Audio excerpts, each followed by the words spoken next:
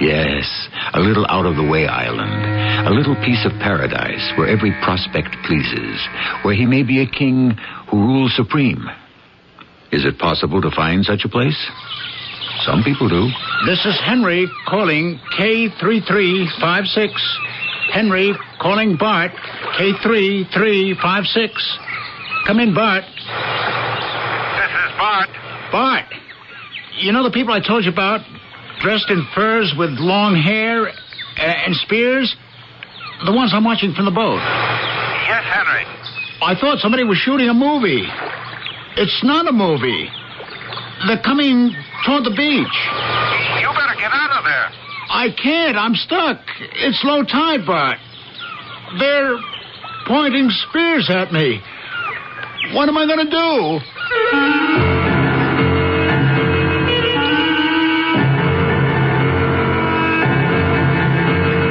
Our mystery drama, A God Named Henry, was written especially for the Mystery Theater by Sam Dan and stars Ralph Bell. I'll be back shortly with Act One.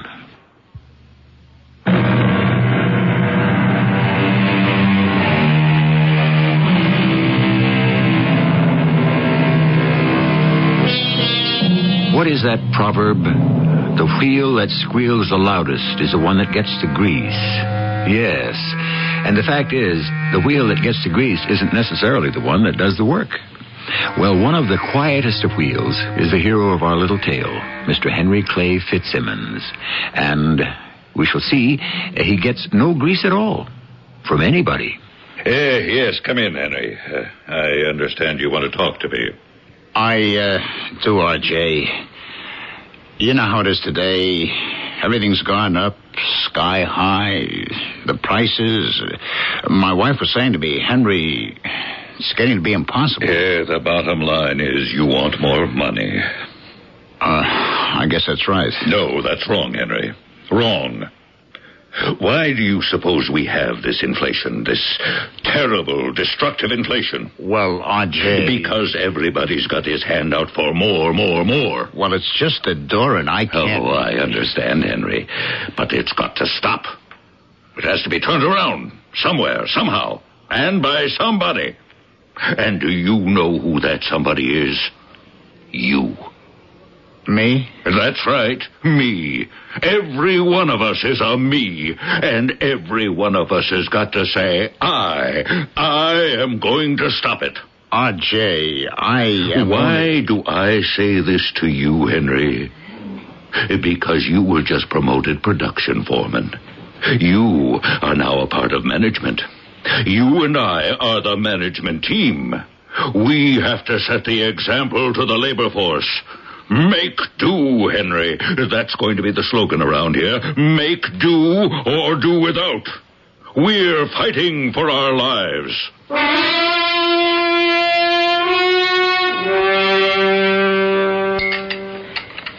Henry, did you talk to him today?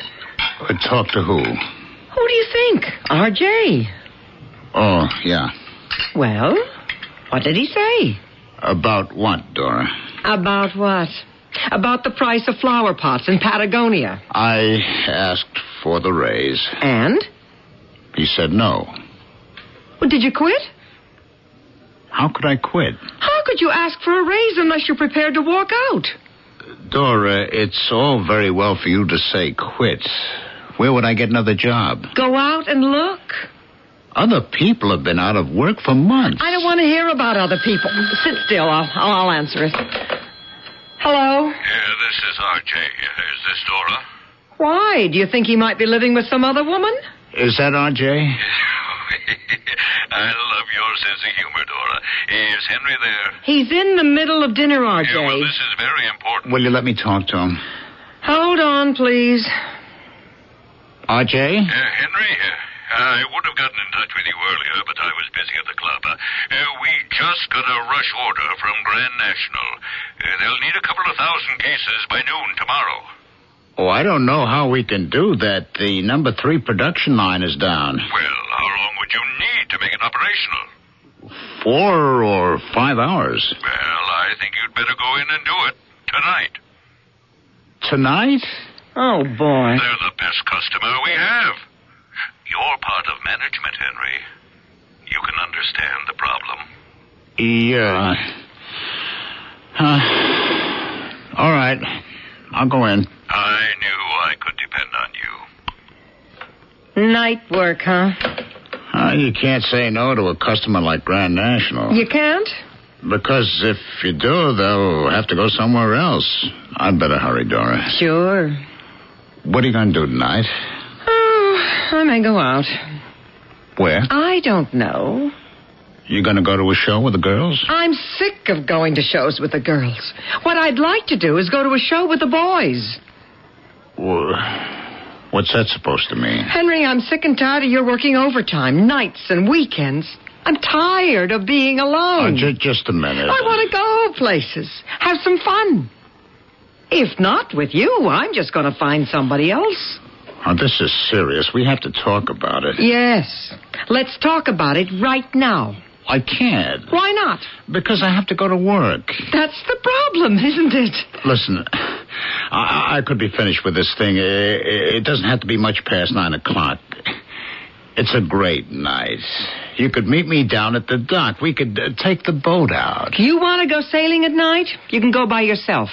But it's the only free time I have. We Dora. have now come to the end of the reel. What do you want to do? Rewind it so we can go through these same stupid arguments over and over again?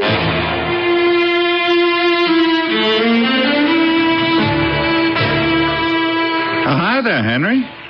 Hello, Bart. Well, you taking her out tonight? Yeah. Ah, look at them clouds around the moon. They don't look too bad. Yeah, they're going to start looking worse about 3 hours from now. I'd hate to be out there in a 21-foot sailboat. It'll blow over. Why do you have to take her out tonight? My boss is on me all the time. Do this, do that. My wife starts in where he leaves off. If I don't get away from it this way, I'd go nuts. Yeah, but even so, if I was you, I'd stay ashore tonight. Calling 97263. 97263. Come in, Henry. Come in. Bart, this is Henry. I told you. I warned you. I'm okay. The minute the wind came up, I headed right for shore. Where you at? I found a nice little protected inlet just south of Sutter's Cove. Inlet just south of Sutter's? How far? 2 miles, maybe. I never heard of no inlet around there. Neither did I, but here I am. Well, if you're okay, you just stay there and wait it out.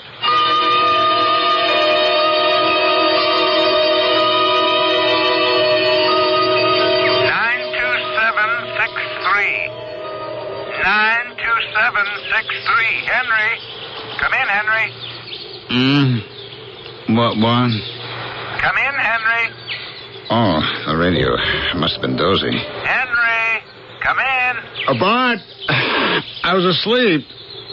In a storm like this? What storm? Where'd you say you are? This little inlet south of Sutter's Cove. But I told you. South of Sutter's, there's nothing. It's about 15 feet wide.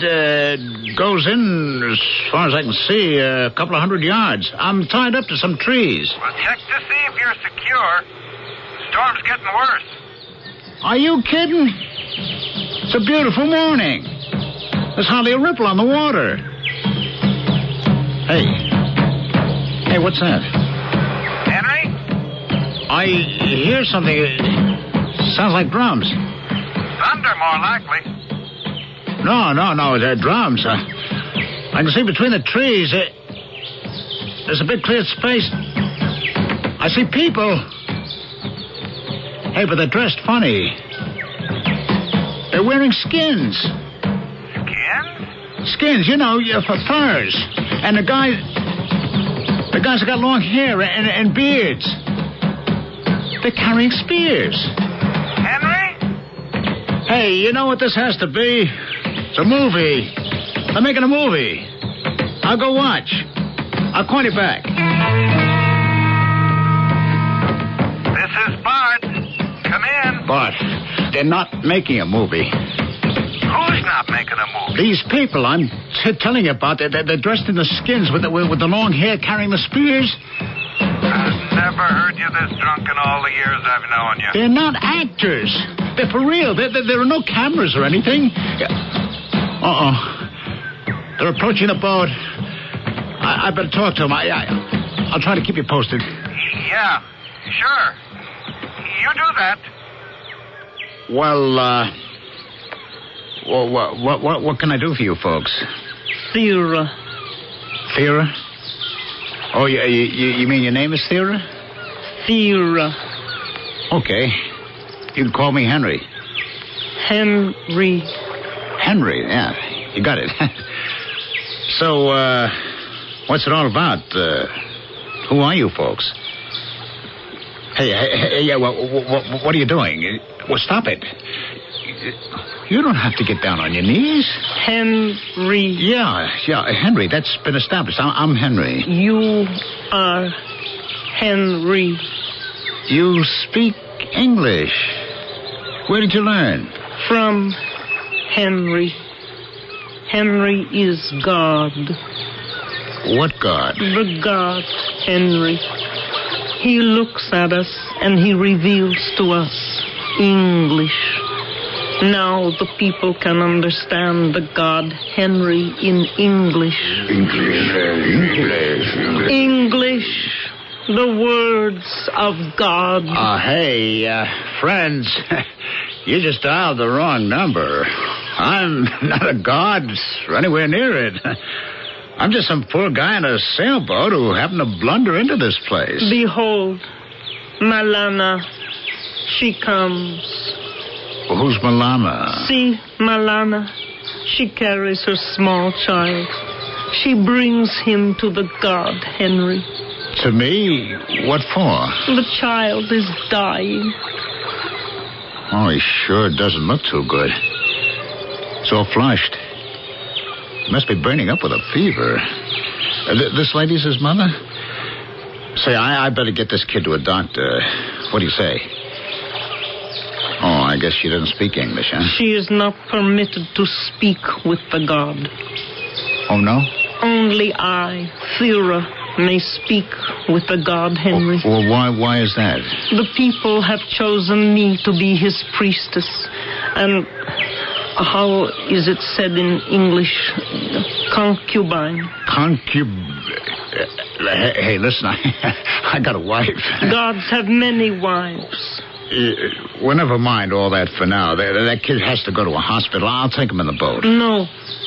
No? Malana will kill herself. Why? Because you will place him in the god boat and take him to the sky. No, I'll take him to the Cedarville General Hospital. No, the god Henry must cure the child here. The people wait.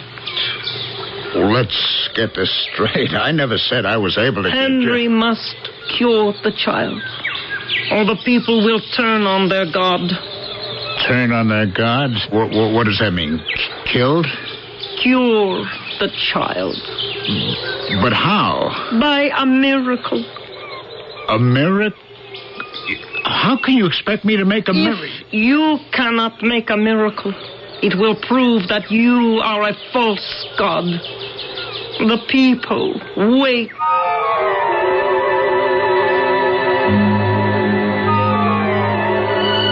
We're all going to wait, and all of us should hope or pray that Henry can come up with that miracle. We have a branch of our military service that says the difficult we do right away, the impossible takes a little bit longer. A pity they're not here. We'll have to wait for Act 2, which will be here shortly.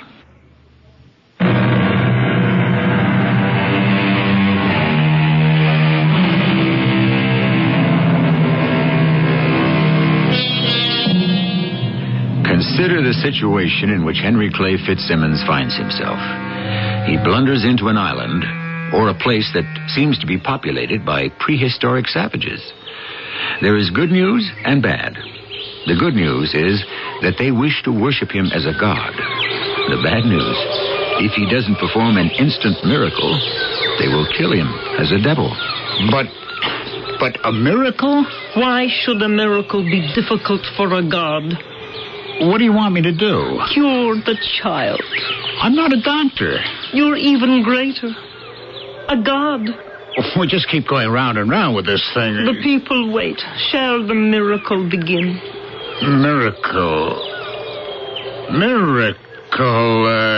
Miracle drugs. Say, I've got some aspirin, the first aid kit, and also some antibiotics left over from the time I hold everything. There will be a miracle. Yes. How? I have magic food for the child to eat.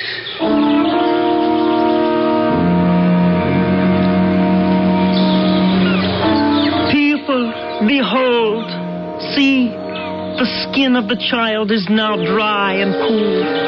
The fever no longer rages through his body. The devils have been driven out. The child, Melana's child, sleeps peacefully. There has been a miracle. All kneel before the true God, Henry. Come in, Henry. Bart? Henry, come in. Bart? You okay? It's getting worse, the storm. What storm? Hey, you really must be pretty snug in that inlet. Yeah, I guess you could say I am. Well, stay there. Don't try to venture out. You know something, Bart, old buddy? I may stay here quite a while. What? You just can't beat being a god. A what? A what? Bart? Bart? Come in, Bart. Oh, she shorted out. Radio's dead. Gone. Well, what difference? What have I got to say to anyone anyhow? And what does anyone have to say to me?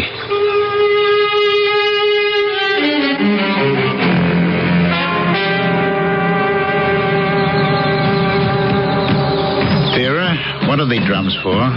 A woman. What about her? She is to be destroyed. You mean killed? Yes. Why? She has displeased the god Henry. I don't remember being displeased by anyone. Who is she? Thera.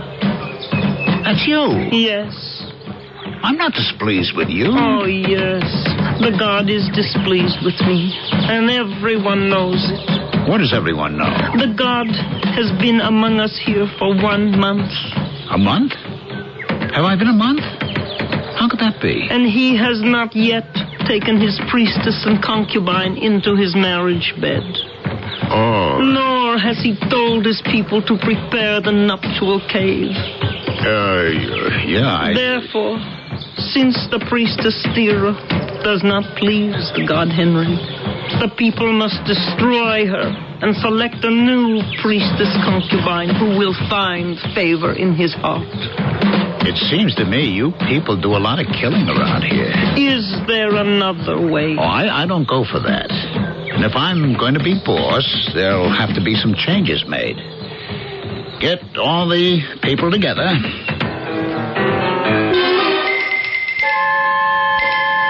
People, the god Henry will speak. I have an announcement to make. From this point on, there's not going to be any more killing around here. Is that understood? The people will ask, if there is to be no killing, how will disputes be settled? We're going to have a set of rules. I'm going to sit down and write them out. And everybody's got to learn them. Is that understood? It will be understood. The thing won't be too complicated. Actually, it'll just be based on don't do to the next fellow what you wouldn't want him to do to you.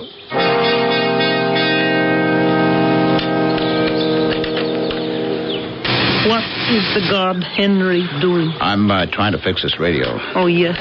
We heard it speak on the day you came here. Is this how the gods talk to each other? I've been gone about a month. Does the god miss heaven? I went sailing on my boat on a night I should have stayed ashore. Why'd I go? Well, I had to get away. Why'd I always feel that I had to get away? Why couldn't I have... The thing won't be too complicated. Actually, it'll just be based on... Don't do to the next fellow what you wouldn't want him to do to you.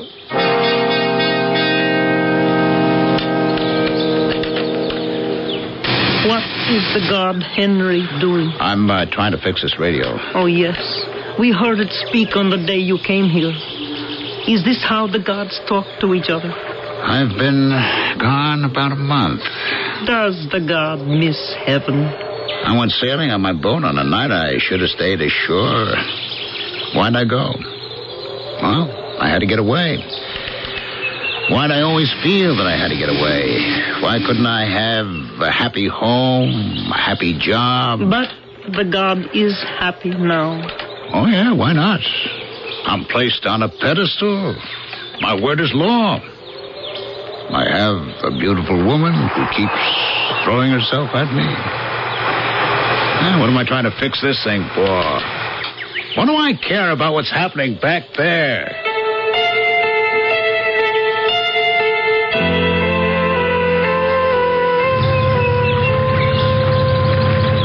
I don't see a thing, Dora.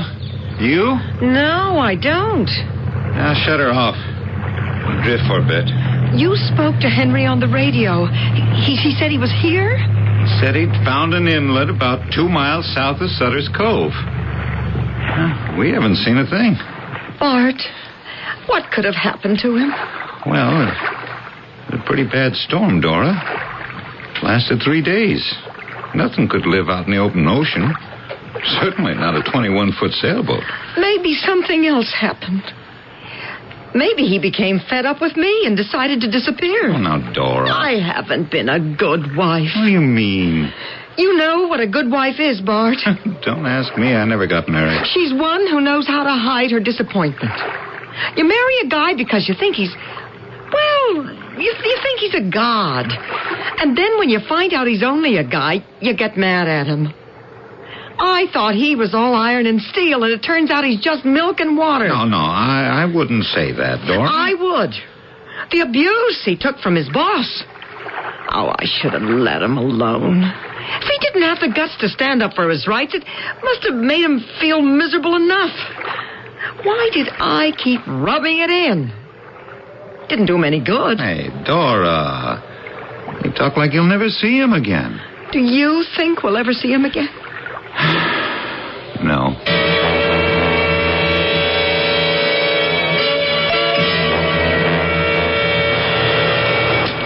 I just can't understand what's wrong with the radio. Does the god Henry still try to fix the magic box? Well, something inside is loose or broken. Does my lord miss his other gods in heaven? Oh, my heaven is right here. When shall my lord go back? Who said anything about that? They all go back. All the gods who visit. You mean there have been other gods? They stay. We worship them, and then they leave us. Why? Can it be explained? Well, these people, these gods as you call them, they have homes, they have families, responsibilities. I do not understand responsibilities. Well, that's because you people don't have them. And the gods? I was a production foreman. I was the key guy in the plant. 80 jobs depended on me. 80 men, 80 families. I was able to keep the machinery going so that R.J. could keep the plant running. R.J.? He was another god. A big one. Dora and I, we just bought the house. It's got a mortgage. How's she going to keep up the payments? My lord is sad. And I've got this responsibility to the battalion. The battalion? The 898th Engineer Battalion of the Massachusetts National Guard. I'm an officer. I think it's important. So many things are important to a god. And there's a lot of things you miss. Movies. Some of them, anyhow. Pizza. Pizza. TV. I only watch half the stuff now and then. And going to the Red Sox games. The Red Sox. And bowling. There's so much. My lord will tell his Thera of these things. How could I tell you? How could I make you understand? It's something you have to have lived with, be part of. All this, then, formed the heaven of my God, Henry. Henry? It made me what I am. When does my lord intend to return to his heaven? Oh, I didn't say I was returning. I've been here, 6 months now? I never had a beard like this. I found a new world. A new life. I'm not leaving. Then destroy the magic voice box. Why? Because if it is permitted to speak, it will tell the God Henry to return. Thera, I just want to know what's happening back there. Thera has been happy. He's grateful for even this brief time. I didn't say I was going. Oh, hey, I found it. This wire just is making contact.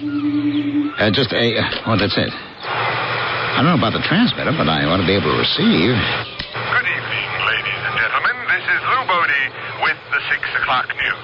6 o'clock? Evening? Hey, what's wrong? It's just about noon. First, the local scene. Still missing is Henry Clay Fitzsimmons of Cedarville. Missing? 6 days ago, Henry left Bart's Marina in his 21-foot sailboat. 6 days ago? A few hours later, the storm of near hurricane velocity struck and ravaged our coast for 3 days. What's he talking about? During the worst of it, he was in communication with Bart's Marina. He claimed to have found a sheltered spot. The mystery is why he hasn't been heard from as soon as the storm was over. It is now 6 days, and there's absolutely no sign of him or his boat. The Coast Guard is continuing the search. More news after this message. Am I hearing this right? I've been gone 6 days? It's been 6 months. I've been keeping track. I've got a notebook. Thera, look. My lord is troubled. Could I have grown a beard like this in 6 days? Hey, somebody has to be crazy. Why is my lord troubled? They got the Coast Guard out and everything out. How could they make such a mistake? Unless... My lord? Oh, no. No, I don't want to think about it. Yeah, but I got to think about it. Unless this is a different world. A world where time isn't the same. Do you understand, Thera? I'm not sure. It isn't the same kind of time. That's the only answer.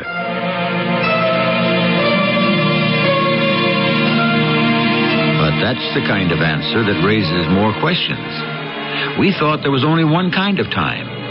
True, you can arbitrarily decide to cut it up into time zones, standard time and daylight saving, or anything and everything you like, but it still remains the same kind of time, measurable by the same instruments. Is there another kind? You'll have to explain it as soon as we return with Act 3.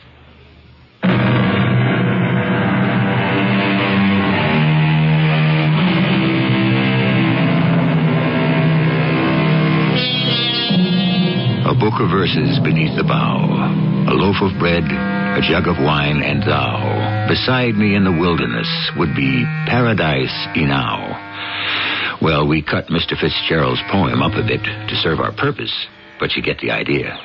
Paradise. Everyone has his own vision of how he would want it, which is no guarantee that he'd be happy with it if he ever got it. This is another world. Another world, Thera. Yes. And everything about it is different. Different. Even time. Time? Time. You know what time is? Very simply, time is the stuff of your life. Do you understand? Time is the only thing you have. Why is my lord so frightened? Oh. What, you heard what Lou Bodie said just before? The god who spoke from the magic box? Yeah, well, back home, 6 days is the same as 6 months here. Do you know what that means? One of your years is about the same as one of our months. I'm 35. The Bible says I'm entitled to live to 70. Here, I would become 70 in 35 more months. Then my lord is truly leaving? Oh, I've got to, Thera. But there's no reason I can't come back occasionally for a short visit. To see you again. Bring in all sorts of stuff that the people need. No. Once a god goes back, he does not return. Oh, I would have to return to you, Thera. Then do not leave. I have to. Yes. I understand. Here, I want you to have this. What is it? It's my watch. Take it. What is a watch? It tells the time. The time of the day. Oh, the time is captured by the watch. You could say that. Yeah. And the watch keeps it. And we never see that time again. You know, in a way, that's true. Oh, look, Thera, the tide is changing. I'll have to float on it. Goodbye. Goodbye, my lord. I'll be back. You'll see. I'll be back.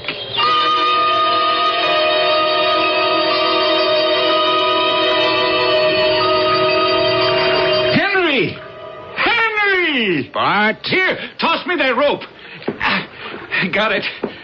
Well, home is the sailor, home from the sea, and so forth. Hey, listen, pal. What kind of story you going to tell? Story? Whatever you do, don't hand your boss, R.J., or your wife the line you gave me. What line? Well, first, you were supposed to have run into this movie company on location. Oh, that was because I... Sure. And then you shifted gears and claimed it was some kind of primitive tribe. It's true. Yeah, but you don't have to explain to me. I'm not your problem. Problem? R.J., your friendly neighborhood capitalist, is loaded for bear. And Dora has that quiet, resigned look that could very well foreshadow the kiss of death. But why? Henry, you got into that boat of yours. You took off for almost a week. 3 days of it, okay, you're covered. We had a hurricane. But what about those other 3-4 days? What did you have going for yourself? So, R.J. is loaded for bear, huh? I would say double-shotted. Why? Oh, look, we've already gone through that. You just went and took off. Do you have any idea how much time he owes me? Look, I'm just giving you the news. And Dora doesn't like it either because I wasn't home, huh? Hey, Henry. And if I were home, would she be thrilled about it? Did she ever want to be with me? Come out on the boat? Go bowling? Watch the Red Sox? Yeah, just simmer down, huh? What for? Who needs this? Why should I have to put up with all this abuse? Come on, buddy. R.J. pounding at me, Dora whining at me. What's gotten into you? Who needs this? Why, I could be a god. Why'd I come back here? Henry? I panicked. That was my problem. I just didn't think. How long have I been gone, Bart? A week. There, it was 6 months. There? Where? Oh, what's the difference? I still got my full-time value. Every hour was still 60 minutes. Every day was still 24 hours. Every year would still be 365 days. Henry, you're starting to scare me. Here, look at my beard. What beard? I've got a 6 months beard. Oh. All you got's a 6 days growth. It proves I'm right. It was all relative. So why'd I come back here to all this? How'd you like a drink? Don't humor me. Look, we've always been pals, huh? Right, pals. And I'll show you what a pal I really am. I'm going to cut you in on this. Huh? How'd you like to be a god? Depends on the pay and the hours. It's not a joke. Oh, Henry. You really have a great life here, huh? Pumping gas, doing repairs, taking all kinds of guff from everybody, working day and night. What for, Bart? What for? It's a living. Don't call it a living. It's a guy. Oh, Henry. You want to live? You come out there with me. You'll do things that mean something. You'll be appreciated. And the women. Women? What women? They're not spoiled. They look up to you. They can't do enough for you. Let me prove it to you. Sure. It can't be more than 6 miles from here, just south of Sutter's Cove. Look, there is nothing south of Sutter's Cove. Let's take your launch. I'll prove it.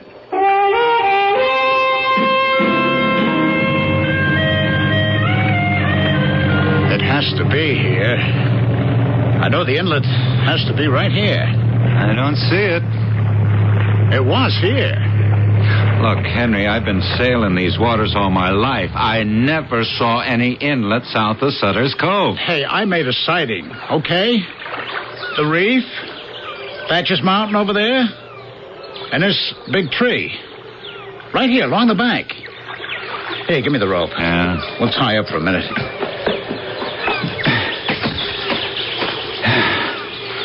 Well? But it was here.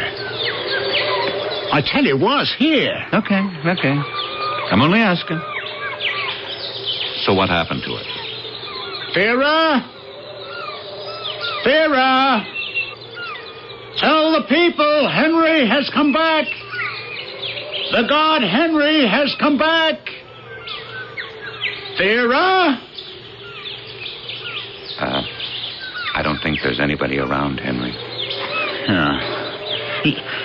Look. Look. In the grass, next to the tree. It's my watch. My watch. Yeah. It looks like it, all right. What do you mean, looks like it? See, it has my initials on it. Okay, Henry, I won't deny it's your watch. I gave it to her. I gave Thera my watch. Here it is. Doesn't this prove I'm telling the truth? Henry, it proves that you were here. You tied up to this tree. You rode out the storm. Oh, yeah?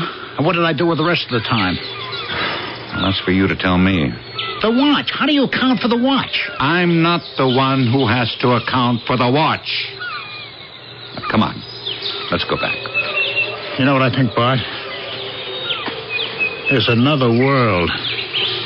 It exists right alongside our own. You want to untie the rope and hop on board?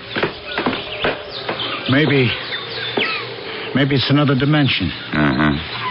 Maybe the violence of the storm revealed an entrance to it. But it's here. Seeing's believing. Well, whether you see it or not, it's here. The land of the people. It's here. All around us. Somewhere there's a warp, or a bend, or a hole through which you can go. Through which I went. Do you understand? It doesn't get any better, Henry. Thera and the people.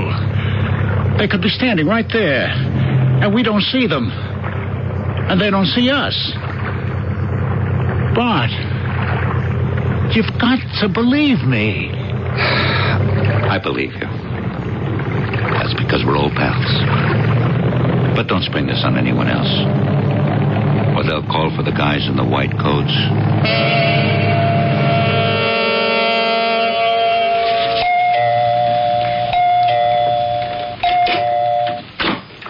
Dora. Oh, it's you, R.J. Come in. Where is he? I don't know. You mean he hasn't come home yet? Oh, someone noticed his boat was back at the marina. It was? Yes. We should have quite a confrontation. Now, please, R.J. Now, that job means everything to him. He's not going to get away with this. I realize that now. Oh, maybe if I'd have understood it before, things might have been different. He has to be taught a lesson. I beg you, don't fire him. He can't fire me.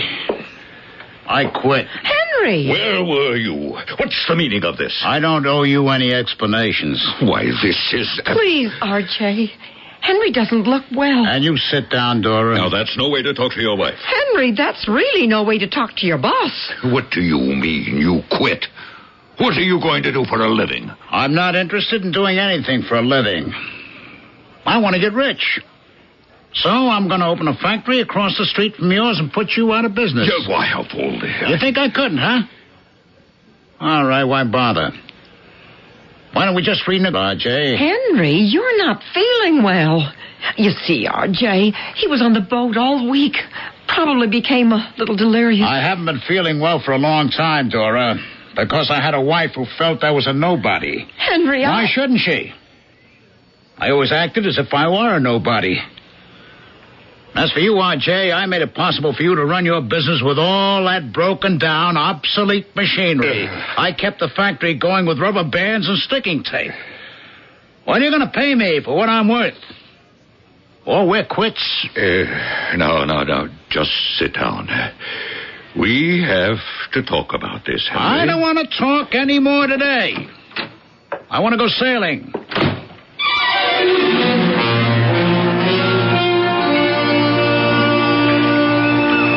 Bart, I have to check out the wiring on my radio. Look at you. You got fire in your eyes. Well, why not?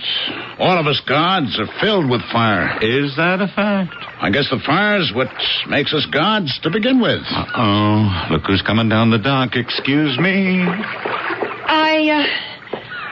I thought I'd like to go sailing with you this afternoon. Okay. Henry, about everything. Look, Dora. How can a man expect his wife to have any respect for him if she sees everyone else walk all over him? I'm sorry. I just didn't have any confidence. I should have realized that, Henry, and tried to help you. But I always dreamed I'd marry a man who was... Now, don't laugh. Who was like a god. Oh, I realize now. I was so foolish. Don't say that. This dream of yours, how do you know it can't come true? Oh, I'll settle for you, Henry. We'll, be happy? I know we will be. We'll be happy, Thera. We'll be very happy. Thera? We both had dreams. And who's to say they won't come true?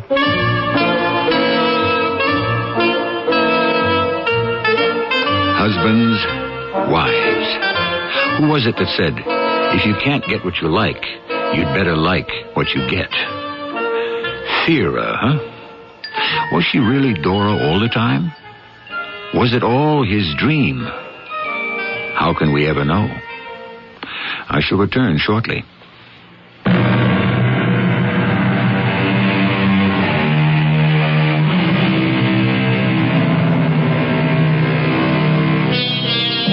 Is our world the only world there is? Are there others coexisting with our own? Are there ever noises we cannot account for? Disappearances we simply cannot explain? Do you ever have the feeling that someone is watching?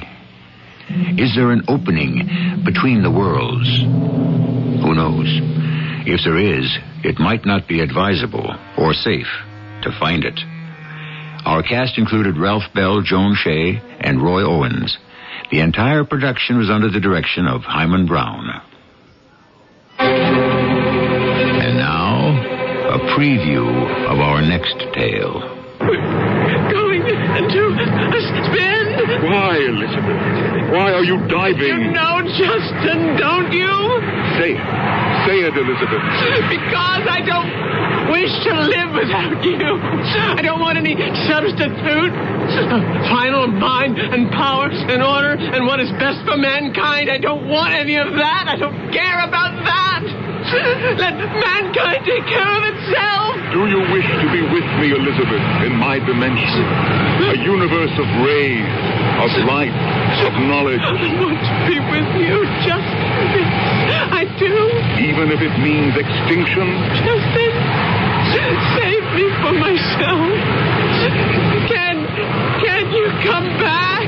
Are you sure you wish to die, Elizabeth? This is E.G. Marshall inviting you to return to our Mystery Theater for another adventure in the macabre. Until next time, pleasant dreams.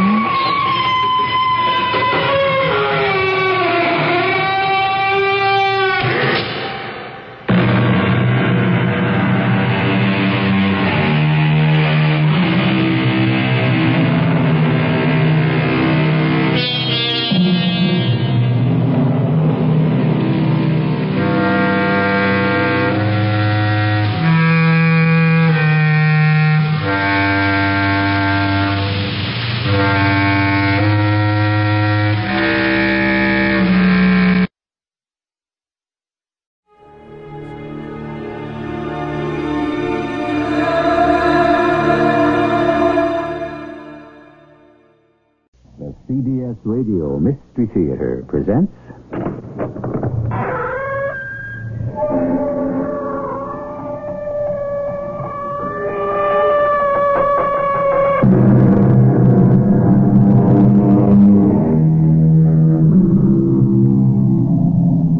Come in.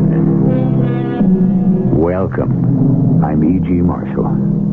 Who can undo what time has done? Who can win back the wind, renew the redness of a last year's rose, or dig the sunken sunset from the deep?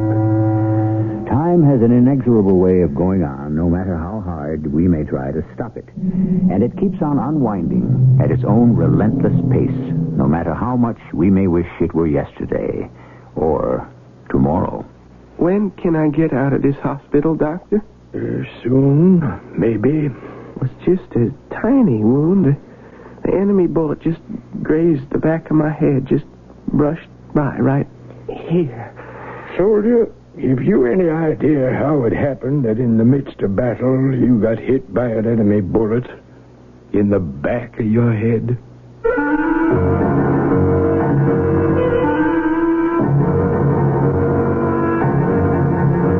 Our mystery drama, A Long Way From Home, is based on a classic short story of Ambrose Bierce. It was especially adapted for the Mystery Theater by Arnold Moss and stars Russell Horton.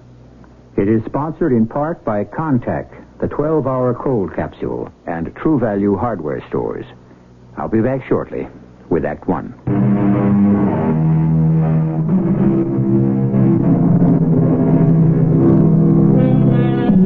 It's a warm spring day in the year 1927 in a little town in central Tennessee about 30 miles from Nashville. Just the week before, the people of the town had screamed themselves hoarse at the news that a daring young man named Lindbergh had been the first man to fly the Atlantic solo. Today they are gathered to celebrate another event, one that took place over 65 years ago on this very soil. As those years slowly unrolled, something had happened to one man whose life had been curiously interwoven with the events taking place today. Our story starts in Ohio, back in the warm autumn days of 1862. Two young men drift lazily in a small rowboat, fishing poles dangling from their hands. Sam, why don't you stop playing that fool mouth organ of yours and do some serious fishing? Now, how can you expect to be catching anything laying there on your back in the front of the boat while you go on playing that dang thing? It's beyond my understanding. I'm fishing with my right hand and making music with my left. One don't interfere with the other. Music? Now, all you're doing is scaring off what few fish may be swimming in this lake. Or maybe charming them to come up and take a good look at the unusual young fella that's creating all them beautiful sounds.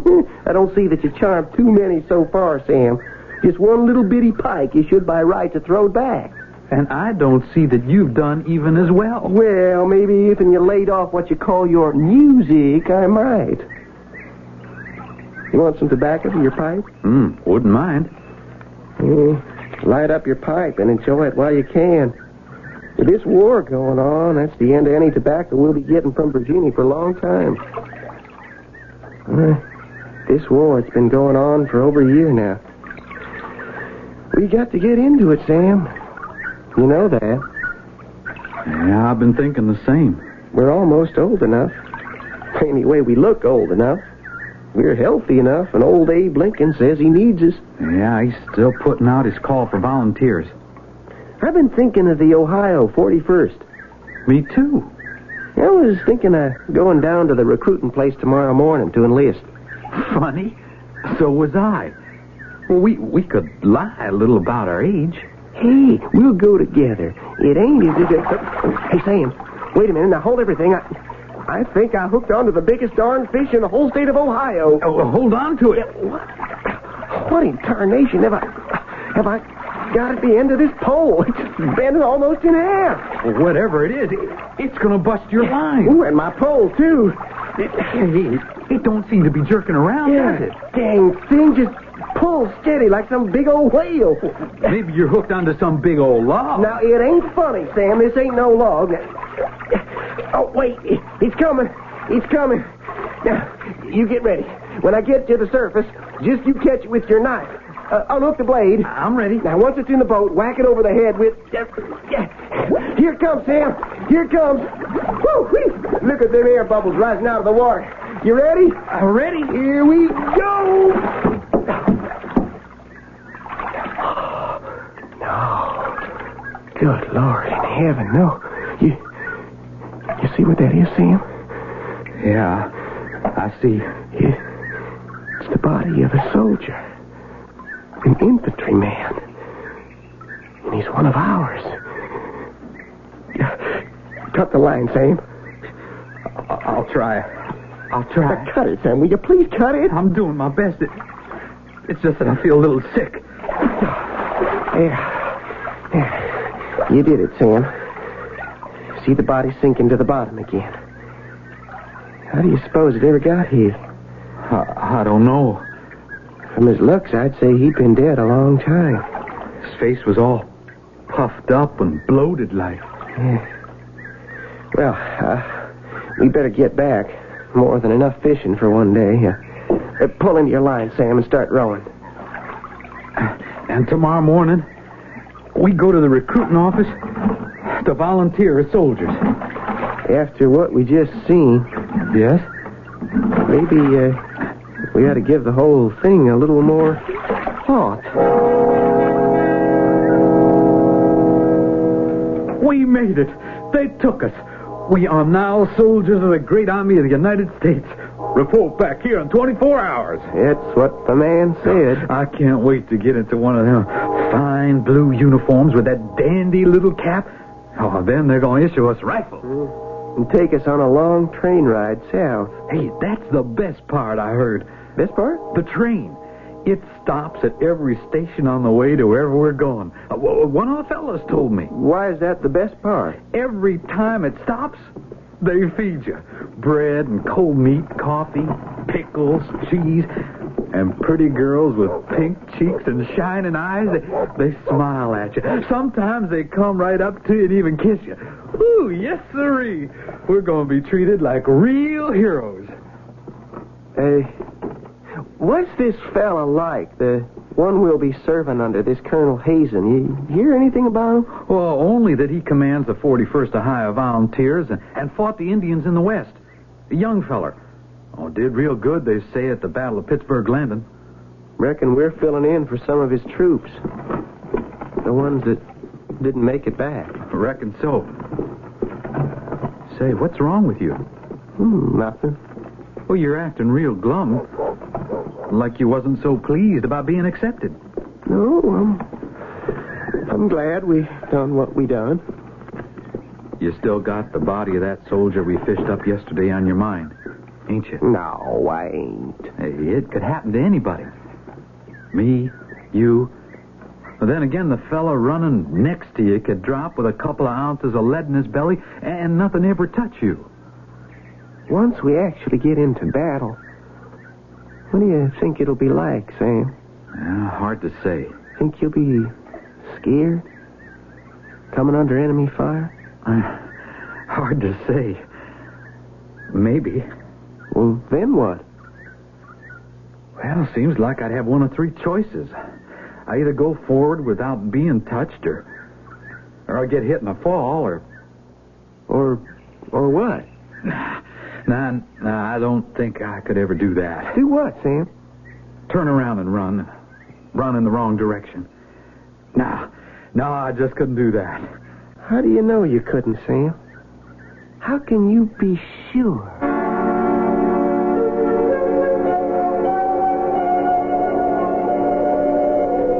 A couple of months went by, and suddenly, before we noticed, it was winter. The trees was as bare as skeletons, and the cold bit into us like the jaws of a steel hunting trap.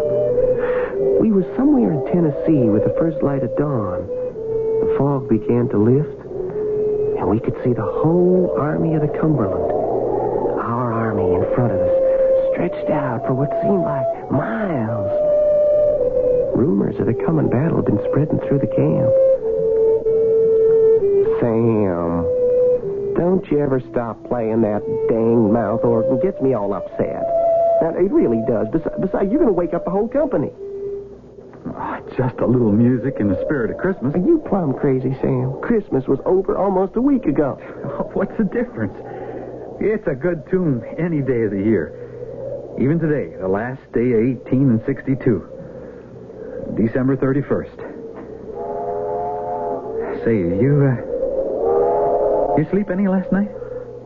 Not much. You? Me neither.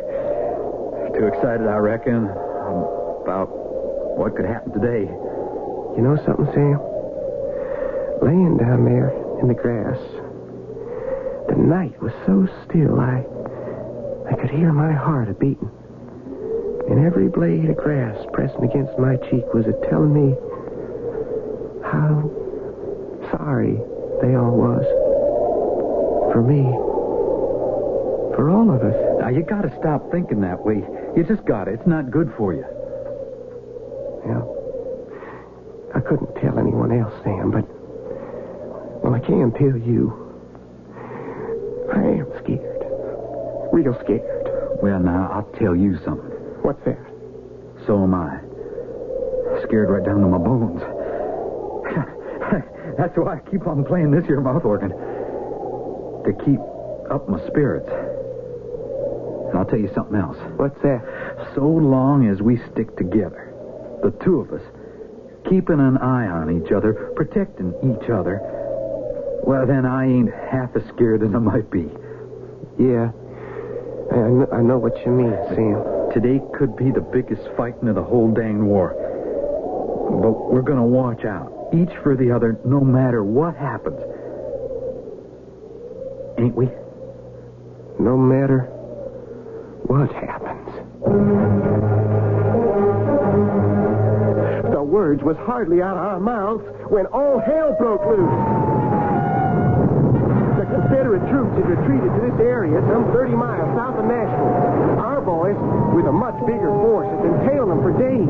Each was planning an attack, we was told, on the other's left flank, and the enemy struck first. Our brigade, Hasten's brigade, was right smack in the line of their biggest guns. Keep your head down.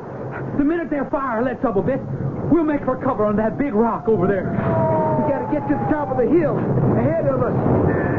Doggone! Oh, that was a close one. Stop. Any minute now, we're going to make a run for that rock. And we stay together.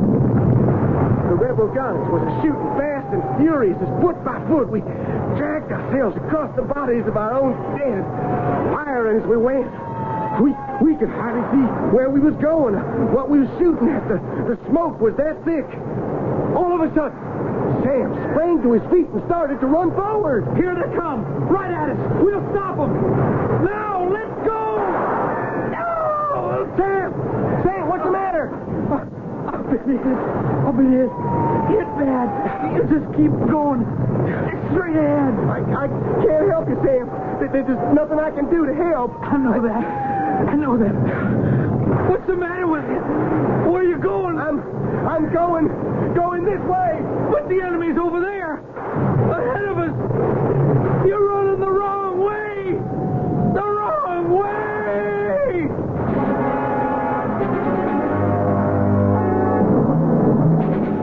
As his fatally wounded companion sinks helplessly to the ground, the young man ignores him, runs in a blistering sweat faster and faster back to his own lines. His eyeballs cracked like two hot stones. His lungs choke with the suffocating smoke of battle. How far can he go? Can anything slow down this panic of self-preservation? I'll be back shortly with Act 2. Have you ever stopped to think of the meaning of the word courage? Is it, for example, the extraordinary act of boldly pushing forward into the face of almost certain death? And does cowardice, what might be called the lack of courage, mean a weak-hearted refusal to accept that challenge? There are some who think it takes a certain kind of courage just to be what others would call a coward, to act in a manner different from what's expected. As I ran from the enemy lines, the rest of our men were running toward us. A good many were dropping to the ground like so many sacks of flour. some still moving and twisted in funny positions like they was dumped out of the sky. It was all I could do, not to step on them. The more I ran, the more the shells kept whirling around me, exploding all over the place.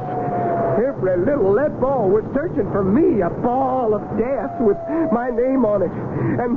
And I thought of Sam laying out there, bleeding his life away. And I got mad at myself. Not because I was running away, but because I'd done nothing to help Sam. I begun to laugh. Why? I don't know, except maybe I was glad it was Sam's inside spilling over the Tennessee soil and not mine. I noticed I had no rifle. My cap was gone, too. There seemed to be a lull in the fight. Something hit me on the back of the head. I put my hand up and saw some blood. Then everything about me suddenly went pitch black. I passed out. Cold.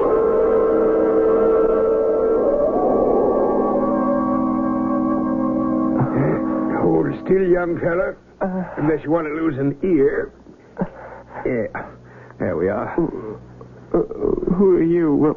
What's going on here? Your wound's beginning to close. The opening is healing very nicely. Well, where am I? Who are you? Major Armistead, surgeon, U.S. Army, in charge of this section. What section?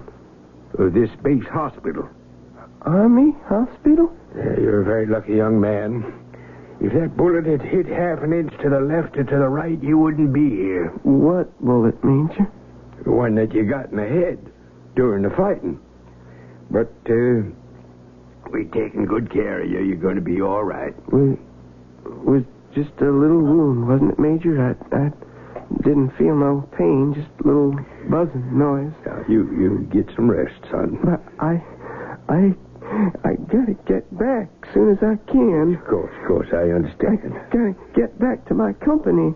Mostly, I gotta see what happened to Sam. Sam? My best friend, he got hit real bad, I think. Well, you just lay back and take it easy. I'm going to ask you a couple of questions for the record. Yes, sir, Major. What company are you attached to? Company? Company. Mm-hmm. Mm-hmm. What's your name, son? My name is... Your name?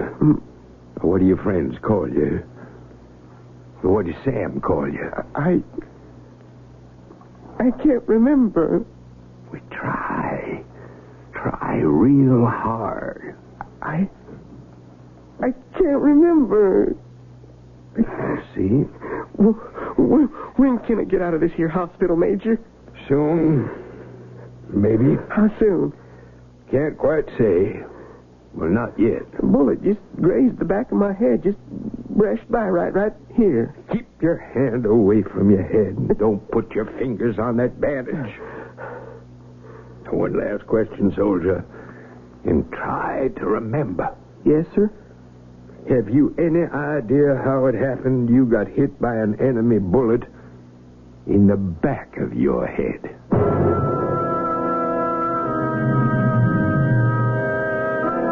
The next I remember, I was standing on a low hill overlooking a wide stretch of forest and field.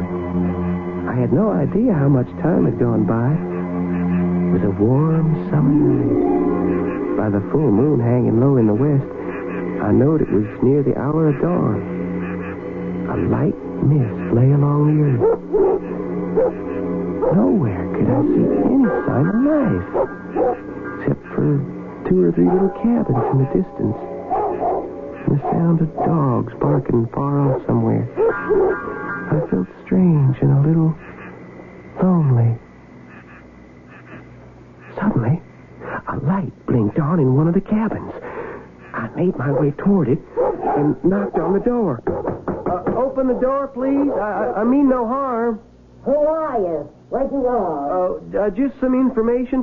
Please open the door. Some information. Please open the door. Hush up, you two. Quiet. Well, what can I do for you? Just a couple of questions. Questions?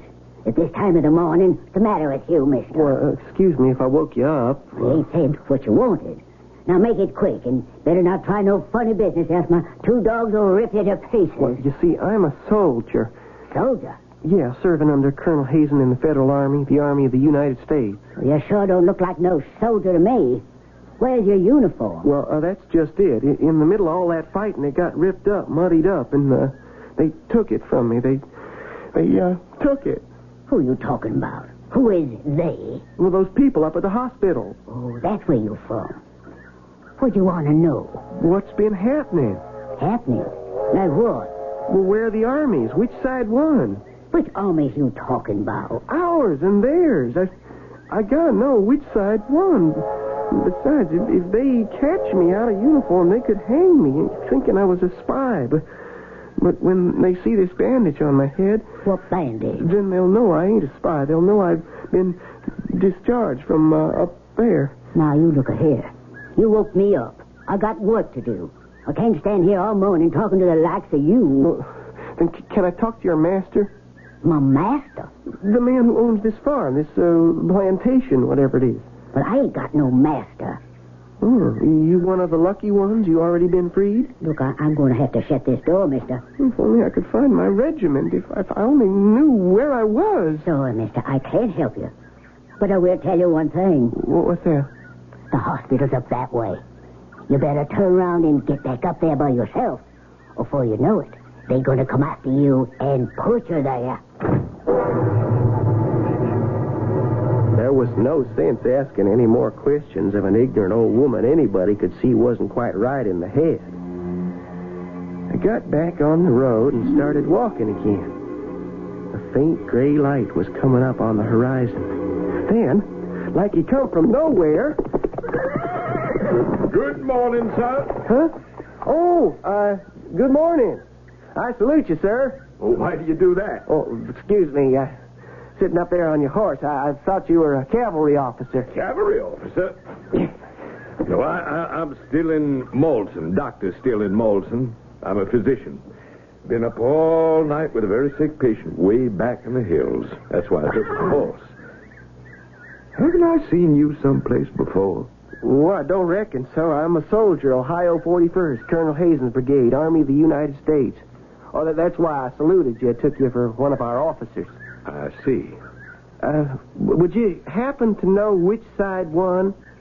Ours or theirs? Would you mind if I asked you a question? Oh, no, sir, not at all. Why do you keep putting your hand up to the back of your head?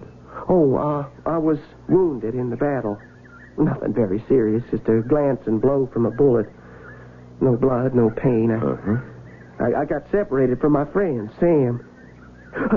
Quick, doctor. Get behind this clump of cedar trees, quick. What's wrong? Don't stop to ask questions, and don't talk. They won't see us from behind these trees. Well, what are you staring at? My, oh, my. Just look at them. Why, there must be hundreds and hundreds of them. How far off would you say they are? 50 yards from where we're standing? 100? Just look at them horsemen coming along, riding in formation toward the north.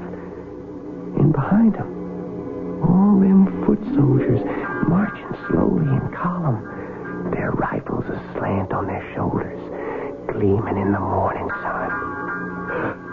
And look there, following them, the cannoneers, sitting stiffly with folded arms, sitting straight up on the seats of the two-wheeled caissons that are pulling the cannon. And do you notice something very peculiar? We don't hear a thing. There isn't the slightest sound of a voice, of a horse's hoof, of a wagon's wheel, nothing. There they are, all moving in absolute dead silence.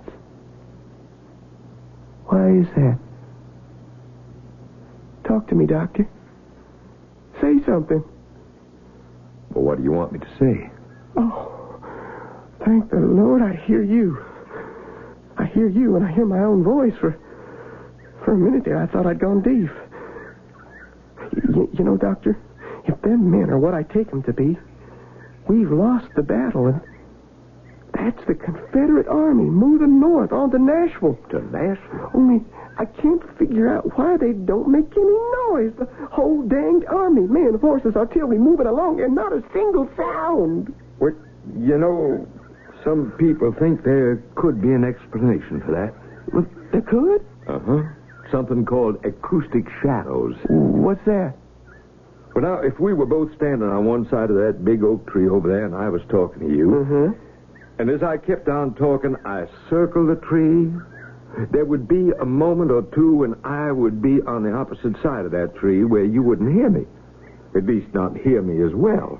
The tree would be causing what they call an acoustic shadow, like a blind spot for the ear. It may be you don't hear the sound of those troops because we're standing in the path of just such a shadow. You don't hear them either, do you? No, I do not. Look, they're just about passing out of sight. Yeah, that's the end of them.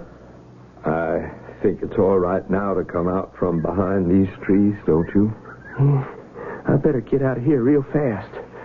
They might discover me, take me prisoner. Oh, I wouldn't worry about that. Oh, why not? There could be others. Now, just put it out of your mind.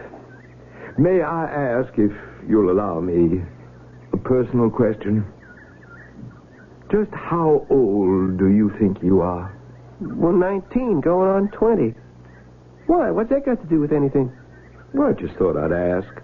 I shouldn't have guessed that was your age. Well, let me take you back to the hospital. They'll be getting worried about you. Not till I know more about them troops we seen moving to the north. Now, what was the color of the uniforms? I couldn't make it out. Did you notice? Here, let me help you onto my horse, and I'll walk along beside you. Now, look. Was they wearing blue or was they wearing gray? Tell me. You gotta tell me. First, you gotta take your hands off of me. Yeah, that's better. Was they wearing blue or gray? You're gonna have to face the truth. They were wearing neither blue nor gray. Well, what are you saying? Nor any other color. There were no troops. Not one single solitary soldier.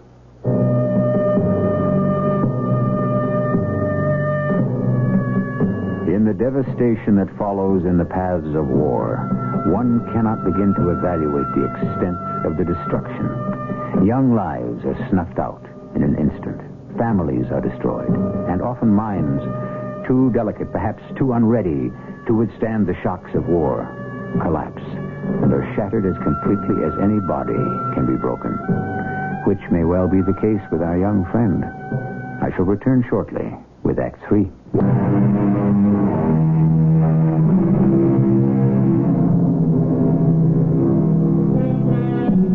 In the year 1862, a young man and his friend enlist as volunteers on the side of the North in our country's most devastating Civil War.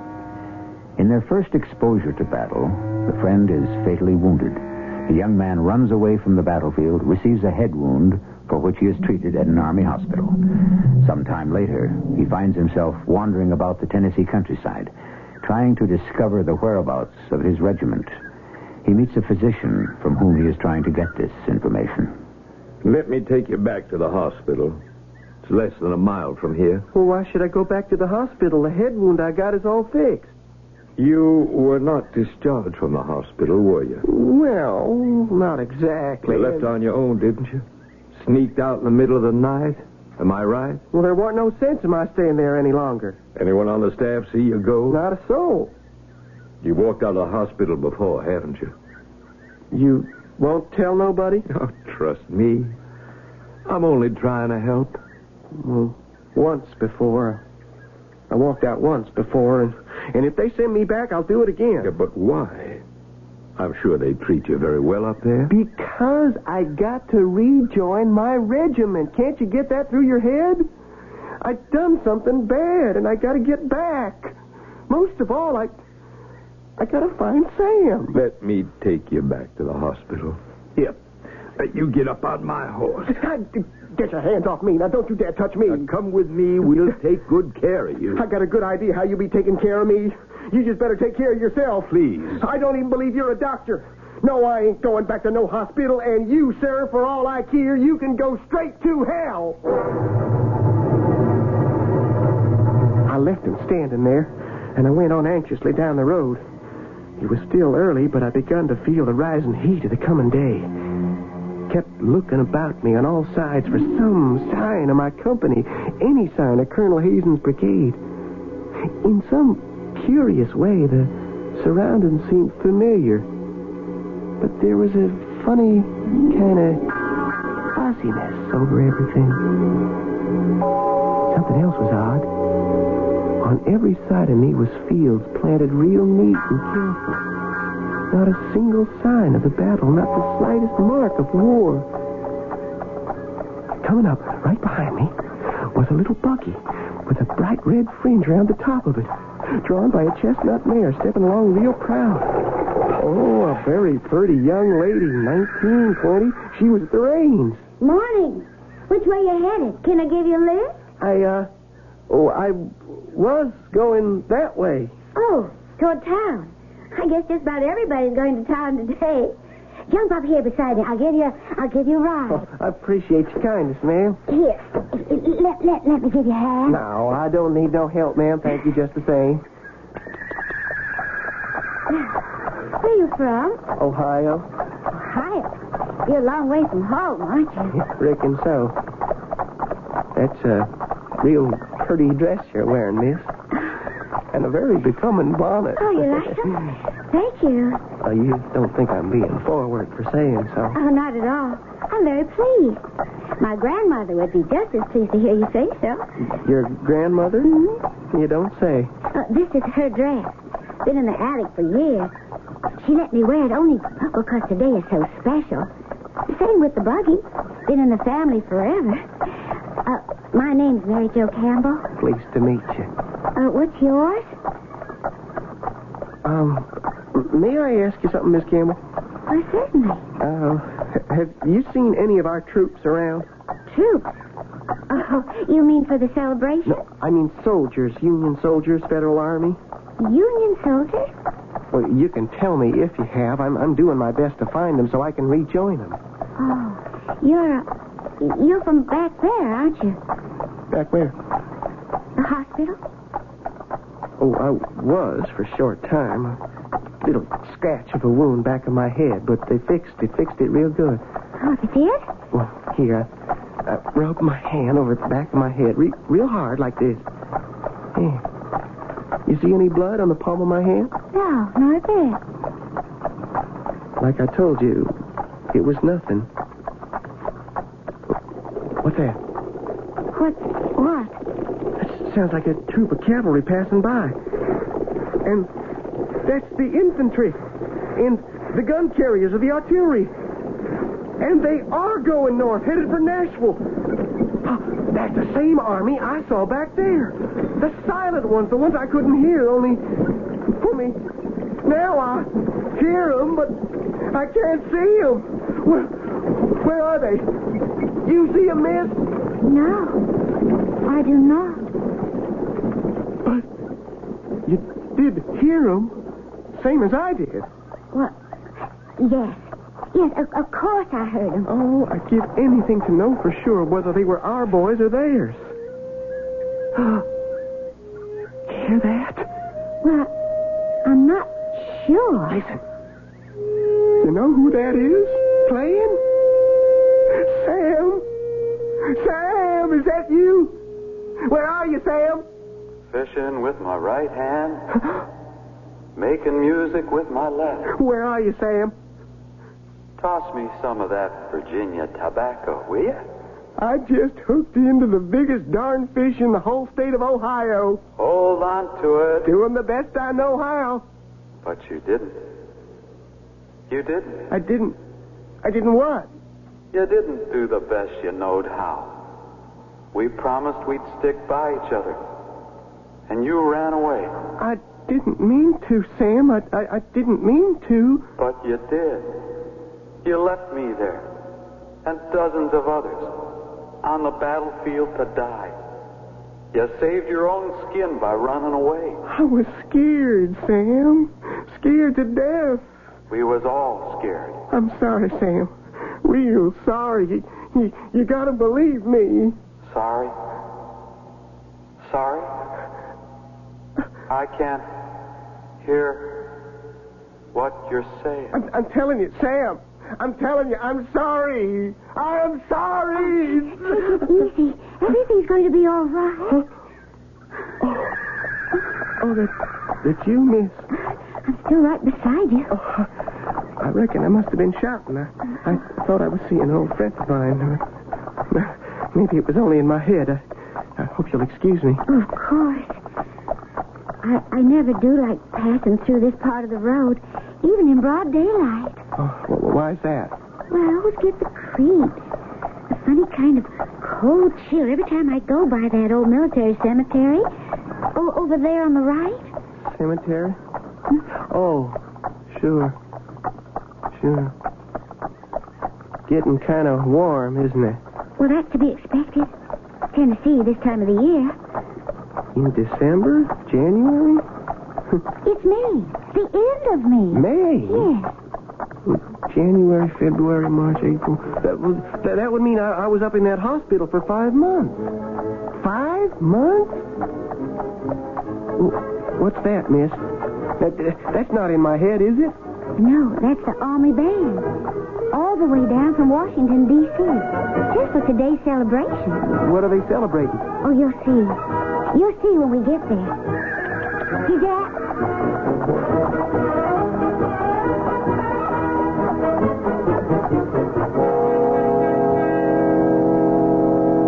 It is fitting and appropriate that today, of all days, we pause to pay tribute to the valiant men who gave their lives in the courageous defense of their country. Who is that man up there on the platform talking?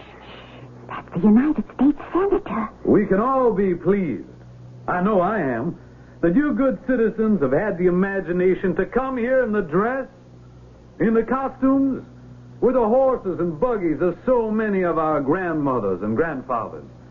It adds the color of a joyous celebration to the solemnity of the day. What's he talking about? Costumes? Listen. But this is, after all, a day of dedication, of commemoration of the more than 20,000 soldiers of both sides, North and South, who gave the ultimate sacrifice, who spilled their life's blood here on these very sacred grounds. And so, in solemn memory of the gallant men who served on those 3 bloody days, December 31st, 1862, to January 2nd, 1863. I was there. I was one of them soldiers. He's talking. You must be quiet. By order of the Congress of the United States, I hereby dedicate these 345 acres as a national battlefield and a national cemetery.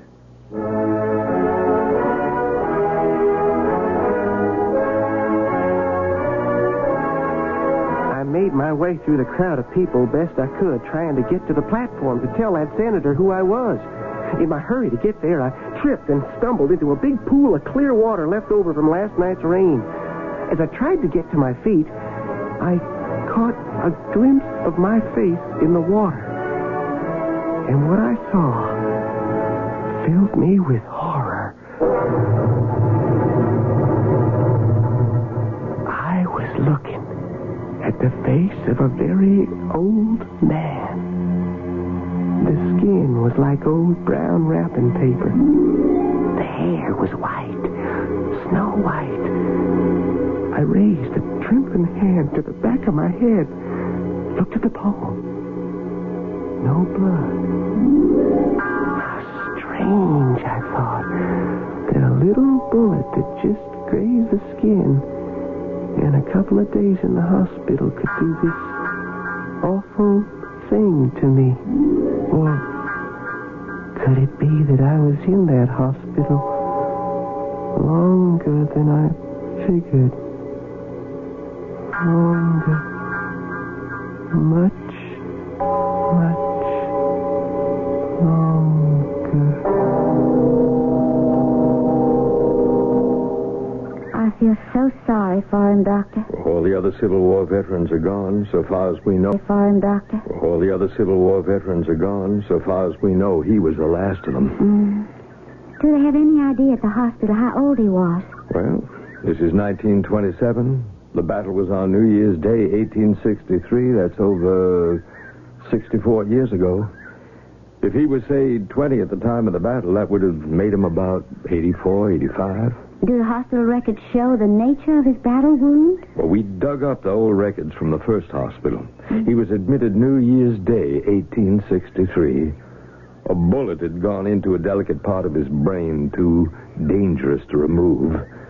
And so he lived all those years, 65 of them, all at the hospital, with a Confederate bullet sitting right there in his brain. By the way, Doctor, who was he? What was his name? We'll never know. No record of any name. Whoever he was, he either couldn't or wouldn't tell.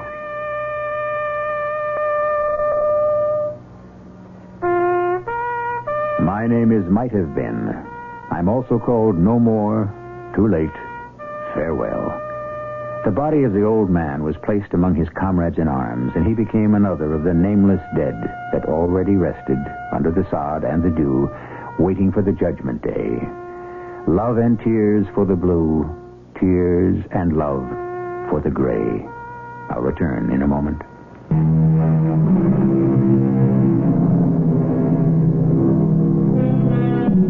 Today, in a little Tennessee town, the Stones River National Battlefield and Cemetery stands as a proud memorial to the more than 20,000 soldiers of both North and South who fell there on December 31st, 1862. The valiant soldiers of William B. Hazen's brigade are especially honored by a monument that was erected there in 1863 by the survivors of that brigade. And sleeping there peacefully among the over 2,500 unidentified dead may well be someone like the old man of the story you've been listening to. Who knows? Our cast included Russell Horton, Lloyd Batista, Evie Juster, and Arnold Moss. The entire production was under the direction of Hyman Brown. This is E.G. Marshall inviting you to return to our Mystery Theater for another adventure in the macabre. Until next time... pleasant dreams.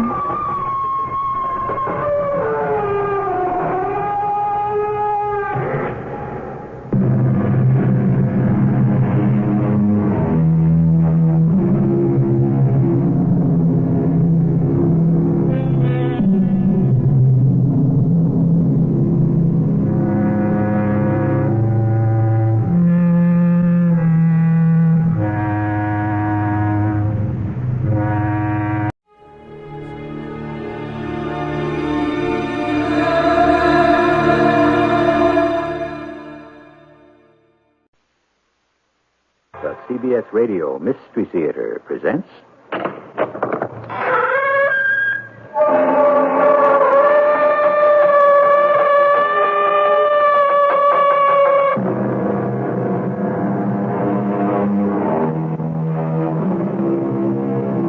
Come in. Welcome. I'm E.G. Marshall. Add a grain of salt, said a learned Roman gentleman named Pliny the Elder some 2,000 years ago. And the value of that advice has only increased with the passage of time. Take everything you see and hear with a grain of salt, and you'll be surprised at how much savor you will add to your life. I am going to find the old man of the rock. There's no such person. It's an old wives' tale. You keep away from him. If there's no such person, why are you so scared? Because he kills everyone who approaches. Why do you want to find him?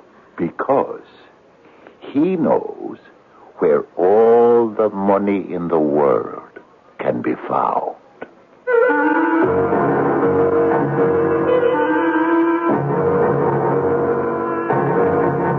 Our mystery drama, A Grain of Salt, was written especially for the Mystery Theater by Sam Dan and stars Terry Keane and Fred Gwynn. It is sponsored in part by True Value Hardware Stores and Buick Motor Division. I'll be back shortly with Act One.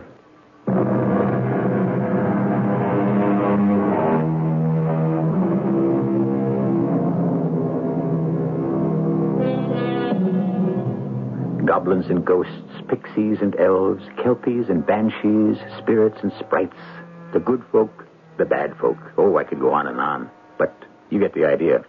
At one time, these, what shall we call them, supernatural beings were as real as the sounds you hear in a deserted house, in a desolate countryside on a dark and moonless night.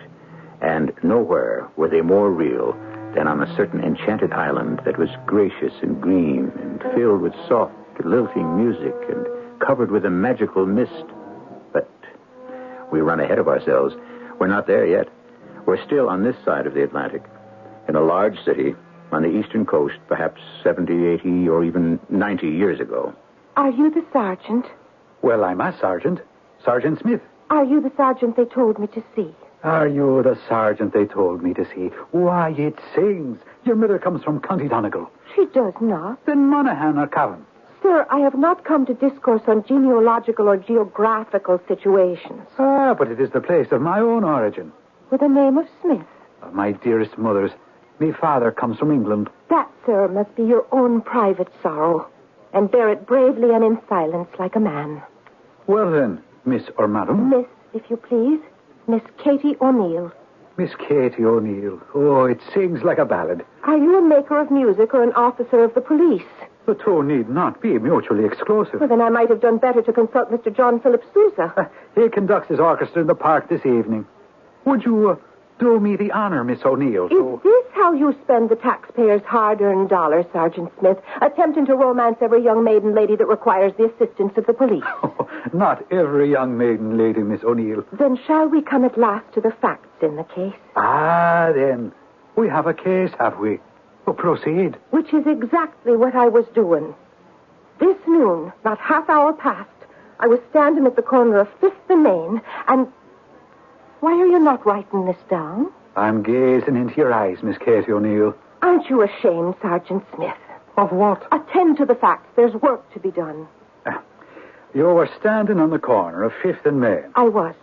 And stopping the traffic for miles around. I was waiting for a streetcar. A most innocent occupation. I was in the midst of a crowd that was waiting.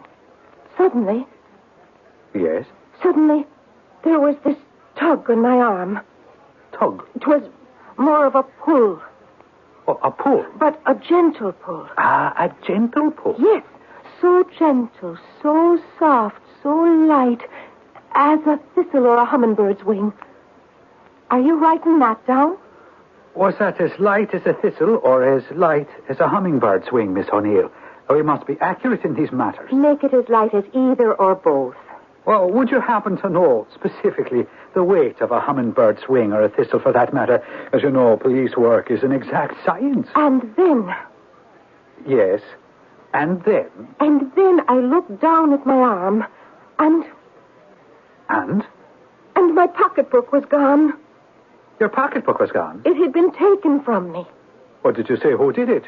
See him? No, as I said, I was standing in the midst of a crowd. One moment the pocketbook was on my arm, and then the next, it was gone. And you saw no one who could have taken it? No, I saw no one. I said to the people who were standing round, I said, has anyone seen a pocketbook? Mine is gone. I believe it was taken. And everyone looked all around, and someone said, are you sure you didn't drop it on the ground? And someone else said, are you positive you had it with you? And I said, it's been taken by a thief. Has anyone seen the thief? And a man standing next to me said, what did he look like? And I answered, if I knew what he looked like, I'd know who he was. And no one had seen him? No one had seen him. I was in the midst of a crowd that was waiting for a streetcar on the corner of 5th and Main at high noon, and a man removed my pocketbook from my arm, unseen and unbeknownst. And those are the facts? Those are the known facts. You discovered the loss of the pocketbook. You saw no one take it. Nor could I find a witness to the taking. And then what did you do? What did I do? I came to the nearest police station, this one. I was referred to a sergeant. You. Now, when may I expect to get my pocketbook? When we find the thief. That does not answer the question. But the police department is not yet in position to make a definite statement. Oh, it is not. It requires more facts. Now, how much money was there in the pocketbook? How much money? Why, none. None? Well, no, I never carry money in a pocketbook. You don't? And why not? Why not? Should it not be obvious? Why not even to the sergeant of the police? You know what happened less than an hour gone by. Suppose I'd had money in the pocketbook. What then? Or so. We established that there was no money in the pocketbook. Well, was the pocketbook itself new? No. It was old. And what was the color of the pocketbook? Its color? Oh, I'm not sure that question can be answered. And why not? Because the original color had faded and gone, given way to a whole spectrum, you might say, of hues and shades of varying degrees. Well, is the pocketbook still worth anything? The poor old thing, ripped it was and torn and in general fallen apart. Well then, stolen from you is a worthless pocketbook with nothing of value inside. Why are you bothering to report it to the police? But there was something of value inside. Oh, but you said there was no money. Something of great value. And what is that, Miss Katie O'Neill? A salt shaker. A salt shaker? The English side of your family would no doubt refer to it as a salt cellar. Well, what sort of a salt shaker? Just a salt shaker. And you said it was valuable? Oh, yes, it is, indeed. Why would a salt shaker be valuable? Because it's the only one of its kind in the whole wide world. Oh, is it made of gold? Oh, no. Silver? Not a bit of it. Well, then, what is it made of? Pewter. Pewter? Or perhaps not pewter. It could be something even cheaper. But you just said it was valuable. That it was the only one of its kind in the world. I said that and I stand by it. Then is it encrusted perhaps with pearls or diamonds, rubies or precious stones? Oh, no. Well, then was it crafted by one of those great fellas like a Cellini? Who? Cellini, Benvenuto Cellini. No. Then how can it be valuable? Because it's a magical salt shaker. Oh, yes, I see. And that is why I must have it back. In what way is the salt shaker magical? In what way can a salt shaker be magical?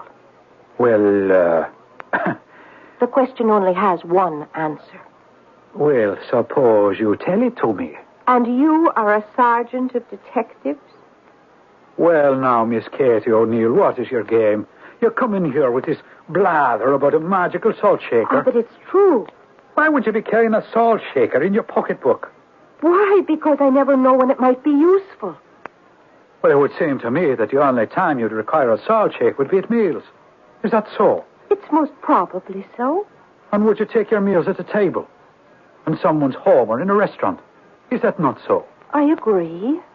Well, wouldn't there already be at least one salt shaker on that table? Yes, but mine is a magical salt shaker. Oh, very well. You don't believe it. Well, why is it a magical salt shaker? And if I told you, would you promise faithfully and truly to find it for me? It's my duty to find it for you. All right. When I was a little girl in County Cavan, I lived on a farm with my father and mother. And my father... there was a man for you, filled with great and bold schemes, all of which, I'm sorry to report, came to naught. And I was a tiny child, but I still remember the talk around the table. Well, Terence O'Neill. Good morning, Bridget, my darling. A good morning, is it, Terence O'Neill? You can't see the sun for the clouds, the wind's howling, and it's cold enough to crack the stones. But it's the only morning the good Lord, in his infinite wisdom, has seen fit to send us, and we accept it gladly. For it is written, you shall take the bad with the good. Oh, and where is that written? Well, if it isn't written, it should be. Well, now, not that I wish to raise a subject so painful, but have you given much thought to seeking employment this day, Terence O'Neill? Oh, yes. I shall be employed expanding the horizon of my knowledge. I was thinking of gainful employment. It's gainful. I am embarked on a course of study that shall make us both rich. Rich?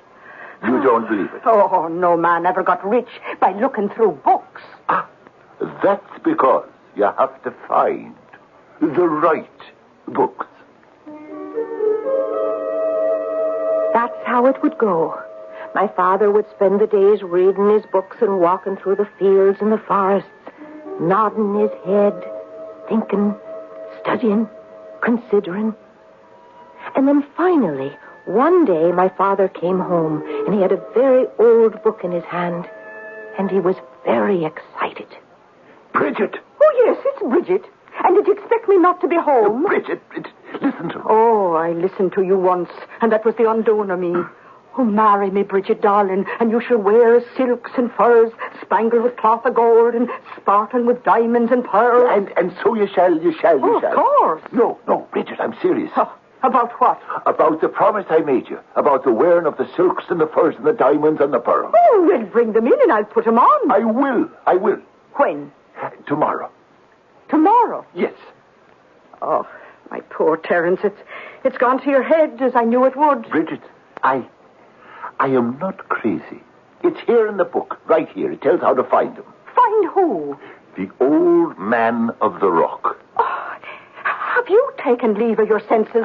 Bridget, it's here. It's in the book. The old man of the rock. He's nothing but an old wives' tale. He don't exist. This book tells you exactly where to find him. Well, then don't dare go near him. It reveals his hiding place. Now, you listen to me.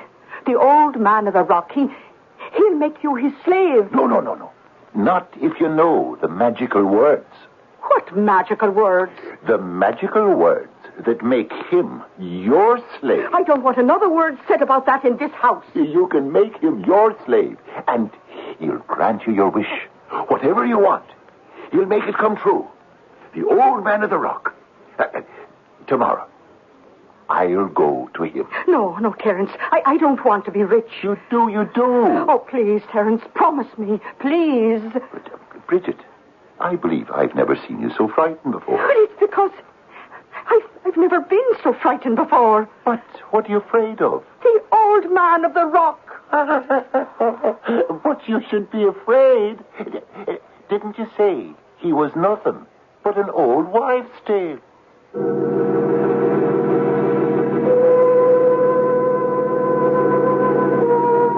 Well, now, as you know, we're going to find out about the powers, if any, of some supernatural being, assuming, of course, such a one exists.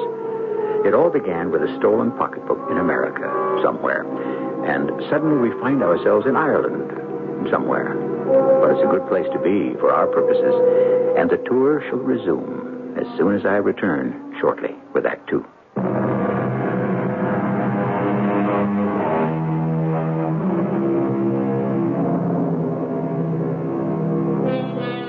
As we concluded Act 1, we heard someone refer to something hard to believe as an old wives' tale. Well, don't be too cavalier in dismissing old wives' tales. There used to be an old wives' tale to the effect that moldy cheese was good for wounds, and then science discovered penicillin. Similarly, that the bark of a certain tree did wonders for malaria, and science, of course, discovered quinine. Are we also involved in an old wives' tale? Probably. Now, Miss Katie O'Neill, I don't want you to lose me. But as I understand it, your father had unearthed some mythical character, the old man of the rock. Oh, yes. And how well he was known in the countryside. For the old man of the rock. Just who was he? He was a Dane. A Dane? A Viking. One who had invaded Ireland 1,000 years ago. Oh, you mean one who had conquered Ireland? We don't talk about that. And besides, they all took Irish names and learned the Irish tongue and became truly Irish, so it can be said that we conquered them. Well, now you must bring me back to the old man of the rock. Ah, yes. He was a Viking. A Scandinavian. Yes? He was a Dubgale, a Dane, a black foreigner, as distinguishable from a Fingale, a fair foreigner, a Norwegian. I see. Is this important? As you said, Sergeant, police work is an exact science. Continue, Katie O'Neill. And they laid waste the land with fire and sword, but they could not conquer. So they remained to become a part of it. And the old man on the rock? He was a Dane who had ranged as far north as the River Liffey. And one day, he saw a huge rock, and he said, "I will build me a castle, and this rock shall be a foundation stone." And he commanded his men to move it. but it could not be budged from the spot. Yes? And it was not that large nor heavy a rock. But it could not be moved. No. And what happened? No one knows what happened. Oh. Well, then? One day, this Dubgale chieftain, this dark foreigner, disappeared. Oh, no, what do you mean? Disappeared? Disappeared. Vanished. Was no more. Well, what became of him? Where did he go? Ah, that is the legend. What legend? Of what legend are we speaking? The legend of the old man in the rock. Yes? It is said he would go to the rock, this rock that would not be moved from its spot to become a stone for his castle. And he would say, "Rock, why do you refuse to be taken from the ground and become part of the great wall of my castle?" And do you know what the rock replied? I have no way of knowing that the rock could even speak. A voice was heard to come from the rock, and it said, "You have no need for a rock to form the wall of your castle, dark foreigner. Inside your body is something even harder than I am. Your heart." Mm-hmm. This is what the rock purportedly said. Purportedly, is it? Well, is there documentation to that effect? Of course. There were witnesses who had seen and heard. Well, continue, Miss Katie O'Neill. For a moment, the Dubgale said nothing. He was, as you may safely assume, overcome with fear and surprise. Yes, I can safely make that assumption. And a terrible look came into his eyes. Terrible? And he said, "Yes, if my heart is rock, then it means that I am rock. And I am that rock. That rock." Well, now that's drawing a long bow, wouldn't you say? It makes fine sense indeed. I'm sorry. I shall not interrupt again. And then what happened? What happened? He retired to his tent. Yes? And he was seen no more. Well, what became of him? Evidently, he became the rock. Well, now, how could he do that? Well, he was the rock. He said he was, didn't he? Yes, but... Let there be no buts. Those were the exact words my father said to my mother that morning. I remember it. I remember as if it were yesterday. We were sitting at the table in the kitchen, and my father said, "Let there be no buts, Bridget O'Neill. I have this book. I bought it in Belfast, 4 shillings. 4 shillings?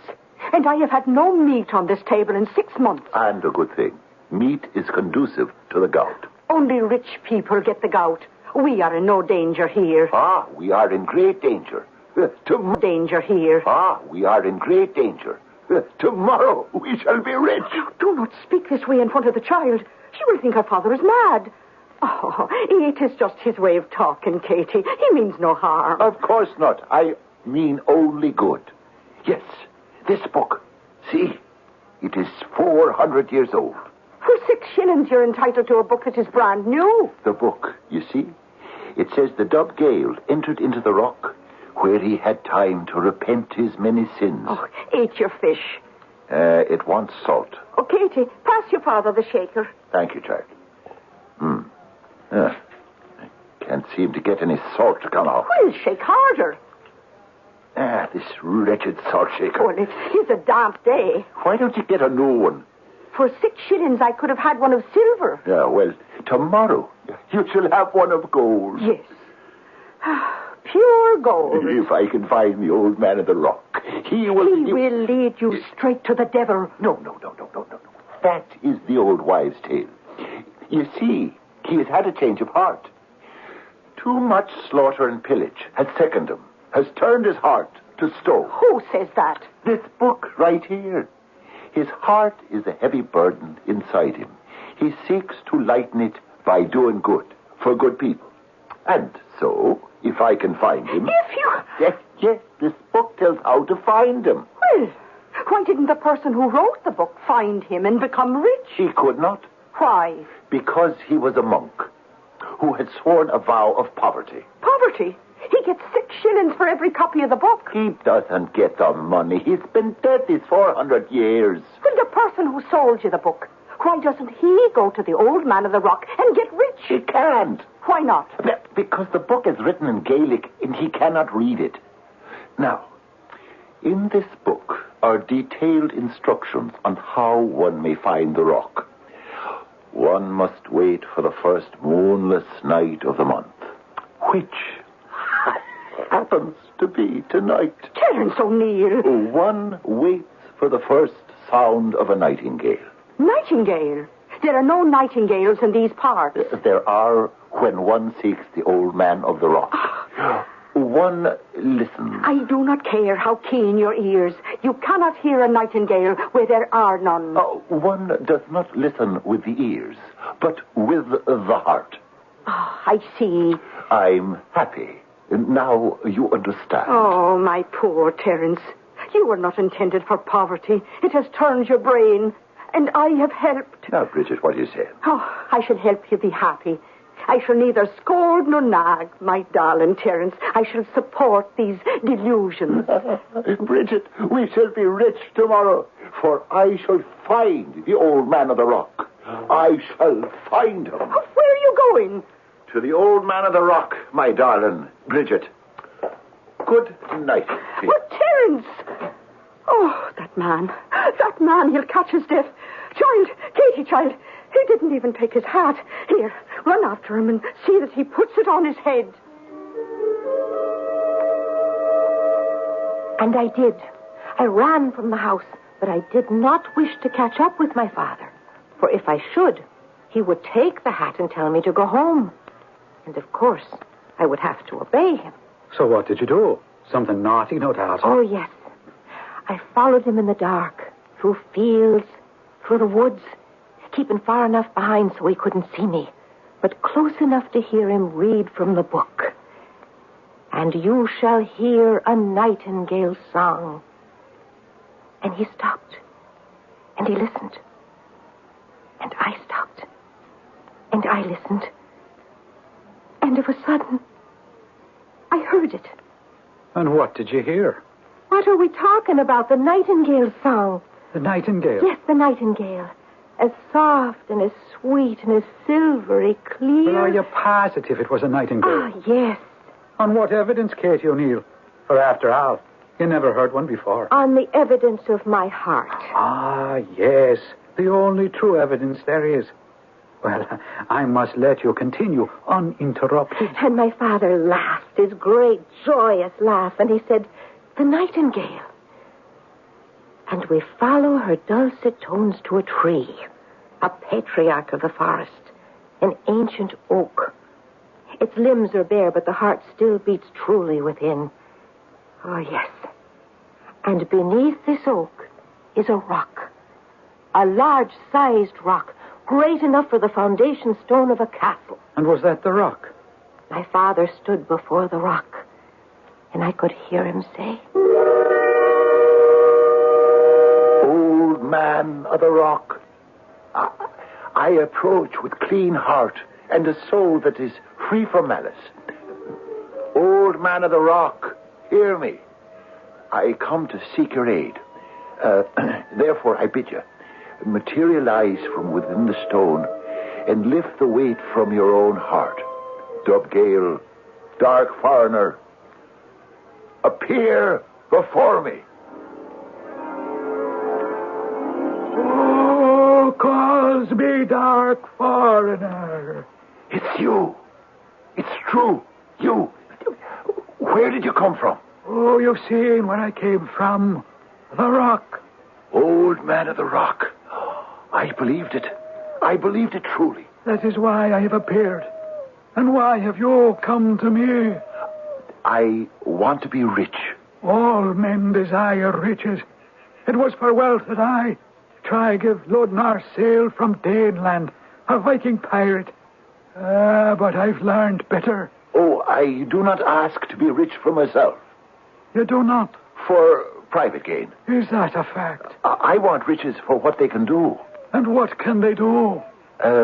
Bring joy. Not all rich men are joyful. I can say this, having known many. Indeed, having been one myself. But wealth, it is not meant to be kept. It is not. You know it is not, old man of the rock. It is meant to be given away. It should be used to feed the poor, to protect the widow, to raise the orphan, to relieve the oppressed. And this is what you would do with wealth? This is what I would wish to do with my wealth. It's a noble ambition. And so, will you grant me my wish, old man of the rock? I will grant a wish. But this is my wish. But is it also your wife's wish? My wife? What has my wife to do with... Well, she too must be considered. But why? Because you are not alone. A man and wife are one. In body, in soul, in spirit. But my wish is her wish. Are you sure now? Oh, she's a good-hearted woman. A bit short in the temper, perhaps, but a kind heart, a generous soul. Well, now, that is what we're going to find out.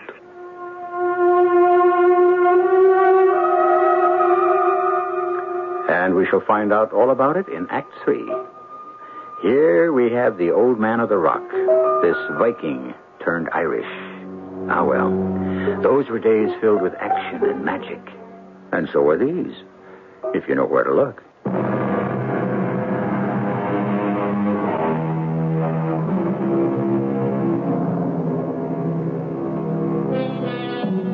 Now, where were we?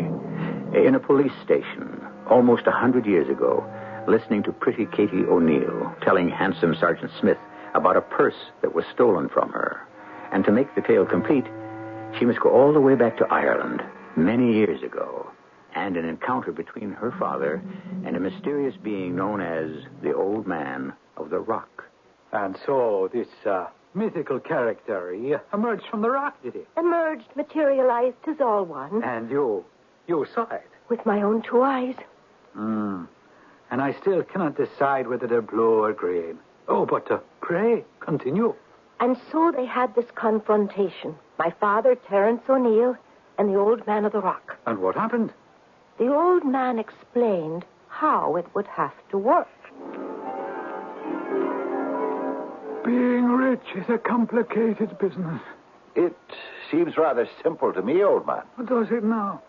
That is perhaps because you've never been rich yourself. True. And how would you choose to be rich? In land? In gold? I would have to think. In goods? In stocks? In bonds? I would just like to be rich. Well, you cannot wish just to be rich. And why not? What is rich? Oh, you and your wife must decide. You must talk together. You must understand together. And you must decide together. And then you must wish. Oh, well, that should not be too difficult. Come, we shall walk back to your home together. Right now? Is there reason to wait? No. Well, then come. For now I've placed a charm on the home of Terence O'Neill. Come, lad. The charm lies over your cottage. Charm? From this point on, the very first wish that is made in your house shall be granted. The very first wish? The very first and only wish. For it is possible to give but one to a suppliant. I see. And so, talk it over carefully with Bridget and decide what that wish shall be. So, Katie O'Neill, what happened? They started back towards the cottage, with me following unobserved close behind. And once again we heard the song of the nightingale. So gentle and clear in the stillness of the night. And? It was the dead of winter, but there was a warm breeze in the air, and the ground was gentle underfoot. Soon we were in sight of the house. The little house where I lived with my father and mother. Yes? We walked inside, and when my mother saw my father, she was furious because he was not wearing his hat. She was about to tell him so, but then she saw this old man dressed in old clothes, and she said, "Whom have you brought home this time of the night?" Bridget, darling, I would like you to meet the Old Man of the Rock. The Old Man of the Rock, you say? Yes, indeed, my darling. Old man. May I present my partner in this world and the next, the lovely Bridget O'Neill. I'm charmed to make your acquaintance. The old man of the rock, is it? I have that honor, ma'am. Yes. Well, like goes to like. One cracked brain finds another. Now, Bridget, we have a matter of the deepest import to discuss. Have we indeed? Yes.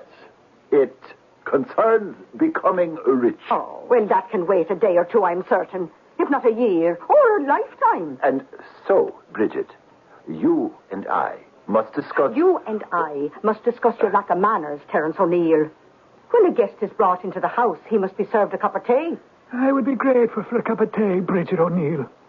And while the old man of the rock here is enjoying his cup of tea, you, Bridget, and I shall be exploring the various manners, methods, and techniques, as it were, of becoming rich. Rich? Yes, rich. Rich as Midas. Rich as Croesus. Rich? I told you. He's the old man of the rock. Oh, and I am the queen who lives in Windsor Palace. Tell her you are the old man of the rock. I'm the old man of the rock. And now to business. I will have no business until I have discharged my duties as a hostess. Oh, you look hungry indeed, my old man of the rock. Well, no. It has been a long fast. Oh, a bit of bread of my own baking, and a piece of fish that I caught with my own two hands, seeing as how my husbands are too busy supporting the covers of a book. Oh, I'm thankful, ma'am. Truly thankful. Bridget, you must listen now. We must make a wish. A wish, is it? Oh, and how is the fish, my old man of the rock? Oh, fine. Just fine. No. Speak freely. Well, it wants a bit of salt. Oh, easily mended. Katie, pass the salt shaker to your father's old man of the rock. Bridget, will you listen? We must make a wish for a certain kind of wealth. Land, money, livestock. Indeed. Yes. And whatever wish we make, the old man of the rock here will see that it comes true. Will he? Yes, Bridget, it is the truth. Is it? Bridget, the very next wish you make will come true. And that's a fact. A fact? You don't believe me? Old man of the rock. What is the trouble, sir? Oh, no trouble. Oh, but I can see there is trouble. Oh, it's that old salt shaker. Well... It refuses to allow the salt to flow out. Well, it's quite damp, you know. Yes, I know. If only... If only what? Oh, it's impossible. Bridget, we must consider our wish. What wish? Oh, what wish have I been talking about now? The one wish that will be granted us. Now, Bridget, if you could have one wish, what would it be? No, old man. It doesn't do any good to shake that infernal salt cellar. Not in this weather. Bridget, my darling, let us talk together for a moment and decide on our wish. I know my wish. I wish... No, don't say that. Not yet. Not until we decide. But I've decided. I wish... Bridget! I wish the salt would flow out of that shaker in all weather. Smooth, clear, in a beautiful stream of glistening white. Bridget. Oh, my. Oh, Terence, look. Do you see? The salt. See how it flows from the shaker. How smoothly, how quickly, how freely. Bridget, what have you done? You know what she's done, Terence O'Neill. She's made her wish. But... Now, how do you account for the shaker behaving in just that fashion? Bridget. The weather. It must have become dry outside. Bridget, that was our wish. Yes, Terence, that was your wish. What are you saying? We could have had the world. And now all we have is a salt shaker from which the salt shall always flow free. Well, Terence O'Neill, you must admit, this is no small thing. Yeah, true. What are you two talking about? Let me say this. Since I've been the old man of the rock, since I've heard wishes made, never has there been a wish made with such heartfelt sincerity. Is that true, old man? Oh, yes. Yes, it's the truth. You really wanted that salt to flow, Bridget? Oh, now, what fool's tricks are you two playing? Could you answer me, Bridget? Answer him, child. No, what is this? At that moment, Bridget, more than anything else in the world, did you want the salt to flow? Answer, Bridget. Yes. Oh, Bridget. Why? Why? Well, I looked at this old man, this poor, tired old man, and I said to myself, oh, here is one whose face is lined, whose eyes are weary, whose life has been hard, whose death will be bitter. But, Bridget... He can count his woes by the hairs on his head, but his joys, perhaps on the fingers of his hands. And he was trying to put just a few grains of salt on his fish. So small a pleasure, and even this was being denied him. And my heart almost cried within me, so small a thing, so tiny a pleasure. Why should it be kept from him? And so I wished... Yes, she wished. Oh, how wonderful. My dearest darling Bridget. Oh, what a glorious wish. Oh, the two of you must be drunk. Yes, drunk. Drunk with happiness and joy. To know what a wife I possess. Oh, do not flirt with your wife in front of a stranger. No man who sits at my table is a stranger. Ah, the salt. See the salt. How freely it flows. And it shall freely flow from this salt shaker. Forever.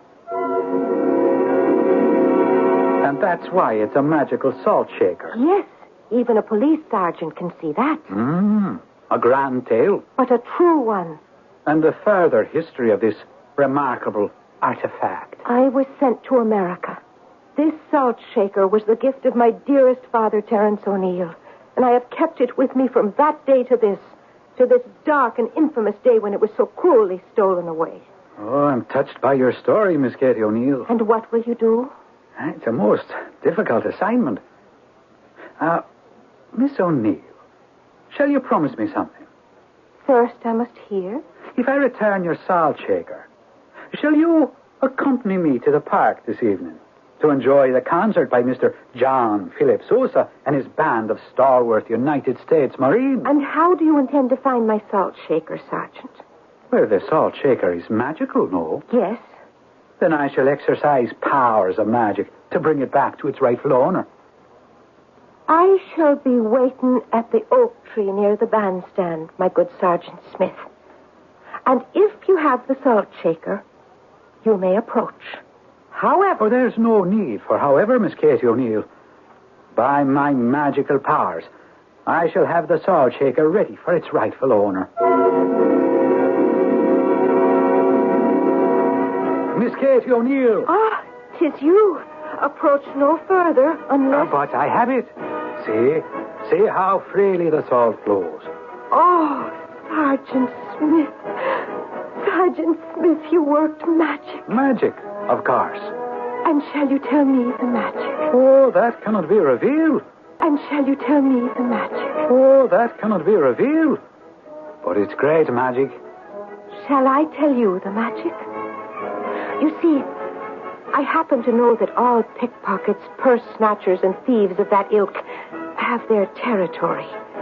Indeed, if they see someone else practice their depredations on that spot, they will turn the intruders over to the police. Is that a fact?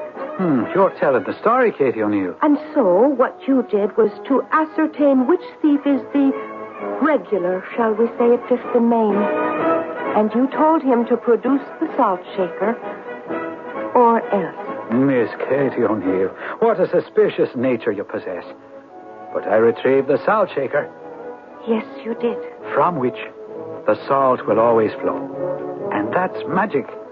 Yes, that is magic. And so, Katie O'Neill, shall you accompany me home after the concert to meet me mother?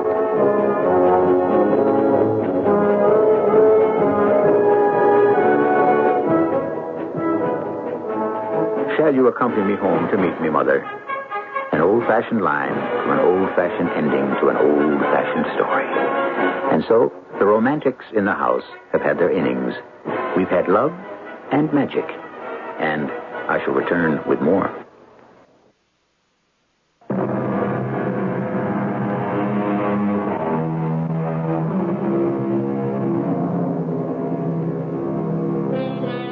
And from the shaker, the salt shall always flow.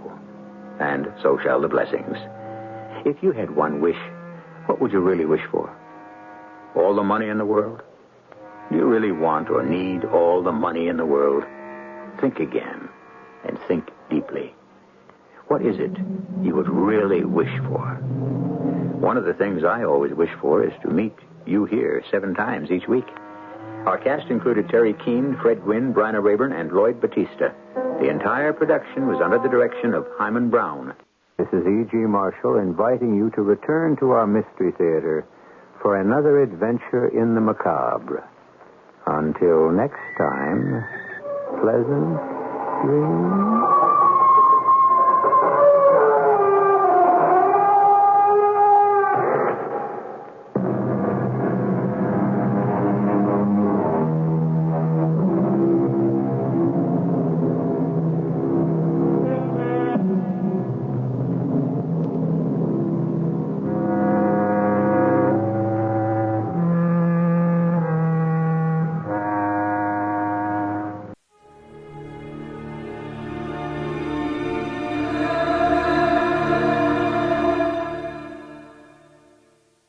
The CBS Radio Mystery Theater presents...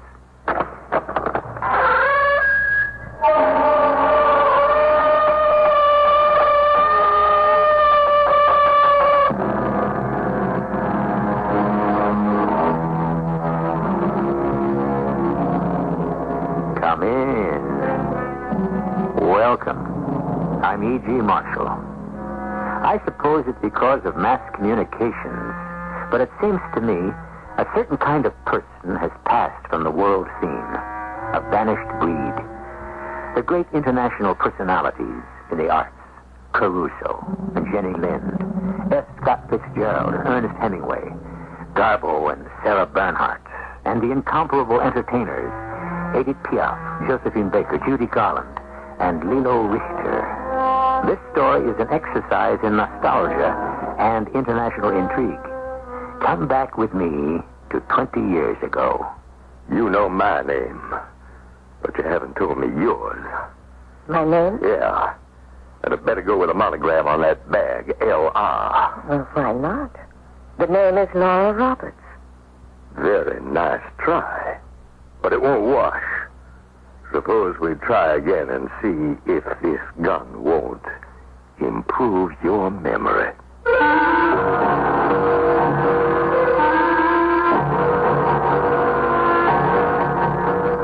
Our mystery drama, A Phantom Yesterday, was written especially for the Mystery Theater by Ian Martin and stars Kim Hunter.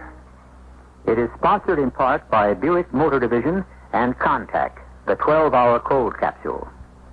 I'll be back shortly with Act One.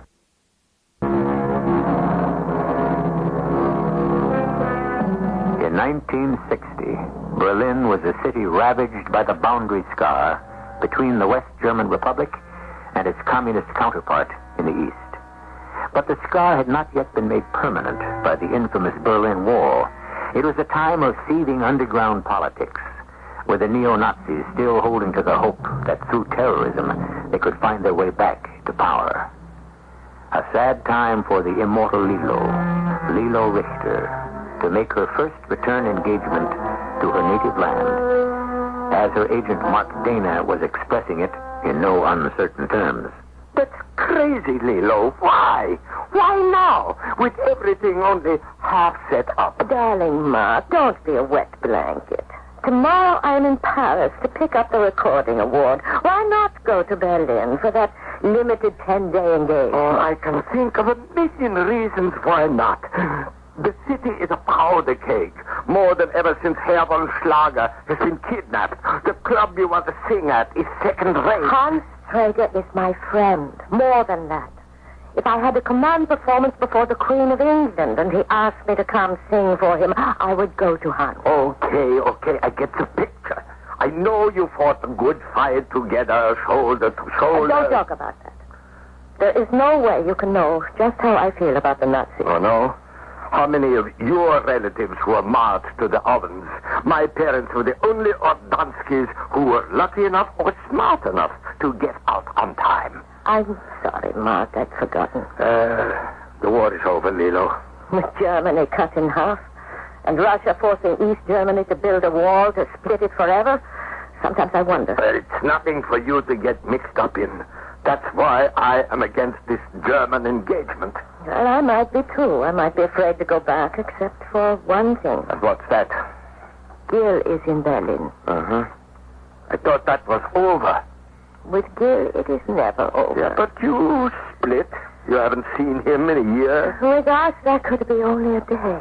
I don't know. Sometimes I wish you could get married and settle down. Me? I would not be as valuable a property to you, Mark, as a settled married lady, would I? The incomparable Lilo, sex goddess, the woman every man would go mad to possess. Lilo, the woman every man is in love with, but who loves no single man. Or married one, either. The woman you created. No, not I. The public did that. Well, publicized. Guilty on that count. In more ways than one. What does that mean? But you know, Lilo. Oh, but we're not for each other, Mark. It would never work. And it's not what you really want. Okay. But what do you really want? That's simple. Gil Blake. And what, for crying out loud, is to stop you from having him? Gil. You mean he would turn you down? The price of being too successful. He just wants me, not the puffed-up glamour queen the public sees. And you will not settle for that? Well, I might. I will, if ever I think it will work. You see, Gil has to shake the wanderlust off his shoes first. In the meantime, we'll both take what life offers us. And Gil Blake is in Berlin? Of course. Wherever a major international story is breaking, that's where Gil is. Well, what's he doing there? Making enough money to pay his losses at Monte Carlo. All right, Lilo. We'll book it. But I am coming with you. Oh, no, Mark. Forgive me. But when I catch up with Gil again, I must be alone.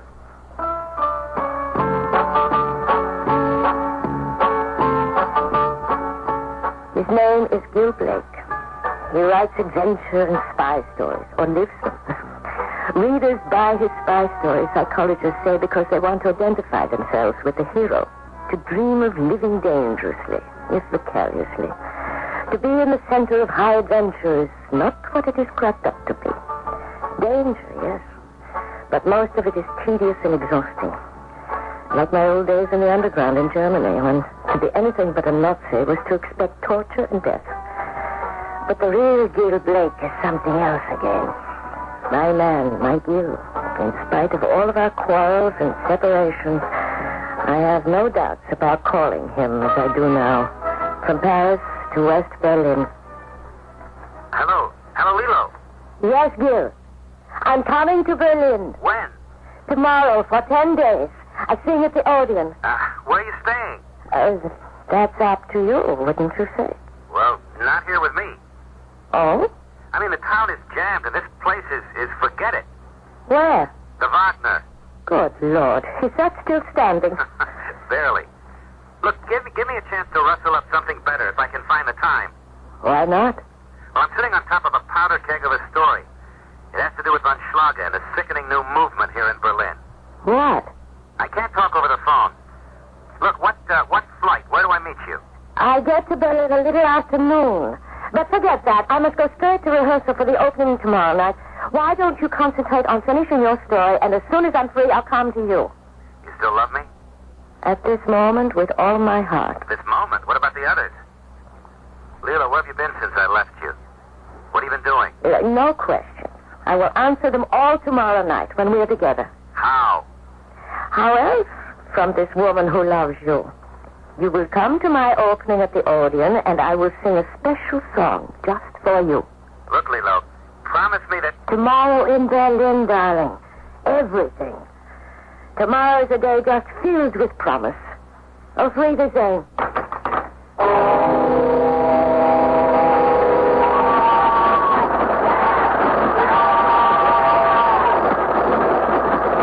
I could have taken an early morning plane, but I preferred the train. I could catch up on my sleep, except that I didn't sleep. I was aware of so many things, coming back again again to Berlin, freely, open. No longer having to bottle up the feelings that at 17 I'd had to do.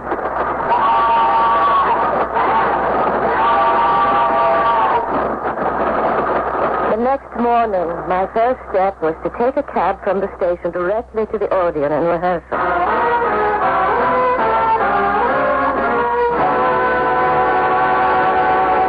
All right, boys, take a break. Wunderbar, lieber Lilo, as always. Thank you, Hans. The orchestra sounds great. Like you. What's by this corny old song? I don't even remember the title. But my baby comes home. Sentimental reasons. I want to sing it for someone special who will be here for the opening. Oh, Gil Blake. Yes. Still him, huh? Always him. I am jealous. No need to be. My heart is yours always. As a comrade. Incredible days. Can you imagine that when we talked then, we had guns in our hands and grenades at our belts? And belonged totally to each other. As you said, as comrades. You could have my life. Still can, but not my heart, Hans. No, I know. But just seeing you again... Let me ask, anything else you want to go over? Nein, danke. If ever you want anything from me, just remember the old password. What password? Pomelchkin. That isn't a password.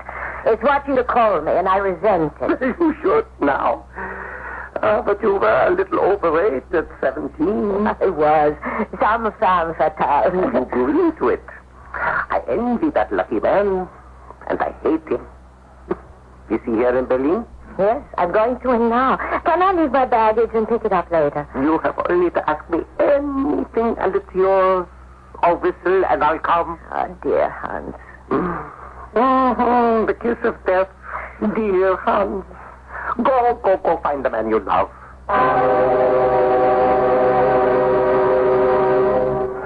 My heart is in my mouth.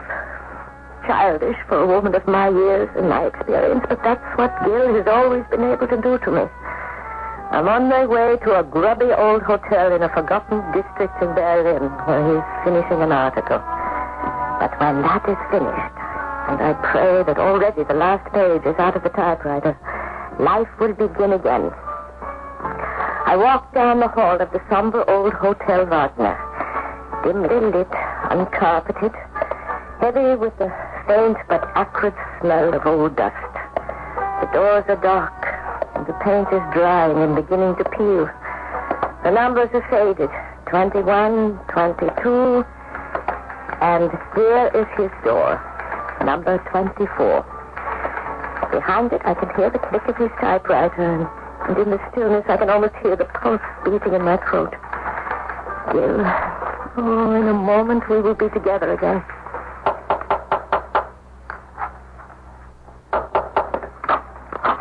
Well, looky here. Something I can do for you, beautiful? Oh, I'm sorry. I was looking for Mr. Gil Blake. I was told this was his room. Mm-hmm. Oh, who told you? Downstairs, the desk. You a friend of Gil Blake's? Well, no. I must have made a mistake. No, don't run away. I'm just asking a simple question. You know Gil Blake? Well, I've never actually met him, but... Correction, beautiful. You just did. Now, won't you step in? Why? Well, simple. You're looking at him. Me. The name is Gil Blake. I went into that room because I knew instinctively I had no choice. There was danger there. All the old forgotten reflexes sent off a warning buzzer in the back of my head. Behind the man, I could see a robe thrown carelessly on the bed, a typewriter with a sheet folded in the platen, a battered hat I knew only too well. Everything in that room belonged to Gil, except this big man with the unbelievably light blonde hair and the deep, slow, drawling voice that claimed his name. Whoever he was most assuredly not Gil Blake. I suppose this is a moment when a purist could complain, why did she go into the room? I can't answer that question, because Like the purist and all of you who live a reasonably safe, uncomplicated existence, your reflex actions are not conditioned by the long background of someone who lived through the war years. All of which, I hope, will be reasonably explained when I return shortly with Act Two.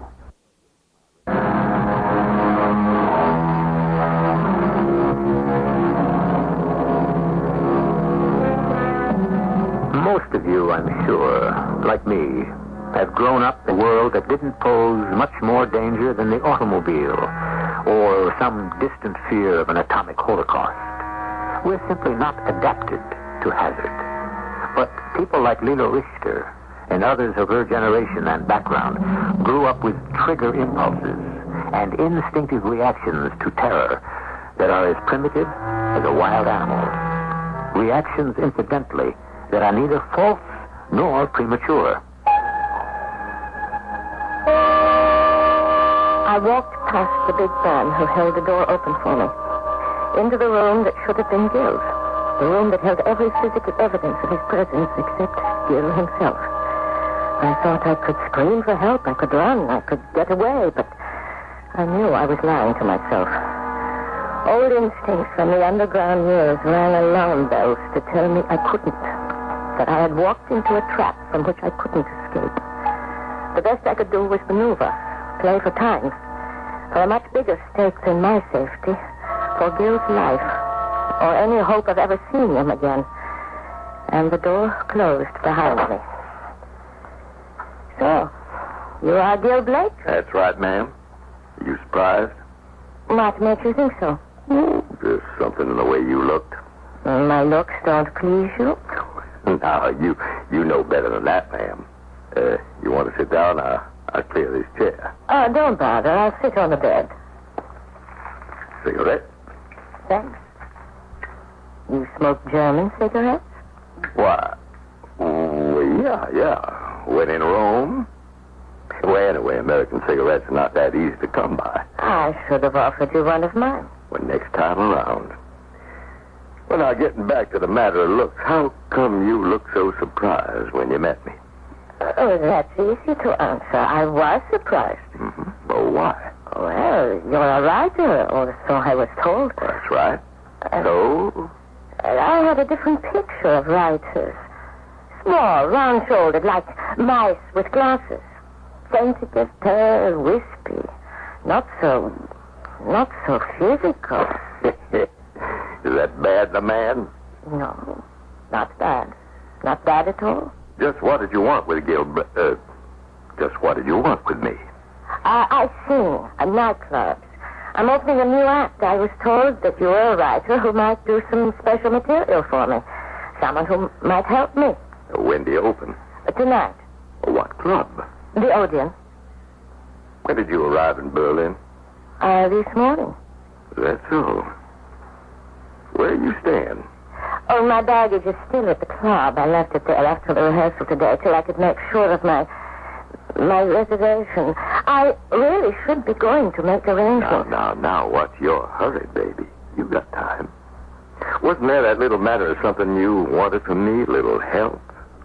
Now, what kind of help? I told you, new material. Look, why don't you come to the club as my guest tonight? Hear me sing, watch me work, and then we can meet afterwards. Sounds like a big evening. Well, we'll make it just that. Is it a deal? Yeah, you're on. It's a deal. Then you'll excuse me if I duck out? Okay by me. Till tonight, then. Sure. Oh, by the way. Yes? You know my name, but you haven't told me yours. My name? Mm-hmm, that's right, the name. And it had better go with a monogram on that bag of yours, L.R. Of course. Why shouldn't it? The name is Laura Roberts. Nice try. But it won't wash. You just stay put and don't make any sudden moves. Why the gun? Little precaution. Don't think I wouldn't use it if I had to. You'll notice the silencer. Is that what it is? I'll be quiet as a mouse, Gil Blake. Fun and games are over, Lilo Richter. You know as well as I do that I'm not Gil Blake. You knew it the minute I opened the door. How did you know my name? Oh, now, you gotta be kidding. Who would not recognize you? The price of fame. I thought I might be lucky. Not this time. Where's Gil? What have you done with him? Nothing. Yes? As you're gonna find out for yourself. You and me are gonna join him right now. Where? Patience, lady, patience. I'm gonna make a little phone call before we go. To Gil? No. To my insurance company. Just a short message. And if you and me don't arrive where we're headed inside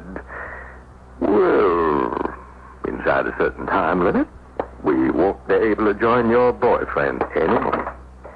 Herr Blake will not be around to welcome anyone. Verstehen Sie? You're a German? Oh, yeah. American born, but, Herr Gauleiter.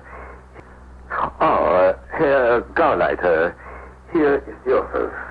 As he spoke on the phone, his eyes never left me, and the gun was turned on me steadily. I turned from him, and my eyes fell on the paper in the typewriter, the words he'd been typing when I first heard the machine through the door on my arrival.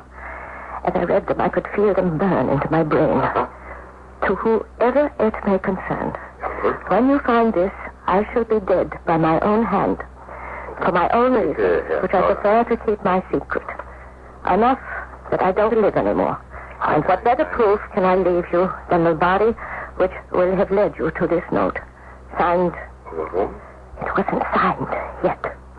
And just as I finished reading it, my captor finished his phone call. All right. Let's travel. Are you taking me to Gil? Oh, yes, indeed. How could I be sure of that? You can't. But what choice have you got?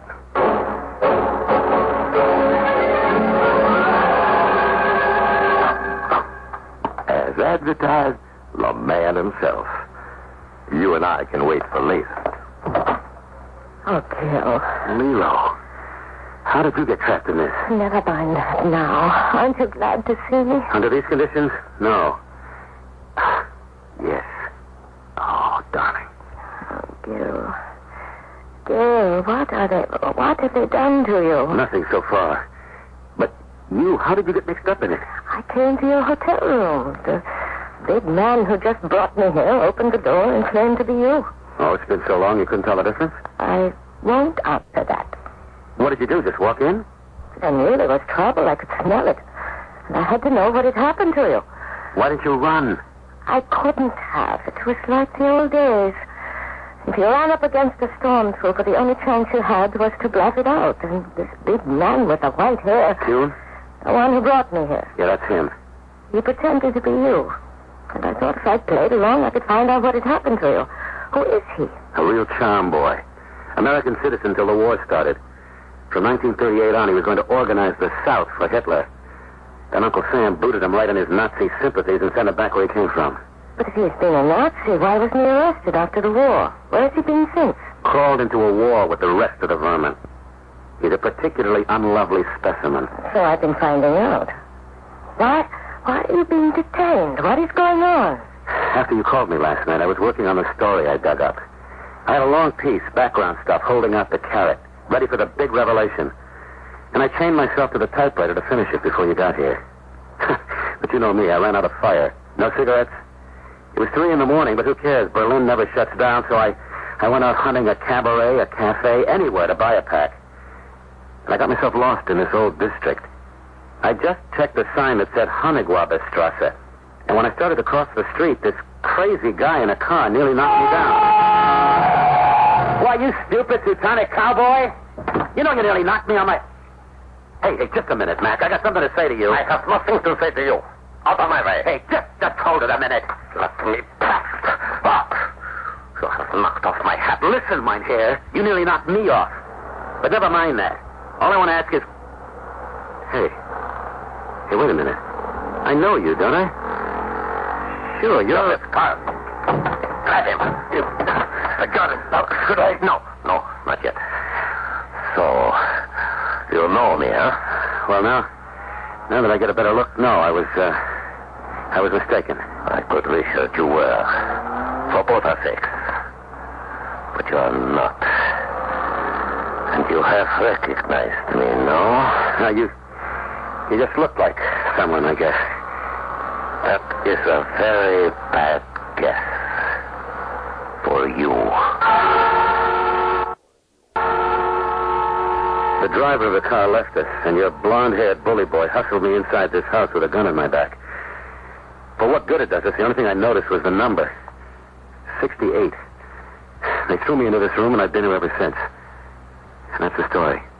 But of course it isn't. Not by half. What's the punchline? Oh, darling, don't be dense. The man we recognized. Who is he? You ready for this? Try me. Emil Bruckner. But that's impossible. He's dead.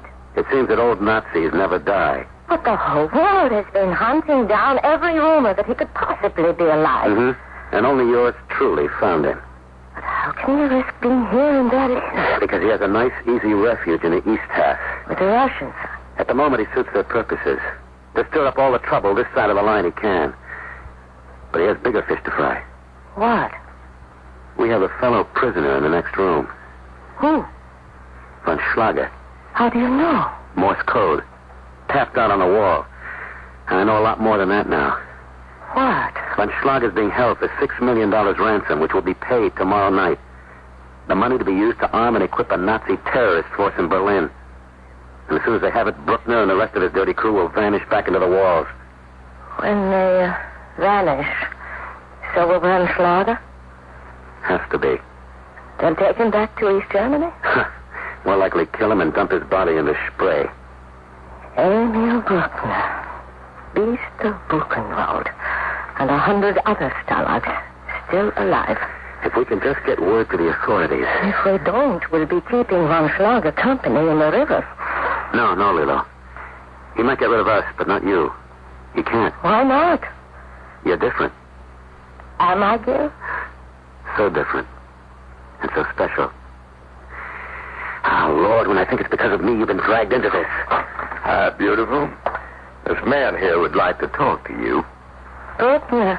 Beast of Buchenwald. Murder of children and decency. I hope you will have no cause to regret those words, Fräulein Richter. You and Mr. Blake.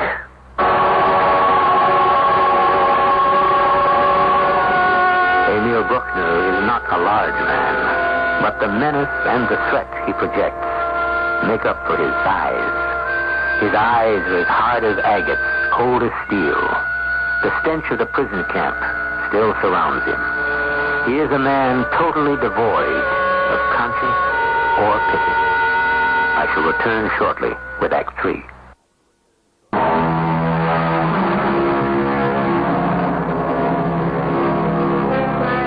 Perhaps some of the younger people listening to our story have never known the real horror of Nazism. The incredible, unspeakable death camps like Buchenwald and Auschwitz and Bergen-Belsen, where innocent and defenseless people were slaughtered, not by the thousands, but by the millions. Inhuman destruction by men so devoid of any feeling that they richly deserved such a term as beast.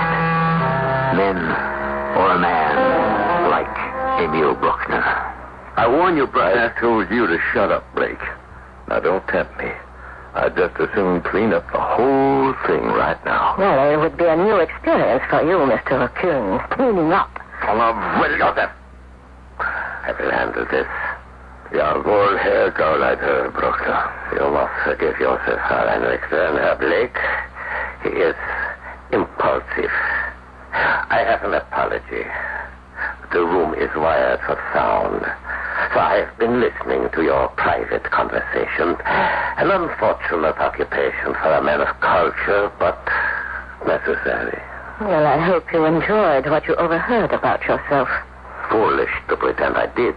I feel we must clear the air. A good idea. It stinks in here. Little will be served by insults. Among people of taste, melodrama is undesirable, and I hope unnecessary.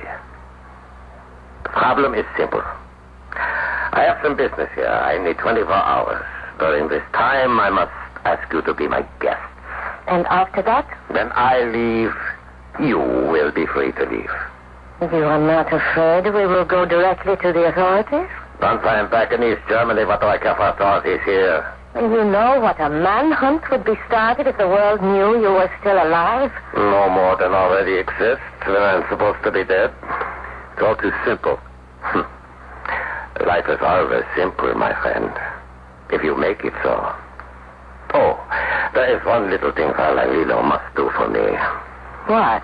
The Herr Blake can drop out of circulation for a few days or even weeks without any hue or cry.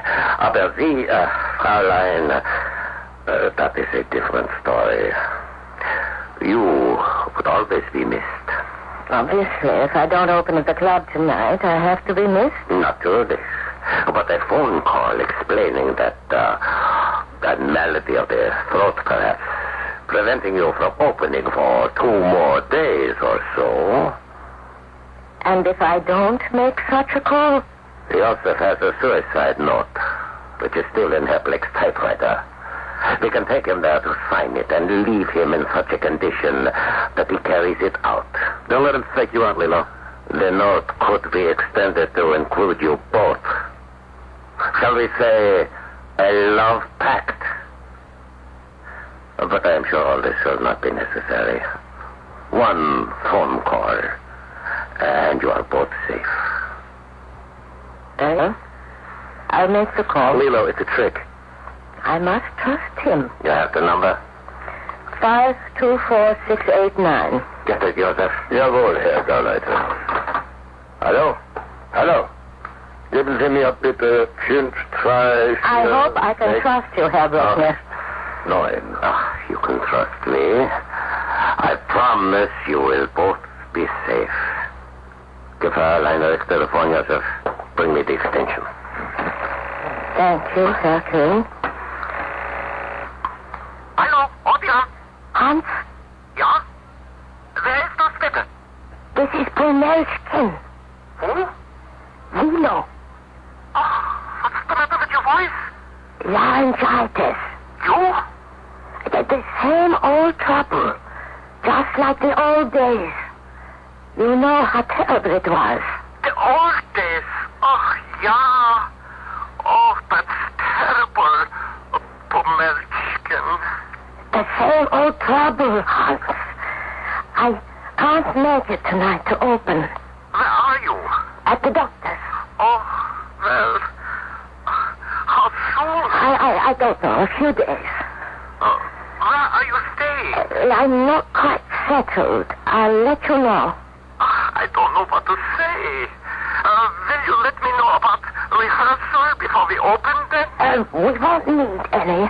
Just use the same routine. Except, as I told you, we'll make that change in the opening number. Change? Just so we both know where we are. I want to do it the way we used to. The old way. The old way? Hans, you know how we did, in the song. Oh, you mean no love, no nothing? Yes. The number is too slow. You want a brighter 4/4? Make it 6/8. That's just right for the number. 2 courses. First in English, then pick up the last 8 bars in German. You know how it goes? My heart's on strike. In fact, it's like an empty... That's it. Honeycomb and so on. But that's in German, right? Got it? You got it. Oh, but I'm worried about you. Don't worry about me. Let the doctor and the others do that. I'll see you as soon as I can. Oh, it can't be too soon for me. Auf Wiederhören. Auf Wiederhören. Satisfactory, Herr Bruckner? Beautiful, Fräulein. The little hoarseness was done splendidly. Such acting. Well, I have hung up my phone. So may you. I was wondering if I was wrong to trust you. But of course you were. I will go make arrangements for my safety. It is an hour before dark. You and Herr Blake have that much time left. You gave us your word of honor we would be safe. My word? As a man of culture, may I give you some other words from a man of honor? Iago in Othello. To be direct and honest is not safe. Well, you me. No, Joseph. Oh. I'm afraid that's what Americans would call jumping the gun. Have no fear, Fraulein. He's merely unconscious. Perhaps not the worst way. Spending one's last hour. So you really mean to kill us? Had I any other course?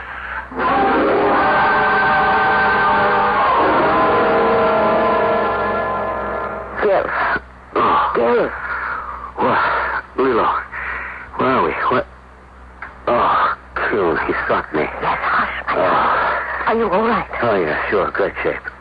Oh, my head. Gil, listen to me. You've got to pull yourself together. They're going to kill us. What?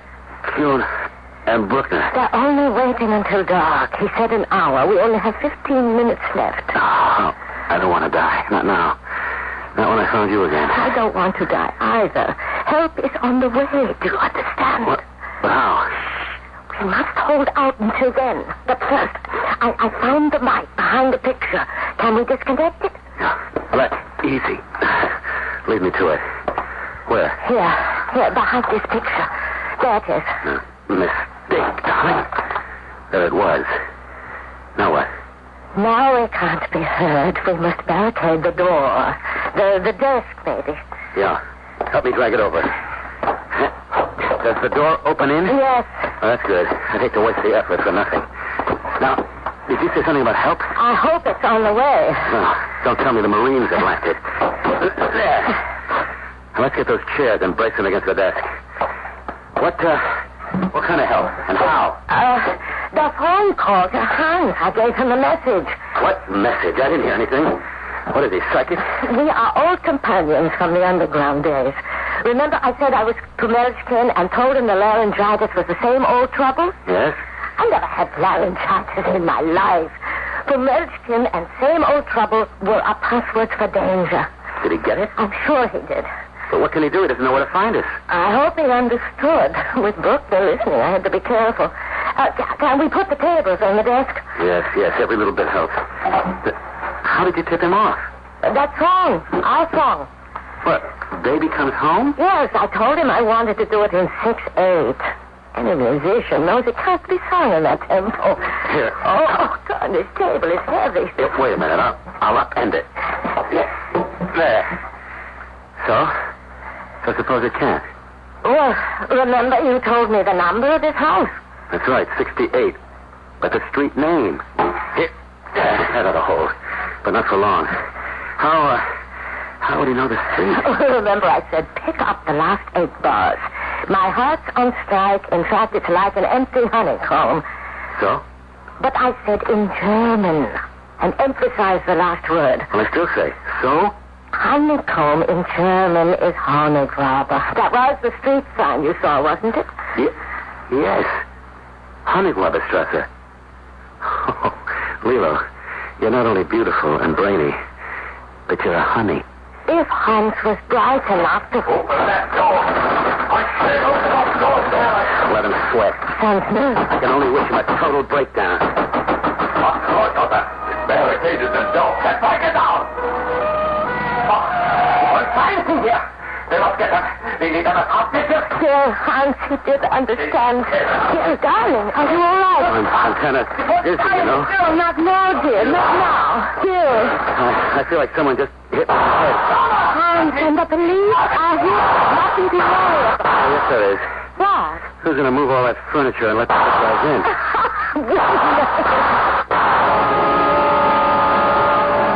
As soon as Hans and the police got into the room, we rushed Gil to the hospital. I stayed there long enough to learn he was in no danger. Then I went on to my delayed opening. I was on the phone while the applause was still going. They told me Gil had left the hospital. I looked for him at the club, not there. I called his hotel, no answer. I called the police. They hadn't seen him. I jumped in a cab and rushed straight to the hotel. Once again, I walked down the hall of that somber old Hotel Wagner. Dimly lit, uncarpeted, heavy with the faint, acrid odor of old dust. The doors are still dark, the paint still dry and peeling. My eye runs over the faded numbers, 21, 22, and here is his door, number 24. Behind it, I can hear the click of typewriter keys. I can feel that pulse in my neck start to beat again. Knock on the door. Well, something I can do for you, beautiful? I was looking for Mr. Gil Blake. You're looking at him, baby. In the flesh? For real this time. Who's come a-calling? My present name doesn't matter.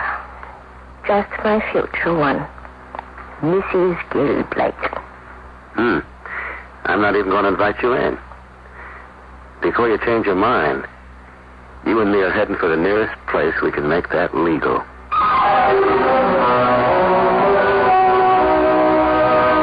I remember the wedding. Half the world wanted to attend it.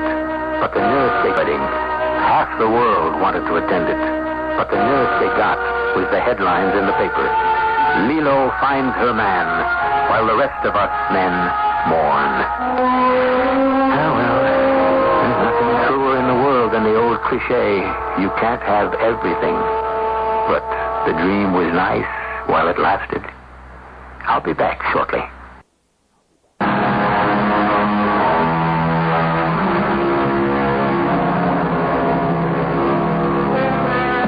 Barbara Streisand, Helen Reddy, Lee Ullman, star-studded names, women of distinction, talent, personality.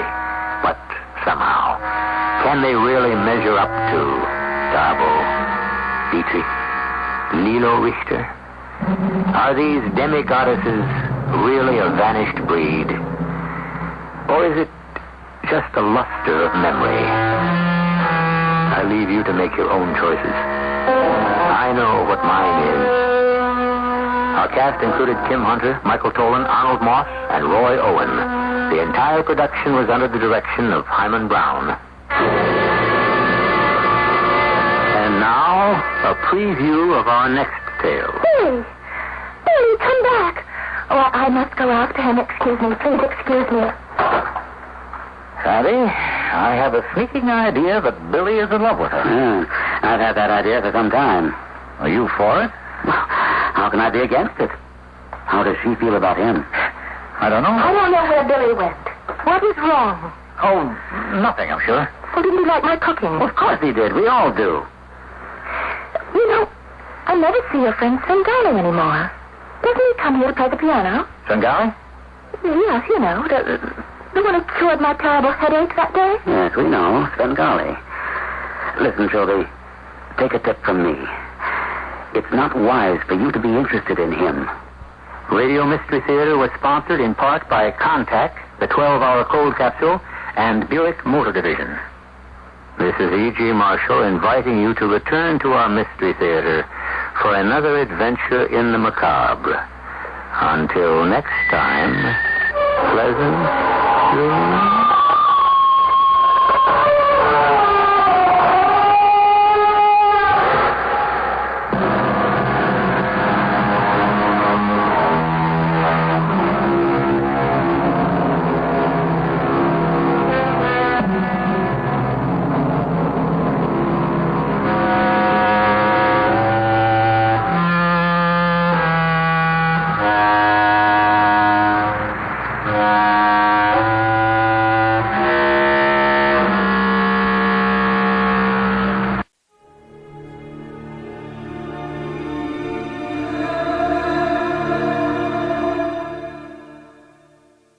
CBS Radio Mystery Theater presents...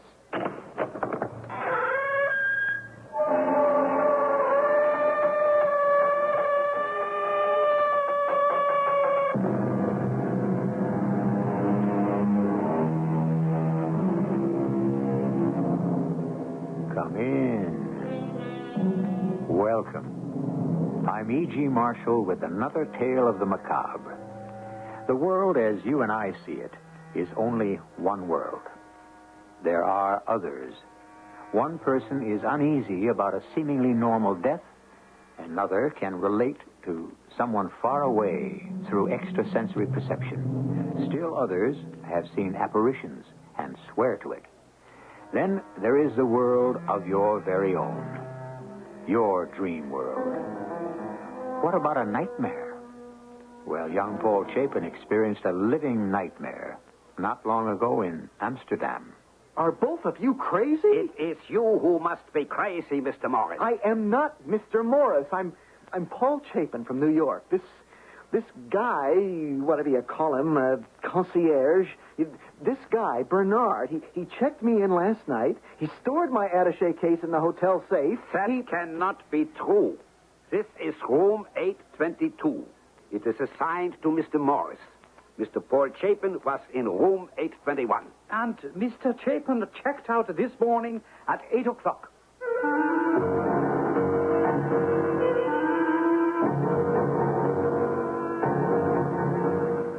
Our mystery drama, A Question of Identity, was written especially for the Mystery Theater by Roy Windsor and stars Russell Horton. It is sponsored in part by True Value Hardware Stores and Buick Motor Division. I'll be back shortly with Act One.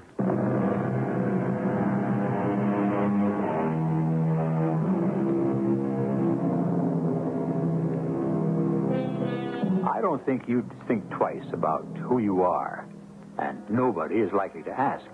If someone did, you have identification. But what if, as an American, you're in a foreign country and you should lose your passport? That is your best means of identification. If you don't have your passport, you will be detained until the U.S. consulate clears you. The delay is annoying and frustrating.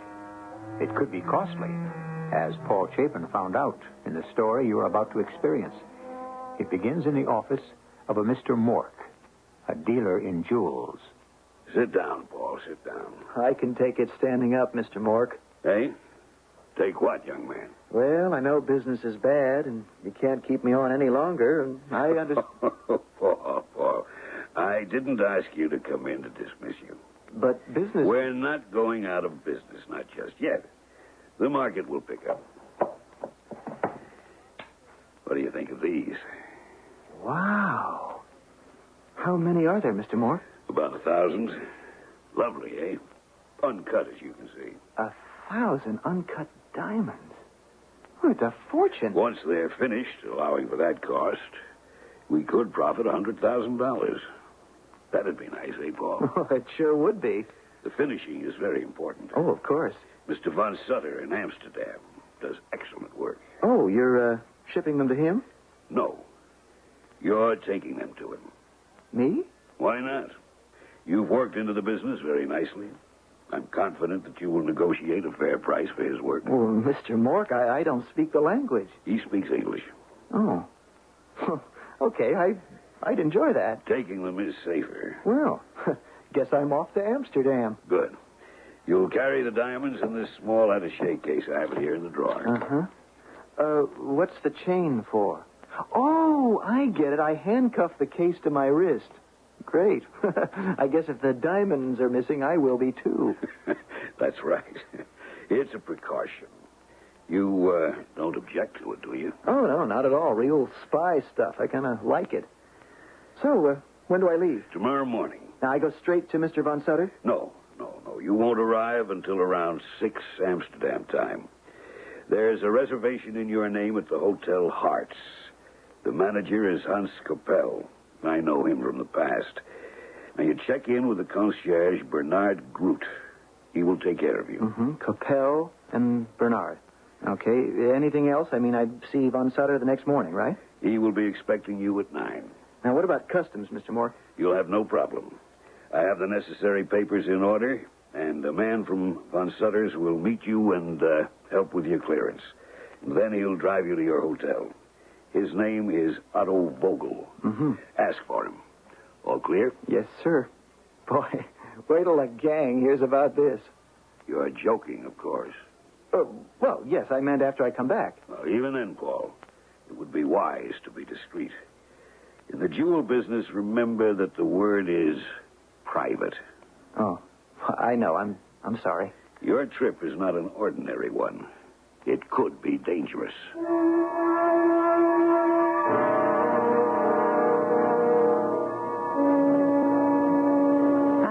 Good evening, sir. Hi. I'm Mr. Chapin. I have a reservation. Yes, sir. One moment. Yes. You are from Mr. Mock. That's right. Your passport, please? There. Thank you. Now, if you would sign the register. Oh, sure. It's a little clumsy with this attaché case chained to my wrist. It's chained? Let me unlock it. There. Now, I want you to place it in the hotel safe. Certainly. It's worth my life, so take care of it. There you are. Of course. It will be safe. And give me a receipt, please. Right away. Now, let's see what time... Oh, there's the clock. Almost 6. Is dinner being served, Bernard? Not until 8, sir. Do you wish a reservation? I guess so. Yeah, sure. I'll be down at 8. That gives me a couple of hours to unwind. Oh, is Mr. Coppell here, the manager? Not at the moment. Well, Mr. Mork wanted me to say hello to him. They're old friends. I see. Perhaps later. Takes this gentleman to his room? Well, I'll see you later, Bernard. Certainly. Any problems, Bernard? No, Herr Coppell. We are filled up for the night. So, the man from Mork's has checked in? He has gone to his room to lie down. He will be down for dinner. He asked for you as a friend of Mork's. So, yes, Mork has been here many times, but he grows old and does not travel so much. Perhaps I should phone his man and wish him welcome. He asked not to be disturbed. He seems exhausted. Then I will respect his wishes. I will say good night, Bernard. Good night, Herr Coppell. I will see Mork's man in the morning. What is his name? Paul Chapin. Room? 821. Maybe I should send up a bottle of wine. What do you think? I have already attended to that. Very good. Good night.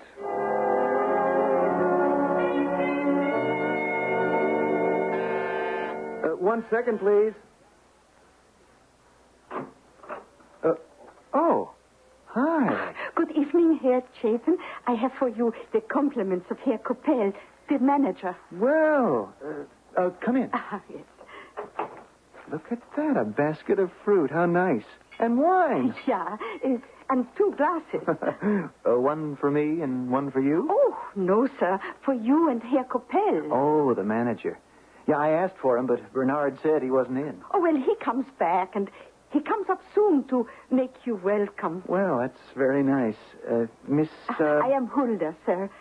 I open and pour for you, Herr Chapin. Oh, all right. You'll excuse me. I'll wash up. Oh, while I am here, I will turn back your bed, yeah? Sure. You say Herr Coppell will be right up? Yeah, I have poured the wine. Oh, that's nice. Will you, have a glass, Hulda? Oh, it is not permitted, sir. Oh, hey. This is delicious. Oh, well, you stay long in Amsterdam? Oh, no, I'm here on business. I go back to New York tomorrow or the next day. Oh, whew, I'm sleepy. Oh, you lie down a while, yeah? Well, that was the idea. Have a reservation for dinner at 8. Ooh, that wine is very good. Funny, it hit me like a ton of bricks. Well, I go now. What about, Coppell?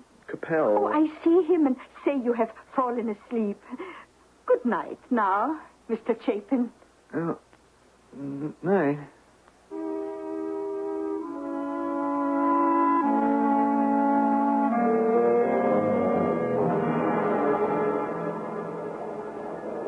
Good morning, Bernard. Good morning, Herr Coppell. You rested well? Very well.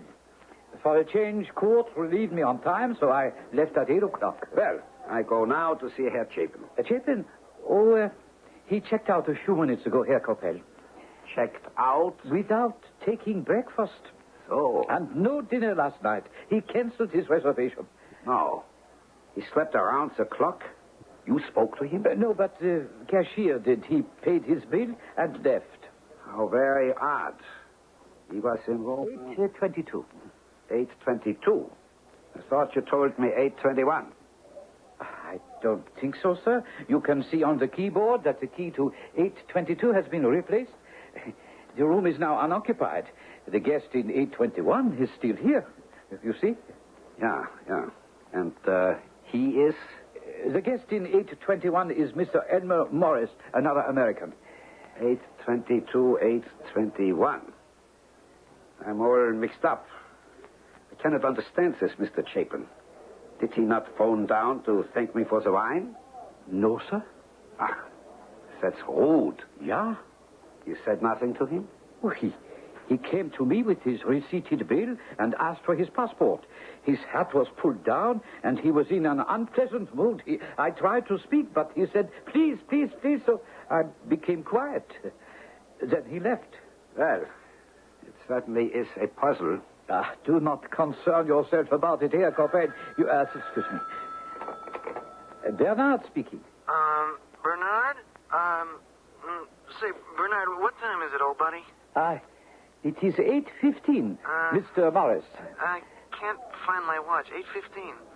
I'm late for dinner. That be all right, Bernard? Dinner, Mr. Morris, but it is 8:15 in the morning. Huh? Hey, what are you talking about? And what's this Mr. Morris you're giving me? I'm Paul Chapin. A moment, Mr. Sir. This is Mr. Morris in room 821, Herr Coppel. He sounds drunk, and he says he is not Morris, but Chapin. Come on, what's going on down there? Good heavens. Mr. Morris? Now, don't give me Mr. Morris, whoever you are. This is the manager, Hans Coppel. Yeah, sure you are. What can we do for you, Mr. Morris? Mr. Morris, my hind foot. I am Paul Chapin. Now, what kind of gags are you two comics pulling on me? I'm coming down to dinner. It is breakfast time. It is 8:15 in the morning. Open the blinds and look out, Mr. Morris. It can't be breakfast time. I only got here 2 hours ago. Look, I'm coming down. No, Mr. Morris. I will come up. You stay there. I'll be right up. That's what Hulda told me 2 hours ago. You'd be right up to have a glass of wine with me. Hulda? You stay there, Mister. We will be up directly, right away.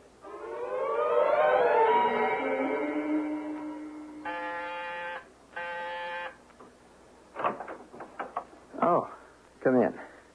Now, just what the devil is this all about? I will tell you, and I warn you, Mr. Morris. Mr. Chapin. I warn you, if you make a disturbance, I will summon the police. Yeah, well, that's just about what I'm going to do. You? Yeah. My clothes are gone. My wallet's gone. My shaving case is gone. I have been cleaned out. But there are clothes. They're not mine. Even the fruit and the wine glasses are gone. I don't know what your game is, but you are an imposter. Oh, really? Bernard, who am I? Mr. Elmer Morris, sir. You are a liar. I'm Paul Chapin. I work for Mork. Look, you checked me in. You talked to me. You sent me to room 822. But this is room 821. What? And the guest registered and assigned to this room is Elmer Morris. Mr. Chapin has checked out. What? He paid the cashier a few minutes before 8, gathered his passport from me. Wait a minute. What about the attaché case in the hotel safe? He presented his receipt for it and took it with him. Oh, good Lord. You gave it to him, you imbecile? I warned you, Mr. Morris. That attaché case contained a few $100,000 in uncut diamonds. I gave it to Paul Chapin. Now, look. I am Paul Chapin. How many times do I have to say it? Until you prove it. Well, with my passport gone, my wallet stolen, how can I prove it? That will be up to the police. Look, you call Mr. Von Sutter. He's the diamond cutter. I have to see him at 9 tomorrow morning. I mean this morning. I will do no such thing. You have begun to be a nuisance to the Hotel Hearts, and I want you out of here. Pack up at once. Look, I told you, these things don't belong to me. Put on the suit. Not on your life. Then the police can take you into custody in your underwear. We accept each other at face value. For years, it was popularly thought that one could pick out the face of a criminal from his forehead, or the closeness of his eyes, or the slant of his lips. Much of this has been disproven, and many a killer has looked like a Sunday school teacher. So, face value can be deceptive. To look at Paul Chapin, he might appear to be a young, pleasant, outgoing American. To the hotel, he is an imposter, and he is on a spot. More when I return shortly with Act Two.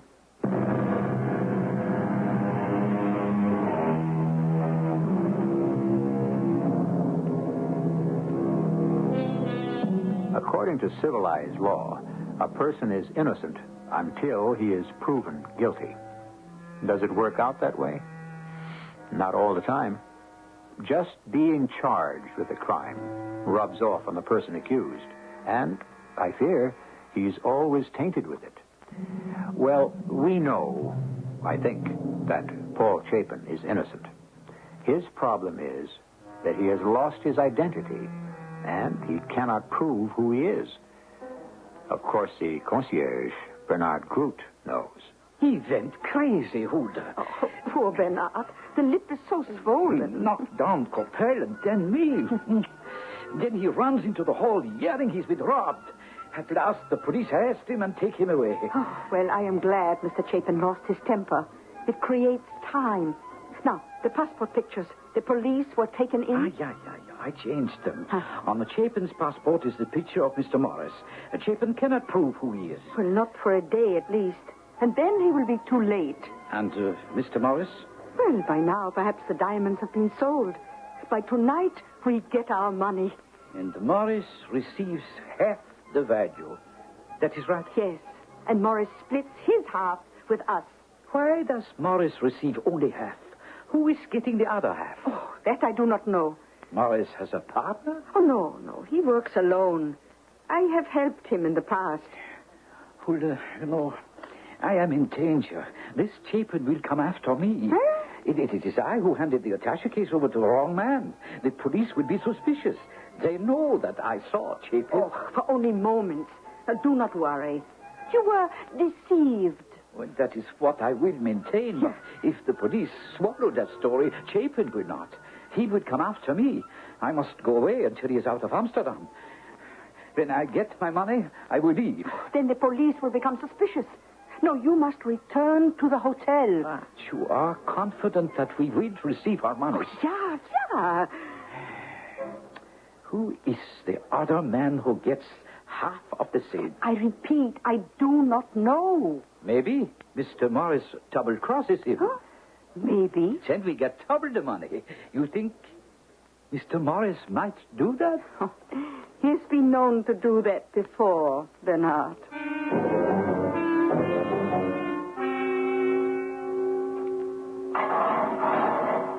You the guy from the consulate? That's right, Alan Adams. Who are you? Oh, come off it, will you? I'm Paul Chapin. So you say. Now, look here. I come to Amsterdam with a case full of jewels, store them in the hotel safe. I'm drugged, and this morning some thief walks off with them, leaving me holding the bag. So I slug the concierge and the manager, and I'm tossed into the clink, and I have been rotting here all day long. We only heard about your arrest late this afternoon. Now, look, you have got to get me out of here. I am an American citizen. You probably are, but which one, we're not certain. I'm Paul Chapin. But you can't prove it. Well, why the devil would I pretend to be if I'm not? Just to spend a day in jail? If I'm the other guy, why didn't I just check out of the hotel and go my own way? I'll tell you why. Because I've been robbed of a few $100,000 in uncut diamonds, and I've been robbed of my name. Yes, I thought of that, too. Yeah, well, you find out about the other guy, Morris. And I'll tell you what, telephone Mr. Mork in New York. He's my boss. Let me talk to him. We're in the process of doing both. Oh. Well, good. Good for you. So, now what? Well, I should have some answers in the morning. Uh-huh. And I spend the night here? Look, Mr. Adams, why I spend the night here? Look, Mr. Adams, why should I pretend to be Chapin if I'm not? Well, I can think of one reason. You know, you could be part of a very slick scheme. Yeah? Chapin and Morris could have worked this together. One of you disappears with the attaché case full of diamonds. Oh, I see. And the other guy raises hell about being robbed while the first guy cuts out. That's right. You could be buying your partner the time he needs to dispose of the jewels and get away. But the theory won't hold. Because I'm Chapin and I can prove it. Who was Hulda? She brought you the fruit and the wine? And 2 glasses. I told Capel. That surprised him. Well, he did send up wine. I've spoken with him. 2 glasses delivered by some Hulda. Look, when I checked into the hotel, the manager wasn't even there. So who ordered the fruit and wine? That sleazy concierge, Bernard. That's who. Why isn't he under surveillance? Don't worry, he is. And the police are trying to find some kind of lead to Hulda. Well, you're kidding. Then you do believe me, Mr. Adams. Well, now that I've met you, yeah, I do.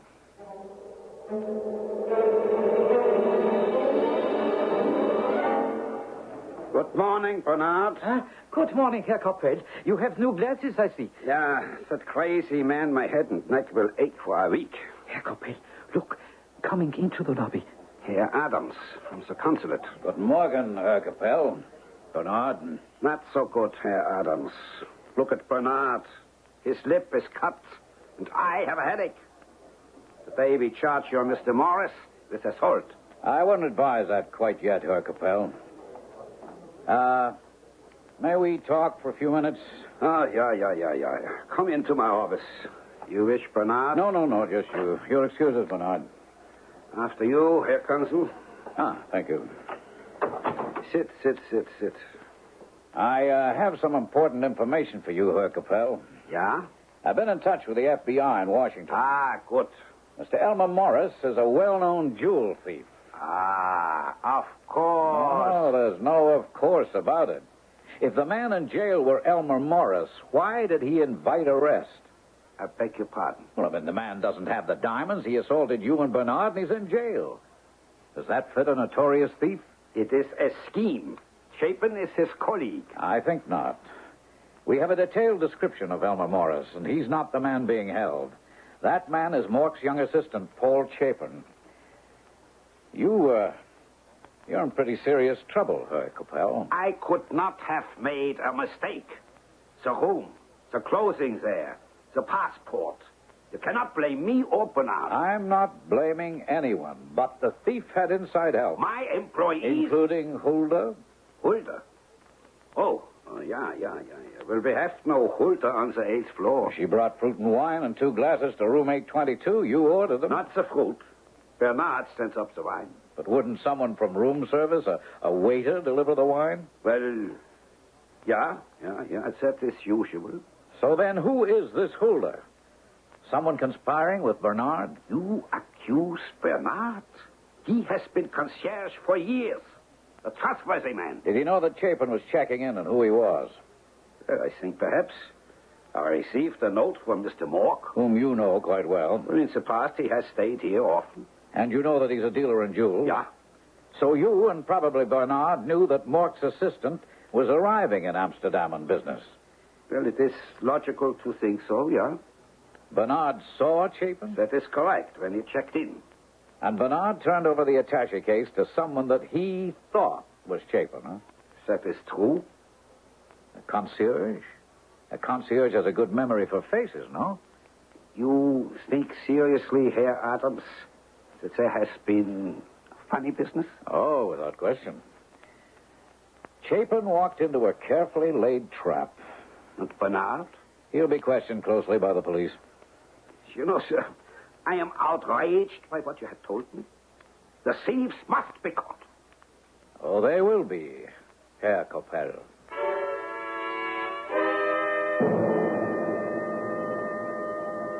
Waiting for someone? I will call the maid. Go ahead. Don't you want what's coming to you, Hulda? Elmer. Elmer. I never would have recognized you. You look like a bum. Pretty good change, right? Worn-out clothes, no shave, dirty. Oh, you fooled me. Yes, but won't they think it funny, you sitting down with me? I won't stay a minute. Why the newspaper? I will leave it here on the table when I go. The money's in there. 25,000. You got only 100,000? Mm-hmm. Half of the 25 is for Bernard. Be sure he gets it. Yes, sure. You made 25 clear? Yeah. The boss gets the other 50. For doing nothing. Oh, He set it up. I see him tomorrow. Then I fade away.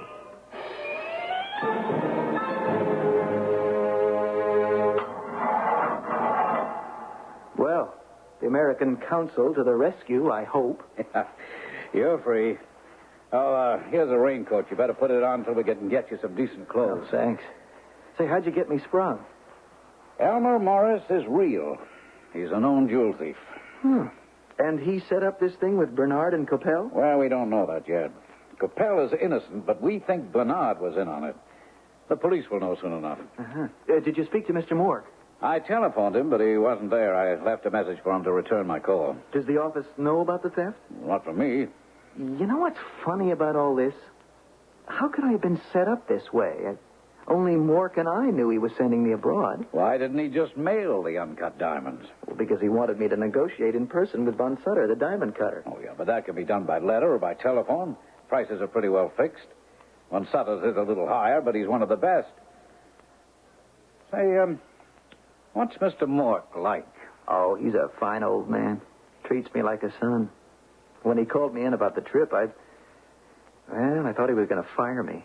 Oh, well, business has been lousy. Are the diamonds his? Well, I suppose so. Why wouldn't they be? He was acting alone? Well, as far as I know, yeah. After the diamonds were cut and polished, they'd be worth a lot more. But why? They were insured. Oh, sure, they must have been. So if they were stolen, Mork would collect. Yeah, I suppose. What if he stole them from himself? Mr. Mork? Oh, come off it. He'd never do a thing like that. Been done before. I don't believe it. Not Mr. Mork. Oh, it's not a nice idea, I admit, but I'm suspicious by nature. That's a great way to live. It's kept me out of jail. Far-fetched? Not really. Most of us are trusting souls. It's a shock when we discover that our trust has been misplaced.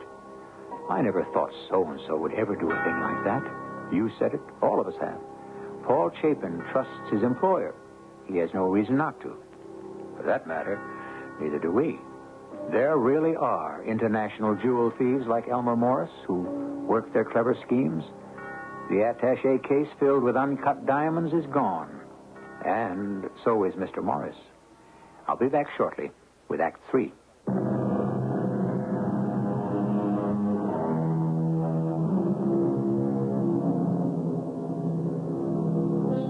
Theft depends on timing. You wouldn't try to steal a television set if the family is at home. Neither does a thief attempt to steal a fortune in jewels unless he has worked out a plan. For Elmer Morris, his plan depended on his colleagues. Hulda, who would dope Paul Chapin, and Bernard, the concierge, who would release the attaché case to Morris, posing as Chapin. It worked. We know who the three guilty persons are, but how can Chapin prove it? In the office of the U.S. Consulate. There? Who? Mr. Mork? He's here? Oh, for heaven's sake. Yeah, send him in. Mr. Mork's here in Amsterdam? So it seems. That was fast work. When did you telephone him? Early this morning. Noon, New York time. As I said, he wasn't there. I don't get it, Mr. Adams. No, nor do I. Paul. Oh, my goodness, I've been worried about Mr. you. Mork, I don't know what to say. The diamonds... Don't worry about the diamonds. It's you I've been worried about. Are you all right? Oh, sure, I'm fine. You are Mr. Adams. Oh, yes. Won't you sit down? Well, thank you. Were you mistreated, Paul? No, sir. It was all a mistake. You made remarkable time, Mr. Mork. Hey? Well, I telephoned your office this morning, 2 o'clock New York time, and here you are. But I arrived late last night, Mr. Adams. Oh. Well, then, may I ask how you knew that Mr. Chapin had been arrested? I spoke with Von Sutter. Oh, yeah. I had a 9 o'clock date with him yesterday morning. I phoned him to find out what price you'd negotiated. Oh, I see. And when I heard that you'd been arrested and the diamonds stolen, I boarded a plane. You have no passport, no clothes.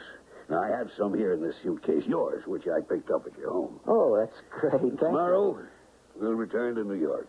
Now, what about the stolen diamonds? We leave that problem with the police. I don't like to walk away from the mess, Mr. Mork.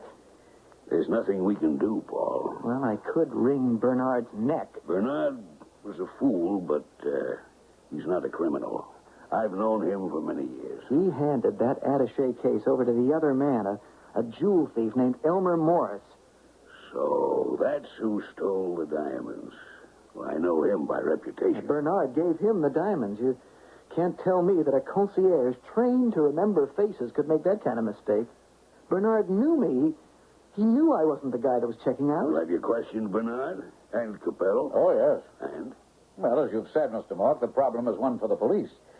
They are trying to locate the maid, Hulda. She's the key suspect. It was Hulda who drugged the wine and knocked Paul out. I see. Well, Mr. Adams, my thanks to you for coming to Paul's rescue. Oh, you're welcome. But my work has just begun. I'm after Elmer Morris. He belongs behind bars. That, unfortunately, has been true for many years. Well, this time we'll put him there. You sound very confident. I am, because we'll track down the man behind this latest scheme. You know, it was very well planned. Paul. Yes, sir. Let's go to the hotel and get you into your own clothes. Okay.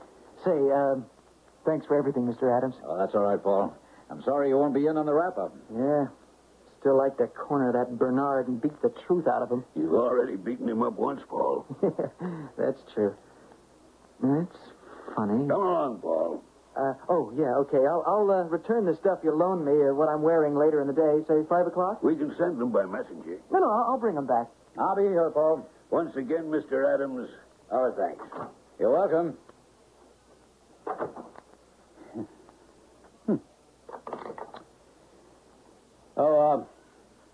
Connect me with Mr. Von Sutter, the jewel cutter, please.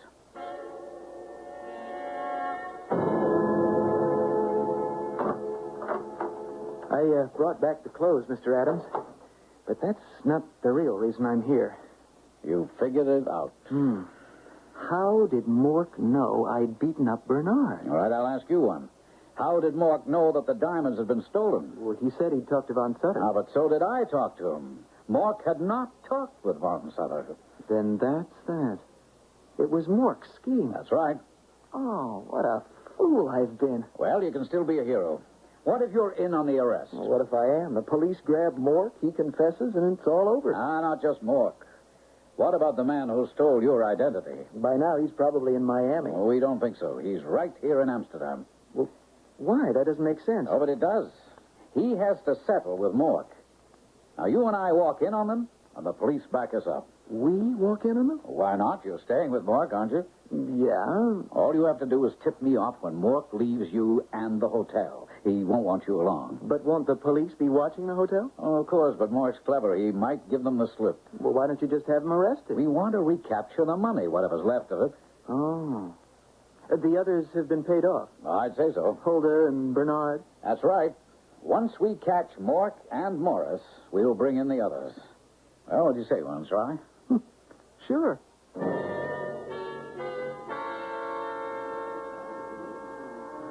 You understand me, Bernard? I am to leave Amsterdam at once? Yes.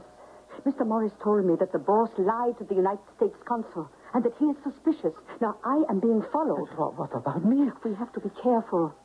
Now, there's a houseboat on the Amstel. I have friends. I will stay with them. The police will search, but my friends will hide me. What about me, Hulda? I have no place to go. In this magazine is your share of the money. Over $12,000. It will buy you protection. No, I know nothing of these things. Where will I find someone to help me? You cannot escape from the police. Now, it is better for me to go back to the Hotel Hearts. They cannot jail me for a mistake. I don't know what else to do. Hide out. Buy passage on a freighter. You have the money you need. But if the police... The money is in the magazine. Now, I am leaving. I won't see you again. I hope you'll be safe, Bernard. Yeah? And what about Morris? Well, after he meets with the boss, he will leave for Switzerland. I meet him there. No. How of us will be caught? Not me. Chapin will identify you. Not a chance. You see, I have several passports, and I can change my appearance very quickly. No, I will be found innocent if I am caught. And I won't be.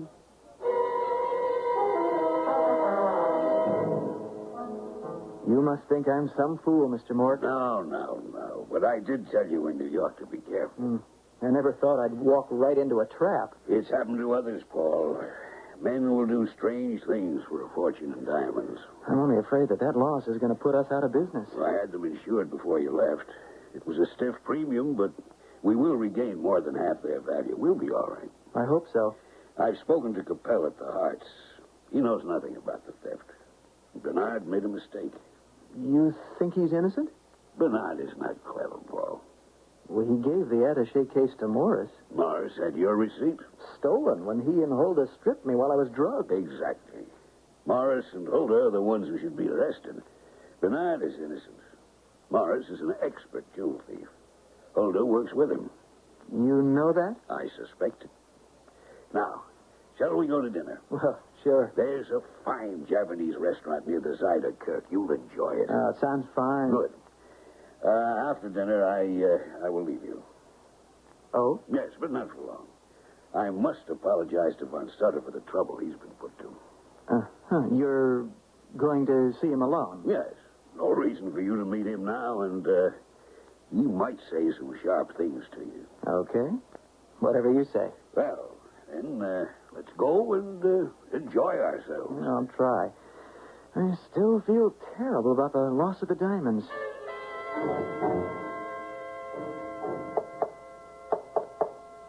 You? Mark.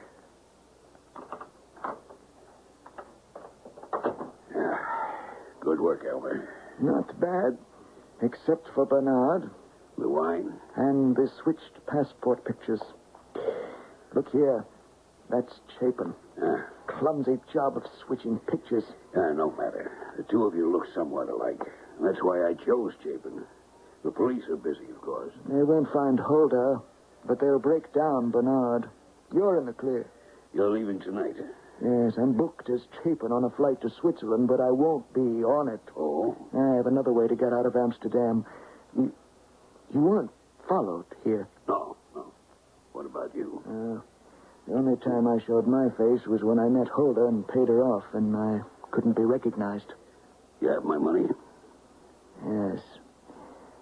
But I don't think you're entitled to $50,000. That was the agreement. I'll give you 40. I took the entire risk. You already have your 25,000, Elmer. I want 10 more. Would you prefer not to have any money at all? Put down that gun, Mort. Then put my money on the table. You'd shoot me? Without hesitation. I might even earn a reward for putting you out of circulation. Diamond merchant captures notorious thief. Sounds good, doesn't it, Elmer? There's the money. Thank me for your life. Thanks.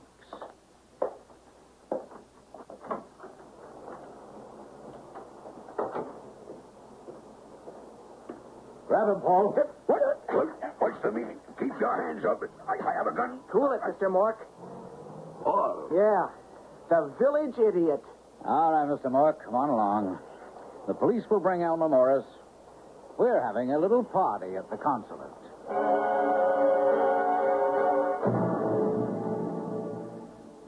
Hi, Hulda. How did a pretty girl like you... Shut up. Well, Mr. Mork, you recognize anyone here? Hulda? Bernard? Elmer Morris? I'll have your job for this, Mr. Adams. Bernard has been very helpful. He saw the wickedness of his ways and told us everything. Have you anything to say, Mr. Morris? It is always a mistake to deal with an amateur. Bernard never should have sent the wine till Coppel ordered it. And Mork was a fool to say he talked to Von Sutter. Oh, very embarrassingly amateur. The police will send you and Mork and Hulda... Embarrassingly amateur. The police will send you and Mork and Hulda back to the United States. Bernard will have a view through the bars for quite some time. And I will recommend that Paul Chapin be given the reward. Oh, yes, there is one. The reward for the capture of Elmer Morris. He didn't capture me. Not physically, perhaps, but his telephone call from the restaurant led the police to your room. I regret what happened, Paul. Yeah, sure. I mean, making you my cat's paw for the scheme. Mm-hmm. I hope that someday you'll forgive me. You are really something else. I almost feel sorry for you, Mr. Mort. I feel sorry for myself. Well, Mr. Adams. Yes, Mr. Mort. I'll bring in the police.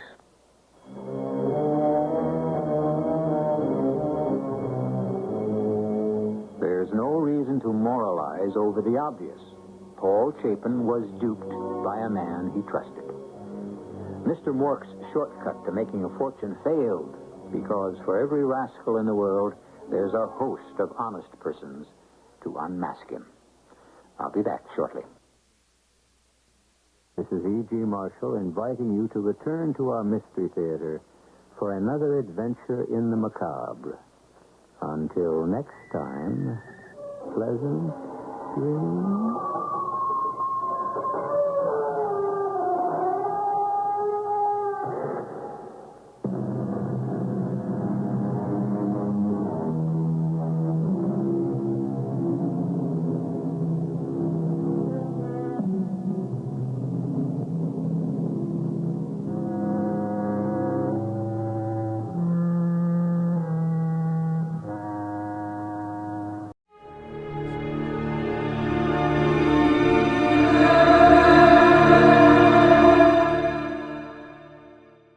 The CBS Radio Mystery Theater presents...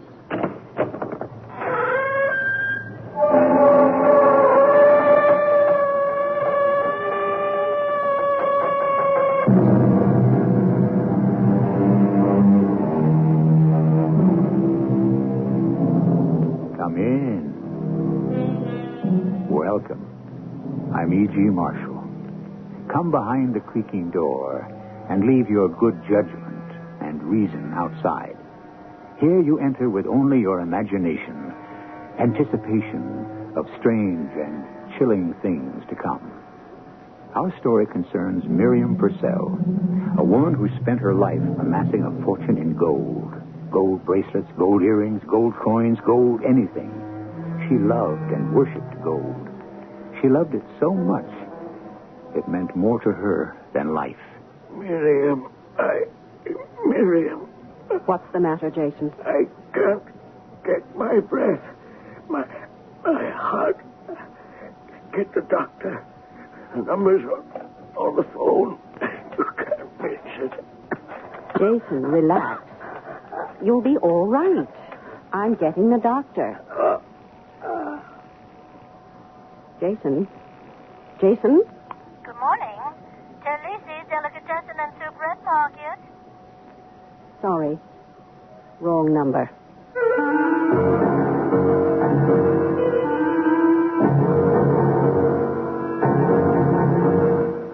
Our mystery drama, A Heart of Gold, was written especially for the Mystery Theater by Bob Juran and stars Francis Sternhagen. It is sponsored in part by Buick Motor Division and True Value Hardware Stores. I'll be back shortly with Act One.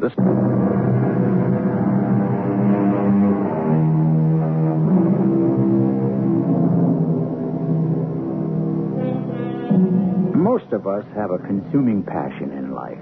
For some, it may be as simple and loving as the care of a pet. For others, it may be a job, profession, a hobby. For Miriam Purcell, it was gold. Gold in any form. It fascinated her, obsessed her, and controlled her. But Miriam Purcell was growing old. She knew her end was not far off, and she dreaded the fact that she would have to leave her gold behind and be forgotten with the rest. So Miriam Purcell came up with a unique idea. My portrait in gold coins, Rupert. A specially struck commemorative set of coins. Miriam, my father and I have been your attorneys, your counselors, and more than that, your friends for 40 years. Now, let me advise. I don't want advice. I want you to arrange it. You're telling me you want to take your gold, every ring, every bracelet, every bit of gold you own, and melt it into coin? Precisely. Commemorative coins with my portrait on them. I shall make it a bequest to the City Public Library. I rather think the City Fathers would be happy to honor my memory in the public library. I've done plenty for this city. Your philanthropy is a legend, Miriam, but... No buts, Rupert. I'm paying you to do as I say. But your gold is worth a fortune. And I've no one to leave it to. Well, the sale would bring enough to... What sale? Well, when your estate is, disposed of. Exactly, Rupert. I don't want to be disposed of. I don't want my possessions thrown to the winds, the auction block or whatever. Oh, I don't care about the house and the furniture. But my gold, that shall never fall into greedy hands. I plan to protect it. The moment the idea struck me, I knew that it was the right thing to do.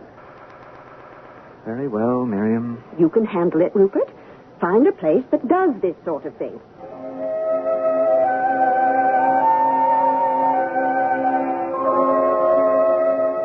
Well, Rupert? Well, I found a firm that will make the coins, but it's expensive. The cast is the big item. Hang the expense. The number of coins depends, of course, on the amount of gold. They'll have to see it, weigh it. And then there's the size of the coins to be considered, the inscription, and, of course, your portrait. My portrait, yes. That's most important. Can they weigh the gold here? We don't have to take it all to their office, do we?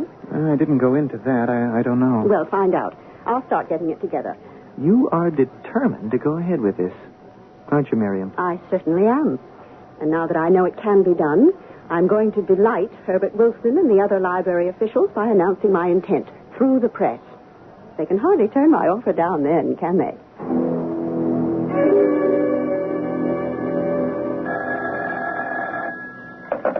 Hello? Oh, hello, Mr. Wilson. Yeah, well, I was going to discuss it with you first, but this seems so much more dramatic. You are pleased, aren't you? Yeah, I thought you would be. I do want to come down and discuss the location for the display. I don't know yet just how the coins will be mounted or how many there will be. Oh, there are a dozen details to work out.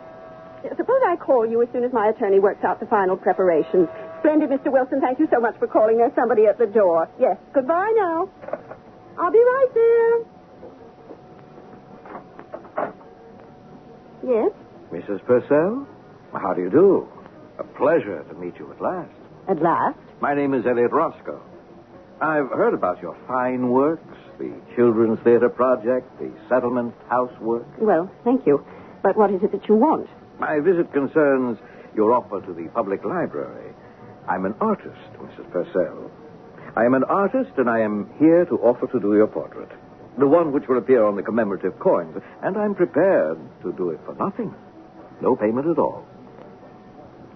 Well, come in, Mr. Roscoe, please.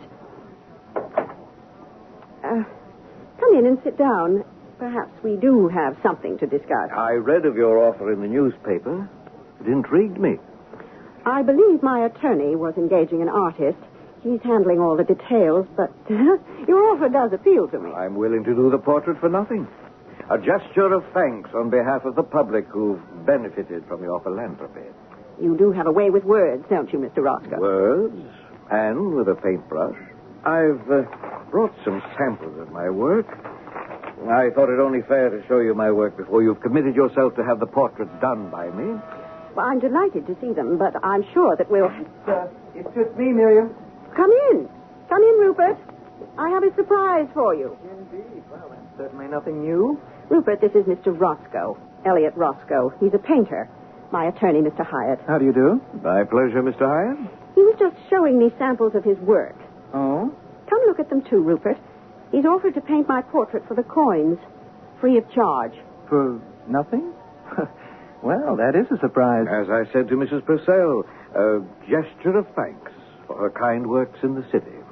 These are spectacular, Elliot. May I call you Elliot? I'm honored. Oh, look at this landscape, Rupert. Damn good stuff. Oh, an excellent still life. Mm. I'm surprised your name doesn't register. I'm no stranger to art. Well, I'm better known on the continent, actually, but in a small way. I'm trying to get established here. I admitted to Mrs. Purcell the opportunity to do her portrait for the coins will be of great help to my career. That is, if I'm the chosen artist. Well, as far as I'm concerned, you're chosen. What do you think, Rupert? Well, I was planning to get Henry Fowle. Let me talk to him first. There are certain specifications the coin company demands, and Fowle's familiar with them. I'm sure Elliot can handle that. What did you have in mind for the portrait, Mrs. Purcell? Profile? Full face? Torso? I haven't really thought about it. Oh, but I do want to be wearing some of my gold jewelry. We'll discuss it at the first sitting. Then I'm to assume you want me? Call us next week, and we'll discuss it further, Mr. Roscoe. Very well. I'm glad you liked my sketches. I'll see you out. I promise you'll be satisfied, Mrs. Purcell. Your portrait will be an exact likeness. I can assure you. Good day, sir. Are you out of your mind, Miriam? Allowing a perfect stranger to bulldoze you like that? What do you mean, Rupert? He's no painter. He's a con artist. Why are you fighting me every step? You're paying me to look after your interests, and in this case, I am. He's simply after your gold. He never painted those pictures he showed you. Well, why should you doubt him? But how can you believe him? A stranger walks in, tells you he wants to paint your portrait for nothing. Come on, you're shrewder than that, Miriam. I'll prove it to you. I'll get in touch with Henry Fowle and prove there's no such artist as Elliot Roscoe.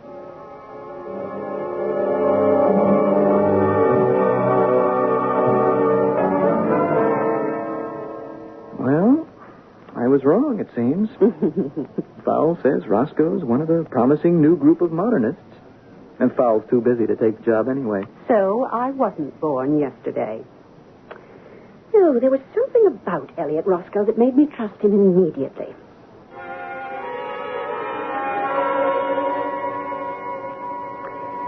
I've decided on a head and shoulders frontal pose, Elliot. Splendid.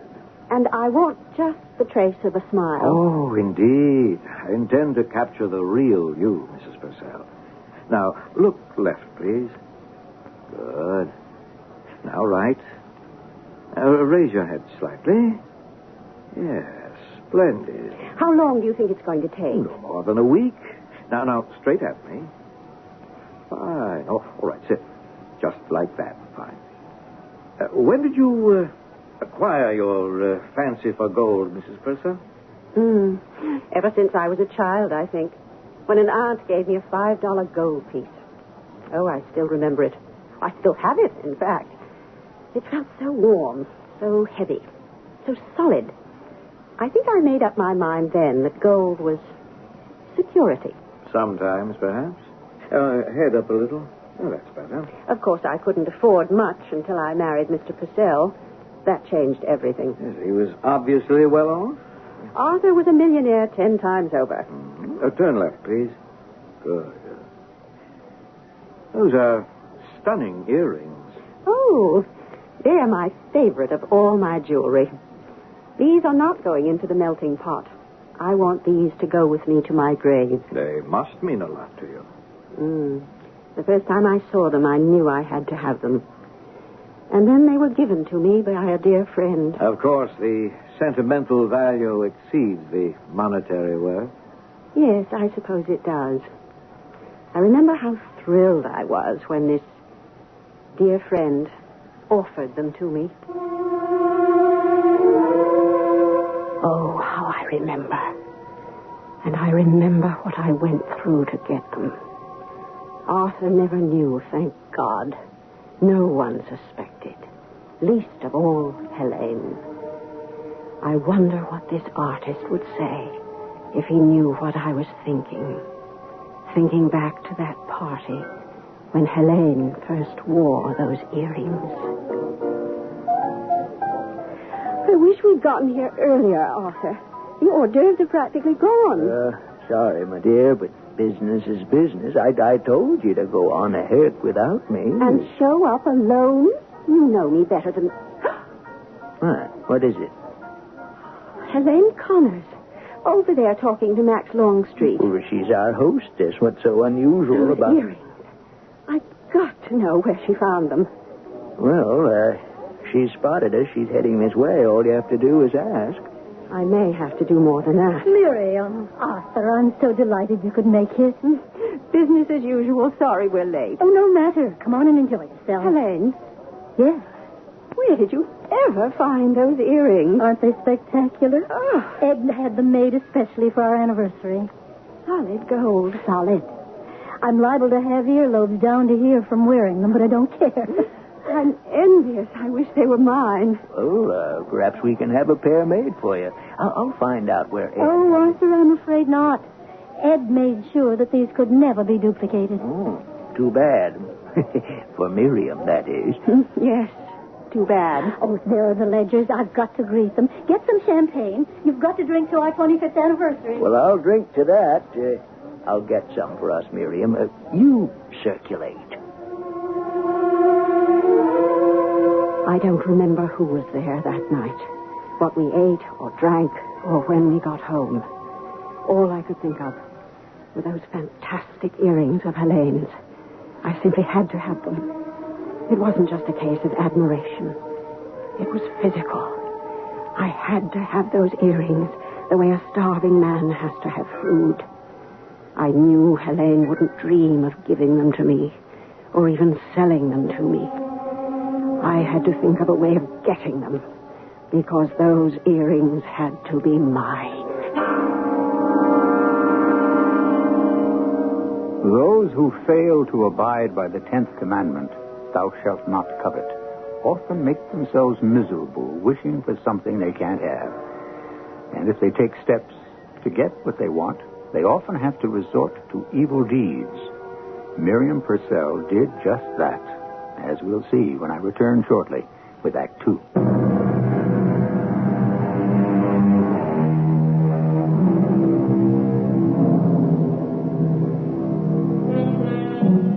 In her passionate quest for gold, Miriam Purcell is bound and determined to acquire a pair of earrings belonging to her dear friend, Helene Connors. As Miriam herself put it, her desire was a physical thing. We know Miriam got the earrings because she's wearing them right now, as she sits for her portrait and reflects on her acquisition.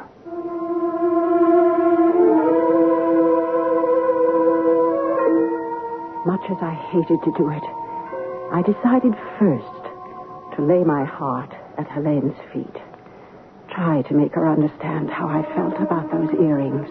But they were Ed's anniversary present to me. I can't possibly sell them. Helene, I'll trade you any piece of jewelry of mine for them.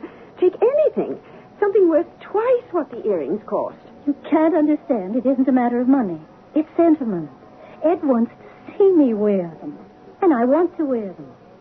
But you don't understand how much I want them. Miriam, I'll never understand. Please. We're such close friends. Don't spoil it by bringing this between us. All right, Helene. But make me a promise. If I can. Promise me that if you ever do decide to sell them or give them away, you'll let me have them. Of course. I can promise that. If I ever do decide. Because I won't. Nothing could make me want to part with those earrings. And I knew she meant it. But I wasn't finished. There had to be a way to get those earrings. And I finally thought of it. Hello, Mrs. Purcell. Yes? This is Joey. Fred Oaken said you might have a job for me. Oh, yes. I've been expecting your call. I never do business on the phone. Only in moving cars. I'll pick you up today at 1. Can't we talk here? There's nothing as private as a moving car.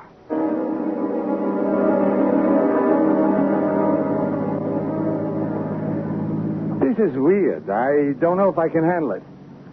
$10,000. Yeah, that's a lot of loot for not killing someone. Well? I guess you got yourself a deal. The woman and I lunch on Saturday at Trembley's. You know it? Who doesn't?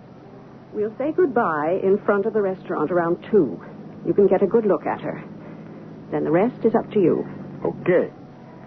This is one cookie job, but 10 grand is 10 grand. And it's not even murder. Hello?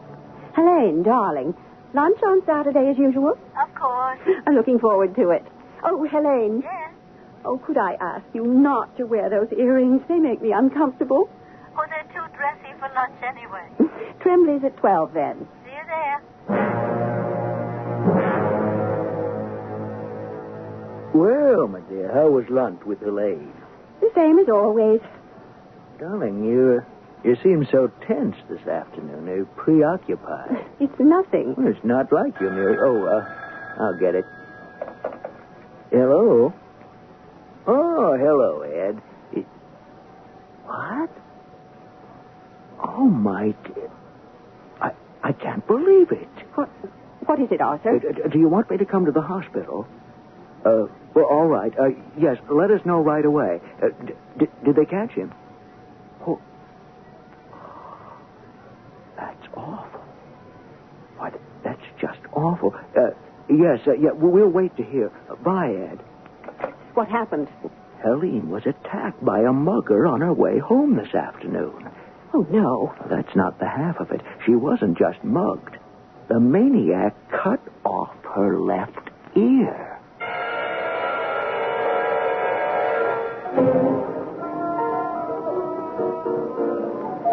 I'm so glad you're getting out and around again, Helene. I'm adjusting. Oh, if it had been me, I don't think I'd ever gotten over it. Oh, I'm not over it. Not even after these ghastly 3 months. I'm wearing my hair longer these days, as you can see. But the emotional scars take a lot more time to heal. Oh, yes, I imagine. I asked you to lunch today, Miriam. I imagine. I asked you to lunch today, Miriam, for a reason. I have a surprise for you. A surprise? These are for you. Oh, Helene, the earrings. I've no use for earrings anymore. I remember saying nothing would ever make me want to part with them. But this has. I can't wear them. And sitting in the jewel box, they just remind me of happier days. Oh, Helene, I can't. Not after this. I promised you that if I ever got rid of them, you'd be the one to have them. I'm keeping that promise now. I want you to have them.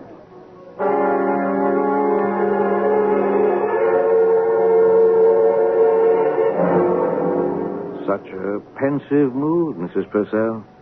Oh, I was just thinking. A penny for your thoughts? Not for sale. I think that'll be all for today. I've got a good start. May I see it? Certainly. It's just the rough right now. Oh, but that's remarkable, Elliot. But that really is me. That's what we're aiming for. Same time tomorrow? Same time tomorrow. How's the portrait going, Miriam? Take a look for yourself. Remarkable likeness. Roscoe's good. Spectacular. One more sitting will finish it. Good. Now, the coin company says they can make 15 matched coins with the amount of gold you have. Oh, they returned this vase. It's not pure gold. It's not? I should think you, of all people, would have known. No, I thought it was. Well, no matter. There's still plenty without it. Yes. Oh, 15 coins. Yes, that's marvelous. Now, they want to discuss the mounting. They suggested a velvet background set in a rosewood frame. Oh, that sounds beautiful. Yeah, they'll send some samples. You can decide then. I think I'll arrange a dedication ceremony with Henry Wilson. I mean, my presentation should be something special. The mayor, the press, champagne, don't you think? Well, of course, you can't very well send it over by parcel post. Oh, that's Elliot for today's sitting. Come on in, Elliot. You want to stay and watch? Well, thanks, but I have some errands to run. Hello, Mr. Hyatt. Mr. Roscoe. Miriam tells me 2 more sessions will finish it. Well, that's about it. I'm pleasantly surprised at the result. The portrait's exceptionally good. My humble thanks. Mm-hmm. I'll be in tomorrow with the mounting samples.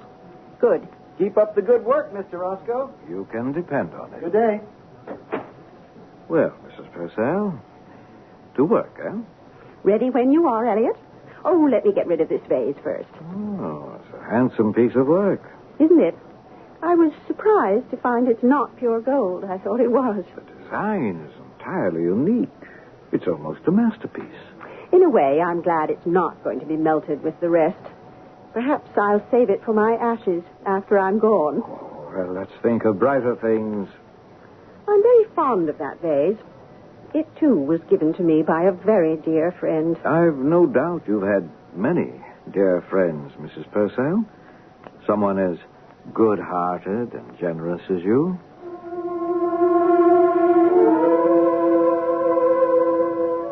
Yes, I've had a lot of friends, I guess.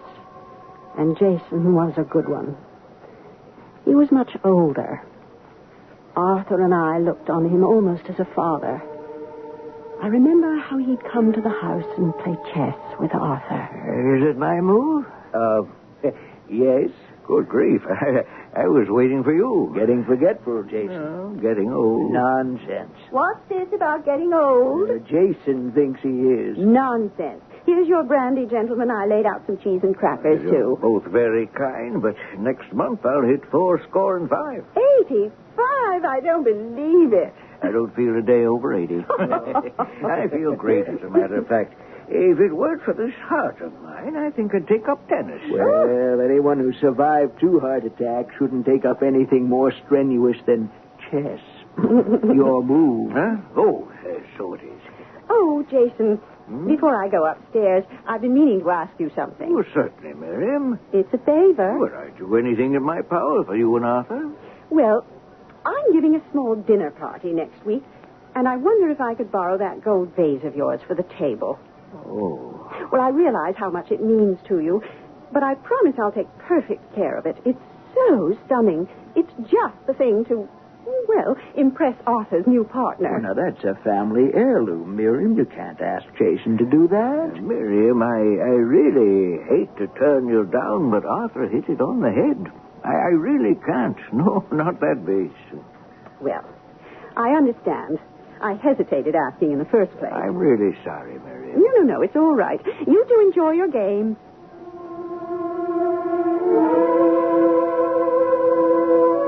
I knew what his answer would be, but I thought I might persuade him. I wanted that vase, and I knew now I'd have to wear him down. Who is it? It's Miriam, Jason. Oh.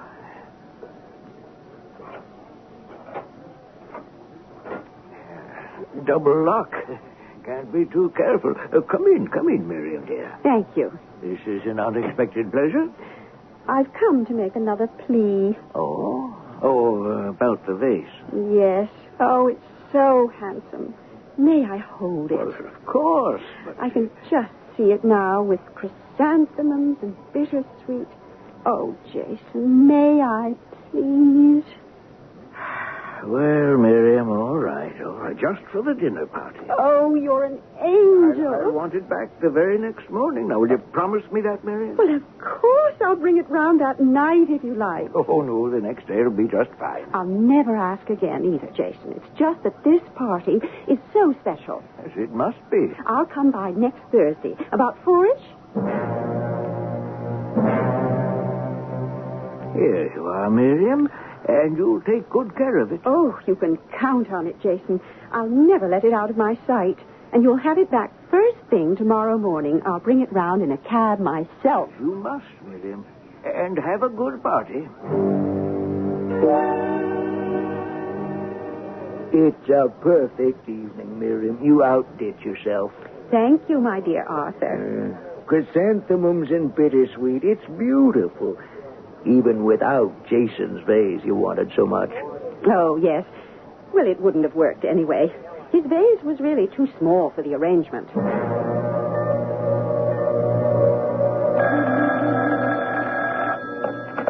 Hello? Miriam, it's Jason. Oh, yes, Jason. How was the dinner party? Oh, quite a success. Good. I thought you'd be here by now. You did say morning.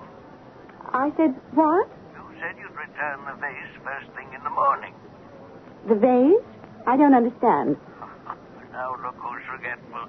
I'm talking about my vase you borrowed for the party. But you told me that I couldn't have it. Oh, Miriam, please stop playing games. Well, I'm not playing games, Jason. Miriam, yesterday afternoon you picked up the vase for the party. I want it back. I don't know what you mean, Jason. I never borrowed your vase.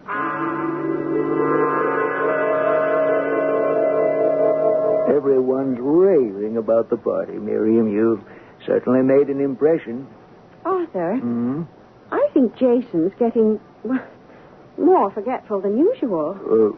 What do you mean? Well, he called me today and claimed that he lent me that vase for the party, and now he wants it back. What? You heard him tell me last week that I couldn't have it. In fact, you agreed because it's a family heirloom. Well, that's right.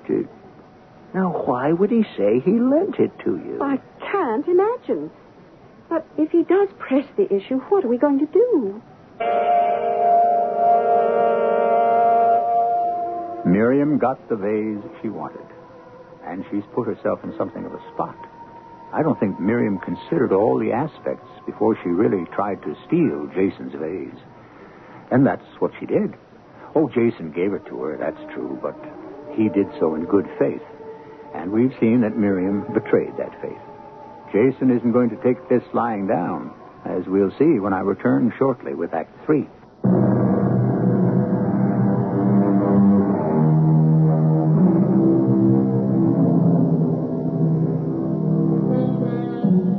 Having an all-consuming interest can be a healthy thing, up to a point.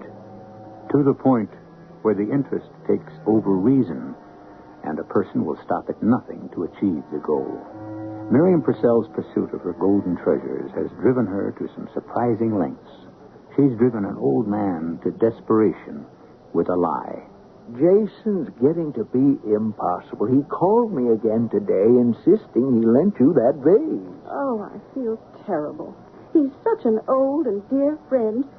Well, what can we do? We can't have him hounding us like this. Miriam, you are telling the truth. You didn't borrow that vase. Arthur, how could you possibly think that... I know, but I can't see why Jason would make up such a story. Well, do you think I would? Do you think I'd pretend I didn't borrow it? What reason would I have? Well, we've got a problem on our hands. Maybe Rupert can talk to him. Oh, I hate to get our lawyer into this. It can't be that serious. Well, it might get to be if Jason's lawyer gets into it. Jason, I've come to try to reason with you. Reason with me? You witch. Oh, Jason, how can you say that? How can I say that? Because that's what you are. Old friends, indeed. You stole my vase. If your father were alive, he'd believe me. I thought Arthur would. Jason, you're upsetting yourself. Upset?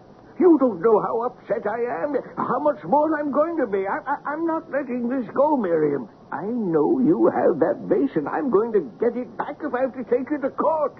If I have to get a search warrant for your house, I'll go there myself. And Jason, it won't do you any good. I don't have the vase. You never lent it to me. I did, and you... Miriam. Miriam. What's the matter, Jason? I can't get my breath.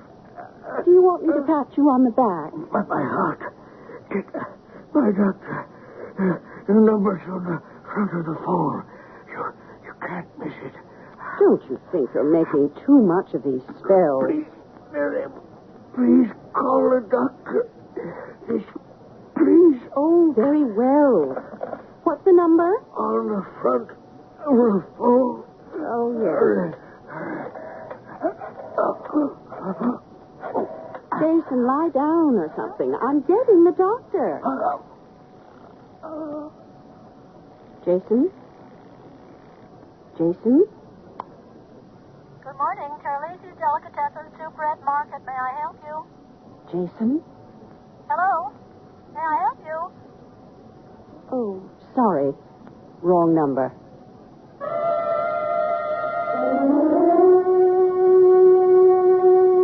I'm home, Miriam. Oh, you're early. Yeah, had a pretty good day. Finished up early. And a banner day it was. Not one phone call from Jason. Oh. Maybe he's cooling off about the whole thing. Oh, maybe. Yeah. What'd you do today, my pet? I stayed home all day. I did some sewing and finished that book by Colette. No library meeting? No friends of the Philharmonic? No, I didn't go out. Well, I'll fix us a cocktail. Oh, get that, will you, my dear? Oh, all right. I'll get it. Hello? Yes, this is Mrs. Purcell. Yes, of course. He's an old friend. Why? Oh, no. Oh, no. Oh, what is it, Miriam? Jason's dead.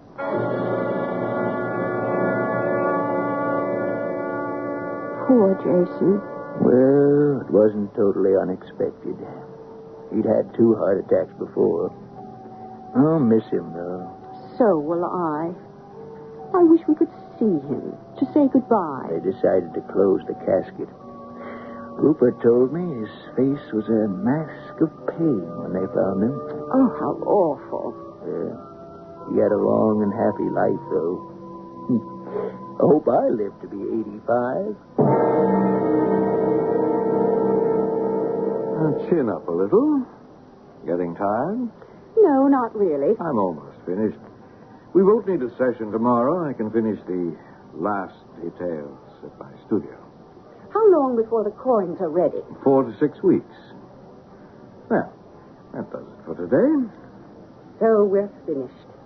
Oh, it's a perfect portrait, Elliot. I knew it would be. Thank you. There are a few details to add, as I said, but I'll take care of them later. Well, which one do you want, Miriam? Oh, it's so hard to decide. I think the blue velvet. Yes, blue sets off the gold best. And the rosewood frame, of course. That's perfect.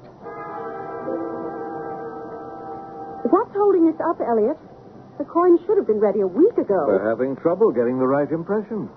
Well, I don't know anything about it, but it seems ridiculous to take this much time. It's not as though we were their first customers. Each job has its own problems, Mrs. Purcell. I've had to postpone the dedication ceremony once already. I don't want to have to do it again. Ah, but you do want your commemorative coins to be just right, don't you? Well, yes, that is the important thing. Well, then leave things to me, Mrs. Purcell. Good quality takes time. Good news, Mrs. Purcell. They finally got the impression to hold. The coins will be ready on Saturday. Can I believe that? You can believe it. I'm picking them up at 10:30. Well, thank heavens for that. I'll go ahead and set the ceremony for Sunday.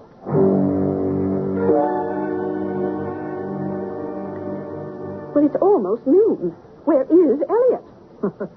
Stuck in traffic, maybe? Don't joke, Rupert. I'm not in the mood for it. Sorry. Rupert? Hmm? You don't think that he might Have what? have made off with them? The coins are all solid gold. Hey, I never thought of I that. trusted him so. It never occurred to me that he might try to steal Well, them. now we don't know that he has. Tell you what, I'll call the company, see if he's picked them up yet. I have the number here somewhere. If he hasn't arrived yet, tell them you'll pick them up. Tell them not to give them to Elliot Roscoe. Maybe I should have done that in the first place. You see, after my initial contact, Roscoe handled all the details with the company. Oh. I never thought to step in. I'm beginning to think that was a... hello? Yes, this is Rupert Hyatt. I'm calling for Mrs. Purcell. Yeah, you've done a set of coins. Yes, Purcell. Tell me, has the artist been there to pick them up yet? I see. Very well, thank you. He picked them up more than an hour ago. Oh, dear. All we can do is wait and hope. Should we call the police? And tell them what? Well, I don't know. But this so-called artist may be on his way to Argentina or someplace with all my gold. He should have been here in 10 minutes if he came directly from the coin company. I'll try his studio. Perhaps he went there. Oh, thank heavens. Come in. Come in. Where in the world have you been? I got stuck in traffic. Sorry. Oh, I've been a nervous wreck. Well, here they are. I'll be interested in your reaction, Mrs. Purcell. The mounting is extremely handsome. Well, this calls for a celebration. pour some brandy, Rupert. Let me help you with the wrapping. Brandy for 3 coming up. How do you think they turned out, Elliot? Oh, the likeness is the real you, Mrs. Purcell. Well, Mrs. Purcell? Miriam! Miriam, what's the matter? No, it can't be. It can't be. Miriam, Oh, for God, heaven's no. Miriam! Oh. My God, you threw the whole thing through the window. What in heaven's name is it, Roscoe? How could they know? How could they know? Roscoe, call an ambulance. She's collapsed. I don't think that would help. Miriam, damn it, man, will you call that ambulance and get some brandy over here quick? Yes, brandy. I think you'll need it. Miriam, will you hurry with that brandy? Miriam. Here's the brandy. Roscoe, she's dead. Miriam's dead.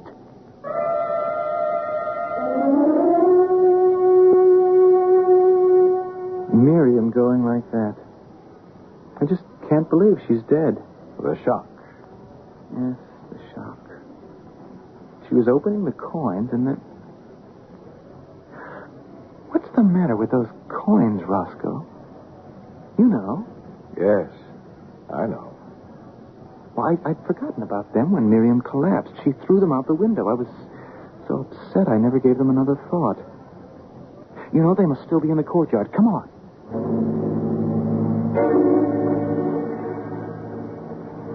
There they are. Frame's broken. The plastic's cracked, too, but the coins seem to be all there. And what the devil could be the matter with them? Take a look. What is this? What is this? That's not Miriam's face. That's not the face you painted. Quite so.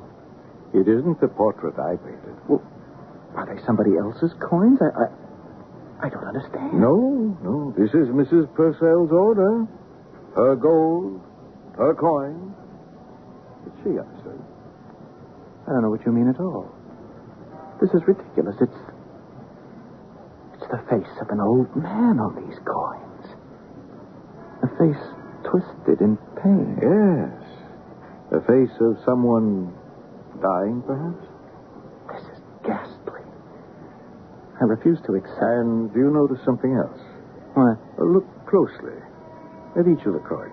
Well, they're all alike. The same twisted face of an old man. Yes, but look again. The left ear is missing. No, Miriam. That's not the portrait I painted. It's the one you painted yourself. With your greed, your selfishness, your cruelty. Oh, the canvas was beautiful. The one you saw with the lovely face, the gentle smile, the beautiful earrings. But when the coins were struck, Miriam, your precious gold took over to capture the real you. After all, you'd already sacrificed your soul for your gold many times over. So, dear Miriam, rest content. The coins are indeed a remarkable likeness, and your memory will not be forgotten with the rest. You created it with your heart of gold.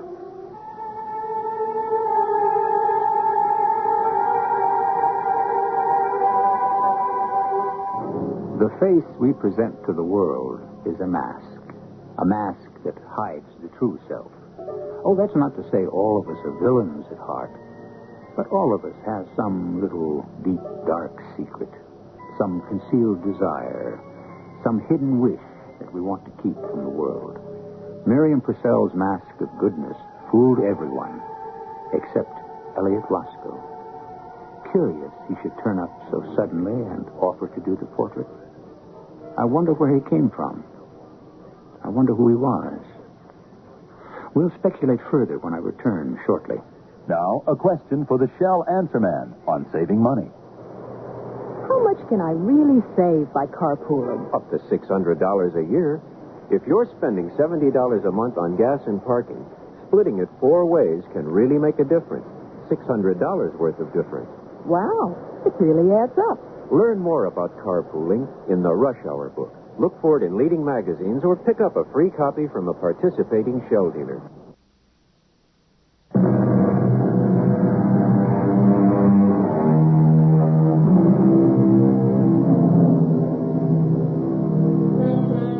I guess we all know by now that the personage who called himself Elliot Roscoe was no ordinary painter, if indeed he was a painter at all.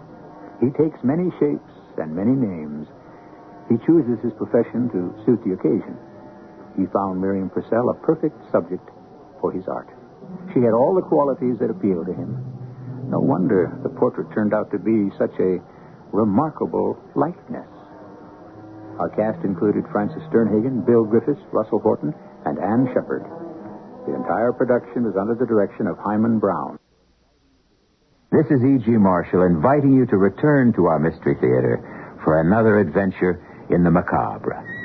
Until next time, pleasant dreams.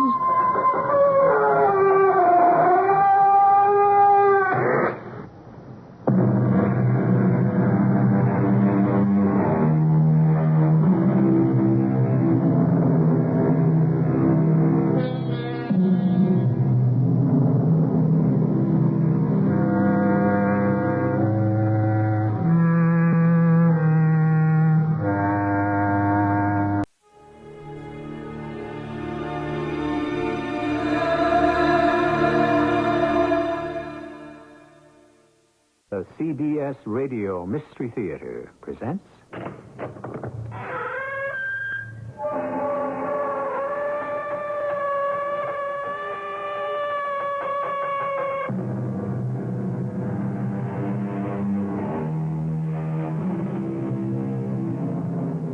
Come in. Welcome. I'm E.G. Marshall. But before you come in, stop a minute and look up at the night sky. Familiar? But there are those who will tell you that our sky is not all that familiar. That more and more it is filled with unidentified flying objects, and they will offer you stronger and stronger factual proof that they are there. Is it true? Are they really UFOs? Or to use a less scientific phrase, flying saucers? Well, Pete, did I steer you wrong? What do you mean, Bryce? The spacecraft. You just sighted it, didn't you? One way or another, I've seen quite a few stars tonight, including your first UFO.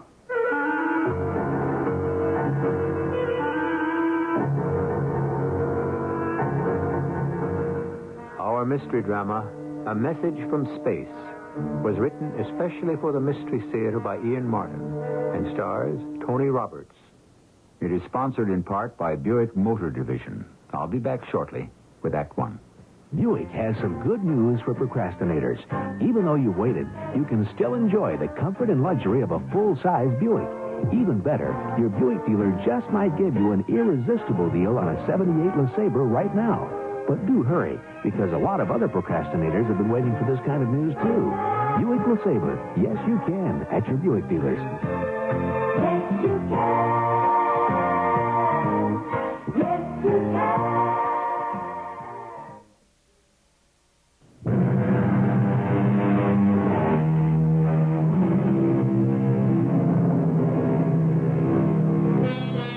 The term flying saucer was first used by a Texas farmer who saw one over his ranch in 1878. That's right, 100 years ago. For this information, I'm indebted to Arthur Shuttlewood, one of the foremost authorities in the world on UFOs. This is a story set down in the most part exactly as it was related by another recognized authority in the field, Bryce Bond. Of course, you must decide for yourself. The mystery, which ended in Warminster, England, began in the office of the features editor of one of America's largest newspapers. It's open. Come on in.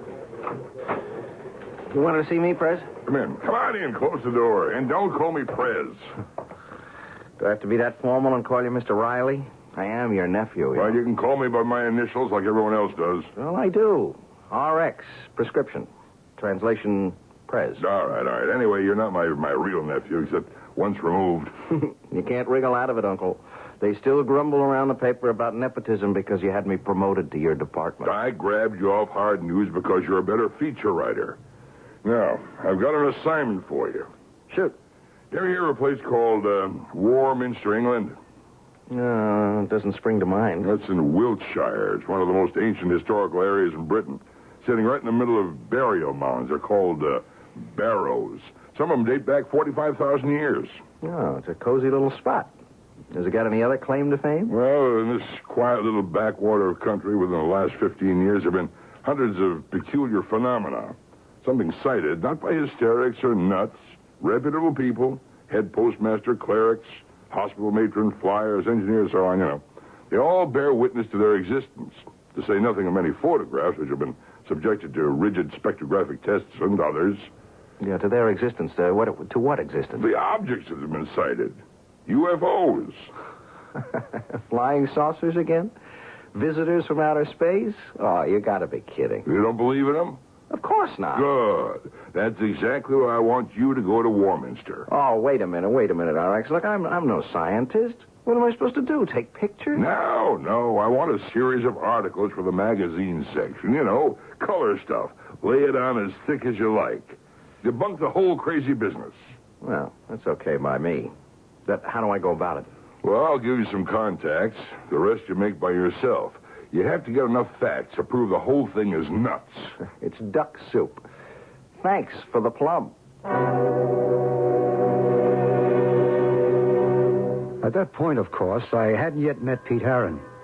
But a meeting was to come shortly, at the beginning of the experience which was to change his whole life and lead to a sudden and breathtaking climax.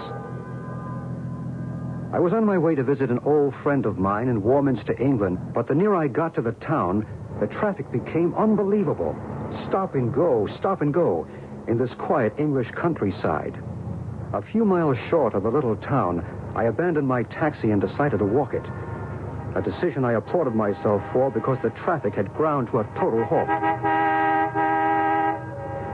I'm afraid that's not going to do you any good. There's a little bridge up ahead. That's a complete bottleneck. If anything's stalled there, you're going to be stuck for a while. The ugly American.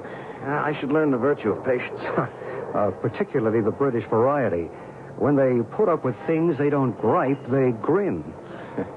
Object lesson for this American. Noted. And we'll try to learn from example. So you're American too, aren't you? Guilty as charged. You're not guilty, you're just plain smart.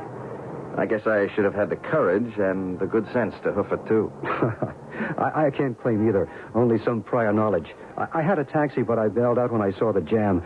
I realized from experience it was one of those hopeless evenings. What do you mean? Well, it looks like it's going to be a good night. The low cloud cover seems to be lifting. And if you're sensitive, you can just feel the magnetism bristling in the air. I think you'll see a UFO tonight. What? Isn't that what you're here for? Yeah, in a sense. What are you, clairvoyant or something? I have no need of ESP or extrasensory knowledge to deduce that. What do you think all the rest of these people are here for? You mean all this traffic is just people who are screwy enough to think they might sight a flying saucer? That's right. Oh, I don't mean they're screwy, just that they expect a sighting, and probably will get their wish. Who are you?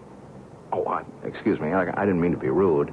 I'm Pete Heron. I'm Bryce Bond. Well, I'm a newspaper man. Yes, I know. Hey, you made my day. I mean, I always hope somebody reads my articles, but I never expect them to remember the byline.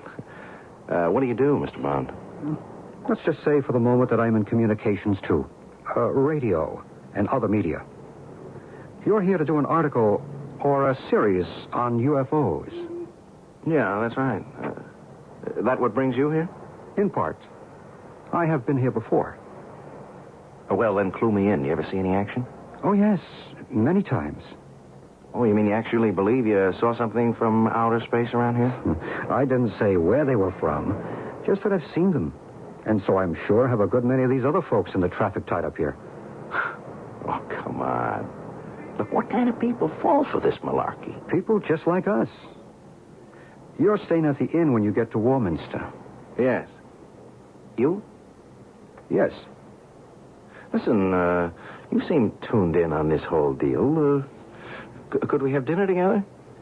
Or, on me, of course. I mean, on the paper. Oh, we'll have dinner together, but I'll pay my own freight. Oh, why? It's a justifiable expense. Well, I really have to move on. I have an appointment to keep. Can I say something? I don't know, maybe it's out of line, but... Well, say whatever thing you want. Well, you know, you're kind of an oddball, aren't you? I mean, look, just thinking back, things you said, they weren't questions. They were more statements and, I don't know, like my byline. You haven't really read any of my stuff, have you? No. Well, then, how do you know so much about me? Why I'm here and all that? Right where you are, you're sitting in an electrical matrix of energy beyond belief, or most human conception. You'd be surprised to know how much knowledge and communication can be carried on its waves. Well, meet you at 6:30 in the common room at the inn. If you ever get out of the traffic jam.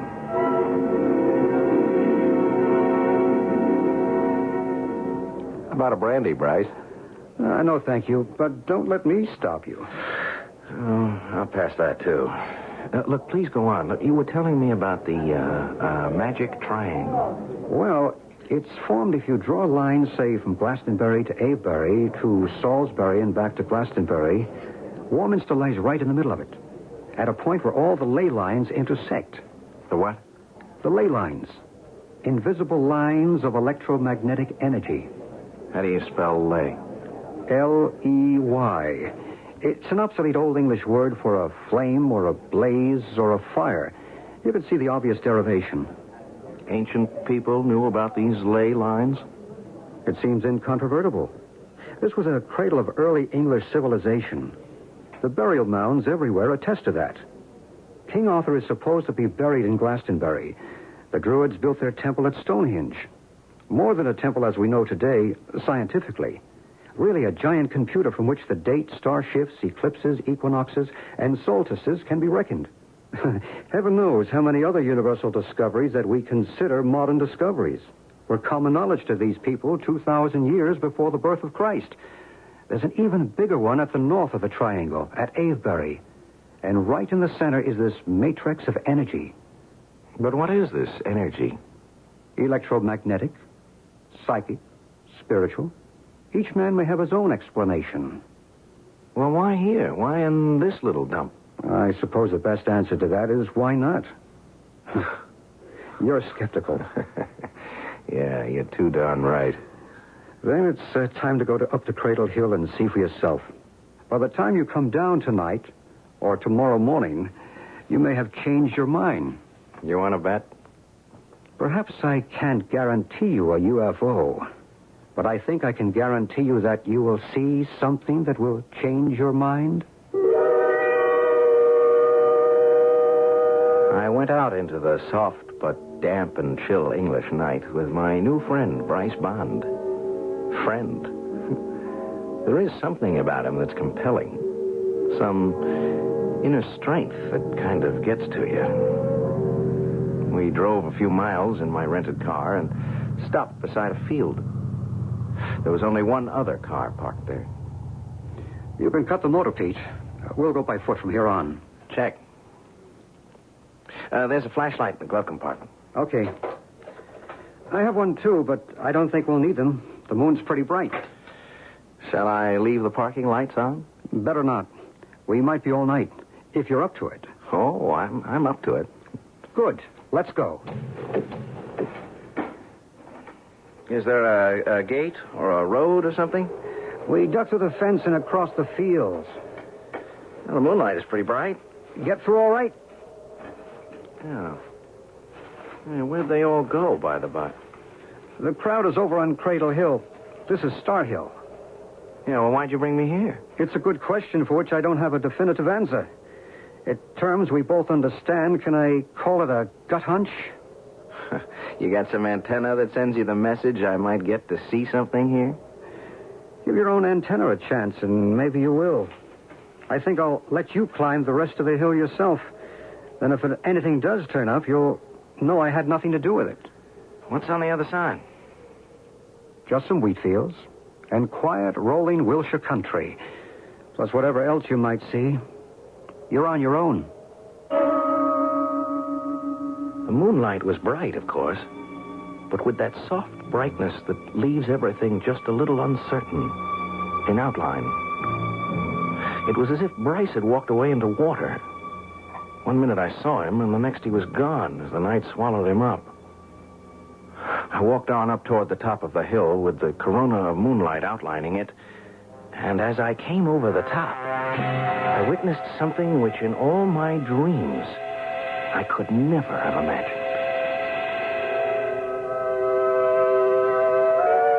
Now, what do you suppose Pete Heron, success-oriented, skeptical, but otherwise completely normal and totally adjusted to life as we live it, saw on the other side of that hill? Well, you're an intelligent listener, and you have probably gone way ahead of me since we have been building to this moment. But don't be too sure. There is something unexpected beyond the supernatural, at least for Pete Heron. I shall return shortly with Act 2.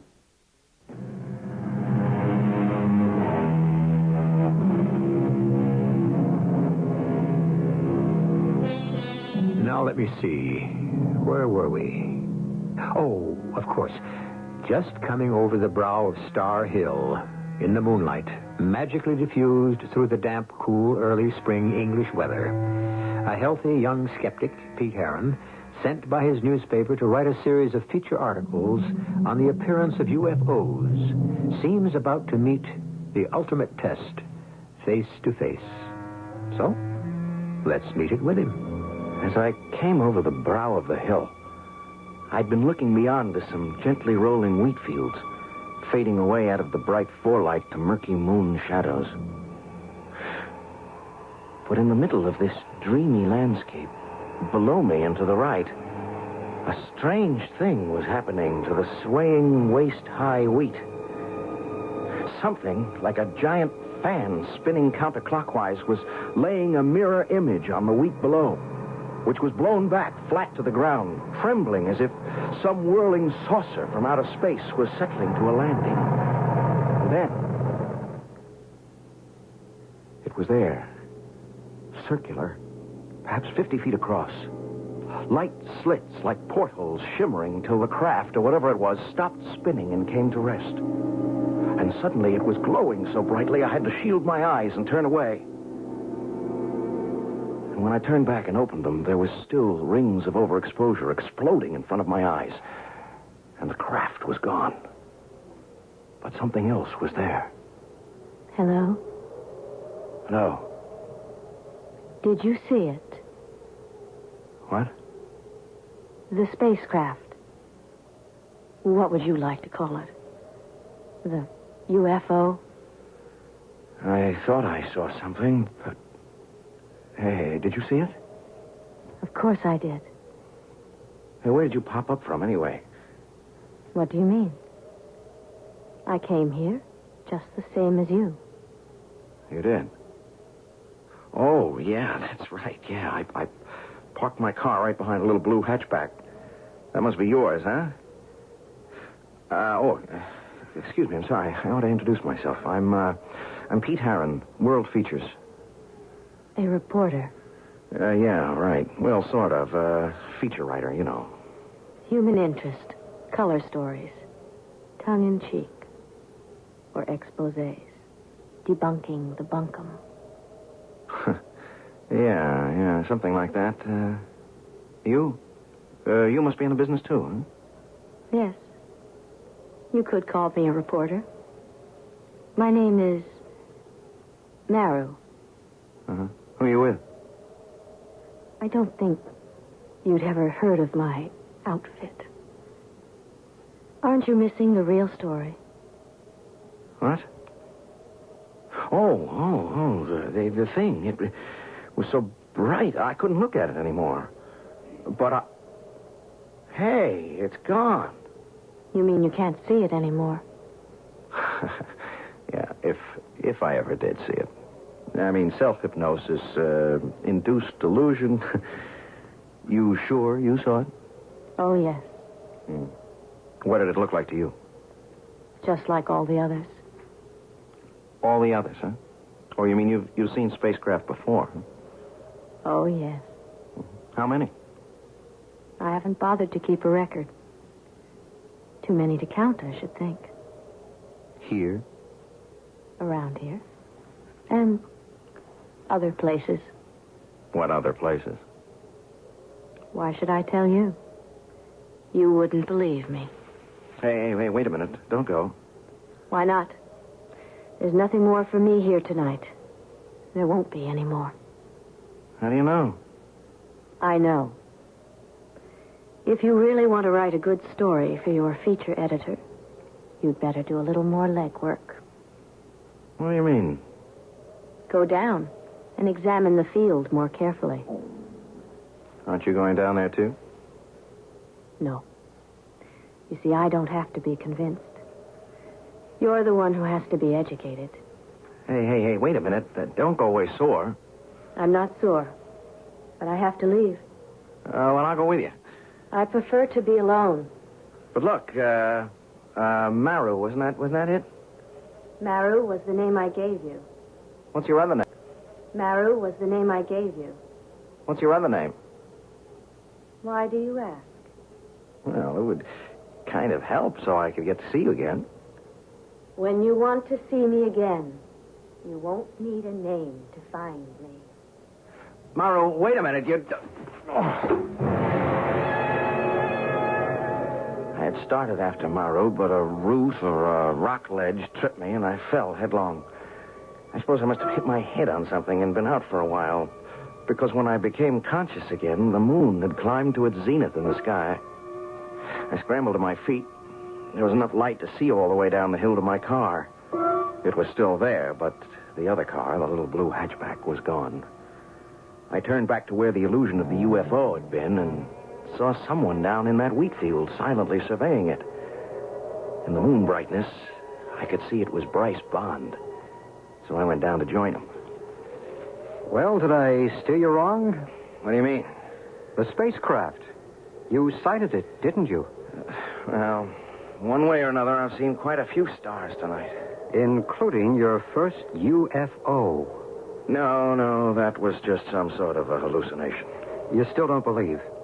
Even with the evidence right here in front of you? What evidence? We're standing on the perimeter of a field of delicate wheat. From anywhere around the edge of it to the center, there is not one mark of passage. The wheat stands unbroken. But the center of it is one of a deep impression, where the wheat churned flat in a counterclockwise direction. The earth is scorched beneath it. If something didn't land there, how do you account for it? Oh, a sudden squall, or the wind. In an English summer? Even so, the edges would have been affected, too. Don't you believe the evidence of your own eyes? I don't know. I mean, did you see the girl I was talking to? What girl? Well, she suddenly showed up on top of the hill there. She said her name was Maru. I don't know anybody by that name. It does sound like a phony, doesn't it? It's just as phony as all the rest. Is that the way you really feel, Pete?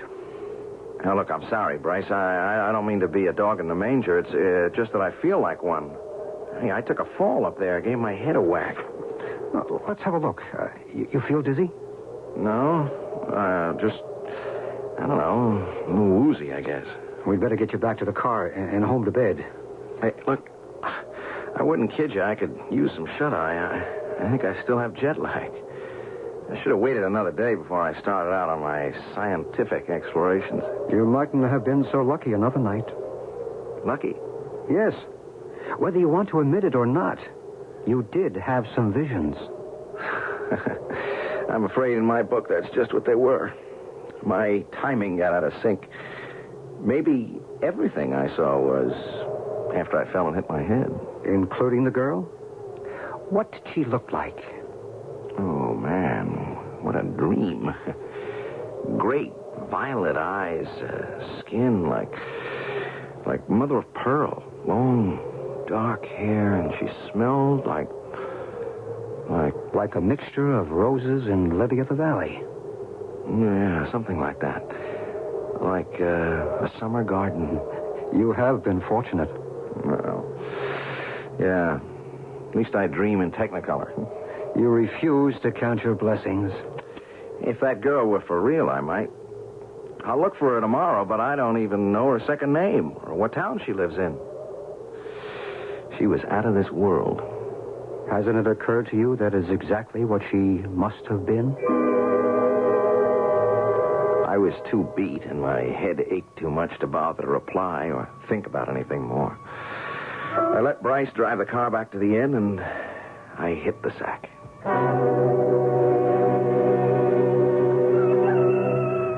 Some gung-ho rooster woke me up at sunrise. I looked at my watch and I'd had just about 5 hours rest, but I knew I couldn't get back to sleep. I was going looking for Maru. I didn't have any luck, which was why I was back in the car after dark and headed again for Star Hill. I'd avoided Bryce Bond all day, sneaked out of the hotel after dinner, afraid to admit that at least one thing he'd said had shaken me. Maru. Maybe he was right, and she was out of this world. But the drive, the need to see her again, was so strong, I was almost ready to become a believer. It was very peaceful on the top of the hill. The moon had risen earlier, and I could see the wheat field with the impression, that strange, inexplicable impression, still there. I had brought a sweater, and I was warm, and the last thing I remembered before I dozed off was Maru, and how much I wanted to believe I hadn't lost her forever.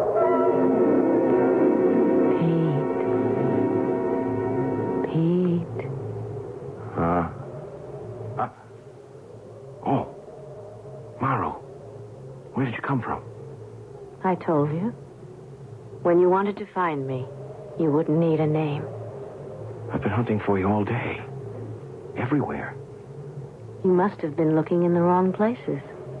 Well, at last I found the right one. Where two worlds meet.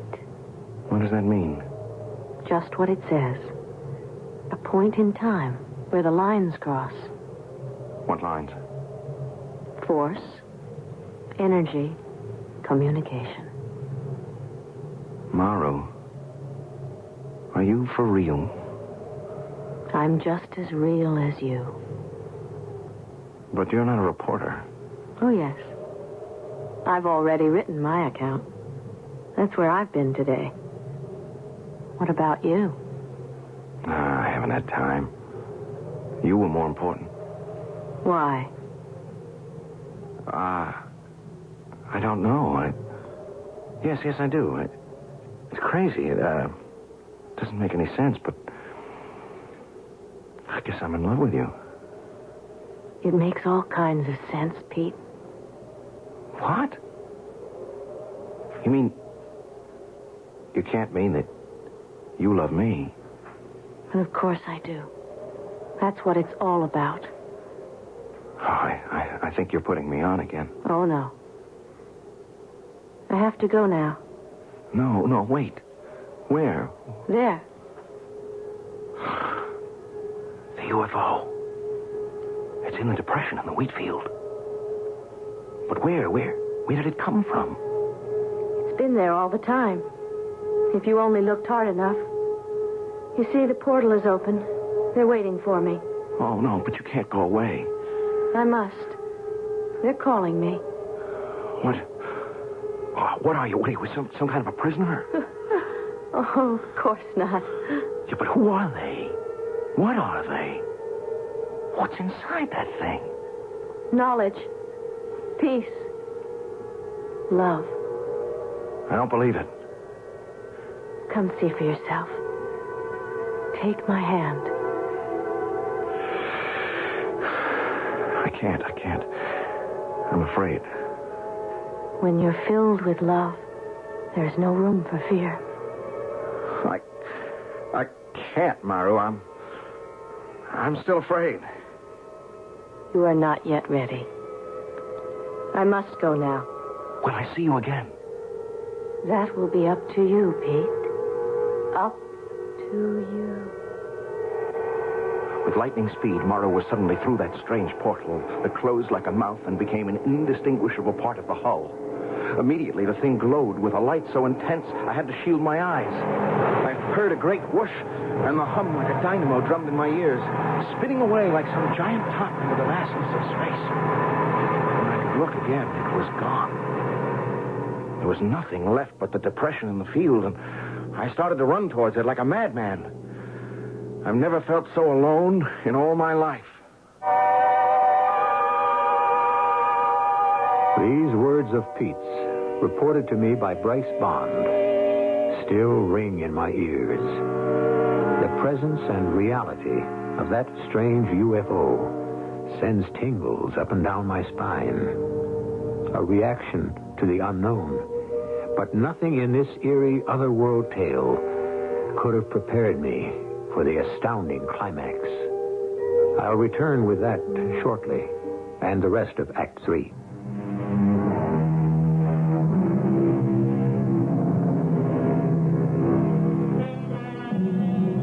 An Englishman named Arthur Shuttlewood, in his book, Key to the New Age, has said, "One must see one of these amazing phenomena to believe it, and there is no such thing as an expert in matters ufological. Individual experience is the key to all the answers." Well, now, I've never seen one, and I'm sure most of you haven't either, so we certainly can't qualify as experts. The only person I know who even comes near it is Bryce Bond. So, let's turn this account back to him. I was concerned about young Pete Harron after that knock on the head. He had remained incommunicado all day, and I was busy myself. So when I returned to the inn and found he had gone out after dark, I suspected where he had left for. So I borrowed a car to drive out to Star Hill. I came over the brow of the hill by full moonlight to see Pete rush suddenly from the edge of the wheat field to that curious depression, only to stop suddenly, his shoulders drooping, forlorn. Pete! Yeah? Oh, Bryce. How long you been here? I just arrived. Then, you didn't see it. A UFO? Yeah. No. And you didn't see her either. You mean the girl you met last night, Maru? Yes. No, I didn't. I could have gone with her. Oh, what's the use? I didn't. I didn't have the guts. Come on, Pete, take it easy. How's the head? Solid bone, clean through. Why couldn't I have... Oh, you mean the bump last night? Oh, that's nothing. It's just a scrape. Sure you're all right? Yeah. I'm all right, except for... For what happened tonight? Yeah. You want to talk about it? Maybe I do. There's so much to sort out. Yeah, I do. But not here. I need a drink. Come on, I got a bottle in my room. Aren't you coming? Right with you. Yes, they've been here. I can feel the warmth. The electricity still pulsating in the air. And that smell. That glorious scent. Roses and lily of the valley. Yeah, that's her smell. It's the way they all smell, Pete. Come on, let's go talk.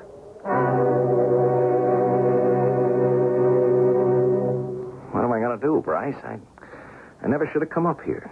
No way you could have stopped it. Oh, sure I could. Sure, RX is a tough man to cross, but he's not wholly unreasonable. I didn't mean because of your uncle. Oh, now have a heart. I mean, you're not going to tell me it was my karma or my fate or something, are you? Look, pick your own word. It all adds up to the same thing. Look, Bryce, I can't believe any of this mumbo-jumbo. Come on, it's against everything I've ever been taught, I've ever learned, I've ever believed in for myself. Then what are you so upset about? Hang it, Bryce, I have been through a wild set of hallucinations or nightmares. Sure, I'm shook. Why?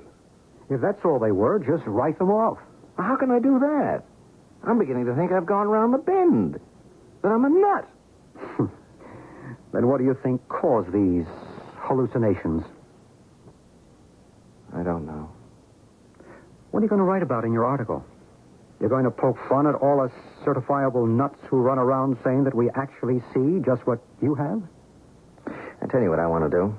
I want to put my tail between my legs and run. I would. If it weren't for her. Maybe that's why she was sent. Sent? To keep you from running. Obviously, they don't want you to. Well, why would they care about me? Hasn't it occurred to you that you may have been chosen? The only person I want to choose me is Maru. I don't care about them. Who the devil are they, anyway? People like you and me, a higher order, of course. Yeah? Well, where do they come from? From another planet. From another point in time. Perhaps they are right here with us. Living in a world alongside ours. In a time continuum with us. But what do they want with us? To help us. To guide us. Why? I believe because they are extensions of us. Another evolvement in the pattern of life. Another step upwards on the road to peace and perfect resolution. Oh, not all this and reincarnation, too. Why not? Listen, I don't want to open that can of beans, huh? I have enough trouble swallowing the UFO business. Help me, Bryce. If I can. Well, all right, tell me, why now? Okay, why at this point in time do they suddenly start showing up? Well, there are a lot of theories on that. I won't go into them because I don't believe it is only, as you say, at this point in time. What about Elijah's fiery chariot, or Moses' burning bush, or Ezekiel's wheel within a wheel, or even the Star of Bethlehem?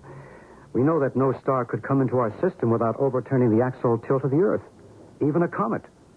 So why not a UFO? You have eventually to take it on faith. It's a matter of what you believe. Well, I don't know what I believe anymore. Then stay. Write your articles. Once you start to put your thoughts down in black and white, I think it'll all come clear. So I stayed. Nights, I waited on the hill, but nothing happened. Days, I wrote my articles. And 3 days after I sent off the first one, another visitor from another world contacted me. Pete? Are you Pete? Okay, RX, you don't have to try to shout all the way across the Atlantic. I can hear What's all this gibberish you mailed over here for the first article? I'm only reporting the facts, RX. What facts? Were you drunk or something? All this gobbledygook about seeing UFOs? Well, that's what you sent me over here to report on, RX. Well, you sound as if you believe this hogwash. I just reported what I saw. Well, you couldn't have seen what you said you did. There ain't any such thing as UFOs. There just ain't any such animal. And that girl business. Look, I didn't ask you for a comic strip. Violet eyes. Hooey. I want the truth on this story. If you don't believe that's what I'm reporting, maybe you better come over here and see for yourself. Well, I might just take you up on that. You just stay put at that end. I suppose I should have waited for the old boy, but I didn't know what plane he was coming in on, or even perhaps if he mightn't have changed his mind. Besides, when darkness came that night, wild horses couldn't have dragged me away from Star Hill, and the off chance that this might be the night for Maru's return. I left word at the inn where I'd gone, and Bryce was nice enough to say he'd keep an eye out for my uncle. I almost turned back at one point, but some inner voice drove me on. It was chilly and dark on Star Hill, and this night watch seemed interminable. Then, shortly after midnight, the air was suddenly warm and balmy, and the field below the hill was bathed in golden light, and the sound of it came. The strange portal in the spacecraft gaped open like a mouth, and from it, Maru came straight to me. We meet again, Pete. I thought you might never come. I hated to waste the time. What time? Till you believed. You believe now, don't you? Yes. Yes. Of course I believe. But I don't understand. You will. It will all be made clear to you. Shall we go? Where? To the craft. To meet the others. What do you feel? I don't know. The air is warm. You could bask in it. Sunbathe in it. I feel alive. Liberated. And yet at peace. Don't you understand? They're reaching out to you, communicating, telling you you are not alone in the universe. It's a message of love. Well, I don't need them. Only you, Morrow. You're the one I love. We'll have each other, my darling. But don't you see that is not enough? It's got to reach out, that love, and wash over everyone else. Till we are all one, as we are in our world. Perfect love.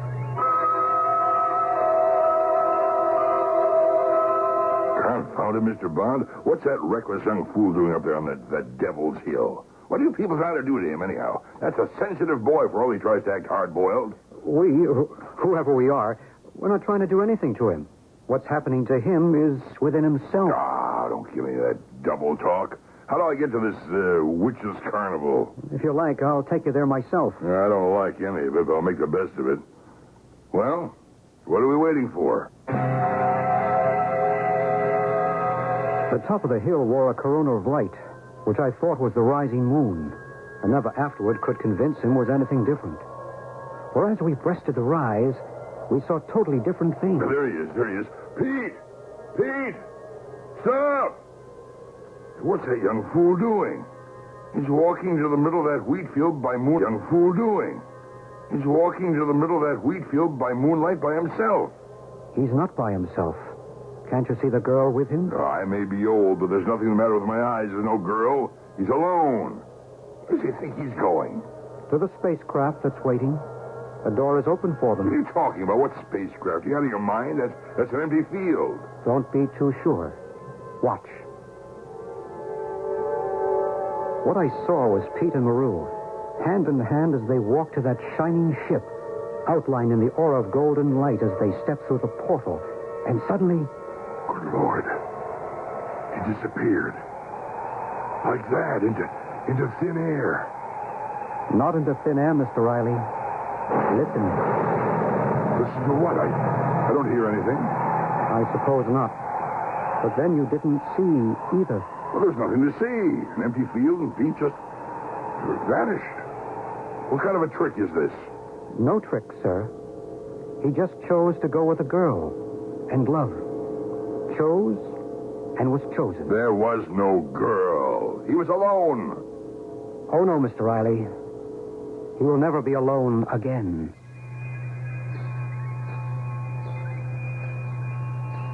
Impossible? Fantasy? If you wish. But within this same triangle, in a town named Shepton Mallet, with snow everywhere on the ground, a man once walked off his front porch and disappeared from the face of the earth, without, incidentally, leaving a single footprint. You see, nothing is really impossible. I'll be back shortly.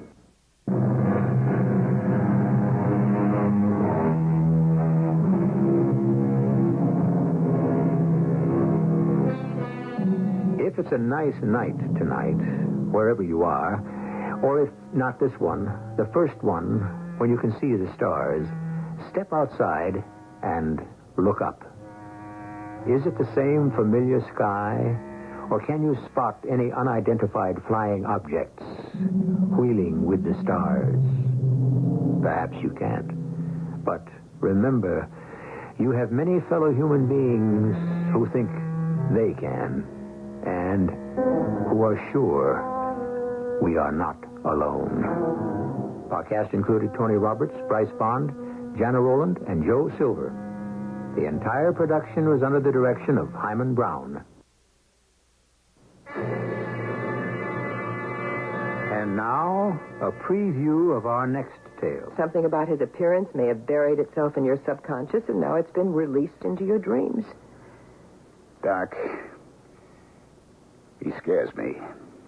Why should a man like this scare you? Because he's going to kill me. Now, how can you say that? I know exactly where he's going to do it, when he's going to do it, and how he's going to do it. How can you be so sure? Because I already seen him do it.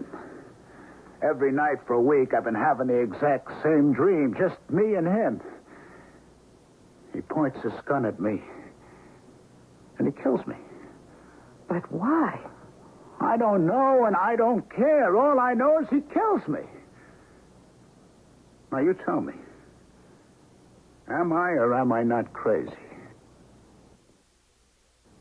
This is E.G. Marshall inviting you to return to our Mystery Theater for another adventure in the macabre.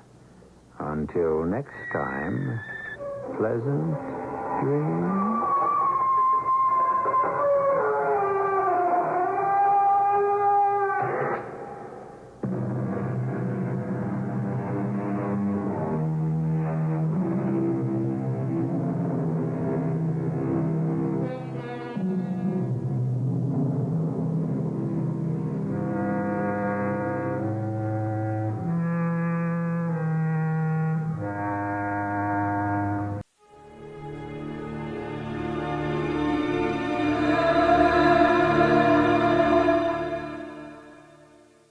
Theater presents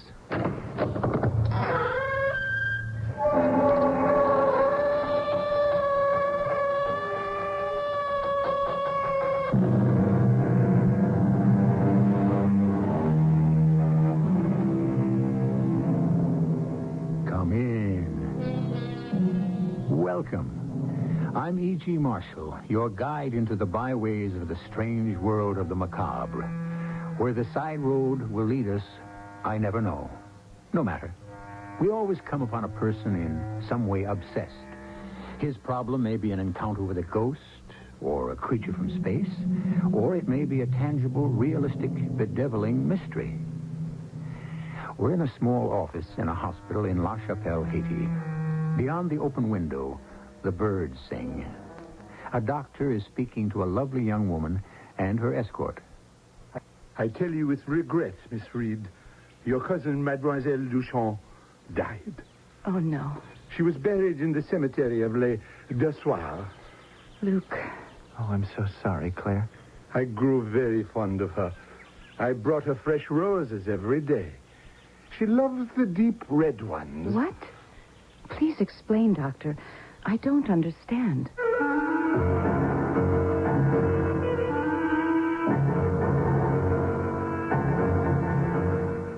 Our mystery story, A Matter of Identity, was written especially for Mystery Theater by Roy Windsor and stars Russell Horton and Heather McRae. I'll be back shortly with Act One.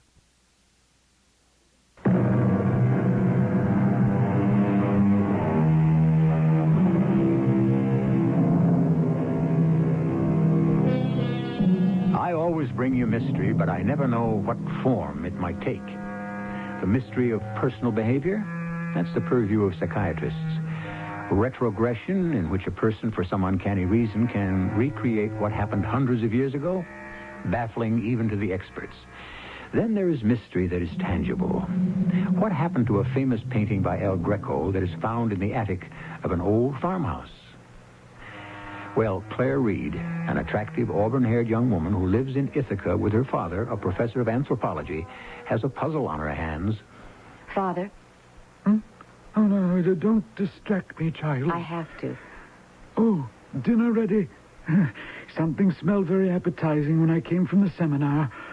Oh, how good you are, Claire. I don't know what I'd do without you. You manage us so well. Father, please, I have to talk to you. Oh? It's about Antoinette. I'm worried about her. Are you? Oh, I shouldn't if I were you, Claire. Your cousin's old enough to lead her own life. She's only 17, and she should have been back in Ithaca a week ago. Have you thought about that? Antoinette went to Haiti to visit Aunt Elise. Of course. Weeks ago. This letter from Antoinette is 2 weeks old. She enjoyed her stay with Aunt Elise, and then she wrote that a guide was driving her from Port-au-Prince into the hill country. Oh, indeed. Still quite primitive, I suppose.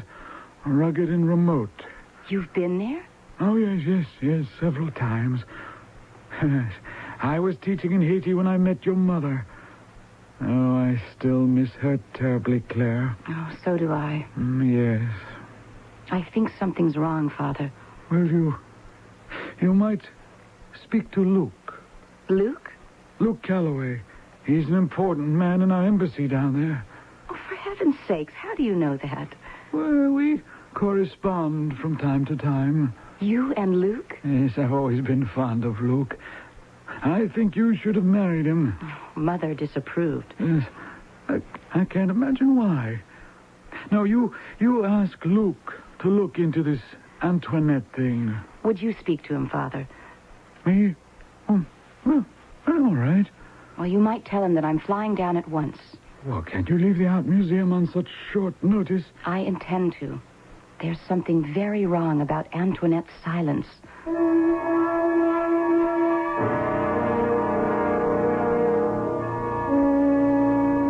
Hello, this is Luke Calloway. Hello, Luke. Homer Reed. Oh, a pleasure to hear from you, Professor. I wonder if I might impose on you. Claire's worried because her cousin, Antoinette Duchamp, hasn't returned from Haiti. And Claire expected her a week ago. Uh-huh. Where was she staying? With my wife's sister, Elise, outside Port-au-Prince, near Batichonville. Claire will visit her and then... Claire is flying down? Oh, yes. Claire will arrive... Oh, I see. Yes, of course. You could meet her, of course. How kind of you, Luke. Oh, my pleasure. When will she arrive? Oh, I really don't know. Now, I'll cable when I know the flight and time of arrival. All right, I'll be waiting for her. Now, tell me about Antoinette. Well, she wrote that she was going with a guide into the hill country beyond La Chapelle. Well, she's an impulsive girl and careless. For all I know, she may be on her way home, or she may have met with an accident. Okay, Professor, I'll speak to the police. Oh, I'm grateful for your trouble, Luke. I wish that somehow I could repay you. Oh, you have, Professor. What? I have? Sure. Isn't Claire flying down to Port-au-Prince?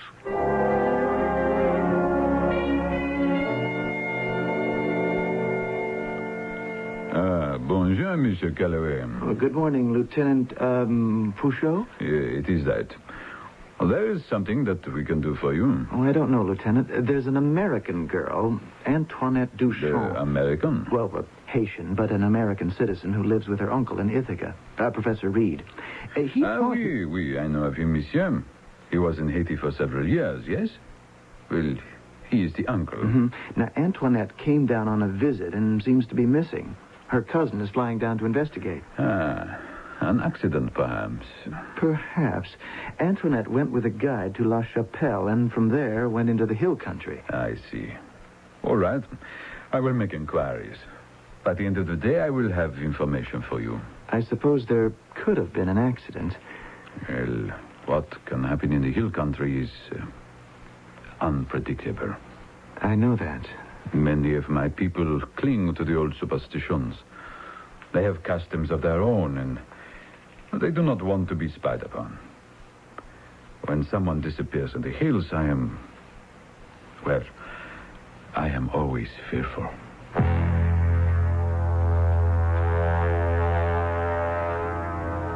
Claire? Claire? Oh, Claire! Luke, how very kind of you to meet me.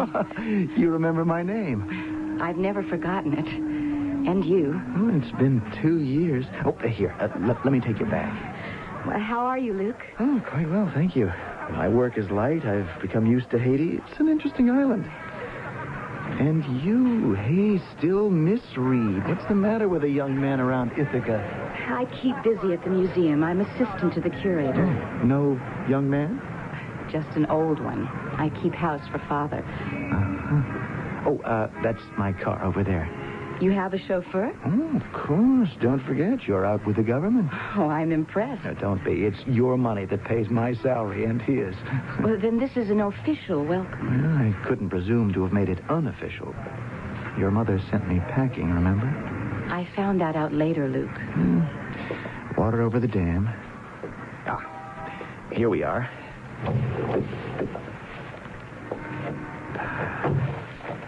Now, tell me about Antoinette.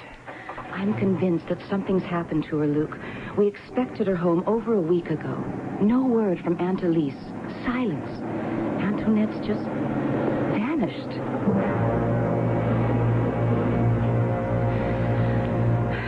I'm nervous, Luke. That's a waste of energy. Now, once we formulate a plan for tracing your cousin, we can't sit around wringing our hands. We have an elegant dinner at the best hotel, get a good night's sleep, and then we get to work, okay? I suppose so. I'm afraid I won't be very good company. Now, you let me decide that. I'm sorry you were so hurt, Luke. I'm sorry I mentioned it. I'm supposed to be a diplomat. Can you arrange to be away from the embassy to help me? Oh, of course. Protecting American citizens is one of our responsibilities. Now, I began work on the puzzle this morning. I visited with Lieutenant Luchot at the police department. Oh? Yeah, I told him what your father told me, and, well, it wasn't very much. He went to work. I told him we'd visit him late this afternoon. You don't think I'm being an impetuous fool, do you, Luke? Certainly not. Until we find out what's happened to Antoinette, she's a missing person. It's our job to find her. And don't worry, Claire. We will.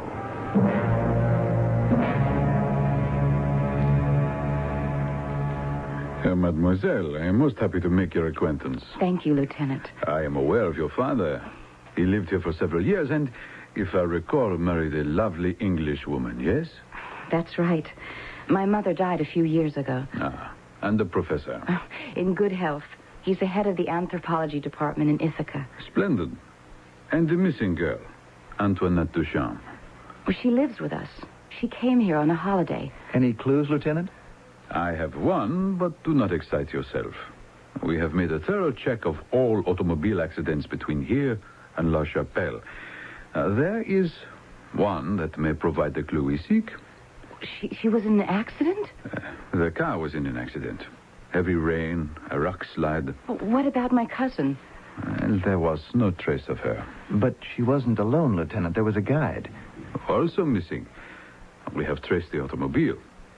A private car owned by a woman who takes parties on tour to visit the sugar plantations along the Atibonite River, Cap Hachian, the Citadel, even Pic La Salle, our highest peak. The woman's name was Barlow. Well, what happened to her and to my cousin? That is what we have to find out. Wouldn't the accident have been reported, Lieutenant? Well, it was not. A police car on patrol found it in a ditch. Oh, for heaven's sakes, you mean that no one lives near the place where the accident occurred? Well, in the area, oui, but simple peasants. Very poor. It is one civilization here in Port-au-Prince. Another further inland. The car was found outside La Chapelle? Several miles to the east. But if both women were injured or dead, what would have happened to the bodies? Or perhaps some peasant family took them in. A possibility, yes. That is possible. We must drive to the scene of the accident, Luke. No, not tonight. Well, how far is La Chapelle? No more than 40 miles. Well, then... No, Claire, the lieutenant is right. Once you leave Port-au-Prince, you enter into a different world, a different civilization. It's really primitive, Claire. In the daytime, it is more safe, mademoiselle. Could Mrs. Barlow and Antoinette have been taken to a hospital? It is a thought. Wouldn't a hospital report to the police if two women badly injured, I would suppose, were admitted to emergency? Well, sometimes yes, sometimes no. I simply don't understand. Speaking officially, Lieutenant, I must request you to order the police at La Chapelle to scour the area near the accident site and question the peasants who live nearby.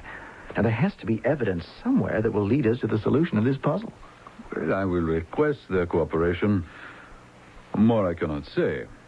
As I said this morning... Yes, I remember. Well, thank you. Well, you will come in tomorrow before you set out. I'll telephone, Lieutenant. Thank you for your help. And I wish you good luck, mademoiselle. Bonsoir.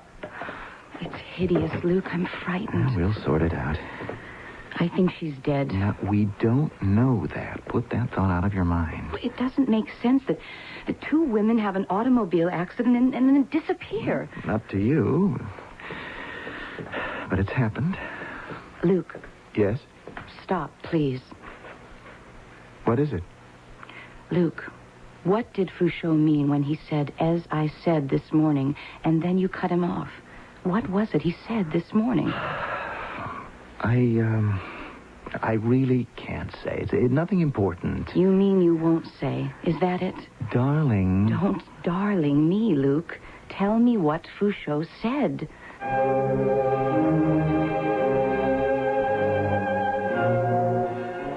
So this tale of the macabre is about a schoolgirl who has literally vanished near La Chapelle, Haiti.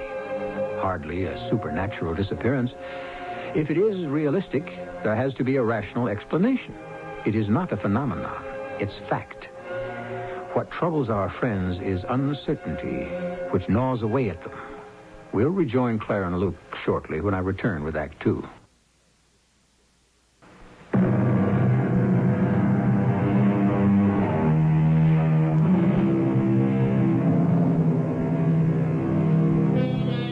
If someone disappears, it's not knowing what's happened that keeps you awake. You can imagine the anguish if a brother or sister or cousin suddenly vanishes and is heard of no more. Fools rush in is a truism, and the foolhardy find it too late to check an impulse.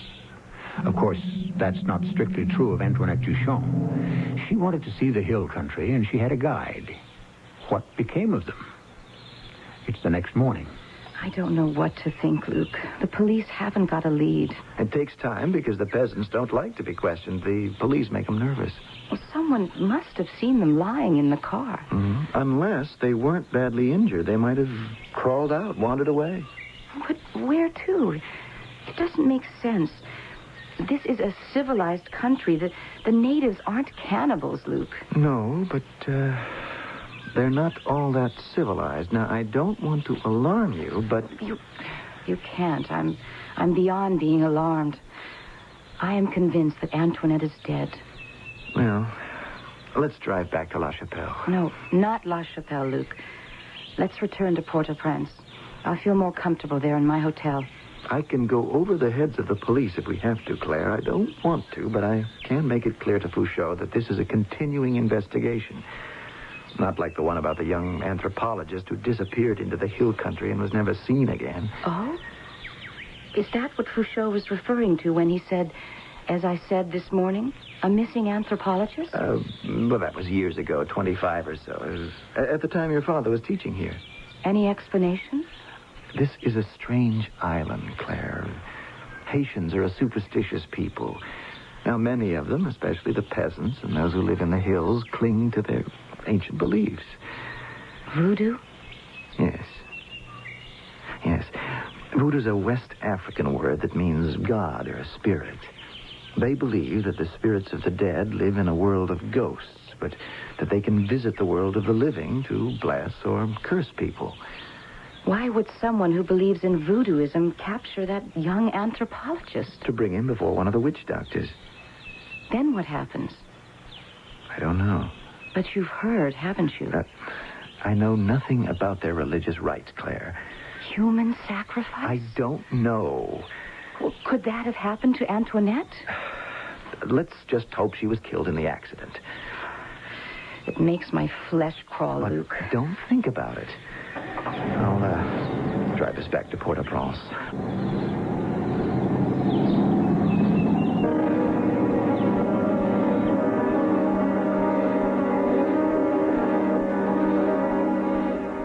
Good afternoon, Lieutenant. Ah, Monsieur Galloway and Mademoiselle Reed. I'm very pleased to have found you. Some news for me, Lieutenant. News? Yes. Is my cousin alive? I do not know. This, however, I do know. Several miles outside La Chapelle, there is a small hospital. One of the police, he goes there to make inquiries. The superintendent tells him that a young woman was brought there and was cared for. A young woman? There were two women. Of that I am aware, Monsieur Calloway. I refer only to one. The policeman learns that this woman somehow managed to stagger in the driving rain to the hospital where she was cared for. Because of injuries, she was weak. From exposure, she contracted pneumonia.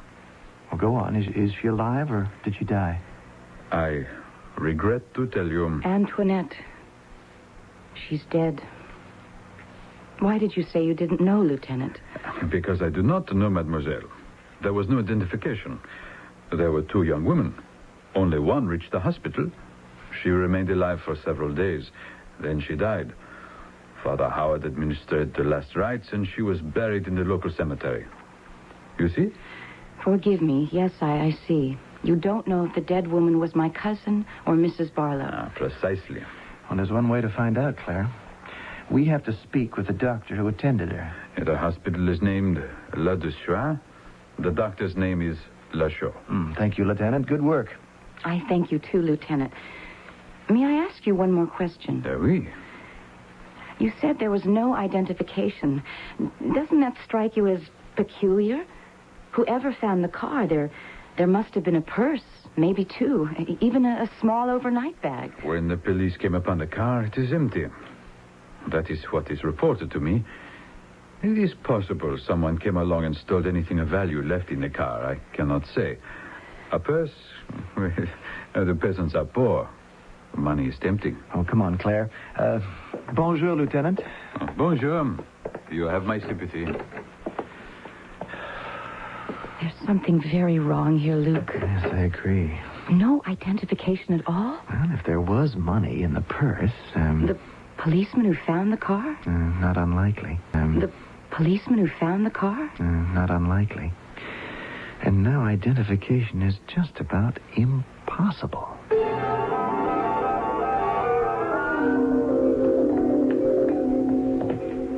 This is it. I just hope he speaks English. My French is pretty weak, and I have no Creole. Dr. Lachaud? You are Monsieur Calloway, and this is Mademoiselle Reed. Lieutenant Fouchot telephoned that I was to expect you. Please, come in. Thank you, Doctor. Please to sit down. You have come on a sad mission, my friends.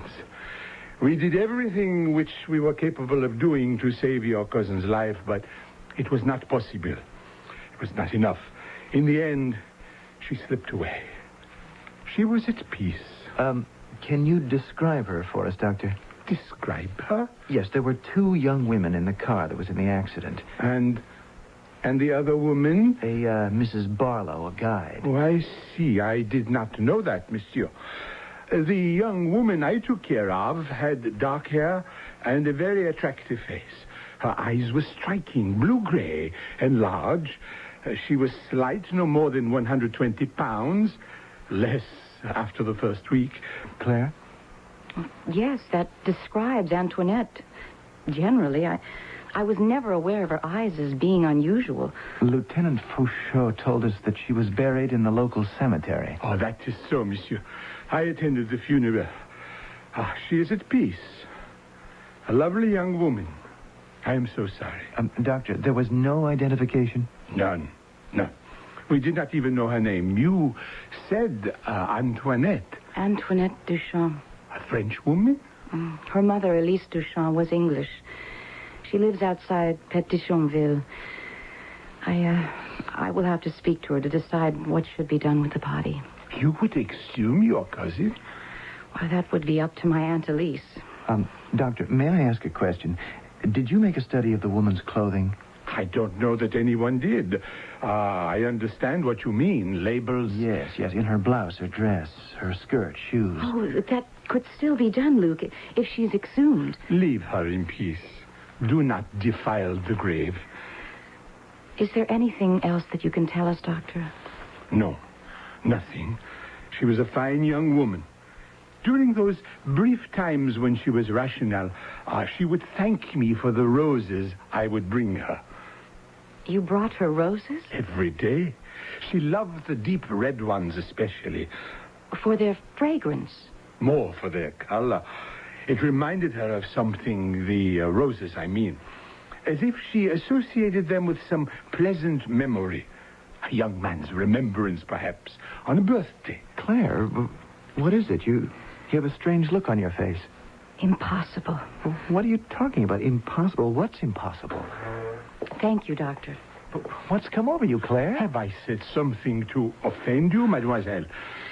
On the contrary, you have made me extremely happy.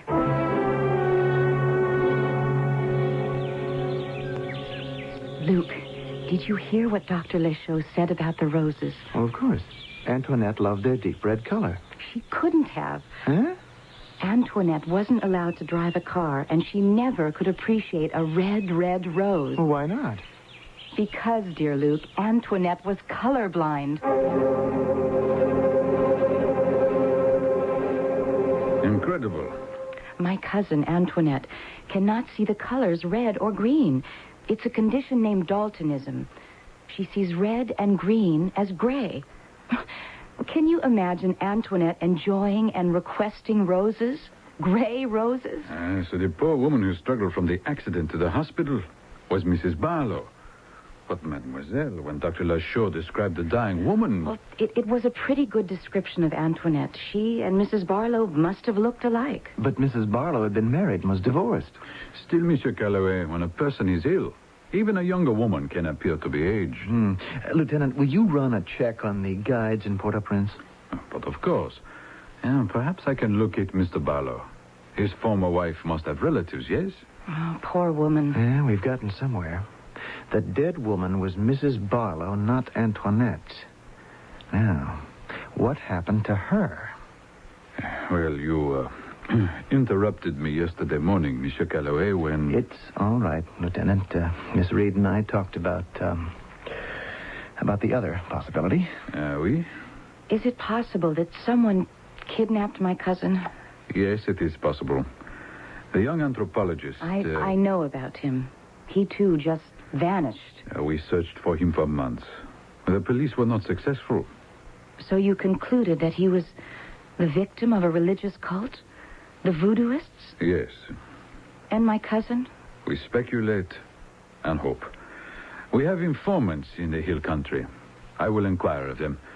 The police in La Chapelle will be ordered to help. Well, it grows late. If you will spare me an hour, then we will set out. I will make arrangements for a search. I am deeply grateful to you, Lieutenant. I cannot do less. I had great admiration for your father. Take me back to the hotel, Luke. I must speak to him. Oh, of course. I will telephone within the hour, Monsieur Calloway. Oh, do you possess a revolver? Well, as a matter of fact, I do. Oh, bon. Bring it with you. We may need it.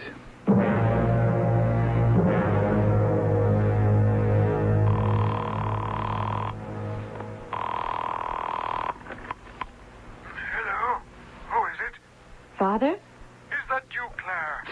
Do I sound like Luke? I simply don't understand your sense of humor, Claire. You said Luke. He's here with me in my hotel room. He would like to talk with you. Luke? Hello, Professor. Luke, my boy. Good to hear your voice. Antoinette is still missing, but we don't think she's dead. I see. Wasn't she driving into the hill country? Well, that's where we're headed for now, Professor. You think that Antoinette is up there someplace? Yes, sir. Then don't be too hopeful, Luke. I've studied the magic of those who still practice voodoo. Human sacrifice is not unknown. Yes, I know that, Professor. Well, I wish you luck. Protect yourself. I'll protect both of us. Pardon me? Claire. Oh, my goodness, yes. Yes, do that. Do you want to say goodbye to Claire? Huh? Oh, no. I have to return to my work. Oh, good night. Good night. Good night, Professor.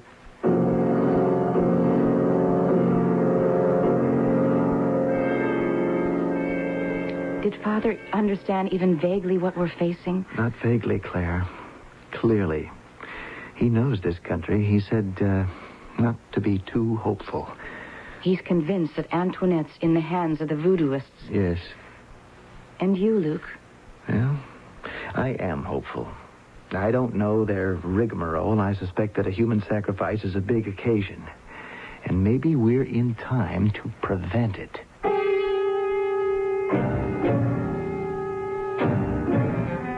You've heard of voodoo, I'm sure, but what do you know about it? It has millions of believers all over the world. In Haiti, it's voodoo. In New Orleans, among the Creoles, it's hoodoo. And in South America, it's named macumba. What is it really? A belief in magic, black magic directed toward evil. Does it work? Those who believe say yes. Why?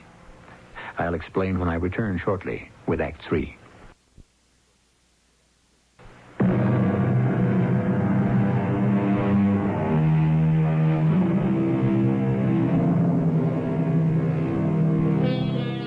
Voodoo. The word itself has scary connotations to those who believe in it and practice voodoo. It works because a voodooist first believes in something he wishes to be true and then seeks to prove his belief. It is the practice of suggestion.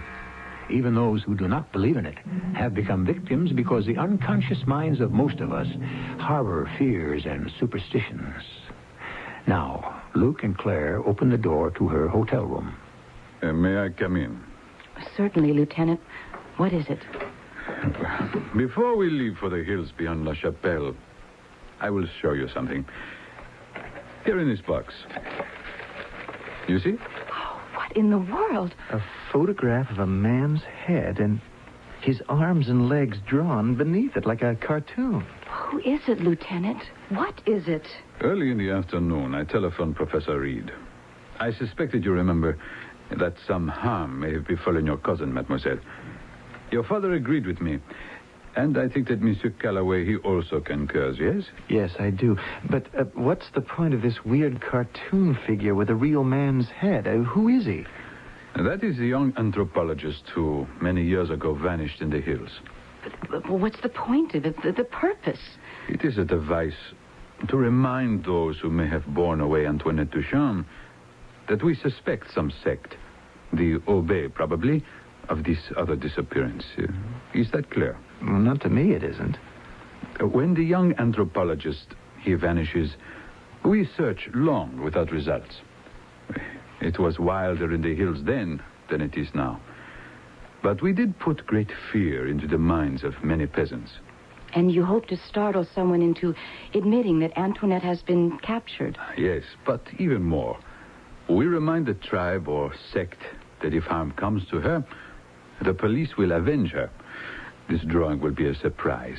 It will cause fear. And fear is a powerful weapon. The power of suggestion. The heart of voodoo belief. That is so. It might help in our search. I do not know. But we drive now to the police in La Chapelle. They have taken into custody an informant known to me. I will question him. To find your cousin, we must have a direction. You mentioned a sect known as the Obey. Now, what is that, Lieutenant? A voodoo black magic cult. In its rituals, it is believed that the cult in some way uses the human corpse. Professor Reed spoke about the Obey, and we have, no proof of human sacrifice, but we have heard of the other. It is to the Obey sect that we must now go. This informant will talk? Out of fear, yes. Of the Obey? Oui. And if he does not help me, I will threaten to expose him to the sect. And it is the end of him.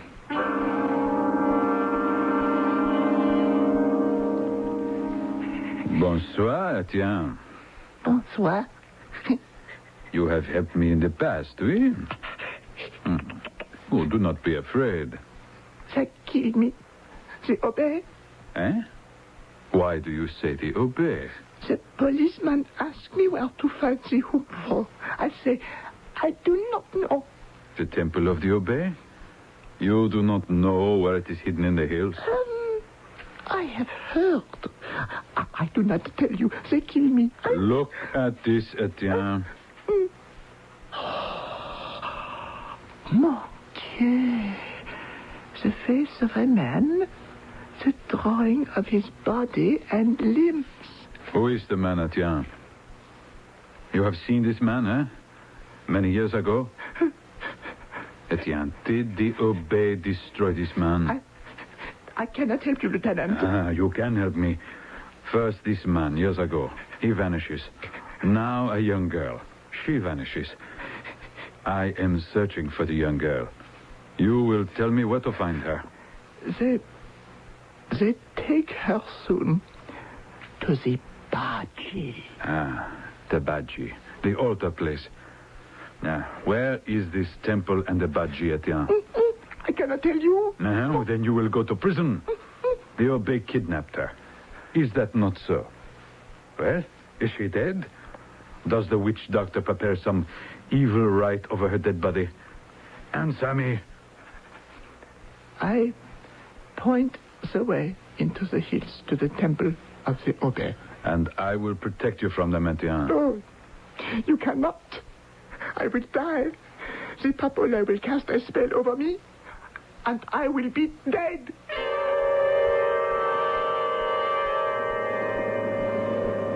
We can't drive much farther, Lieutenant.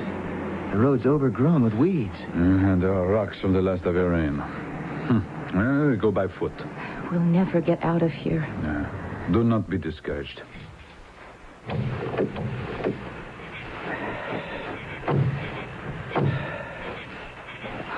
It's eerie, Luke. I'm glad the moon's out. You have your revolver, Monsieur Calloway? Out and ready. No, do not use it except in self-defense. I do not think that we are in danger. But if we find the cousin, the Aubé may grow ugly. We protect ourselves, or we also might disappear. I really didn't know that some of these sects were warlike. No, it is not so. They cling to old beliefs, existing ever since African slaves were brought by the French from Dahomey in West Central Africa. Old beliefs, magic. It gave these slaves something to believe in. You can understand, oui? Oh, yes, but this is the 20th century. This is a Catholic country. That is true. Most of us, yes, we are Catholic. But generation after generation descended from those slaves. And they do not accept Christianity. Voodoo. That is their faith. The tribes are not warlike. Only if you interfere with him. We do not. Oh, isn't that... Look, off to the left. It's a building of some sort. Etienne did not lie. It is the temple of the Aubé. Inside, at one end is the altar, the Baji, where they have bells, gourd rattles, voodoo dolls as sold, and offerings for the gods. And you think that Antoinette might be there? I do not know, mademoiselle. Listen. They have followed us. The drums warn the Aubé. We must be careful. The temple is a sacred place. Oh, there's a man standing in front of the door. Now we must hurry. He's waving us away. Do not move, old man. I am Fouchot of the police. He's running away. Stop, old man. Let's go inside.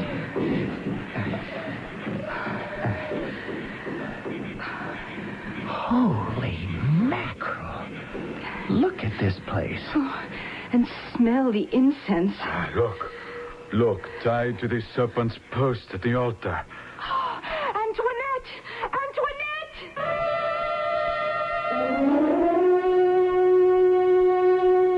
Heavenly Father, it is incredible. But true, Doctor. My cousin was drugged, senseless. And so shocked that she's lost her memory. She does not speak even now. In time, once the drugs disappear, she will be well again. The story you tell me is so dreadful. Kidnapped, tied up on that so-called altar, weak from lack of nourishment. It is surprising to me she is not dead. You have notified the mother. My Aunt Elise is driving here now. It is all a nightmare. Doctor, that cult should be destroyed. Oh, it is not possible. Even those peasants who profess to be Catholics still secretly practice voodoo. I do not think it will ever change. Their memories go far back. They were slaves, but they were human beings. This secret religion was all that gave them hope. And one must hope, oui? But to kidnap a young girl... Oh, yes, dreadful. You, Mademoiselle Reed, will remain in La Chapelle? No, Doctor. My aunt will nurse Antoinette back to health. I have to return home. Later, Antoinette will return to my father and me. Oh, thank you for your courtesies, Doctor. You are most welcome. I wish you a safe journey home.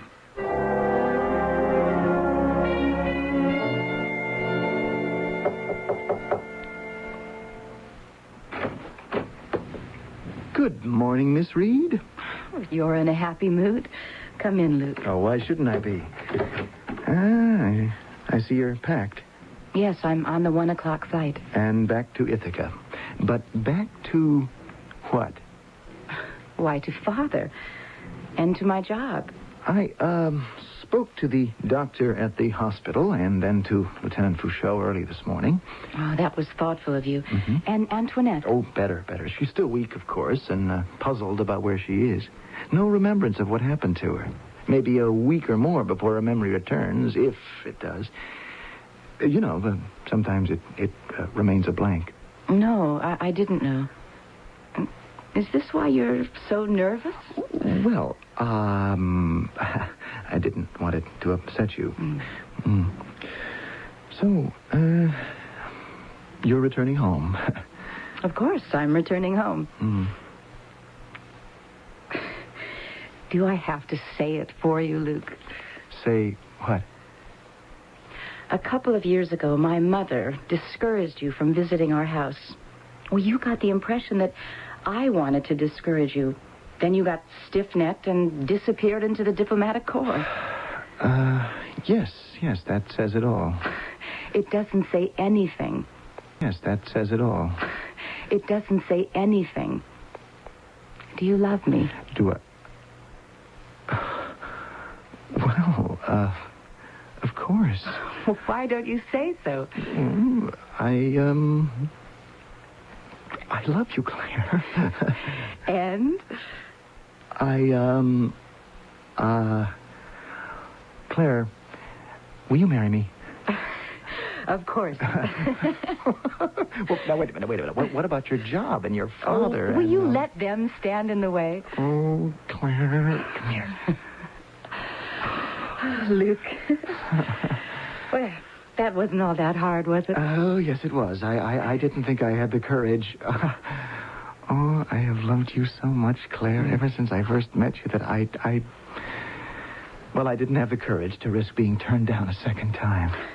This is not the second time. My mother turned you down the first time. Well, no matter. Well, now, I'll apply for leave and follow you to Ithaca in a week or so, and then we'll be married.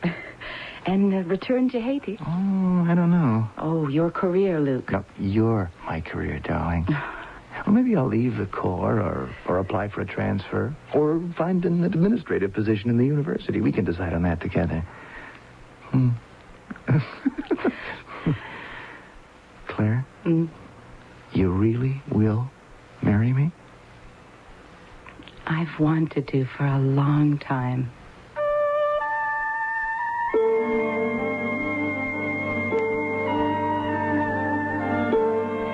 Each of us at one time or another has remarked that life is full of surprises. It isn't really, because there's nothing new under the sun. What happens to us is not unprecedented. It just seems to be, like the cause and effect apparent in Antoinette's trip to Haiti, her disappearance and rescue by Claire Reed with the help of Luke Calloway. Coincidence or logical? I'll have some closing remarks shortly. We'll pay you $50 to take a test drive at a participating Chrysler Plymouth dealer. Test drive any new Chrysler or Plymouth. Buy one or a qualifying competitive new 1980 model within 30 days of your test drive. Bring in proof of purchase and test drive certificate and get $50. One check per customer. We're that confident in Chrysler engineering. That's sure that if you test drive one of our cars, you'll buy one. See your participating Chrysler Plymouth dealer for full details. America's waking up to Chrysler Plymouth. There's something offensive in the air, and if you're smoking, you're putting it there. Your lung association joins the majority of millions of non-smokers in asking you to be concerned with your drifting smoke. Let's clear the air together for everyone's sake. Write to your lung association for help in kicking the habit and take the smoke out of your life. Sure, it's tough. Lung disease is tougher. Your quitting is really a matter of life and breath. Do you know why a joint savings account with your spouse, life insurance in each other's names, even joint ownership of your home could someday cause your family to pay thousands of dollars in extra taxes? For authoritative information and answers to vital questions concerning your family's financial security, you should read an important book from Dow Jones & Company called How to Save Taxes Through Estate Planning. In easy-to-understand, everyday language, it explains how to make sure your hard-earned assets are protected from unnecessary and crippling taxes. Vital information that every family should know. You can order this valuable book now and have it charged to your Visa, MasterCharge, or American Express card by calling toll-free 800-228-5000. How to save taxes through estate planning is only $8.95 plus $1 postage and handling. And if you call now, you'll also get free a 24-page companion financial planning workbook. So call now, 800-228-5000. Toll free, 800-228-5000.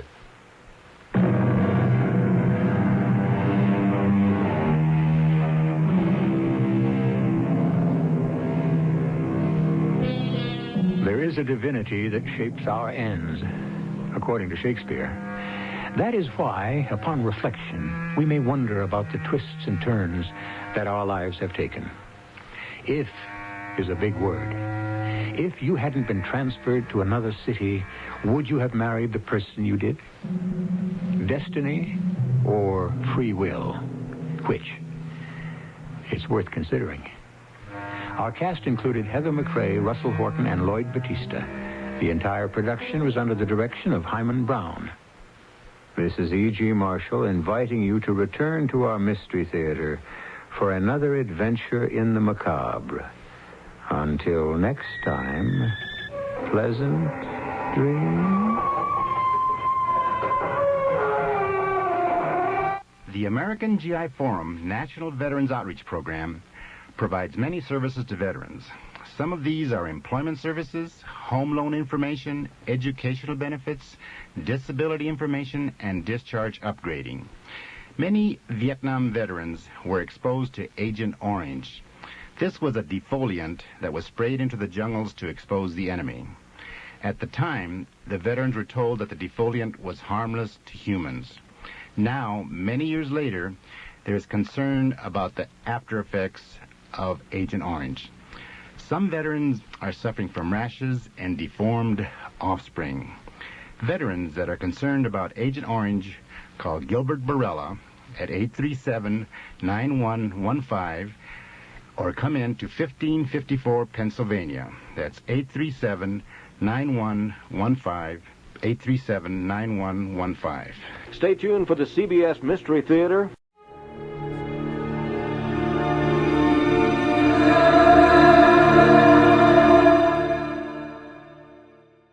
The CBS Radio Mystery Theater presents...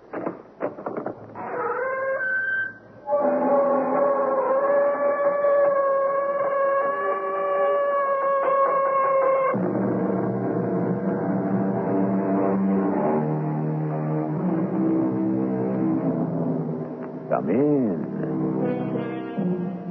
Welcome. I'm E.G. Marshall. From 1861 to 1865, the people of the United States were engaged in a murderous civil war. Those years of conflict were the most costly epoch in all American history, not only in money and in hundreds of thousands of wasted lives, but in the complete breakdown of our society. It became, in many places, what was called a war between brothers, especially in some of the border states, where the sympathies of the citizens were sharply divided between the causes of the North and those of the South. And death was a constant companion to them all. Tomorrow morning, sir, when my neck is snapped by the tightened rope, and I hang dangling in the air, I will still be alive. In pain, but alive. And once I'm finally what you call dead, all it will mean is an end to that pain. Your conclusion? Why go to the trouble of causing me pain one moment, only to end it bountifully the next? It seems hardly worth the trouble.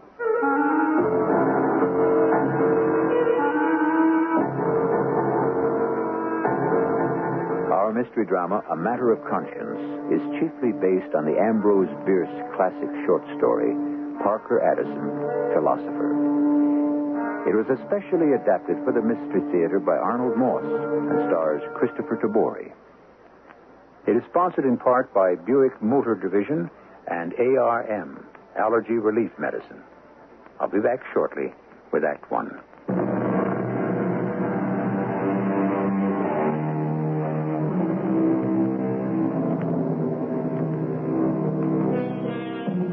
was early in the autumn of 1861. The American Civil War was only a few months old. To most Americans, the idea of hunting down and killing their own countrymen was still an unusually disturbing experience, and a little unreal. The thought that the enemy they were shooting at, and who was shooting at them, was not from another part of the world speaking a strange and alien tongue, but another American, still took getting used to. But it wasn't long before that changed. Whatever compassion there might have been began to give way to the cold, unrelenting hatred of the enemy. Detail! Cut! Detail! Ready? Aim! Fire!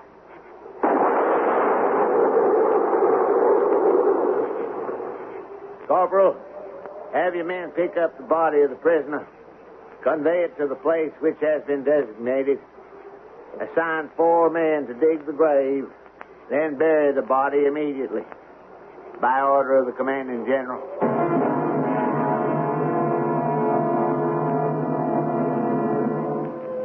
Would you care for another egg, Parker? No, thank you, Mother. You hardly touched your breakfast, son. Not very hungry. Well, Mother, you must stop fretting about me. Remember, I'm a big boy now. You're the only son I have.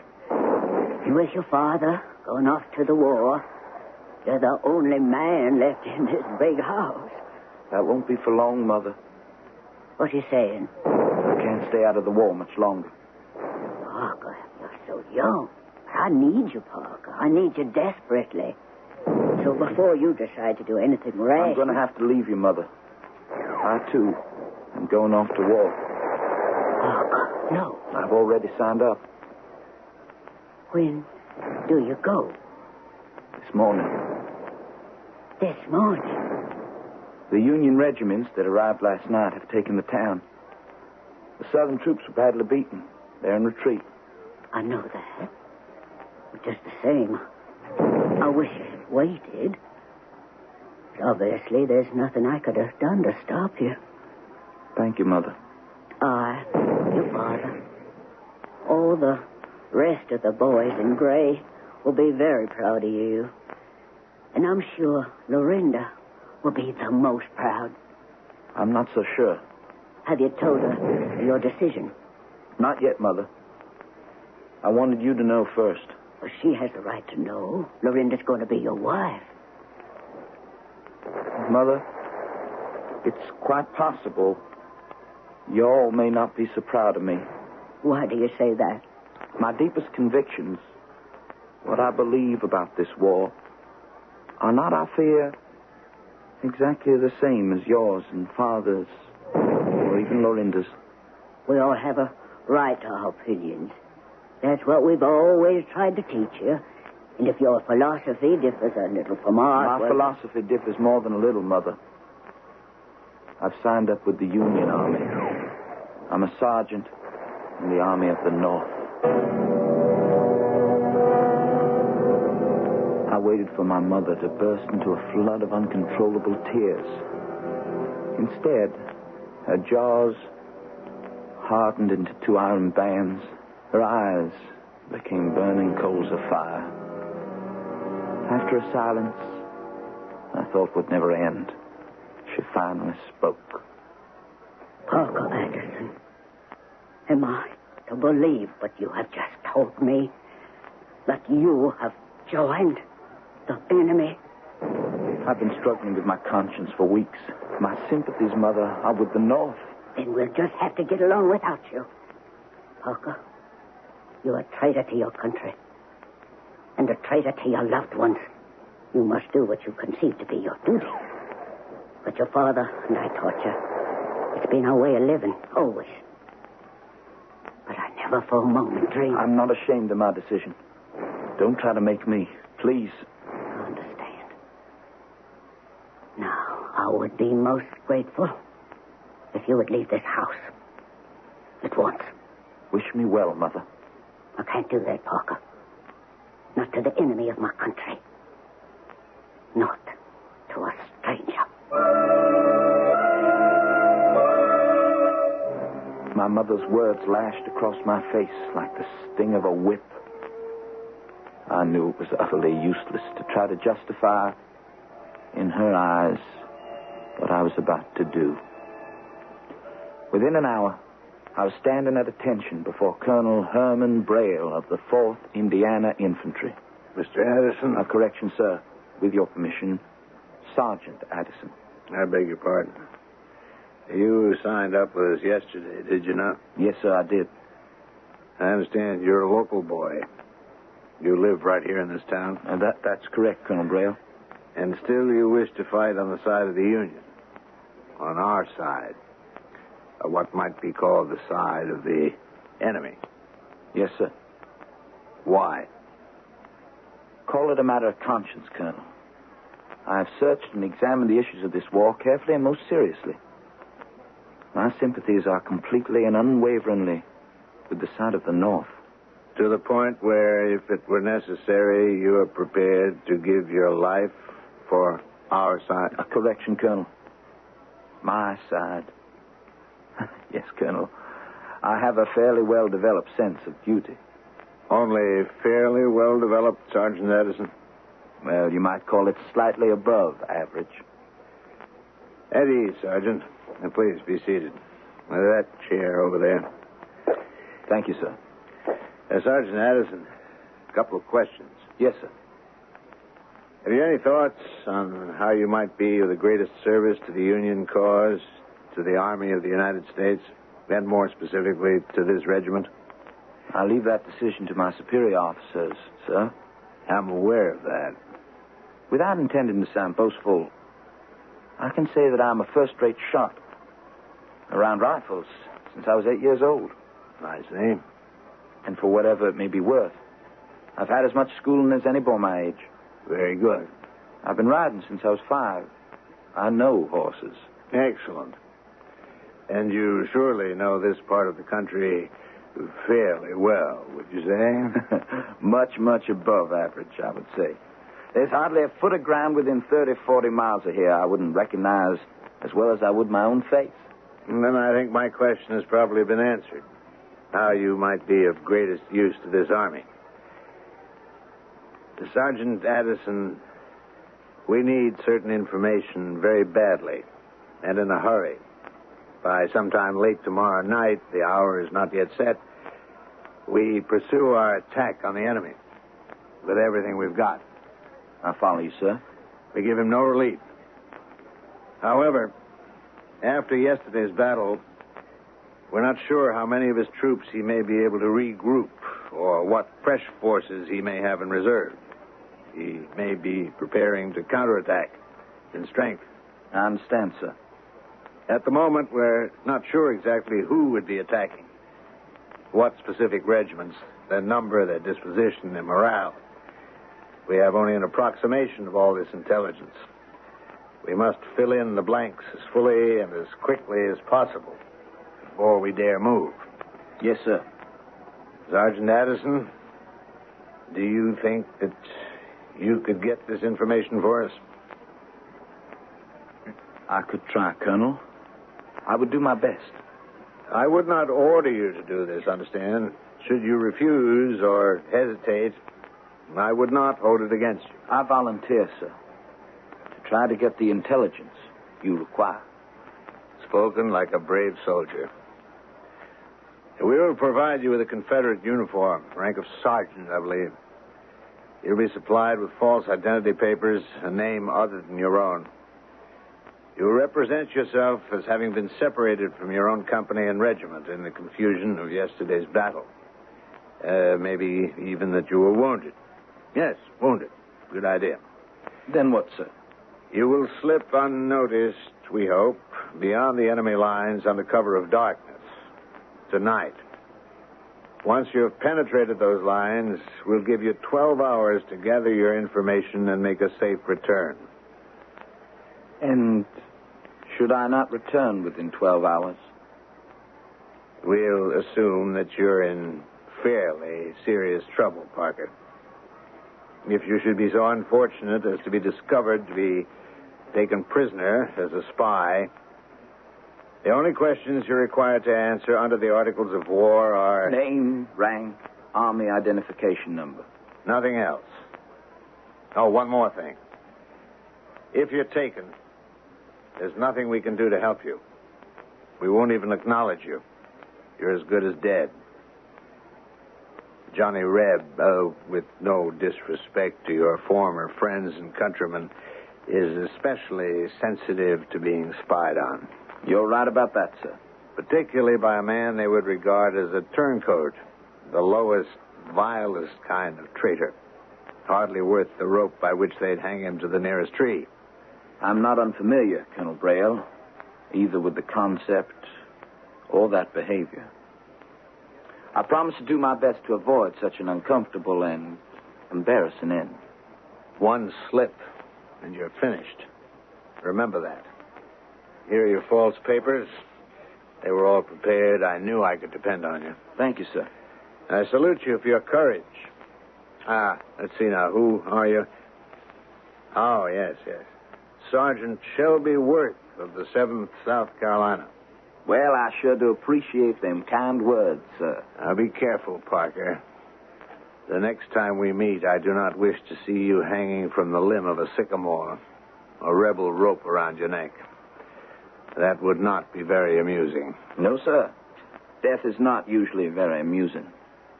Finally, I want you to know that we trust you, all of us, with our lives, completely and implicitly, as if you'd been one of us from the very start. Above all, we respect you. I'm extremely touched. Thank you, sir. Good luck, my boy. Lieutenant Howard. Come in, Lieutenant. The man who just left this room is Sergeant Parker Addison.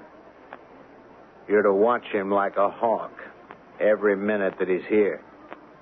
He is to suspect nothing. I don't trust him any further than I can throw him.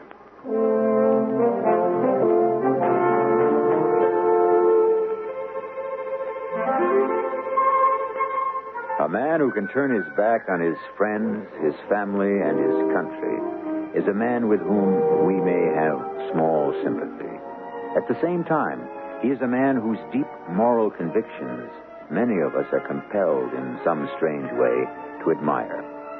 This is the course young Parker Addison has chosen. Where will his courageous choice take him? Directly to Act 2.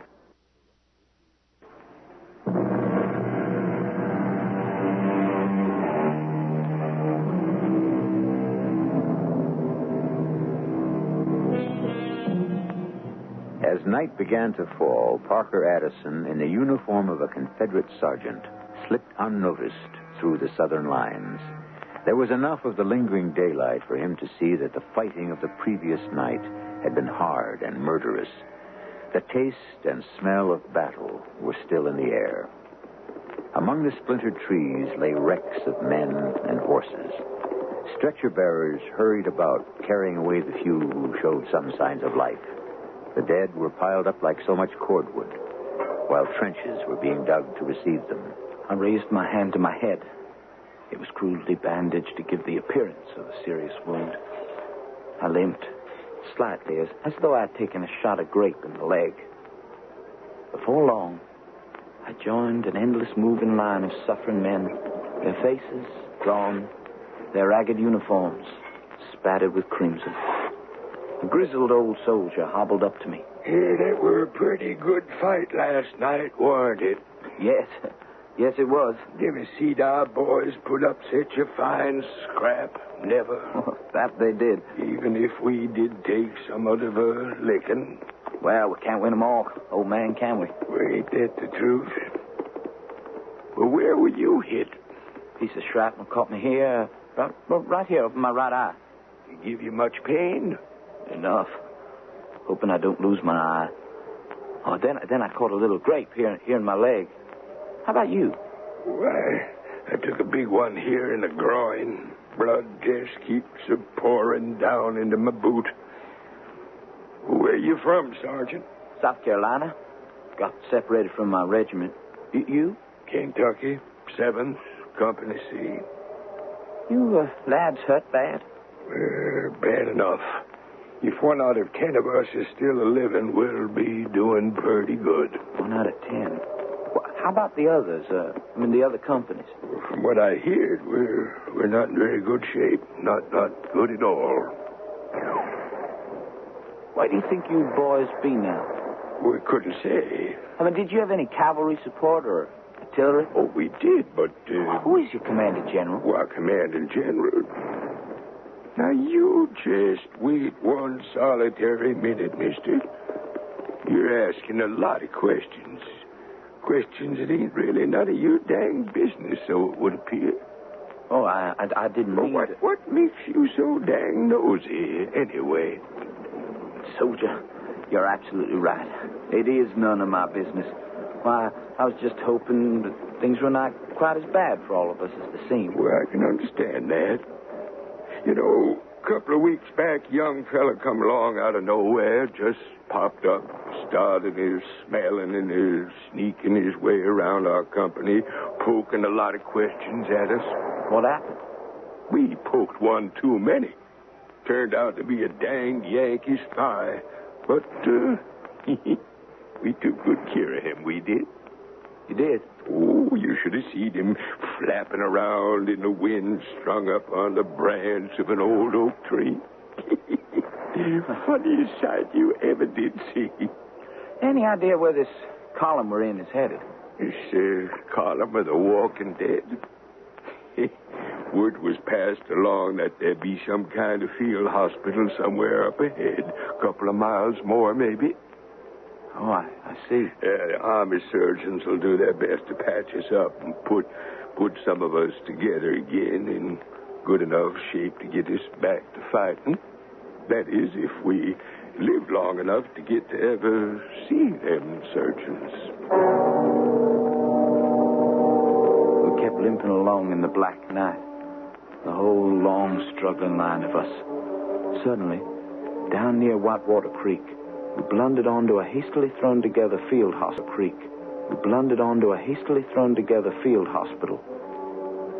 By the light of their crude lamps, the doctors were busy sweating over the wounded men. 3 or 4 soldiers, rifles at the ready, stood about as guards. Before I could get out of sight, one of the officers spoke to me. You're next, Sergeant. Thank you, sir.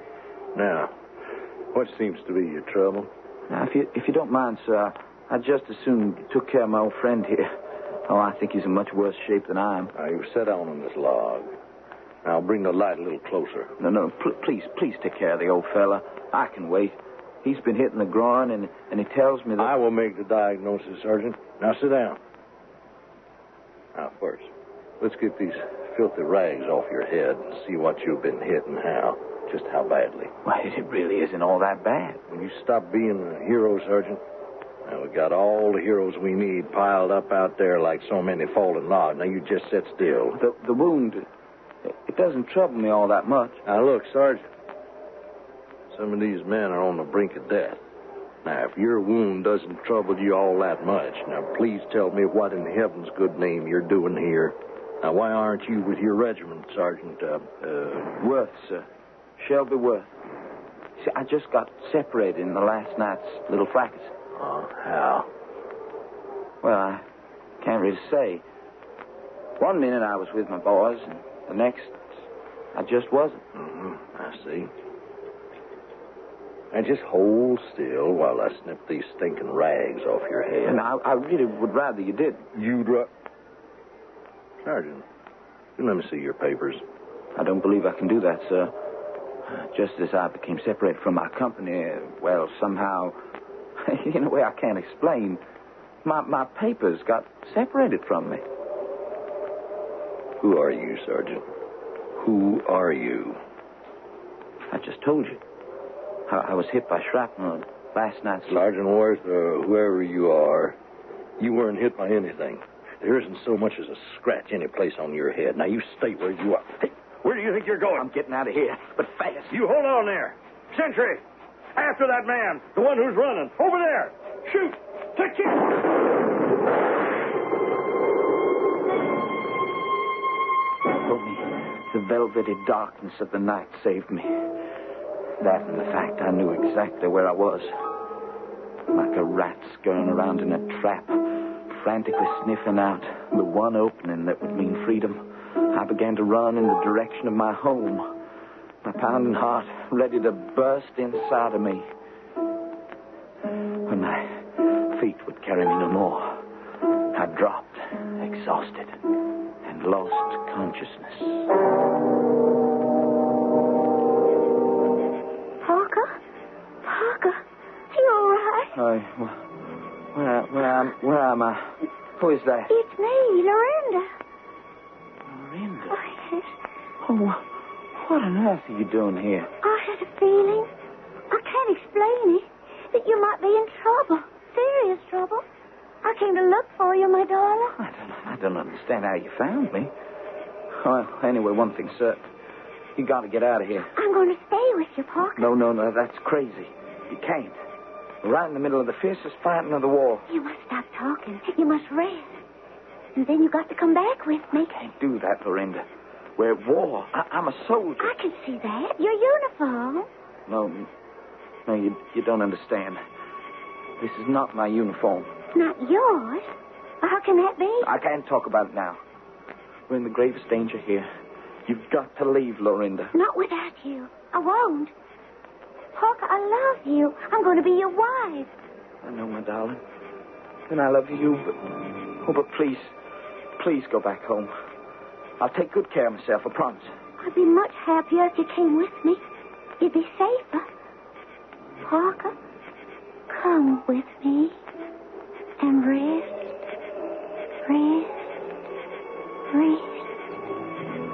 Come with me. You're under arrest. Come with me. Who are you? Where'd you come from? That's the man, Captain. The one who ran away while I was examining him. Thank you, Doctor. Where's Lorinda? Who? Lorinda. The girl I'm going to marry. I don't know what you're talking about. You fell, hit your head on this rock, and passed out. Passed out? And now, Sergeant, or whatever you are, on your feet. Keep moving straight ahead. And remember, the shooting end of this rifle is sticking right into the small of your back. A while later, I was led into a wall tent about 8 by 10 feet, lighted by a single tallow candle stuck into the haft of a bayonet. An old rag carpet covered the earthen floor. A tattered leather trunk, a chair, and a roll of blankets were all else that the tent contained. At the further end, a silver-haired general sat at a pine table, busily writing. The captain who had arrested me was posted at the opening of the tent. Rain was drumming down on the canvas. I beg your pardon, sir. I believe, General, you want to see me. Oh, yes, of course, so I did. Prisoner, I. Oh, no. We'll follow the rules of war. State your name. Since I'm to lose that at daybreak tomorrow morning, along with everything else, I, too, will follow the rules of war. The name, sir, is Parker Addison. Your rank? A somewhat humble one. You see, commissioned officers are considered much too precious to be risked in the perilous business of spying. I'm a sergeant. A lowly sergeant. I did have hopes of promotion, had I been fortunate enough to succeed in my mission. What regiment? I'm afraid I can't answer that. Why not? Besides being a somewhat improper question, begging your pardon, sir, improper from the point of view of the Articles of War, my answer would give you a good idea of whose forces you were facing. And? I came into your lines, sir, to obtain such information, not to give it.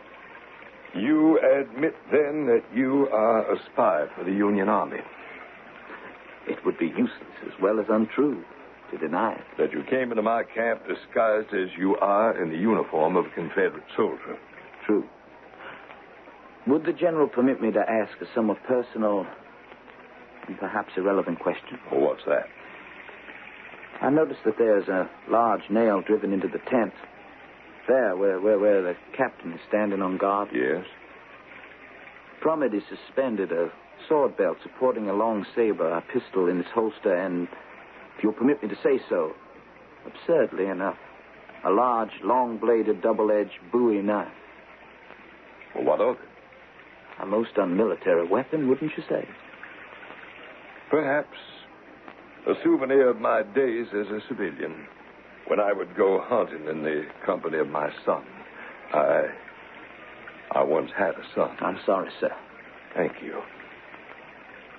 Any more questions? No, sir. And thank you. Captain? Yes, sir. Please take this paper to the Adjutant General immediately, and then come back at once. Yes, sir. And, the prisoner, General? I'll take care of the prisoner. Just do what you're told. Yes, sir. Sergeant Addison? Yes, sir. It's a bad night, isn't it? It certainly is. For me. I can only hope that things will be clear by morning. For both of us.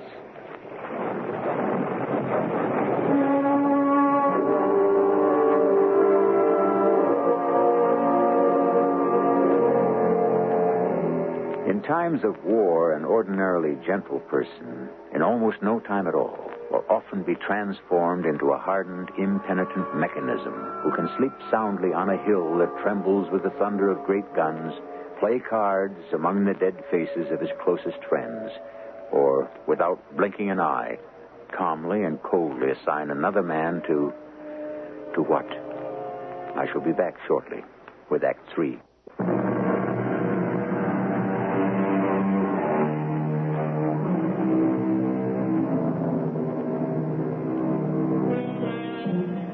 A stormy night in the autumn of 1861, somewhere in the South.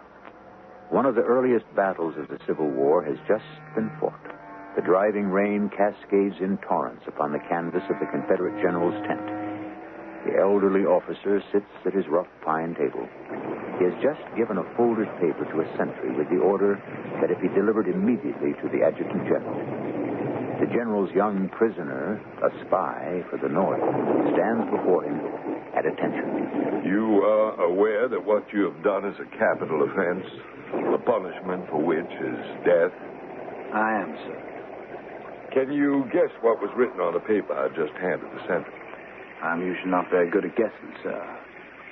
It may be my immodesty, even my vanity. But I venture to suppose that I was mentioned in it.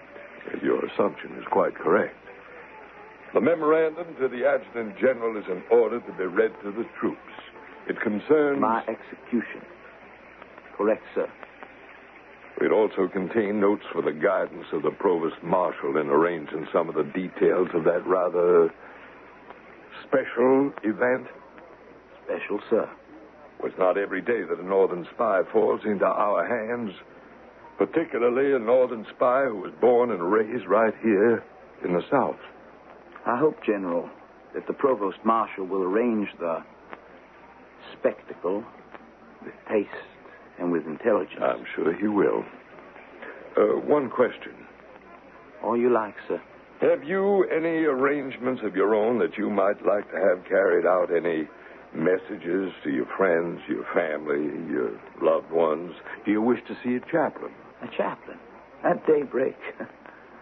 At 5 in the morning? No, I couldn't think of being so inconsiderate of another man's sleep. Well, besides, I could hardly expect to secure a longer or more pleasant rest in heaven by depriving a chaplain of his rest. Do you mean to go on to your death with nothing but these silly jokes on your lips? One hardly jokes about death. I would have no way of knowing about that, sir. You see, I've never been dead before. This is all very new to me. And you will not be serious. Isn't there anything more important you can say at a time like this? Isn't there anything more important you can say to me, sir? I know that death is supposed to be serious, something one should not treat lightly. But I've never heard this from any of those who have actually experienced it. I see no point in discussing this any further. One thing I'm sure of all the dead men with whom you, in your soldierly occupation, have strewn your path, I'm sure that few have shown any noticeable signs of either pain, suffering, or regret. To me, the very thought of death is horrible. Yes, I have seen men die. And I admit I've been the cause of many of those deaths. To see a young life snuffed out as you would blow out the flame of a candle. Then why do you add me to your long list? Meaning? You could order your men to release me. Under the circumstances, such procedure might be considered understandable, if not reasonable. One last point. Yes? Suppose I made an attempt to escape. Here, this very minute. Well, you wouldn't dare. But if I did, what would you do? No, don't tell me. You would lift the revolver you are courteously concealing in your lap. You are aware of that? You would fire. My stomach would be filled with several ounces of lead. After perhaps half an hour of pain and agony, the last pain I should ever know, then I should be what you call dead. So what is the point you're trying to make? Tomorrow morning when I am hanged, when my neck is snapped by the tightened rope, and I hang dangling in the air, still alive, in pain, but alive, I'll be looking forward to the moment of my actual death. But it will mean that my pain is ended. Death is very kind about such things. You think so? That's why I ask. Why? Why go to the trouble of causing me pain one moment only to end it bountifully the next? It follows that it would hardly be worthwhile to hang me at all. What do you think, sir? That death is terrible. And you can go on talking from now until you're made to stop. When you die, your death will be the most terrible of all. To you, and as you must realize, to me.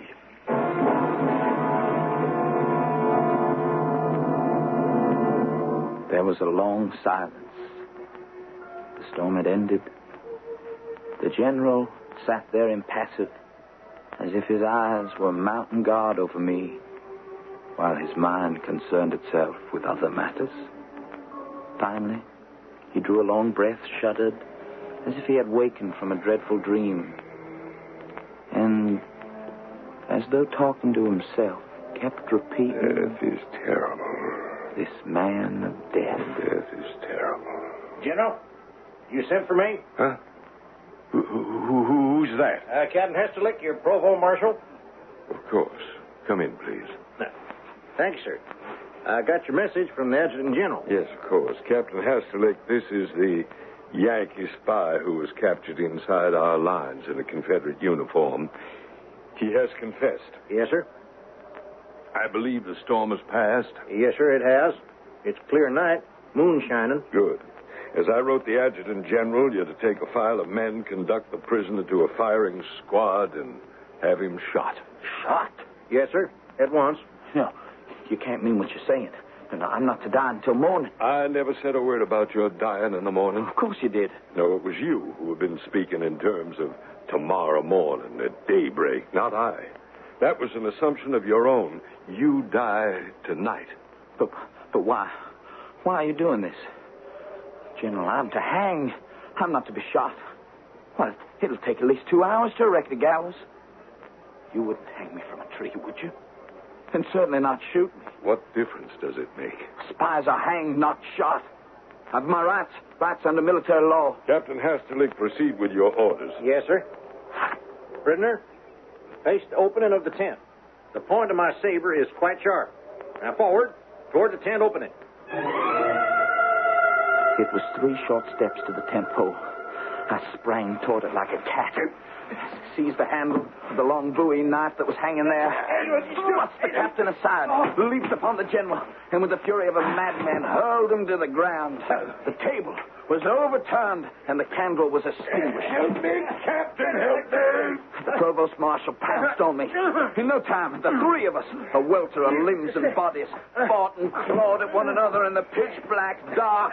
Get that knife away from my throat! The tent collapsed upon the three of us, and beneath its heavy folds, the struggle went on. The captain, on guard outside the tent, had obviously fired his rifle to attract attention. Soon the drums began to beat the long roll. Bugles sounded the assembly. Swarms of half-clothed men, dressed as they ran, rushed into the moonlight, fell into line. When all was under control, the men stood at arms, while an officer and the men of his escort tried to bring order out of the chaos I had created. Someone lifted the canvas of the tent that had covered the three of us. You, our prisoner. Yes? Stand up, if you can. What happened? I can't say, sir. Captain Tasman? Dr. Tasman? Captain has to look at Dad. That Bowie knife, the general's Bowie knife, is stuck deep into his throat. And clenched in his hand, his own saber, streaked with blood up to the hilt. You, how'd this happen? I don't know. Look to the general. Now, you're hurt here. Let us help you. No, I think He's taken at least 2 sword thrusts. Now, one in the thigh and the other in the shoulder. He's lost a great deal of blood. Do what you can. I was dazed and shivering. It was as though a heavy white fog had settled on everything about me. I could not raise my right arm. It was broken. I shrank from whatever help was offered me, cowering on the ground, babbling a torrent of words I could not understand myself. My face, swollen by blows and stained with blood, felt as though it were a ghastly white. The whiteness of a corpse. I heard a voice say, No, he's not insane. He's merely suffering from fright. Overpowering fright. Merely suffering from fright. Overpowering fright. Officer, somebody? Yes, General. The prisoner, he's to be taken out at once, and he's to be shot. The general's mind is wandering. The general's mind is not wandering. Those were my written orders, and they are still my orders. March the prisoner away from here. Line up a firing squad and execute him. Well, did you hear me? Execute this spy at once. Detail. Attention. Detail. Ready? Aim. Fire.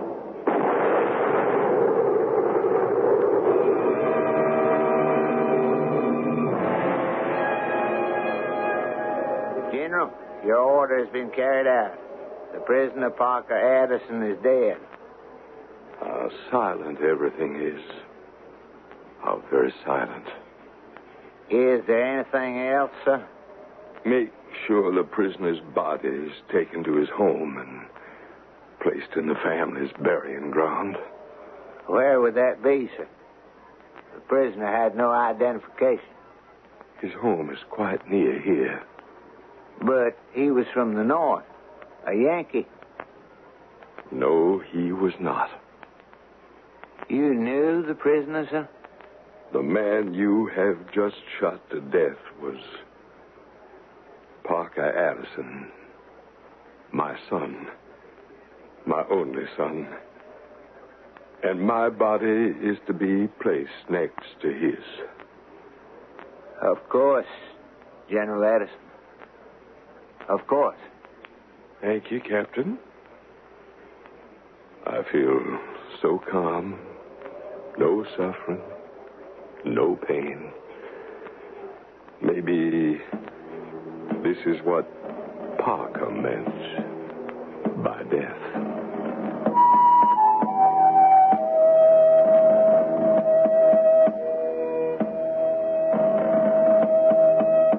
The Civil War finally ended, having reaped what it thought was the harvest of perpetual peace, by this one bloody trial of sharp war. The nation tended its wounds and did its best to soften the agony and torment of 4 long years. Years of a war that often pitted brother against brother, or, as in this case, father against son. I shall be back shortly.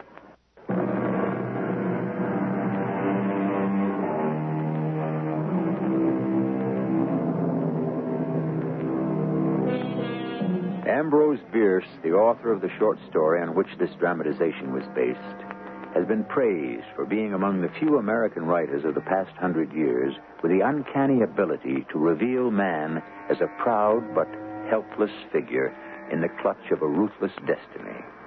Our cast included Christopher Tabori, Arnold Moss, E.V. Juster, Earl Hammond, and Robert Dryden. The entire production was under the direction of Hyman Brown. Radio Mystery Theater was sponsored in part by True Value Hardware Stores.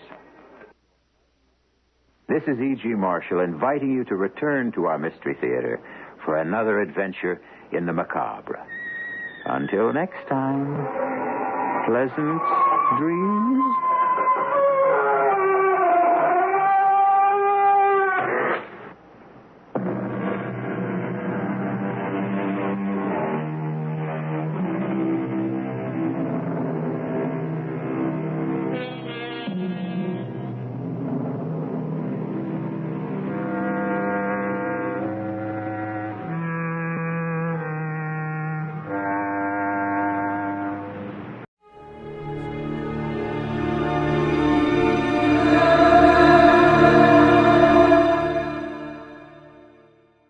The CBS Radio Mystery Theater presents...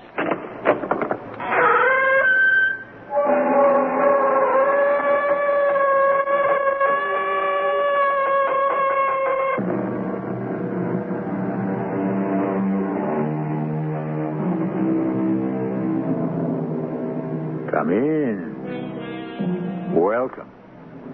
I'm E.G. Marshall. This is the story of a god. There have been many gods since the dawn of civilization, but no god bore so strange a name as the one you're going to meet right now. No god before him looked and talked the way this god did in the beginning of mankind's 21st century. Yes, this is the story of a future god. Not a very distant future, because his official recorded birth is July the 19th, 1977. Like most gods, history has obscured the mundane facts of his beginning, the place of his birth, the names of his parents, even the full name they gave him. Only one name survived, the family name, Smith. What is that thing, Smith? What have you got in that glass box? It's a world, Luke. A what? A world. A world I made all by myself. Smith's world.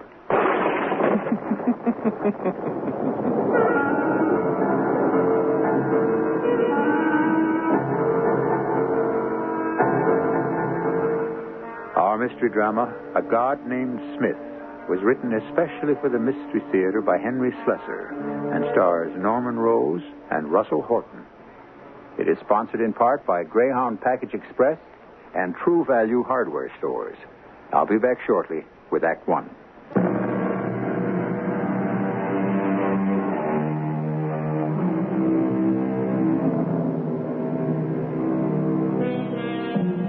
Who is Smith? What gave him the power to become a god? And what did he do with his power? There's only one man who can answer these questions, and even he could never reveal all the mysteries that made Smith the wonderment of the early 21st century.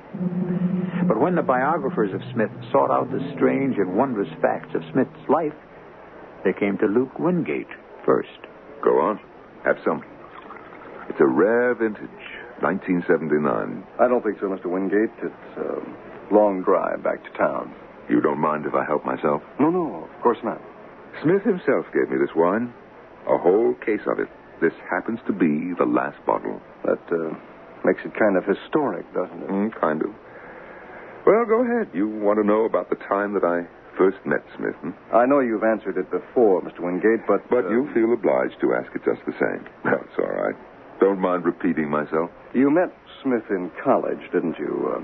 Ardmore University? That's right. I was a sophomore then, back in the 1980s. We were 20 years old. And I remember the day, all right. It was one of my hangover days. It was a Sunday, and I was content to sleep until Monday's classes. But then I heard this voice. Pardon me, is this Mr. Wingate's room? He was something I didn't expect. A long-headed kid about 12 or 13, with a sad mouth and hair the color of dry straw. He was carrying a suitcase that was putting a strain on his thin arms and shoulders. I'm sorry to disturb you, but I was told to come up here. My name is Smith. Then I remembered who he was.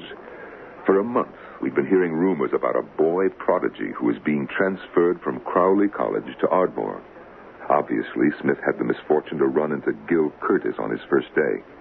Curtis was the class clown, a senior with a heavy-handed sense of humor. Mr. Curtis said something about getting a left-handed monkey wrench from you. Of course, I told the kid what he was dealing with, that Curtis was only pulling a stale old joke. He didn't think it was funny. I told him to forget it, that it was typical of the stuff Curtis laid on the freshmen. Oh, I'm not a freshman. I'm a senior. He was a senior at 13 years of age? I found out that he was only 12. I learned that 2 weeks later when I was crossing the campus and saw Gil Curtis himself intercept Smith. Hey, Junior, whatever happened to that left-handed monkey wrench? Oh, sorry it took me so long to find one. Oh, you finally did, huh? Yes, I did. Do you want to see it? Hey, Luke, did you hear what the kid said? He's got a left-handed wrench. It's in my room. I'm staying at the Ivy House if you'd like to take a look at it. Oh, I sure would, Junior. You want to come along, Luke? I did go along. I went to Smith's small, bare room on the third floor of the Ivy House. A room that looked even more cramped due to a conglomeration of electrical apparatus that he had brought with him from Crowley. Okay, kid. Let's see it. Smith threaded his way through the confused mass of equipment and picked up a shiny new wrench from some canvas-covered object in the corner. He handed it to Curtis, who hefted it in his right hand. Left-handed monkey wrench, huh? Hey, you're not just a genius, kid. You're a comedian, right? Try it, Mr. Curtis. Here's a nut and bolt. I watched Curtis grab the nut and bolt and apply the wrench. No matter how he twisted the nut, it wouldn't turn. He examined the screw thread, certain that it was reversed. I told you, Mr. Curtis. It's a left-handed wrench. Use your left hand. I watched Curtis switch the wrench to his left hand and apply it to the nut. It turned easily off the bolt. He stared at the pieces in his hand and stalked out. It was simple enough. I just sent an ordinary wrench through a Mobius warp. It came back in a left-handed molecular arrangement. Mr. Wingate, is that when you became friends, after the monkey wrench episode? It's hard to describe it as friendship, but I did become the only person Smith was willing to spend his time with after classes. Smith, even at his tender age, knew more about physics, mathematics, chemistry, and cosmology than anyone on the staff, and there was a despairing mood among the faculty. Before long, I realized that my friendship with Smith was costing me the friendship of virtually every other student. That was how I became a roommate of Smith. And that was how you discovered the Bible? Yes, that Bible. It was a Saturday afternoon, and Smith had taken the train into the city to attend some scientific symposium. I was drifting about the room with the vague idea of reading a book. I took one down from Smith's shelf and was surprised to see that it was a dog-eared edition of the Old Testament. I flipped the pages and then realized that they were penciled corrections beginning with Genesis. What did they say? Can you still remember? Oh, yes, I can remember. It simply said, "In the beginning, Smith created the heaven and the earth was without form and void, and darkness was upon the face of the deep. And the spirit of Smith moved upon the face of the waters. And Smith said, let there be light. And there was light. Well, didn't you think he was just a little bit mad? I don't know what I thought. I have to admit that even though I was a professed atheist, the sight of that altered page turned me cold and fearful. Well, did you ask him about it? Oh, yes. I made the mistake of asking him. He invited me to see something. It was the large object in his room that he always kept covered with canvas. It was a cabinet, about 5 feet high, the top enclosed with glass, and the sides studded with dials and buttons and switches. I told Smith that it resembled a coffin, and he said, "Just the opposite, Luke. Things are born here, not buried. Would you like to see it work?" He started to fool with the controls. The thing emitted a low-pitched whine. The glass encloses a group of non-condensable gases, like hydrogen and helium. There are dust particles, too. Water, iron oxides, ice crystals, silicon compounds. You can't see them now, but they're there, just as they might form within the rotating envelope of the sun. Now, this device is activating those gases and particles at enormous speed, causing them to collide. They're being mutually exploded by each other, but they are also becoming embedded with each other's mass. Within a few minutes, you'll see them aggregate until the mass is visible to the naked eye. It was 5 minutes before my naked eye saw anything at all. Then I thought I could make out a pinpoint of something in the center of the cabinet. I blinked at it, and it grew larger. Another blink of the eye, and it became a ball, almost 1/8 of an inch in circumference.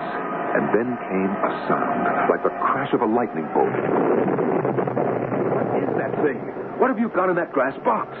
It's a world, Luke. A what? A world. A world I made all by myself. Smith's world. That's right. It's a small planet created out of an artificial cosmos. Right now, its heat intensity is almost great enough to shatter the retaining glass, so we'll have to start the cooling process. He tugged at a switch in the panel, but I could see at once that something was wrong. It's not moving. The refrigeration switch is jammed. Something's wrong. The strange mud-brown sphere in the cabinet was still growing in size, and now it began to glow with its own heat. Get out of here. Get everyone out of the building, Luke. Suddenly, Smith seemed like nothing more than a frightened child. I told him that we were alone in the building, and he pleaded with me to leave while he wrestled with the dials and switches in an attempt to stop the terrible process that was taking place. Get out of here, Luke. There isn't much time. Now the thing in the cabinet was glowing with white heat, and I could feel the blast of it right through the retaining glass. Smith was still working feverishly at the controls, but I knew that there wasn't any more that he could do. I yanked him away from the device. He began to kick and scream. I was a great deal bigger than he was, but his strength became maniacal. I remembered something from my swimming class, caught my right arm, and let go a short, snappy punch to the chin of Smith.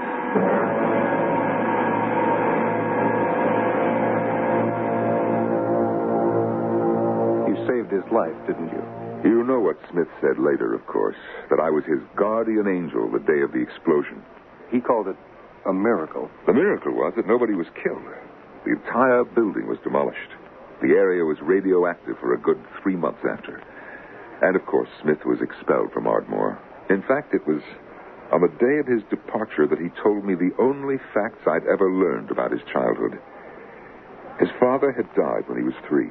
His mother had been a God-fearing woman who was frightened by her son's precocious abilities and thought that a heavy dose of religion would balance things out.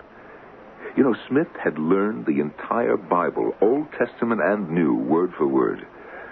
But then his mother had died, too, and an uncle named Howard Cherney had been appointed Smith's guardian. Cherney made quite a bit of money out of Smith's genius, didn't he? Oh, yes. Cherney made a lot of money. But can I ask you something, Mr. Wingate? Did Smith ever thank you for saving his life? Oh, yes. He did that same day. Thank you for my life, Luke. My life is very important to me. To you, too, for that matter. You'll see. Then he climbed aboard the train, and I didn't see him again for 6 years. And when I did, he was well on his way to becoming Smith, the god, the man who created his own world. Smith, the god.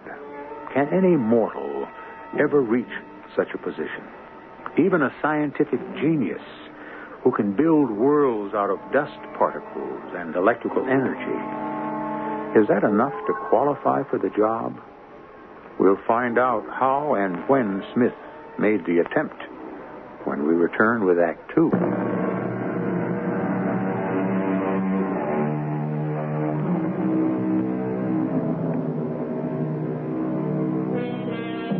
Six years have passed since the Ivy House at Ardmore University vanished in a cloud of charged atoms, leaving the ground bristling with dangerous radiation, leaving the memory of a strange young man with the ability to both build and destroy. Luke Wingate heard nothing from his friend in those 6 years, but Luke was busy building something himself, his own career in journalism. Of course, I knew you worked for the Herald, Mr. Wingate. I was lucky. There were 40 guys in my graduating class trying to get that job. But I had a gimmick.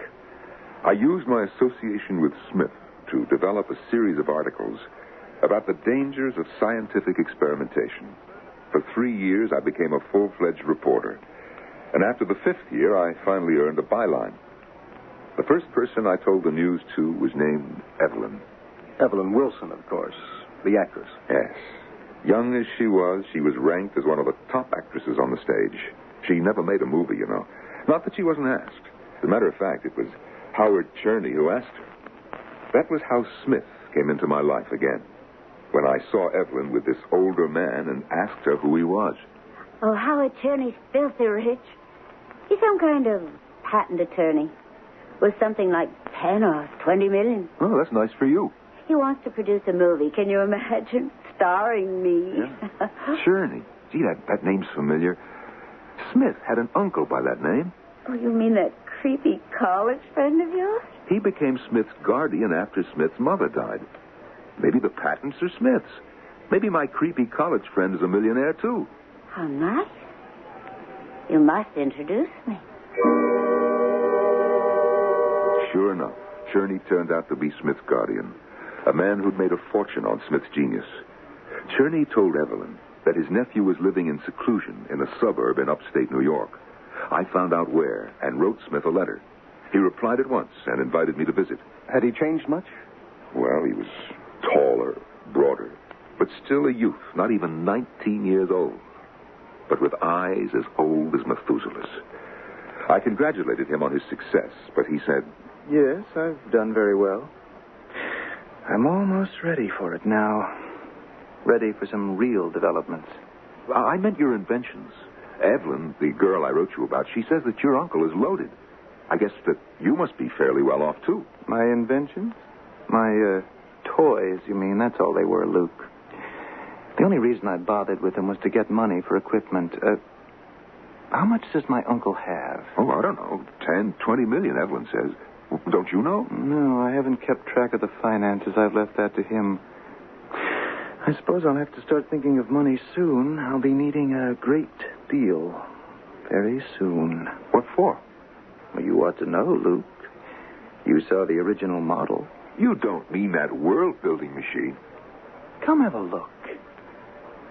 It was very much like the scale model Smith had built 6 years before. But this cabinet was 40 feet across and some 8 feet high.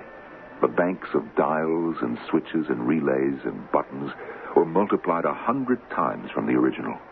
Basically, it employs the same principles of the earlier model, but there are important refinements.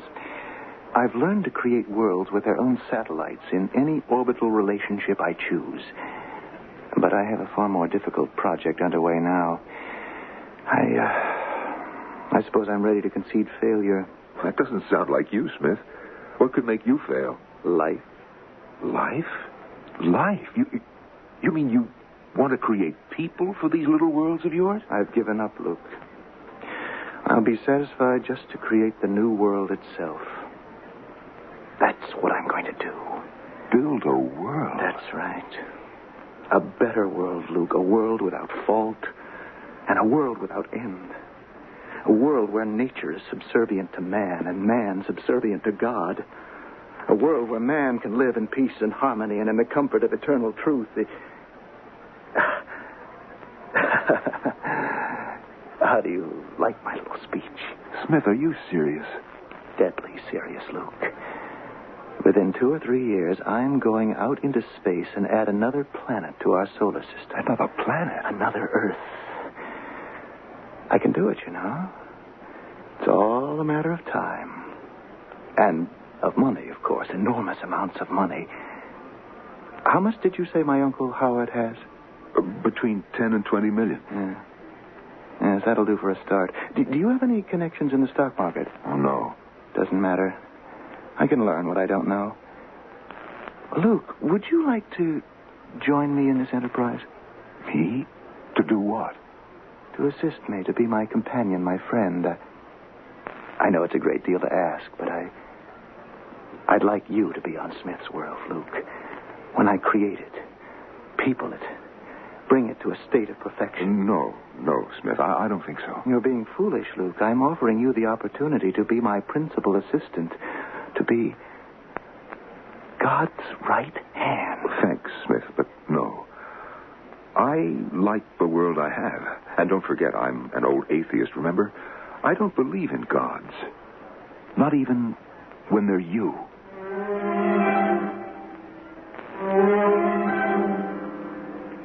It was another 6 months before I heard the name of Smith again. I heard it from Lou Briggs, the Herald's financial editor. You know Smith, don't you? Yes, I know him. Why? Been following the Wall Street news? Not particularly. What's happening? Your friend Smith decided to take a flyer at the market.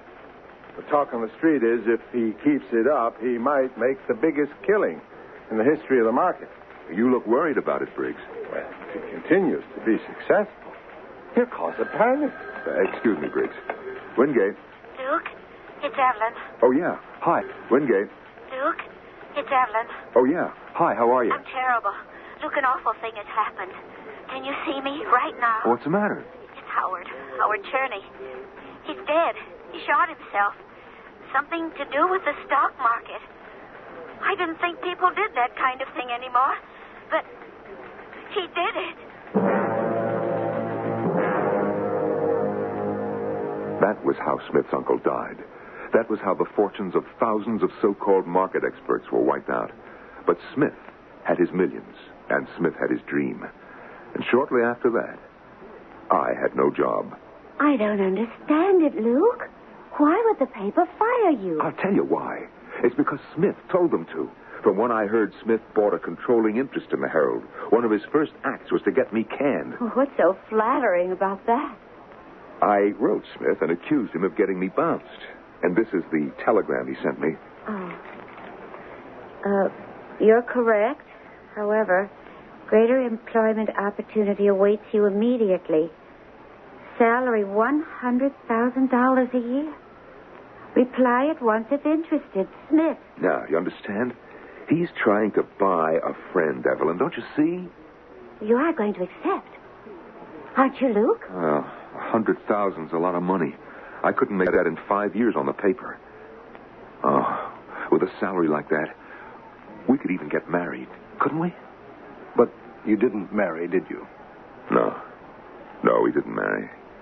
At first, because I was too busy. Because I was the first employee of Smith Incorporated to move into the 87-story Smith building in Flushing Meadows. The first of some 80,000 employees, including 3,000 engineers and computer programmers, 6,000 scientists in every conceivable field. I still have the first announcement ad prepared by Smith Incorporated. Do you remember this? May I see it? Wanted 1 million superior men and women. Yes, it's a famous document. Who wrote it, do you know? Smith himself, of course. Listen, if you believe you have superior and or mental capabilities and are interested in joining other men and women of your caliber in the most important enterprises in human history, you are invited to write for full details concerning the establishment of a new planetary home for the human race. Well, you know the rest. The world thought it was a joke, of course. But there were more than 25 million applications. Smith was pleased by the response, but his happiness was short-lived. When the testing procedure began, it became apparent that the Smith standards were far too demanding to produce the 1 million superior men and women demanded by Smith. After almost a year of testing, only 160,000 candidates were marked acceptable. And what did you do, Mr. Wingate? Me? Well, I was given the title of assistant to the president. I was paid regularly, stationed in a 6-window office the size of a small railroad terminal, and given nothing to do. You were right, Luke. You were absolutely right. Smith wanted to buy himself a friend. Well, Evelyn, there are worse things to be. Are there? Oh, I want you to quit, Smith. I was wrong to tell you to take this job. Ev, it won't be for long. I swear it. In another year, he'll have that manufactured world ready, and then it'll be over. We can take our money and run. Do you really believe that? What makes you think that you won't have to go to Smith's world, too? Oh, he'll want you there, Luke. He needs you. Since when does a god need anyone? He'll get what he wants, Luke. Oh, quit now. Oh, we're through. Oh, Ev, you don't mean that. I do, Luke. I'd rather lose you now than later. The next day, I sent my letter of resignation to Smith. And that night, I received a telegram. It said, "Accept your resignation with reluctance. However, implore you to perform one last important errand.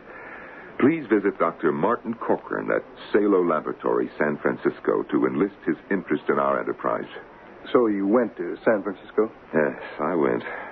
It was a long and difficult task, convincing Dr. Corcoran, and it took me 35 days to get his affirmative answer.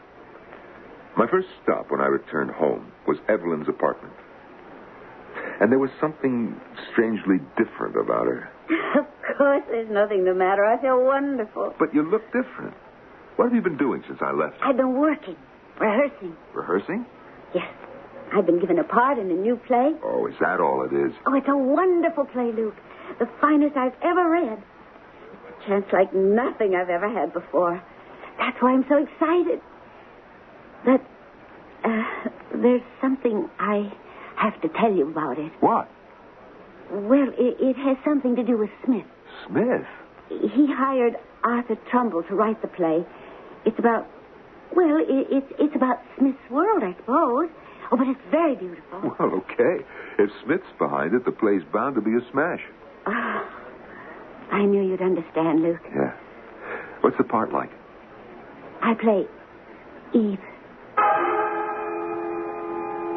It was a month before the play opened that the first Smith space vehicle was launched from Death Valley.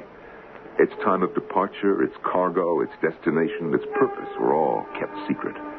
2 days later, another ship was launched, and days apart, 2 other ships headed out to join the other Smith vessels on some mysterious mission in outer space. I had no idea how Smith planned to build his world away from the controlled conditions of the laboratory.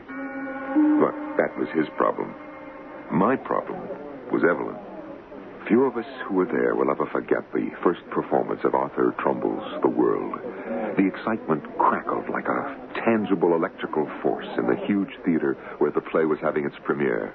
It's quite a play. Some critics think it's a religious play, but only those who knew Smith could realize the real significance of its message, the terrible meaning concealed in all that glib, poetic dialogue. I knew that Smith had subtly guided Trumbull's hand. It ended up as a message of praise of God. A God named Smith. Pardon me, Mr. Wingate, but wasn't that also the night that, well, you know? Yes, that was the night I got drunk, right after the curtain came down. I tried to see Evelyn backstage, but I couldn't get to her through the mob. I went out and spent the next 3 hours in a neighborhood bar getting thoroughly stoned. Then I went up to her apartment and used the key I had. Look! Well. What do you know? You've got company. Hello, Luke. Smith, what a surprise. I'm sorry, Luke. I'm really very sorry. Oh, it's not your fault, Smith. No, sir, it's not your fault. It's my fault for just barging in here. Oh, Please try to understand. It's okay, Ev. No kidding. It's my fault, like I said. I shouldn't still be using that key that you gave me, huh? Here, Smith, you better take the key now, along with all the other privileges. Only, I don't suppose you really need a key, do you? A god ought to be able to walk through walls. I never said I was a god, Luke. Oh, but you are. You are, Smith. You're a god, and you have to be worshipped. Luke, don't. Oh, please, Luke, get off your knees. Thank you, O Lord. Thank you for all our blessings. Thank you for my salary, Lord. And then thank you for my bonus, Lord. Please stop this, Luke. Smith is my shepherd. I shall not want. You're drunk. Hail to our Lord of the universe, Lord of all creation. Hail to Smith the God. And so Smith the God has lost his first disciple. But will that make any difference in his plans for the future? Will that change his mind about building a new home for the human race? And what will become of Smith's world when it enters the orbit of Earth? We'll find out shortly in Act 3.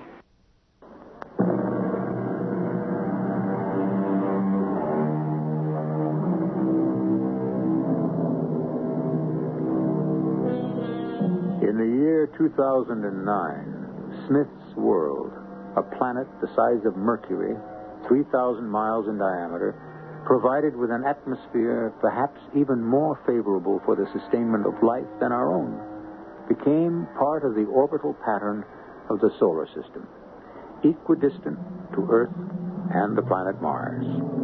The exodus from Earth to Smith's world coincided with the most disastrous economic panic in history, precipitating riots in a dozen countries, causing hardships for millions left behind.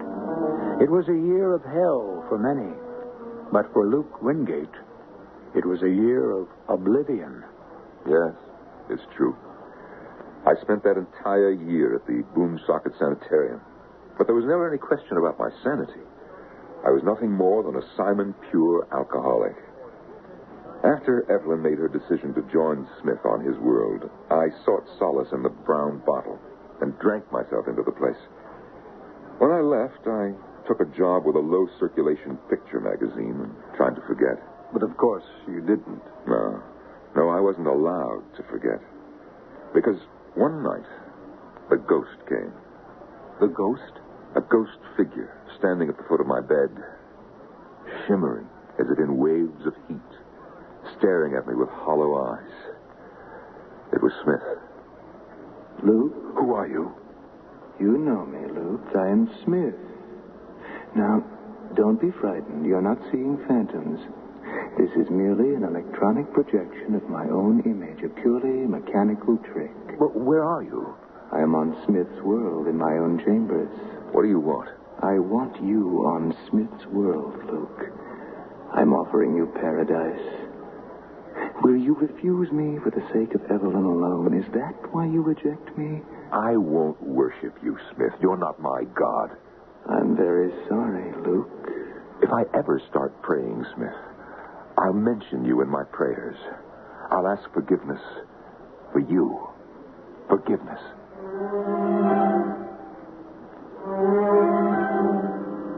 I suppose that was the first contact Smith made with Earth since his departure. But it wasn't the last. 5 months after that, the first Smith vessel made a return trip to Earth, containing a delegation appointed to establish relations with the planet of their birth. Trading began with Smith's scientists exchanging electronic and mechanical marvels for the products of Earth, things which seemed to be unavailable on Smith's paradise. Simple produce like oranges and lemons, tomatoes and lettuce, and all things made of wood. Smith's world was evidently not as perfect as he suggested. Mr. Wingate, can you tell me about the assassination plot? Well, the Anti-Smith League was formed without my knowledge. But they did enlist your help. Yes. And that was how you met Alida Morgan? Yes. Wasn't she angry because her fiancé passed the Smith test and she didn't? No, you have that wrong. Alida never took the tests. Only her fiancé. and he left without her. But you did attend a meeting at Miss Morgan's home. Yes, I attended the meeting. I heard George Burgess speak there. He was a professor of sociology, I believe. No, history. Ladies and gentlemen, almost 750,000 people have made the transference from Earth to Smith's World. It is the caliber of the people we're losing, our best scientists, our engineers, our artists and writers, many of our best business executives. We must be realistic. The attractions of Smith's World are great, but the drain on this world is cataclysmic. The crisis point looms for all of us, a crisis that will result in chaos. But what can we do, Professor? We must fight with every means at our command, with legislation, with pressure, with sanctions. Or even with force? Oh, we'd lose. I know Smith. He would defeat us militarily. We outnumber him by 1 billion. His brain power is greater. It won't work, I swear it. And I know a way which will work. And what's that? There's only one way to fight Smith. We have to kill him. So that was when you finally took the Smith tests? We took something else first. The marriage vows. Why was that? I mean, was it because you were in love or because you knew that married couples were more desirable on Smith's World? For both reasons. And what happened? Oh, you know what happened. Please, Mr. Wingate. All right. We took the tests. I realized that Smith would hear of our applications, of course. We left for Smith's World within the week. For only one purpose? Yes. To kill its god. Smith's World was nothing like its legend. It was a practical planet. Its terrain was almost Spartan in its simplicity. There were only artificial trees. There was mathematical precision in the areas marked for farming, for residences, for recreation. There was no surface traffic at all. The air was used for all transportation. Uniformed Smith officials were everywhere, gray-suited men with no weapons and polite manners. But there were so many of them. So many. And when did you see Smith himself? That first day, we were taken from the crowd of new arrivals and brought to the white steeple of a building where Smith made his headquarters. We were scanned for weapons, and my belt buckle set off a warning buzzer. I removed my belt, and we passed inspection. But if you had no weapon, how... Well, we had one. But it wouldn't respond to Smith's warning system. And in that moment, I lost some respect for Smith's godlike powers. About this weapon? It was in Alita's hair. Her hair? I saw her hand go to her head, as if to pat a stray lock back in place. She took out the thin bamboo cylinder. It was an ancient, primitive weapon. Maybe the most fitting kind to end the life of a super scientist. A blowgun? Yes, she put it to her lips, and a puff of her breath sent the poisoned wooden splinter right into the heart of Smith. But the attempt failed. Yes, it failed. Because the poisoned splinter went right through the body of Smith, or what we both had presumed was the body of Smith. He was aware of what had happened, of course, and he looked at me sadly. I must congratulate you, Luke, on the simple ingenuity of your plan. Other assassins have used far more sophisticated techniques and failed, but you almost succeeded. Except for one thing, Smith. You're not here. No, my friend, I'm not here. My projection system works very well on short distances, as you can see. Yes, it's perfect, Smith. Like your world. But you didn't really mean it was perfect, did you? No, I didn't mean it. Because on the perfect world, there wouldn't be any need for prisons. And there was one on Smith's World, as Alita and I soon learned. It was underground, hidden from the sight of the contented citizens. Long stone corridors leading from one dismal chamber to another. It was more a dungeon than a prison, a storage place for the human refuse of Smith's perfect world. The earth looks red tonight. What? What did you say? My cell window faces west. I can see the earth glowing at night. It glows redder and redder all the time. They say that a day will come when the earth will bleed and Smith's world will burn. What did his words mean? Well, it was a code, a rallying cry for the revolution that was brewing against Smith. I learned that there were 3,000 prisoners in those dungeons, not thieves and murderers, but rebels. How did you escape from that prison, Mr. Wingate? I've heard so many conflicting stories. Most of them are false. I didn't overpower any guards. I didn't use any clever stratagem. You see, I was released by a friend. Luke! Luke, wake up. It's Evelyn. What? Evelyn? What are you doing here? I'm not here. I'm at home, in the Citadel. Then you're just a ghost, a projection. Yes. But Smith doesn't know what I'm doing. He's in the farmlands. There's some kind of trouble there. Then you know about his machine. Oh, Luke, I've been so wrong. About him, about you, about what I wanted. Evelyn, why did you come here? Something's happening. There have been strikes, riots, outbreaks. I hear talk about something called the bleeding earth. Oh, I'm so frightened, Luke. Please help me. I'm the one who needs the help, Evelyn. I'm the prisoner, not you. No. I'm a prisoner, too. Get me out of here. Use your authority as Smith's wife to get me free. Now. Right now, before he comes back. That was how I made my escape from the Smith prison. I was brought back to Smith's Citadel as a guest instead of a prisoner. I found Evelyn waiting for me in Smith's chamber.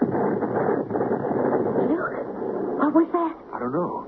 It sounded like an explosion somewhere. The sky. Look how red it is. I've almost forgotten what the sky looks like, Evelyn. Oh, come to the window. Luke, what is it? I don't know.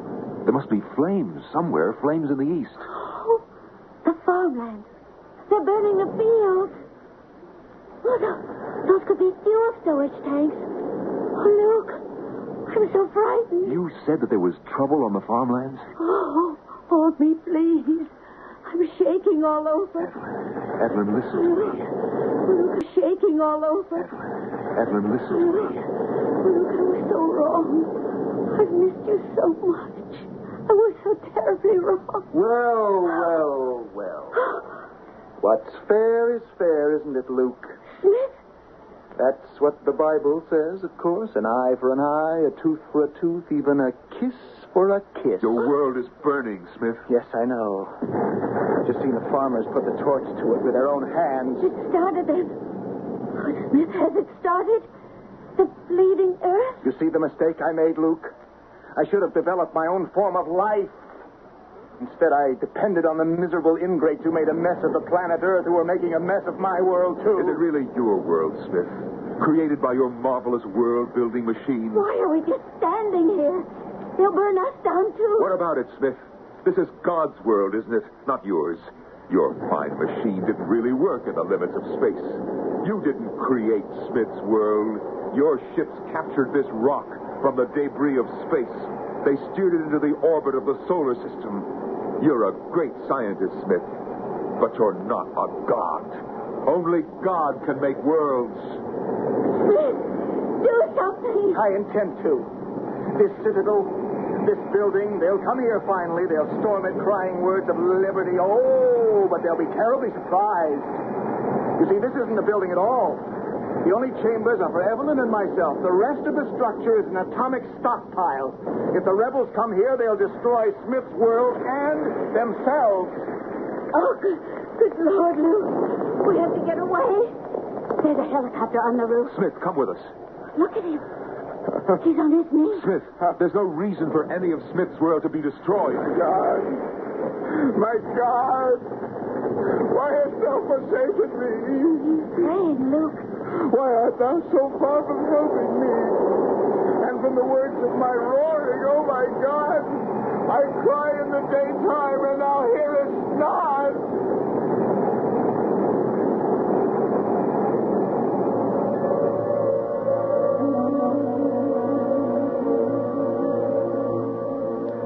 How many made it to the spaceport, Mr. Wingate, before the final atomic reaction? Only 20,000, they say. All those others, they died out there. Smith's world became the tombstone of the solar system. And, of course, you found your wife on one of those spaceships. Yes, I found Alita. You must have been very happy. Yes, I was happy. For the first time in my life, I said a prayer.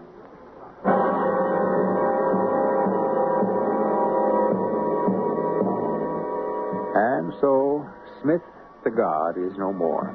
And Smith's world is nothing but a rock orbiting the solar system. A useless object? Maybe not. Maybe it will always appear in the skies of Earth as a memento of man's folly, of what can happen when men not merely forget their gods, but try to take their place. We'll be back shortly.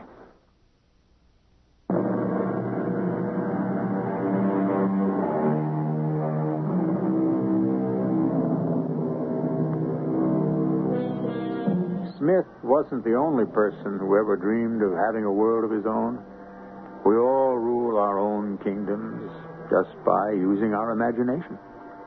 We hope our story exercised your imagination and that you'll come back for more miracles and more mystery at our next meeting.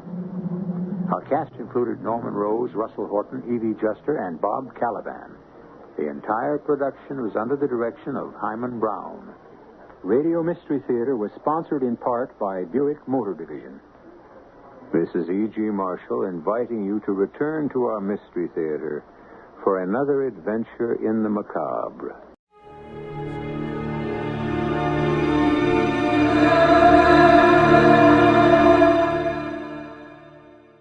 The CBS Radio Mystery Theater presents...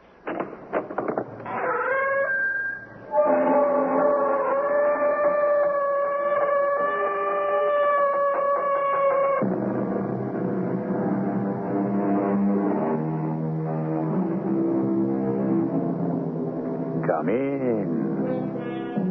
Welcome. I'm E.G. Marshall. Among the more expensive and certainly the most relaxing of pastimes is the institution of the Caribbean cruise. We have chartered for you one of the happiest, smoothest, most relaxing of ships.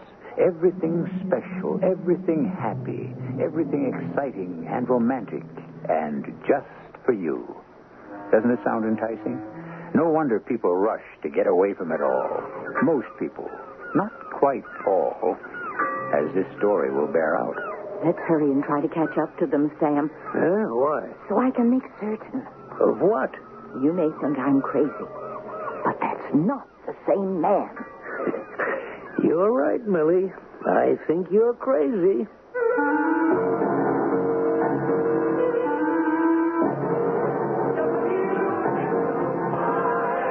Our mystery drama, A Matter of Custom, was written especially for the Mystery Theater by Ian Martin and stars Mary Jane Higby and Court Benson.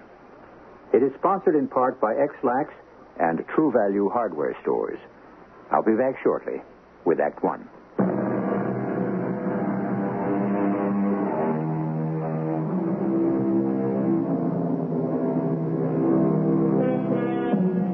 A world tour in miniature. 8 ports of call, each rich in national identity. Haiti, Jamaica, Aruba, Venezuela, Grenada. Oh, forgive me. You caught me leafing through the travel brochures again. I'm beginning to get the wanderlust myself. I mean, just listen. The most gorgeous white beaches in the world. Elegance, entertainment, gourmet food, everything at your fingertips. What else could anyone do but relax and forget that the world is too much with us? But then, as you'll see, it takes all kinds of people. Millie, come on. The cab's downstairs already. In a minute, Sam. You know planes don't wait. What are you doing? I'm just making sure the windows are closed and the lights are all off. Oh, I already did that. Oh, you. Who could trust you? I'll just double-check the living room and the dining room. Millie, I got the elevator waiting. So he can wait. Uh-huh. You see, you forgot in the dining room. What? One of the window handles wasn't closed all the way.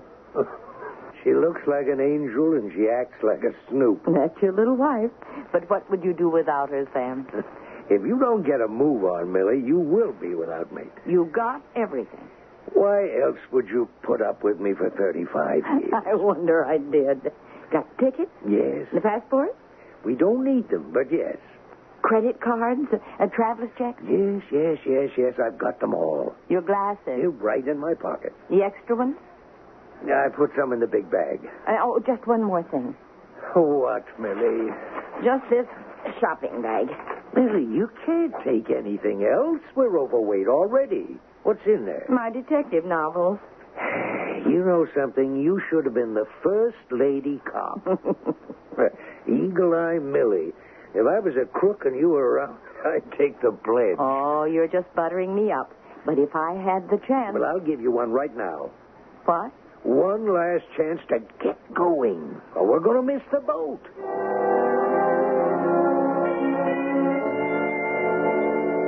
Will you move it, Howie? We got to get out to the airport. What's the hurry, Wanda? I ain't all the way awake yet. 5 in the a.m. It's a charter flight. We got to get there early to get good seats. Look, once you get to the boat, you can sleep all you want. If I can sleep for running scared over this deal you got me in. Listen, it's the best break you ever had in your life. Who says? Me.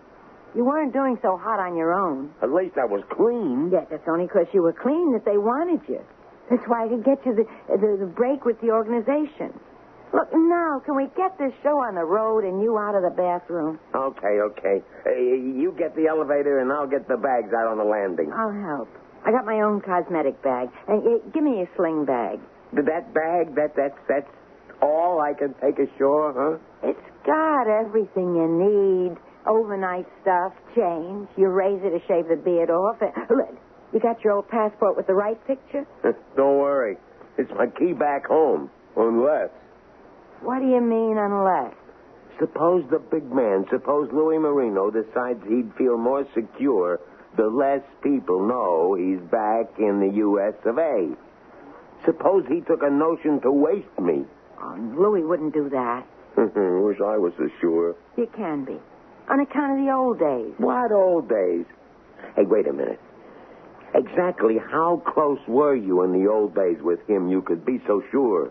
Close enough, Howie. But it was family. Yeah, I don't like that family business. Howie, nobody but Tony Fats and maybe Artie the pawnbroker know. But look, just to set your mind at rest. Set my mind at rest, if you can. What's Louis Marino to you then or now? He's my brother, Howie. That's practically the only reason I got you into this. Practically? What other reason? I'll tell you that after we get on the boat.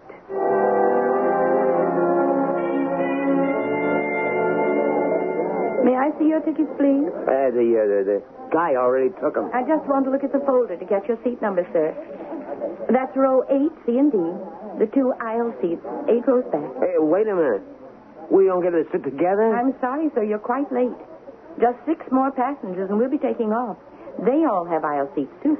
Look, I don't like the idea of sitting without... Come on, Howie. Don't start a fuss. Yeah, but listen... Howie, let's go. Okay, Wanda. You take the one on the left. I'll take the one on the right. I'll put your bag under the seat, huh? You want to handle your coat? No. Come on, we're blocking the aisle. Yeah, sure. Oh, is this shopping bag here under the seat, ma'am? Is this yours? Oh, yes. I'm sorry. Is it in your way? Well, I would like to get rid of this here bag of mine. Oh, well, maybe we could put mine up above. What's in it? Books. Detective stories. Oh. I don't think they'd let you put anything heavy up there. Oh, dear. What's in your bag? I mean, is it heavy? Oh, well, too heavy, I guess, for... Oh, I'm sorry. Just give me a second. Oh, may I shove mine alongside you? Oh, here, let me help. Oh. Okay. I knocked your dark glasses off. Oh, that's all right, ma'am. Oh, dear. Yeah, why don't you go on past me?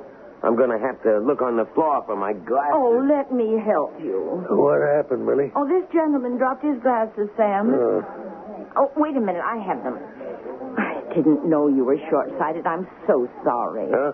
You short-sighted? Oh, yeah. That's why I have to wear the glasses. Weak eyes. Well, now, you'd never know it to look at them. Yeah, well. Just get my coat off. You all right, Howie? I've got some nosy old dame here wants to talk my ear off. My guy next to me doesn't speak English. Want to trade? It could be safer. Why not? Mind if I join you? Well, there was a gentleman who... That's my husband. Oh, dear, I hope he isn't mad at me. Why? I'm afraid I knocked his glasses off. My mistake. Oh, no, it isn't that. I just forgot he always likes to sit where his left hand is free. Oh. He's left-handed, in case he wants to write. He's a writer? Well, now, isn't that interesting? With his left hand, too. What books has he written? Have you... I don't think he'd want to talk about that. You see, he's on the cruise to get away from all that.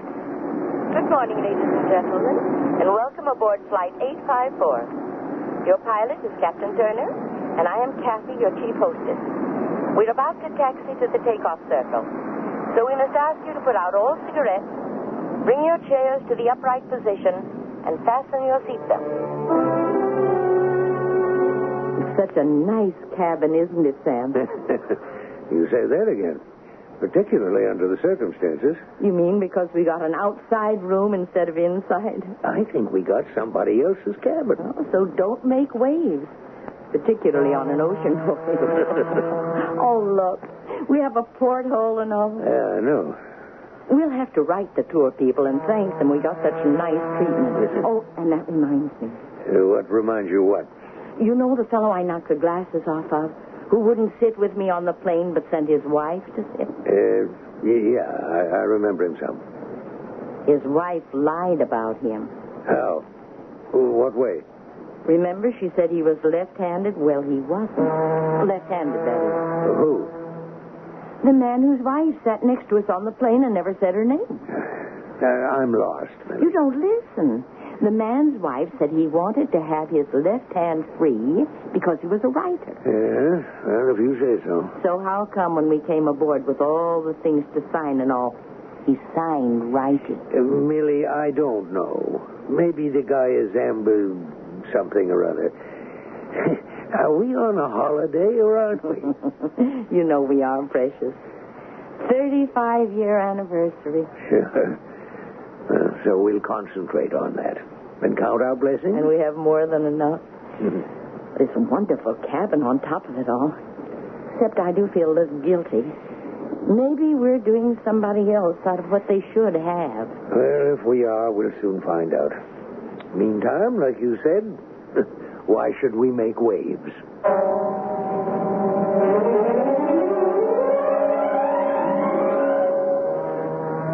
What kind of lousy closet is this? I don't know, Howie. Were we supposed to have an inside stateroom? Not the way I heard it, but... So why do we have to take a run around here? What are you doing? I'm phoning that jerk who said he was the purser. I want to know what Don't do it. What are you talking about? Obviously, there's been a mix-up in cabin assignments. I'm going to get it straightened out right now. If I was you, Howie, I wouldn't. Why not? Under the circumstances, I figure the last thing we want to do is attract attention. Yes. Some gay little trip this is going to be. And how you figure Louis is... Who's aboard? The CIA? So, how would the man himself feel about this pint-sized hot box? That's his worry when his time comes. Right now, ours is to stay real low-key.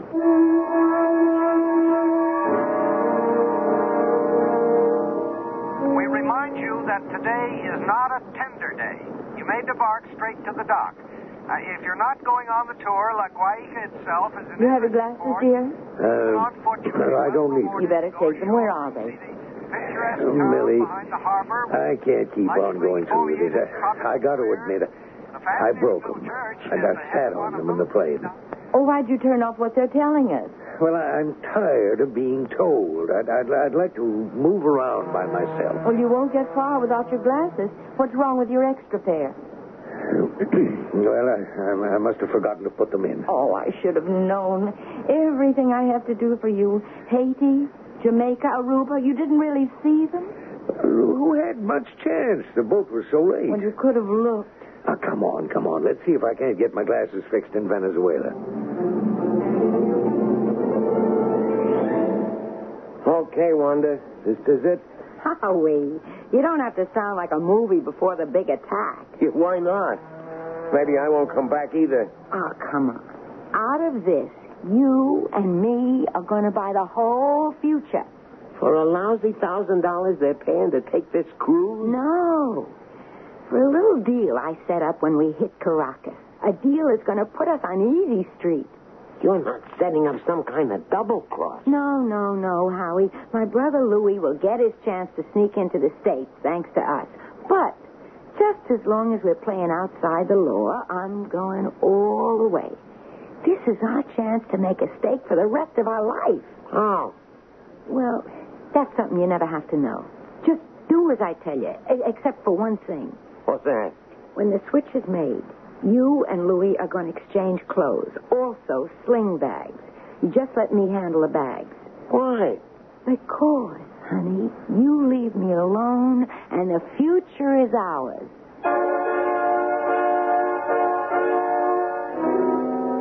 As I said, it takes all kinds of people to make a world. The right ones and the wrong ones. It's obvious enough who are the wrong ones in our story, and by the same token, who are the right ones. But except for the fact they are cruising on the same ship, how could a simple couple like Sam and Millie Gorman affect Howie and Wanda's plans? I shall return shortly with Act 2.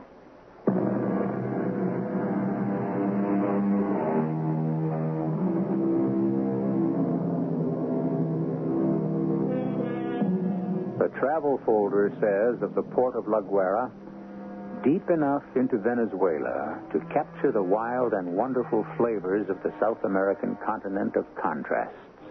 Enchanted forests, the glittering excitement of silver and glass shopping bazaars. That's for the tourists. But for our story, there is a quiet stroll along the waterfront, then a sudden cut away from the water deep into the narrow streets of the old town, back to the foot of the mountains, and into a cantina. Later, as evening gathers, they return. A bearded man with a sling bag and a blonde girl in a halter, slacks, and a large summer hat. Look, Sam. Look. What, Millie? Who's ahead of us? The mystery man and his mom. Who? Well, you know, on the plane. And I told you they were right across the hall from us on the ship. Oh, yeah. In the inside cabin. Oh, let's catch up and talk to them. Why? Well, I don't know. There's something about him that, intrigues me. Oh, fine. Well, there's something about him that turns me off. What? I think we have his cabin and he has ours. And I don't want to get into some Brannigan about making a change. Oh, don't be silly. We can't be. If we were, he would have complained. Well? On the other hand, why hasn't he? What? Complained. About what?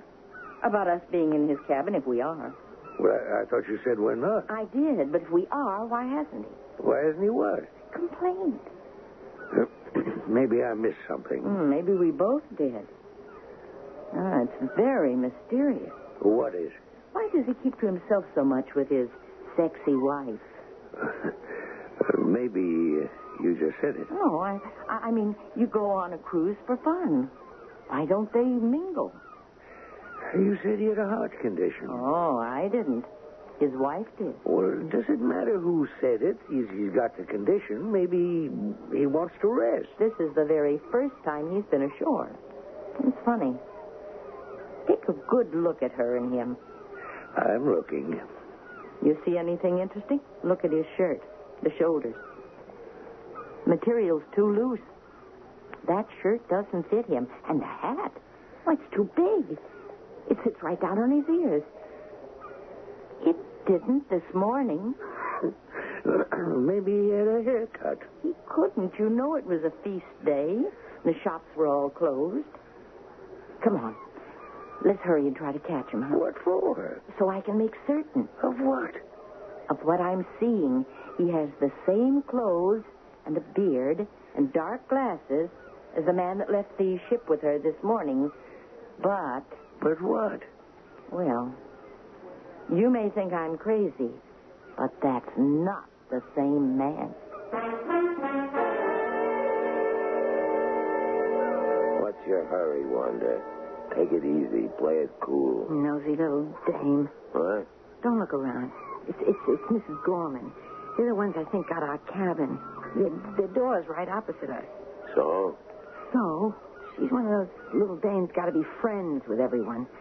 She caught Howie and me leaving this morning.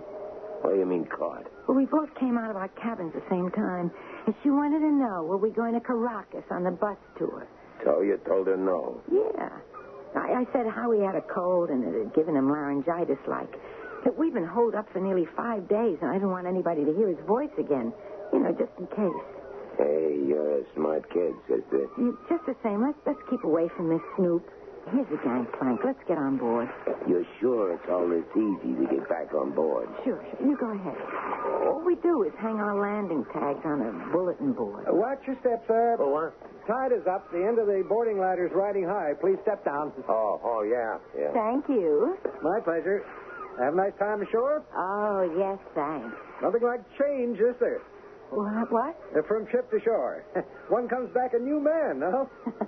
More like a new woman. Madam could not be improved upon. Hey, thanks. Come on, let's get down to the cabin. Oh, yeah. He's kind of cute. Who is he? He's kind of cute. Who is he? The cruise director. Hey, wait a minute. Here come the Gormans. Come on. Let's catch the elevator.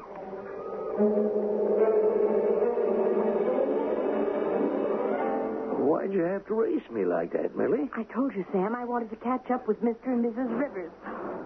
Oh, dear. What is it? They just went down in the elevator. Maybe if we took the stairs in a hurry. Now, listen, Millie. That's enough of it. I'm not going to let you badger people just because of a hobby. I wasn't going to badger them. I just wanted to see if I guessed right. That our sexy shipboard neighbor suddenly changed partners in the middle of the dance? Yes. Oh, that's ridiculous. You don't stop reading those detective novels and those spy stories. Oh, I'm sorry, Sam. It's just a game.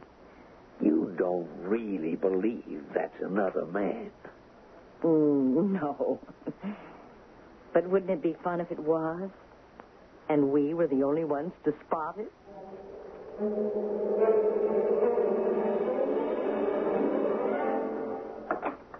Hey, you better lock that. All right, Louie. Give me your bag. I'll unpack it. No, I'll do it myself. Oh, come on. I know where to put things away. I'll find my own places. I like to handle my personal things. Okay. Oh, you and Howie stayed here in this hole the first 5 days? Yeah, well, Howie stayed out of sight. I circulated a little. How about meals? Well, breakfast you can get in the cabin. Lunch is easy, mostly buffet. Dinner's chancy. Some open sittings or buffets, but you're supposed to have a regular table at early or late sittings. Do we have one? No, not yet. You see, there's always a midnight buffet, so eating's no problem. We don't want to be too different from anyone else. How'd you manage that so far?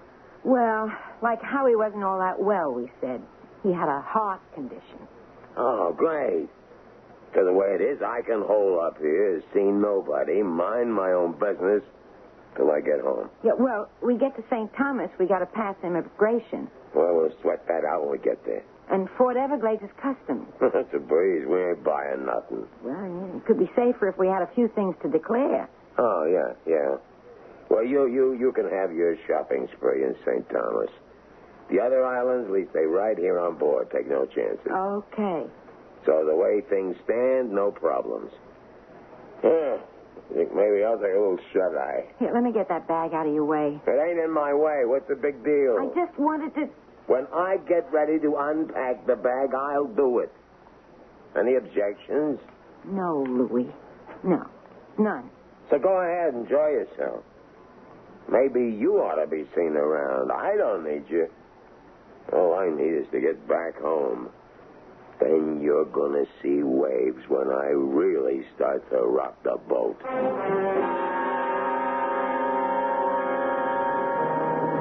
You don't want to play bingo tonight? I'd rather play Joker 7. The game or the girl who deals it? That's the name of the game. Why, you old goat.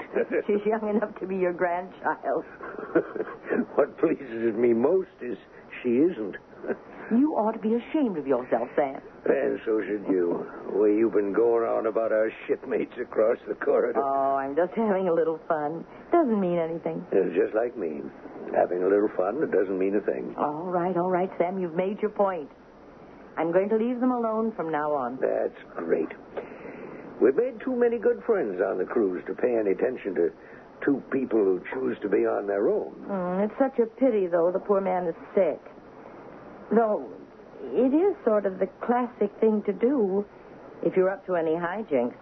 What are you talking about? Well, in detective stories, you always have to look out for anyone who's sick or in a wheelchair or is supposed to have been in a coma ever since... Oh, for Pete's sake, Millie, don't start up again.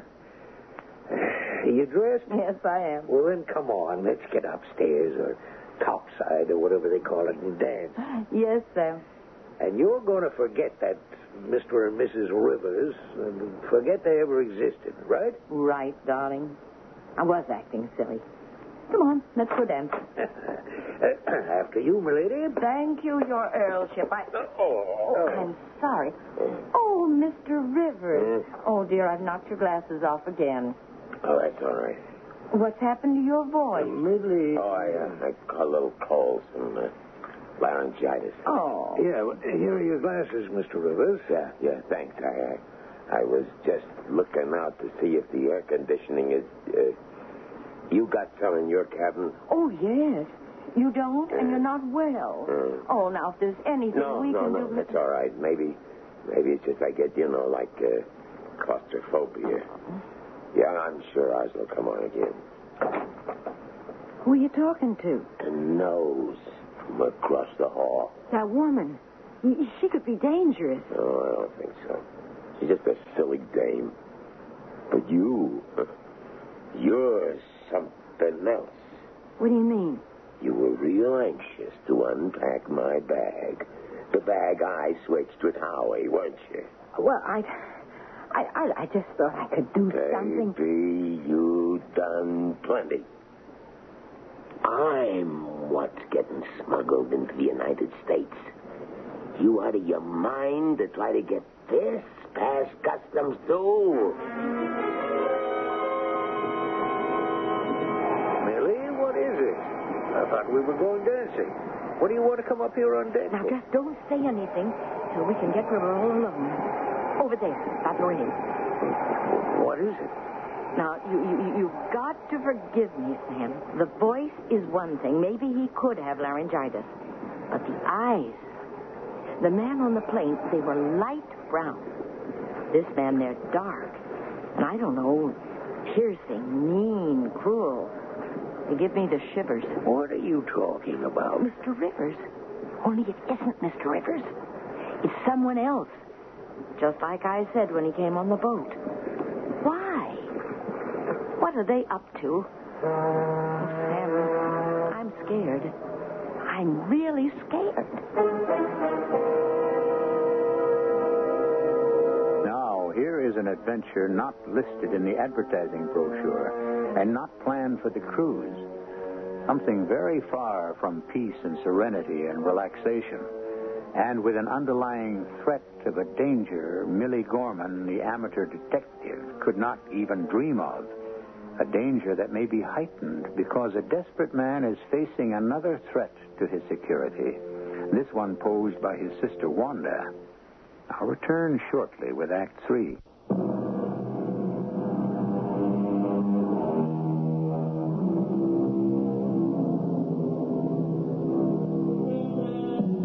There's an Italian phrase, dolce far niente, which means literally delightful idleness. and, by projection, a never-never land, a special world apart, the kind of dreaming, delightful peace a cruise is supposed to create, but which on this one has been rudely broken by two threats. Let's return first to the one posed in that stuffy little inside cabin from which a notorious expatriate hopes to engineer his illegal return to the States. I didn't want you to find out about that, Louis. I figured it as a stake for both of us. You figured it was a stake for you, you two-time and little... No, Louis, wait. Listen to me. What could you sell me? If it hadn't been for that interfering woman across the corridor, I'd have gotten somewhere and dumped the chunk overboard. Are you crazy? There's $1 million in that package. Listen, my life won't be worth a nickel if I don't bring that in. Your life? What about mine? That's what you're being paid to worry about. I'm living up to what I promised to do. Listen, it wasn't my idea. Someone... The syndicate figured as long as we had this set up, there was a whole kilo of Big H waiting for transport, so I got elected. Who do you think you're kidding, baby sister? Someone offered you a deal, bankrolled this. I want his name. Johnny Fat. That figures. Where'd he get the dough to buy this package? I don't know. Honest, I don't. That figures, too. Well, someone's going to be out a bundle. What do you mean? You kidding? First chance I get, I'm dumping this over the side. You sure that's smart? All I care about is getting in, Wanda. Once I'm back, dough means nothing. And I don't want something like this to mess up my chances of coming home. It could mean more than you think. How? Look, you've been away a lot of years, Louis. Some of the boys ain't so anxious to see you back.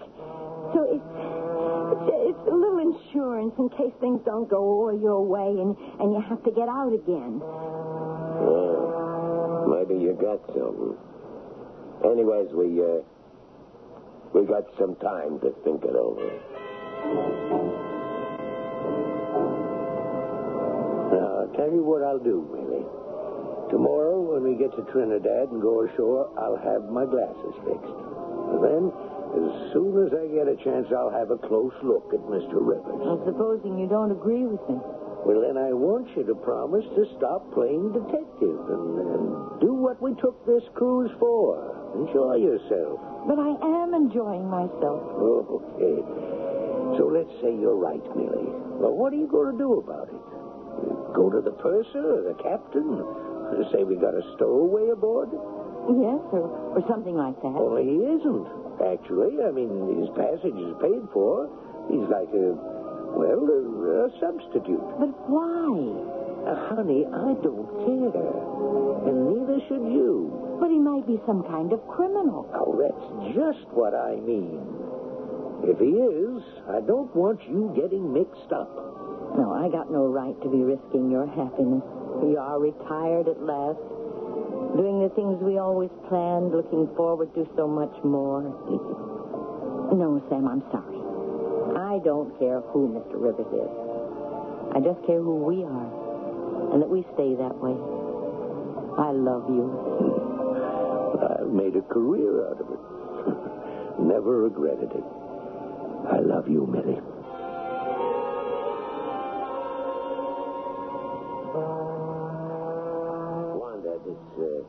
This bundle of H. How'd you figure to get it past the customs? Oh, well, that was the whole gimmick of setting up Howie as a heart patient. What do you mean, gimmick? Well, listen, Louis, a couple of years ago, before I married Howie, I was on one of these cruises, and when it came time to pass through customs, well, you know, it's a big schmear, lugging bags, lifting them, opening them, putting them down. I tell you, it's like a madhouse.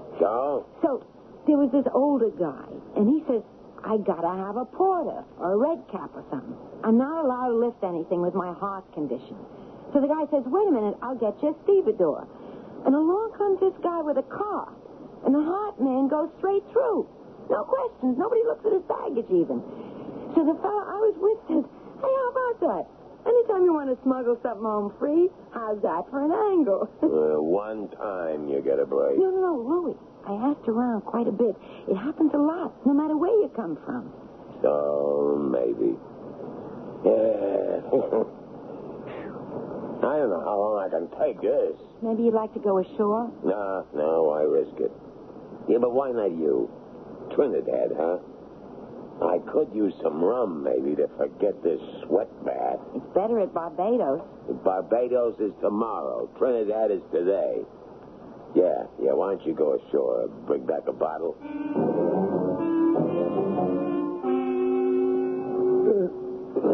Millie, what are you doing?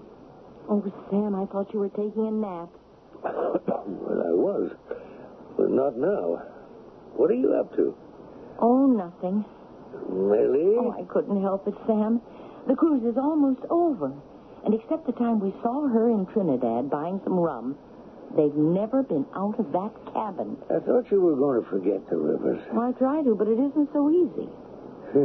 Well, you got me going about them, too. Well, this may be our last chance today. Yes. St. Thomas is our last island to go ashore. I wasn't thinking of that so much. Today, everybody has to be in the main lounge for immigration. And now I got my spectacles again. Maybe I'll have a real good look at Mr. Rivers at last.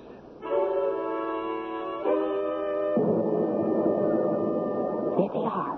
Huh? Who? The Rivers. Millie, we've forgotten about them. You promised. Yes, but you promised the first chance you got with your spectacles, you'd look at him. Well, they're coming by now. Here's your chance. But Millie, Go ahead. How long is this going to take? They said not too long. You got your papers? Don't worry. I got everything I need. You hold my glasses while I check. You better not keep them off too long. Well, Sam? Millie, it's the same guy who flew down with us on the plane. Sam, you're lying. Millie, that's the same guy. It's got nothing to do with us, and that's how it's going to be. Yes, Sam. 35 years, and you've always been right. I want to protect you. I know. So you're right, Sam. Who's arguing?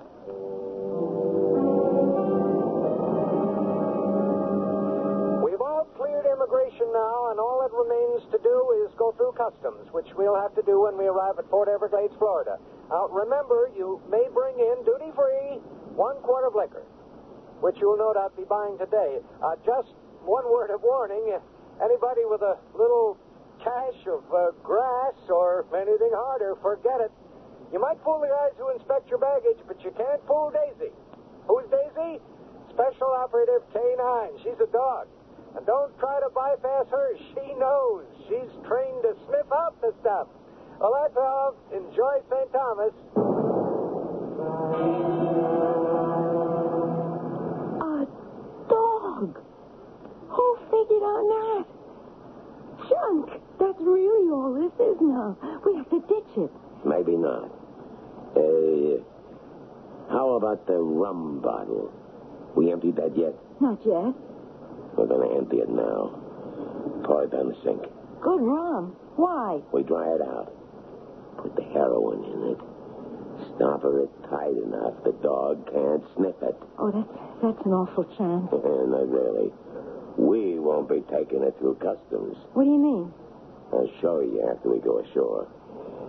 It's about time for me to stretch my legs. And the liquor will be delivered right to the ship. Here, thank you. We better get back. In no hurry. I gotta find my pigeon. What are you talking about? Do me a favor, hon. Go keep that liquor salesman busy while you get us another bottle for the cabin. Bottle of what? Anything, just so long as you keep him busy. I got bourbon, okay? Couldn't care less. I got what I want.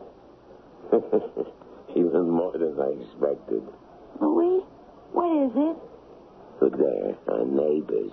The nosy lady buying a package of liquor just like us. Come on, Wanda.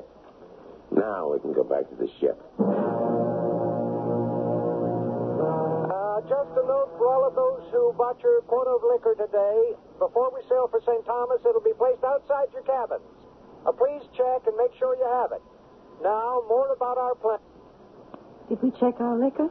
Don't worry. I got in the closet already. I also got rid of our extra bottle. What extra bottle? The bottle that doesn't contain liquid. That has the hard stuff.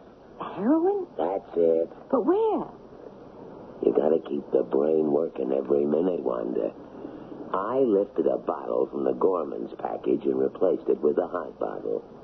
What better way to bypass the dog and U.S. Customs? And even if we don't, I'm still safe. If they do find the H, it ain't on me. How could you stash it on our neighbor's duty-free cotton? There's a special tape that seals it. Easy. While you kept the liquor man busy buying our extra bottle, I filched enough tape to reseal the carton after I made the switch. How do we get the stuff back? I checked the manifest. Mr. and Mrs. Sam Gorman, 734 West 72nd Street. Soon as we hit the Big Apple, we make one little detour there to pick it up. But what do we say? Just there was a mix-up. And if they don't buy that? It's a nice, quiet neighborhood. Anything could happen.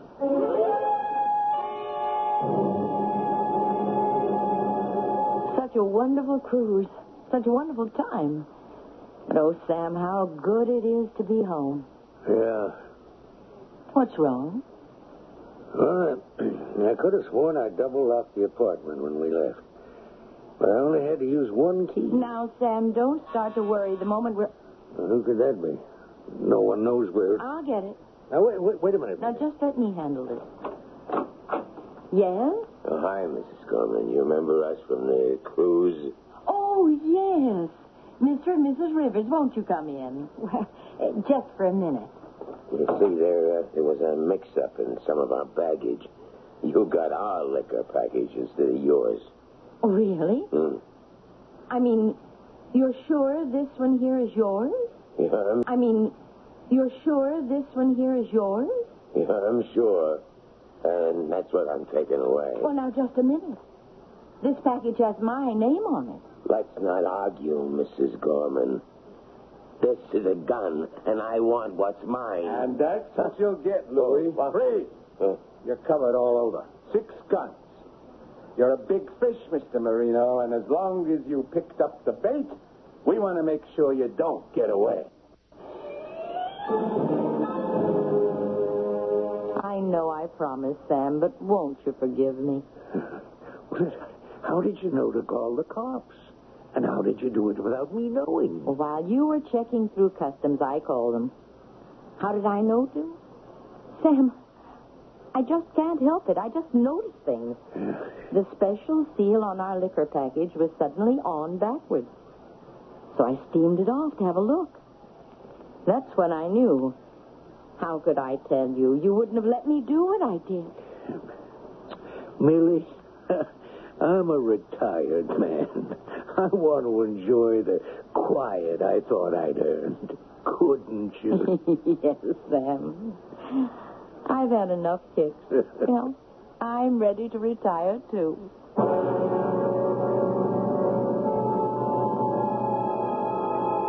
There are now plenty of charges stacked up against Louis Marino through little Mrs. Gorman's sharpness for illegal possession of drugs, smuggling, and any number of other charges to put him away for the rest of his life. I don't know if there's a moral in this, except that maybe if you want to be crooked, don't mess with the innocent. It's only the ones without any larceny in their hearts you can't figure at all. I'll be back shortly.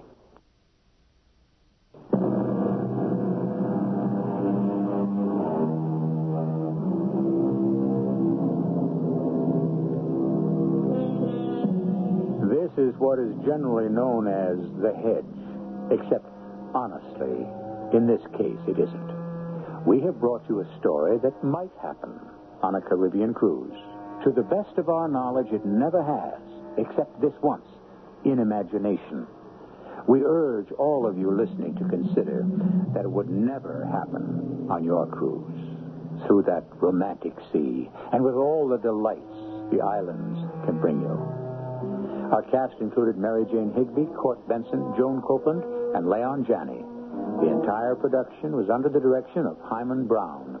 Radio Mystery Theater was sponsored in part by Buick Motor Division and ARM, Allergy Relief Medicine. This is E.G. Marshall inviting you to return to our Mystery Theater for another adventure in the macabre. Until next time, pleasant dreams.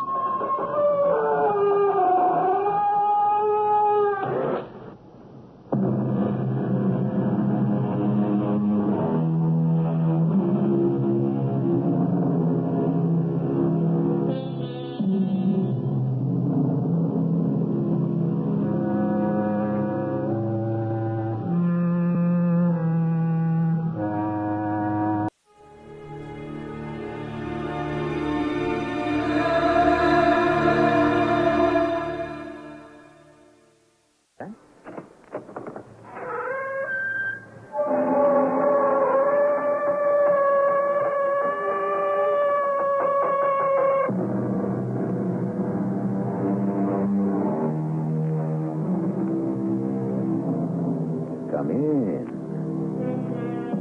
Welcome. I'm E.G. Marshall. When you visit a museum to look at paintings, some very few of them are referred to as having been painted by old masters. Applying the criteria to detectives, there would be only one who could properly be called the old master.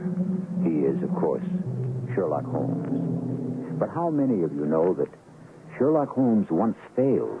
Yes, failed in an assignment that involved the fate and history of two European countries. There is no other way, Boris. She must be kidnapped. And then? Forced to tell where she's hidden it. You are speaking of torture? I am speaking of overthrowing a government. Torture, murder, abduction. These are words for the weak. We must be strong, and we must not fail.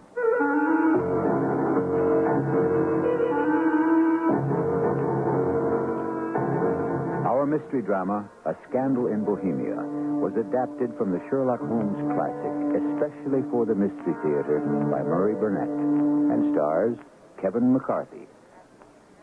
It is sponsored in part by X-Lax and Buick Motor Division. I'll be back shortly with Act One.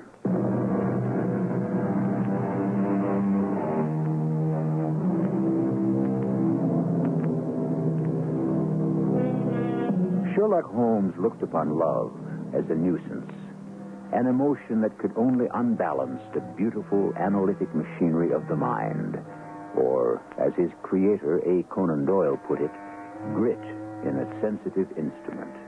And yet, there was one woman Sherlock Holmes might have loved. She appears in this story, faithfully and fully depicted by the admirable Watson. Immediately after my marriage, I'd seen little of Sherlock Holmes. All I knew about my former friend and companion was what I read of his exploits in the daily press. One night in 1888, I was returning from seeing a patient. My way led through Baker Street, and I was seized with a keen desire to see Holmes again. I rang the bell of the well-remembered door, and shortly thereafter was greeted by my friend in the sitting room. Wedlock suits you, Watson. I think you've put on 7.5 pounds since I last saw you. Right, Joe. 7. And you've resumed your medical practice. You didn't tell me you were going back into harness. Well, then how did you know it? I see it. I deduce it. How do I know that you've been getting yourself very wet lately, and that you've a most clumsy and careless servant girl? My dear Holmes, this is too much. Had you lived a few centuries ago, you would certainly have been burned at the stake. Well, it's true that I had a country walk on Thursday and came home in a dreadful mess. But as I've changed my clothes, I can't imagine how you deduced it. As to our girl, Mary Jane, she's incorrigible, and my wife has given her notice. But there again, I fail to see how you work it out. It's simplicity itself. My eyes tell me that on the inside of your left shoe, just where the firelight strikes it, the leather is scored by 6 parallel cuts. Now, obviously, they've been caused by someone who has very carelessly scraped around the edges of the sole to remove the crusted mud from it. Oh, George. Hence my double deduction. that you've been out in wet weather, and that you have a particularly careless servant. Yes, you always make it sound so simple. But how about my resuming my medical practice? Oh, come, Watson. If a gentleman walks into my room smelling of iodoform with a black mark of nitrate of silver upon his right forefinger and a bulge on the right side of his top hat, showing where he secreted his stethoscope, I must be a dull dog indeed if I don't pronounce him an active member of the medical profession. Each time you explain your process, it appears that anyone can do it. And I know my eyes are quite as good as yours. Of course. You see, but you do not observe. Huh? By the way, you may be interested in this, which came by the last post. Read it. Right. There will call upon you tonight at 7:45 a gentleman who desires to consult you upon a matter of the very deepest moment. Mm-hmm. Your recent services to one of the royal houses of Europe has shown that you are one who may safely be trusted with matters which are of an importance which can hardly be exaggerated. This account of you we have from all quarters received. Be in your chamber then at that hour, and do not take it amiss if your visitor wears a mask. This is indeed most mysterious, Holmes.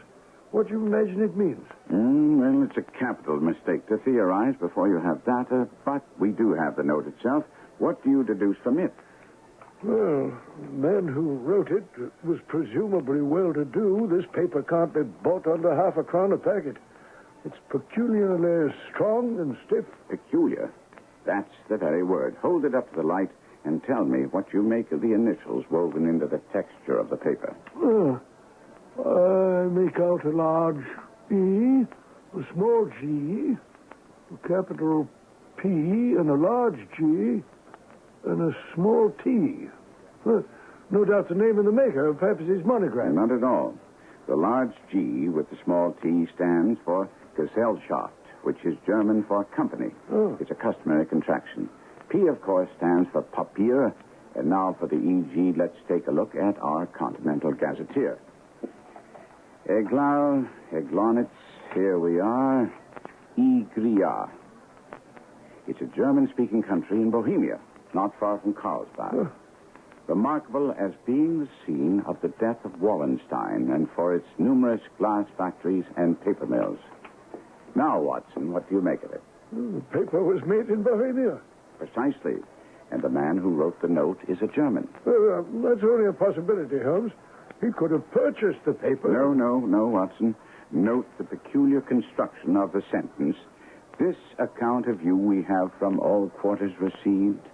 A Frenchman or a Russian could never have written that. Only a German is so uncourteous to his verbs as to place them at the very end of a sentence. It remains, therefore, to discover what is wanted by this German who writes upon Bohemian paper and prefers wearing a mask to showing his face. And, if I'm not mistaken, he's arriving now. Holmes pressed me to stay. I remained seated, and Holmes opened the door to admit a man who was at least 6'6", with the limbs and chest of a Hercules. He was dressed so richly as to be considered almost in bad taste. He topped off his rich costume with a black-visored mask, which he'd evidently just adjusted as he entered. He spoke with a German accent, looking from one of us to another as if uncertain which one to address. You had my note. I told you that I would call. Pray, take a seat. This is my friend and colleague, Dr. Watson, who is occasionally kind enough to help me with my cases. Whom do I have the honor to address? You may address me as the Count von Kram, a Bohemian nobleman.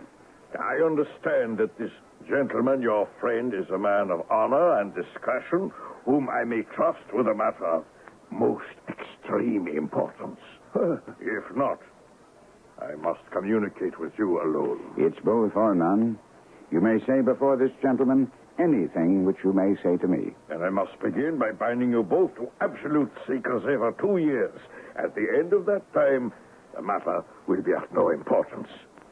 At the moment, it is not too much to say that it is of such weight it may have an influence upon European history. I promise. And I. You will excuse this mask. The august person who employs me wishes his agent to be unknown to you. And I confess at once that the title by which I call myself is not exactly my own. I was aware of it. Every precaution has to be taken to quench what might grow to be an immense scandal and seriously compromise one of the reigning families. To speak plainly, the matter involves the great house of Ormstein, hereditary kings of Bohemia. I was also aware of that. You surprise me. If your majesty would condescend to state your case, I should be better able to advise you. You are right. I am the king. Why should I attempt to conceal it? Why, indeed?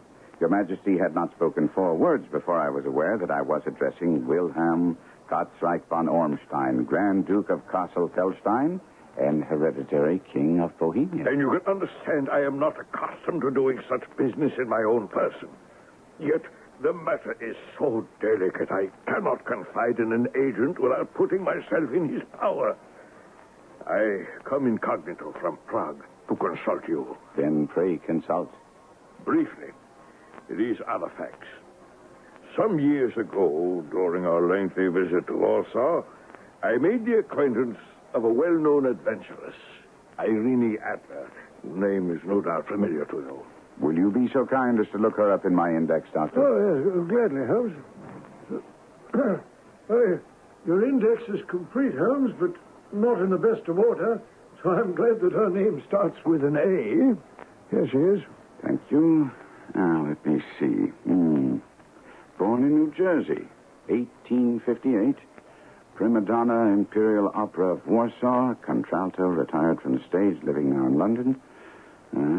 Quite so. Thank you, Doctor. And now your majesty, as I understand, became entangled with this young person, wrote her some compromising letters, and is now anxious to get these letters back. Precisely so. Mm-hmm. But how did you... Was there a secret marriage? Oh, of course not. Legal papers? Certificates? None. Well, then I fail to follow, your majesty. If this person should produce her letters for blackmail or other purposes, how is she to prove their authenticity? There is the writing. Proof.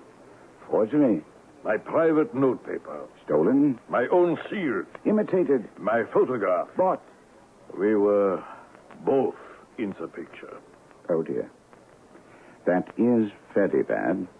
Your majesty has indeed committed an indiscretion.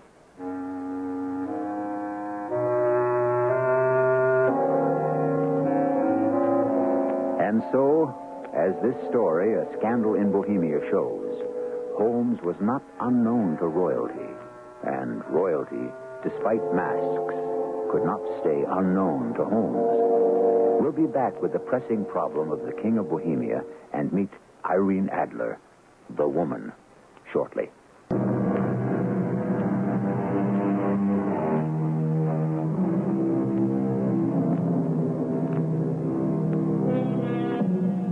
Sherlock Holmes in love? Perished the thought. And yet, of all the tales of Sherlock Holmes, as recorded by his friend Dr. Watson, there's no other adventure in which he expresses as much admiration for a woman as he does for Irene Adler. And keep in mind, she came to his attention not as a client, but as an adversary. But it's best we let Watson continue the story. I was watching His Majesty's face. The moment Holmes said he'd committed a serious indiscretion, his face flushed. I was mad, insane. But remember, I was a young crown prince then. I didn't realize the consequences. It must be recovered. Don't you think we have tried and failed? Then it must be bought. She will not sell. Stolen, then? 5 attempts at obtaining the photograph have been made. Twice I had burglars ransack her house. Once we diverted her luggage when she traveled. The luggage was searched thoroughly. Twice she has been waylaid and her purse taken. There has been no result. And what does she propose to do with the photograph? Ruin me. How? I am about to be married. My fiancée is the second daughter of the King of Scandinavia. a shadow of a doubt as to my youthful conduct would end the engagement and bring about some very serious side effects as well. And Irene Adler? Threatens to send the photograph. Uh-huh. And I know she will do as she says. Rather than I should wed another, there are no lengths to which she will not go. None. You're sure she hasn't sent it yet? I am certain. Hmm? On what do you base this certainty? Because she has said that she would send it on the day when the betrothal was publicly proclaimed. That will be next Monday. Then we still have 3 days. Your Majesty will, of course, stay in London for the present. Oh, certainly. You will find me at the Langham under the name Count von Kram. Watson, would you take down the lady's address when His Majesty gives it to you? Sure. Bryony Lodge, Serpentine Avenue, St. John's Wood. Very good. And now, good evening, Your Majesty. I trust that we shall soon have some good news for you. Holmes asked me to come around the next day at 3. When I arrived, he wasn't there. He'd run into unexpected complications that I was to hear about when he returned shortly after 4. Well, accustomed as I was to my friend's amazing powers in the use of disguises, I had to look more than once to make certain that the drunken-looking, ill-kempt, side-whiskered groom was indeed he. Watson, I'm sure you could never guess how I employed my morning or what I ended by doing. Well, I suppose you've been watching the habits and perhaps the house of Miss Irene Adler. Right so. I can tell you that we are not the only ones after that photograph. Well, you mean the king has employed others in the same capacity as you? I think not. But let me give you a picture of the day's happenings. I left the house a little after 8 this morning, disguised as a groom seeking work. Irene Adler has turned all the men's heads around Bryony Lane. After giving a few of the ostlers a hand in rubbing down their horses, I came upon a character who seemed equally interested in the topic of Miss Irene Adler as I. We fell into a conversation as he bought me a glass of half and half in a neighboring pub. Here's to the ladies, God bless them. And to Miss Irene Adler in particular. May they all be as beautiful as she and as rich. She's well off, then? No, you seem like the kind of person a bloke can trust. Are you trustworthy, mate? It all depends. There might be a lot of reasons for you to be trustworthy if you don't mind taking a few risks. It all depends on what kind of risks you're talking about. Oh, nothing very big. Just helping out a little with the job we have in mind. Who's we? I don't like working blind. I have to know what kind of job you're talking about. Well, you might say it was a kind of a lark. With the lady who lives at Bryony Lodge? You're a sharp one, you are. That's the very one. Just a bit of a lark, that's all. The reason I picked you, mate, was because you have an honest face and showed a lot of interest in the lady yourself. You see, I was listening to you, mate. I thought it might be a good verse for me. What I have in mind might pay you a lot better. How much are we talking about? £50. 50? You didn't think I had an honest face? You thought I had a stupid face? Now, let me tell you, mate, I don't go for the rough stuff, so you can forget about me right now. The 50 ain't all for you. I need 4 or 5 boys who don't mind creating a bit of a dust-up around Bryony Lodge. And I need them tomorrow. Good luck. I ain't going to be one of them. I was thinking you'd get them for me.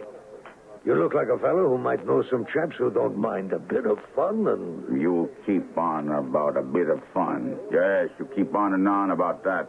And your idea of fun and mine might not be the same, if you know what I mean. Well, you heard what all the grooms were saying about Mademoiselle's boyfriend, the one who visits her so frequent. Aye? Well, his best friend wants to play a little joke, you see. Sort of stage a kidnapping. Not a real one, of course, but...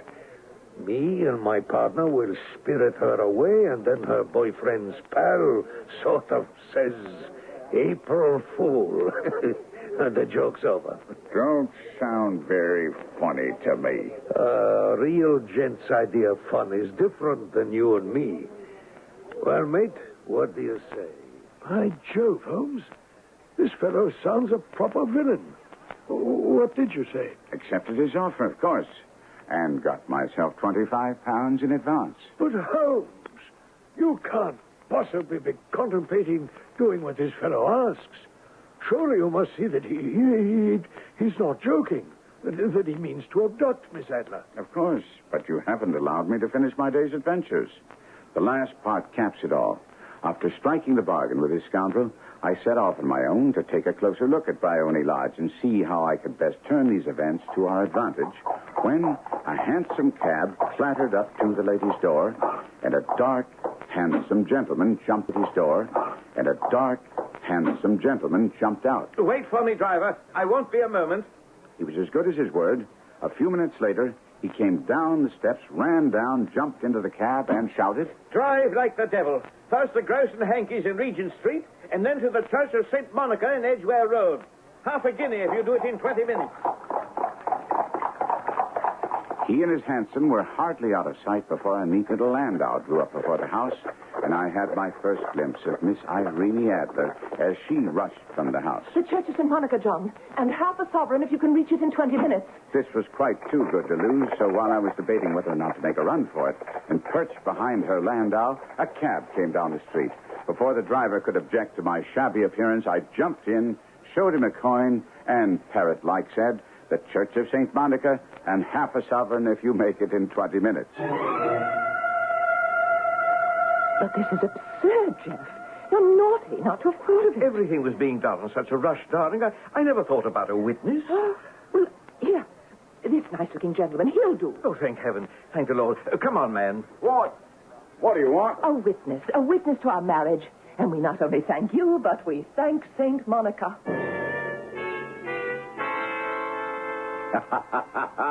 It was the most preposterous position I've ever found myself in my life. The bride gave me a sovereign, and I mean the word, on my watch chain in memory of the occasion. Joe, but doesn't this sudden marriage threaten everything? It certainly seemed to menace our plans seriously. However, when they separated at the church door, I heard her tell him that she would drive out in the park at 5 as usual. So then I went off and made my own arrangements for tonight. Which are? To be revealed to you after some cold beef and a glass of beer to fortify ourselves for this evening's work.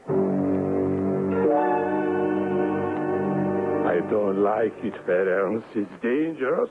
Boris, it's our only alternative. To rely on this half-drunken groom you meet in a bar? I've already explained to you he was interested in Bryony Lodge and Miss Adler. Can we trust him? Of course not. But we can rely on his greed. You didn't see the way he snatched the 25 pounds advance. I still do not like it. Oh, I grant it's not ideal, but there's very little risk. Once we have the lady and the carriage, we drive off. What can he tell the police? Everything. Which is little enough. He doesn't even know my name. He's never seen you. In half an hour, we'll be safely hidden. And I promise you'll have the location of the photograph out of her before the search has had time to get organized.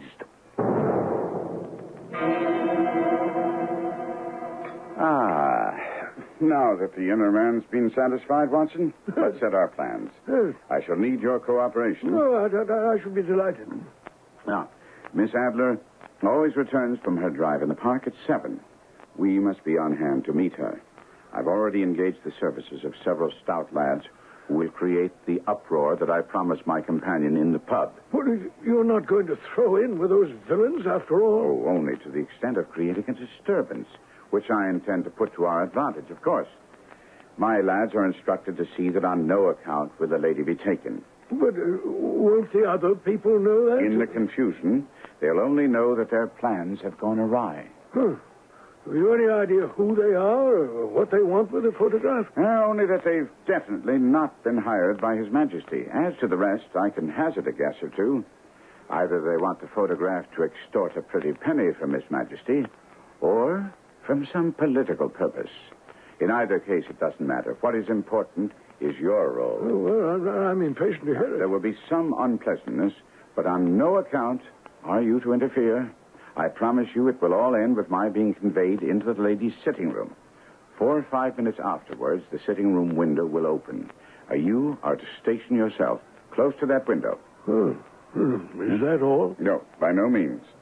Now, I have here an ordinary plumber's smoke rocket, fitted with a self-igniting cap at either end. You will throw this through the open window into the room, at the same time raising a good, loud cry of fire. Understood? Yes, but... I haven't finished, sorry. Your cry will then be taken up by a considerable number of people in the street. Then your part is finished. Walk to the end of the street, where I will rejoin you in 10 minutes. Clear?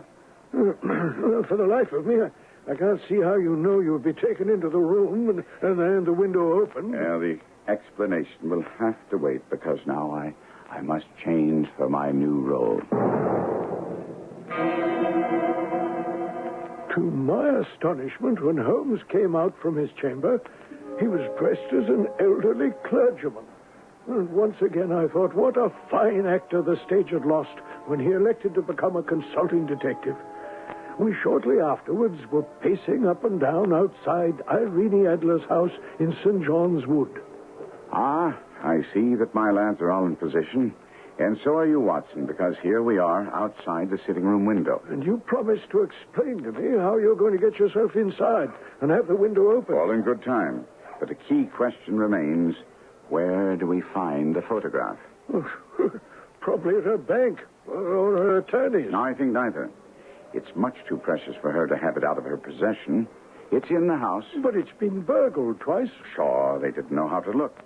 Well, how will you look? I'll get her to show me. Oh, ridiculous. She's bound to refuse. She won't be able to. Incredible. It will all be clear to you, but we have no more time. It's almost the hour. I think I see her carriage in the distance. Now, carry out my order to the letter.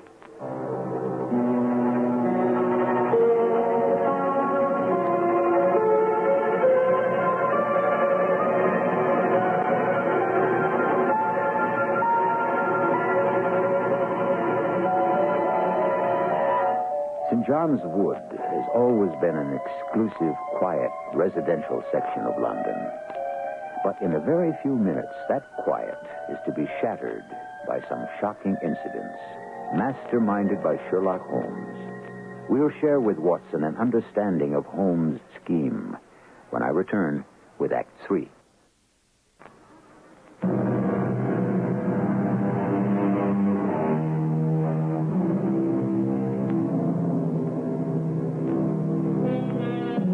At the very beginning of this story, I spoke of the possibility of Sherlock Holmes being in love. You may wonder how anyone could fall in love with a woman whom he's seen only once, and then at her hurried wedding. But there's more to come. And if I may borrow from the master, all in good time. Now let's rejoin Sherlock Holmes and Watson. Holmes, artfully disguised as an elderly clergyman, and I strolled up and down in front of Irene Adler's house in St. John's Wood. Holmes called my mind to the unusually large amount of activity in the street. I reminded him that he'd told me they were mostly his men. Not all, Watson. See that scissor? Yes. That's... I see. I am sure he already appeared that some of my blood will be spilled. But rest assured what they seem. There. They come to a stop before I saw the scissors grinder spring forward and snatch the handle to open the door. At the same time, the loungers went into action, and Irene Adler's carriage was surrounded by a score of yelling, cursing men. Boris! Boris! Help me! These fools won't let me through! Stand back! I want to assist the lady! I saw Holmes stride into the crowd, which seemed to make way for him, as he cried out, "You rogues! Villains! How dare you assault a lady? Then, suddenly, I saw him clap a hand to his nose, and he was down, with a blood stream coming from his nose. When he fell, I heard a policeman's whistle, and a number of the loafers took to their heels. Irene Adler had hurried up the steps, but then stood at the top. Looking back into the street, she called out, That gentleman hurt? He needs help. Oh, he can't lie here in the street. Bring him in. There's a comfortable sofa in my sitting room. We'll get a doctor. Slowly and solemnly, Holmes was carried into Bryony Lodge and placed carefully on the sofa. The lamps had been lit, but the blinds hadn't been drawn, so I could see him as he lay on the couch. This truly wondrously beautiful woman bending tenderly over him. After a moment or two, I saw him raise himself with some difficulty, and they began talking. He later told me how the conversation went. I don't think you should sit up. I'm quite all right, dear lady. I'm more concerned about you. Oh, thanks to your bravery, I just had an unpleasant moment or two. Oh. What is it? What is it? Nothing to be alarmed about, I'm sure, but if I could have some air... Oh, of course. Marie, open the windows. As the maid opened the window, I saw Holmes raise his hand. The moment her back was turned, I tossed the rocket into the room and shouted, "Fire!"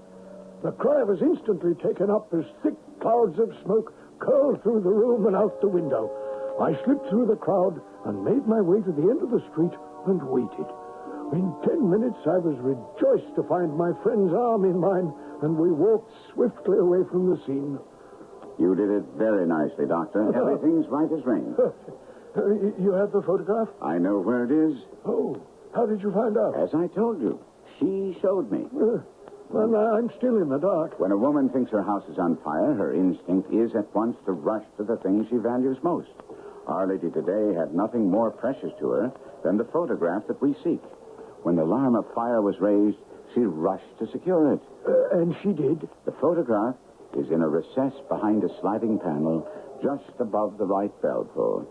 She was there in an instant, and I caught just a glimpse of it as she half drew it out. And now? We've almost reached our goal, and yet there's something gnawing at the back of my mind. Let me repeat the conversation that took place between us after it was discovered that the fire was only a false alarm. It may perhaps suggest something to you. My dear Reverend... Forsyth, madam. Madam? Oh.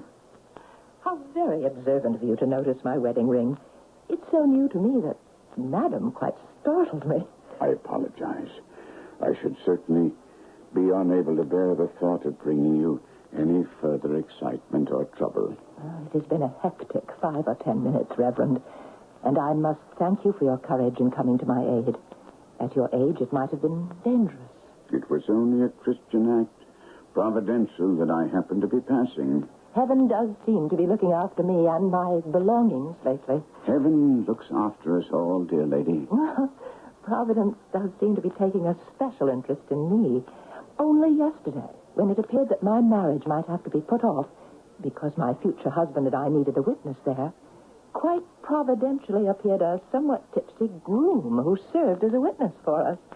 And now, today, I'm almost set upon by a band of toughs, and the Lord sends me an elderly but foolhardy minister who risks his life and limb for a strange lady. It does seem that you're blessed. And now, when for a moment it appeared that my house, with all its lovely furnishings, would be ravaged by fire, I am again saved when it proves to be a false alarm. You may indeed consider yourself fortunate.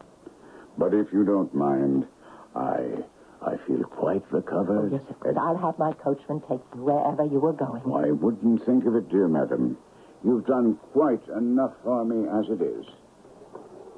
I felt that it was wise to leave as quickly and with as little fuss as possible.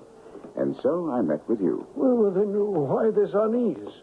From what you told me, you accomplished everything you set out to do. I did. And yet... Oh, hang it, man. It's just that there was something in her eyes. Oh, come now, Holmes. Don't tell me that you're mooning over a woman. Not at all, not at all. You misunderstand. But here we are in crowded Baker Street. Do you have the key? Well, of course not. Dear me.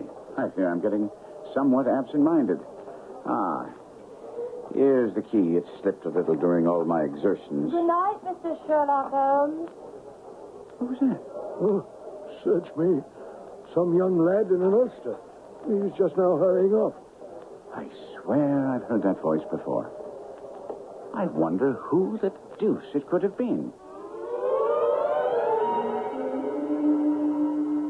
Holmes took the puzzle of the voice to bed with him.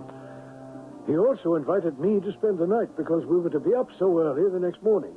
Now, after sending a message off to my wife, I went to bed, and next morning around 7, we were engaged upon our toast and coffee when I inquired of Holmes the reason for our early rising. We're up at this hour, Watson, because the king shall be here shortly. His Majesty. I thought it might give him some satisfaction to regain the photograph with his own hands. Oh, well, that still doesn't answer. The lady will probably not be up when we call. We shall be shown into the sitting room, and when she comes down, she may find neither us nor the photograph.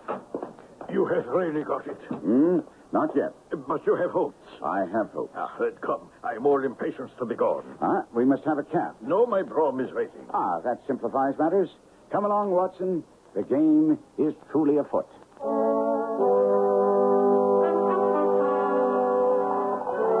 In no time at all, we found ourselves in the king's carriage, spinning along toward Bryony Lodge and Irene Adler. Irene Adler is married, Your Majesty. Married? When? Yesterday. But to whom? To an English lawyer named Norton. Impossible. I was a witness to the wedding. Oh, that is not what I meant. She could not love him. I'm in hopes that she does. And why in hopes? Because it would spare Your Majesty all fear of future annoyance. If the lady loves her husband, she does not love Your Majesty. If she does not love Your Majesty, there is no reason why she should interfere with Your Majesty's nuptial plans. Well, what you say is true. And yet... you still have doubts? Oh, not about the truth of what you said. It is just that I wish she had been of my own station. What a queen she would have made.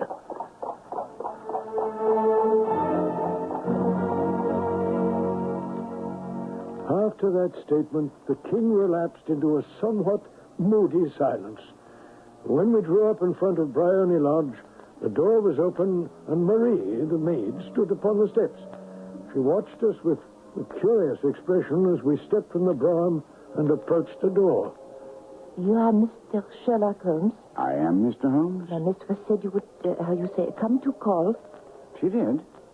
Where is... Well, she left this morning with her husband by the 5:15 train from Charing Cross. She goes to Paris and then for a continental tour. You mean to tell me that she has left the country? Oui, never to return. The photograph. All is lost. We shall see. Come, quickly. The three of us rushed past the demure maid, and Holmes led us to the bell pull, tore back the small sliding panel, and pulled out a photograph and a letter. The photograph was of Irene Adler, herself, in evening dress. The letter was inscribed to Sherlock Holmes, Esquire, to be left till called for. My friend tore it open. It was dated at midnight of the preceding night. We all three crowded around together to read it. I swear that as we started, we could hear her voice. Well, at least from the expression on Holmes's and His Majesty's faces, they could. My dear Mr. Sherlock Holmes, you really did it very well. You took me in completely. Until after the alarm of fire, I hadn't a suspicion. But then, thinking how I had betrayed myself, I began to reflect. I had been warned about you months ago. I had been told that if the king employed an agent, it would certainly be you. Your address had been given to me. Yet with all this, you made me reveal what you wanted to know. Even after I became suspicious, I found it hard to think evil of such a dear, kind, old clergyman. But, as you know, I have been trained as an actress myself. Male costume is nothing new to me. I often take advantage of the freedom it gives. I sent my coachman to watch you. I ran upstairs, got into what I call my walking clothes, and followed you. When I came to your door, I was convinced that I was really an object of interest to to the celebrated Mr. Sherlock Holmes. Then I, rather imprudently, wished you good night and started for the temple to meet my husband. We agreed that our best resource was flight when pursued by so formidable an antagonist. So you will find the nest empty when you call. As to the photograph, your client may ease his mind. I love and am loved by a man better than he. The king may do what he will without hindrance from one whom he has cruelly wronged. I keep it only to safeguard myself. I leave a photograph which he might care to possess. And I remain, dear Mr. Sherlock Holmes, very truly yours, Irene Norton, nay, Adler. What a woman. Oh, what a woman. Did I not tell you how quick and resolute she was?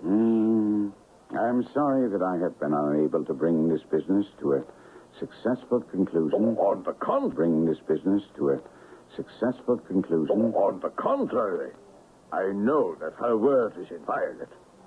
The photograph is now as safe as if it were in the fire.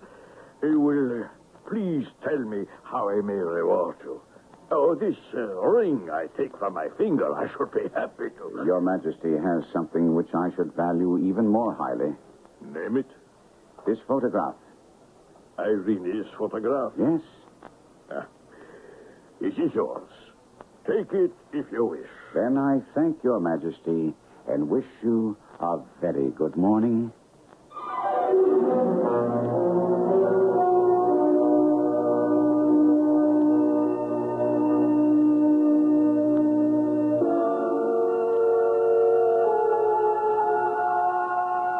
It is, of course, history that the photograph remained always on Holmes' mantel. As far as his actually having been in love with Irene Adler, that is something which is debatable.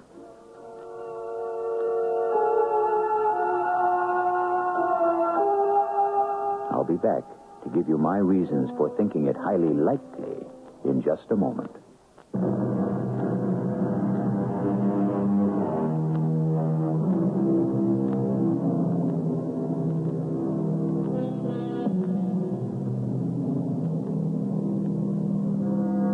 My reasons for thinking that it was more than likely that Holmes did lose his heart to the lovely Irene Adler can be found in the future works of Sir Arthur Conan Doyle.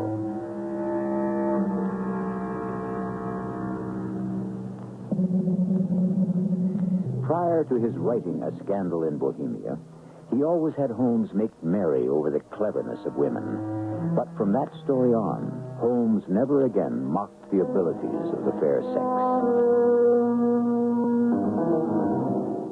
Of course, we know that whenever he referred to Irene Adler, he always gave her the honored title of the woman.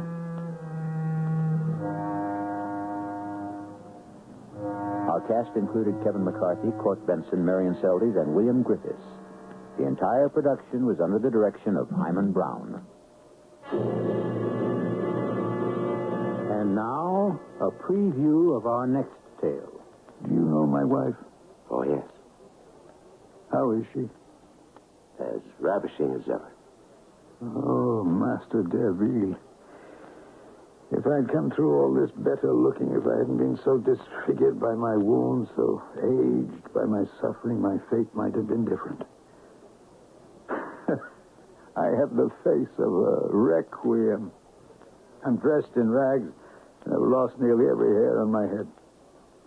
But there's one person who knows me intimately, whom I know equally well, who could never deny me, no matter how much I changed. I sent letters. I left addresses. I returned to post offices time and again, but no answers, no letters, no money. My wife showed no sign of life. Radio Mystery Theater was sponsored in part by Buick Motor Division and X-Lax. This is E.G. Marshall inviting you to return to our Mystery Theater for another adventure in the macabre. Until next time, pleasant dreams.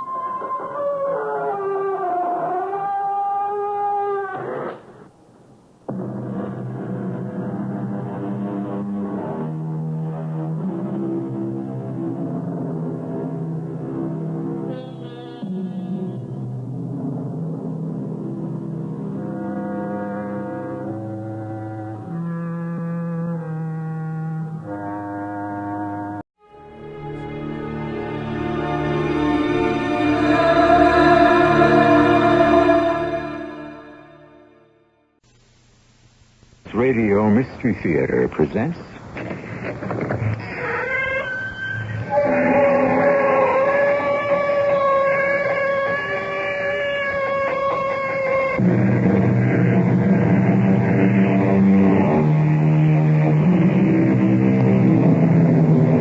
Come in. Welcome. I'm E.G. Marshall. Conscience, said Mr. Shakespeare, makes cowards of us all. Unfortunately, this places conscience in a rather unflattering light, since it implies that conscience is basically a demeaning quality. The truth is that conscience is a kind of magical and liberating force. After all, how many people have become heroes because they were too terrified to become cowards? Major, I demand to speak with the British ambassador. First, please tell us your name. I am Lady Madeline Marston Strathclyde. My husband, the Earl of Strathclyde, is Under Secretary of Foreign Affairs. My brother, Lord Marston, is Commander-in-Chief of the British Army in India. Who is this Lady Wicklow? Sir, she is known as Limey Lily, and she runs the biggest sporting house in New Orleans.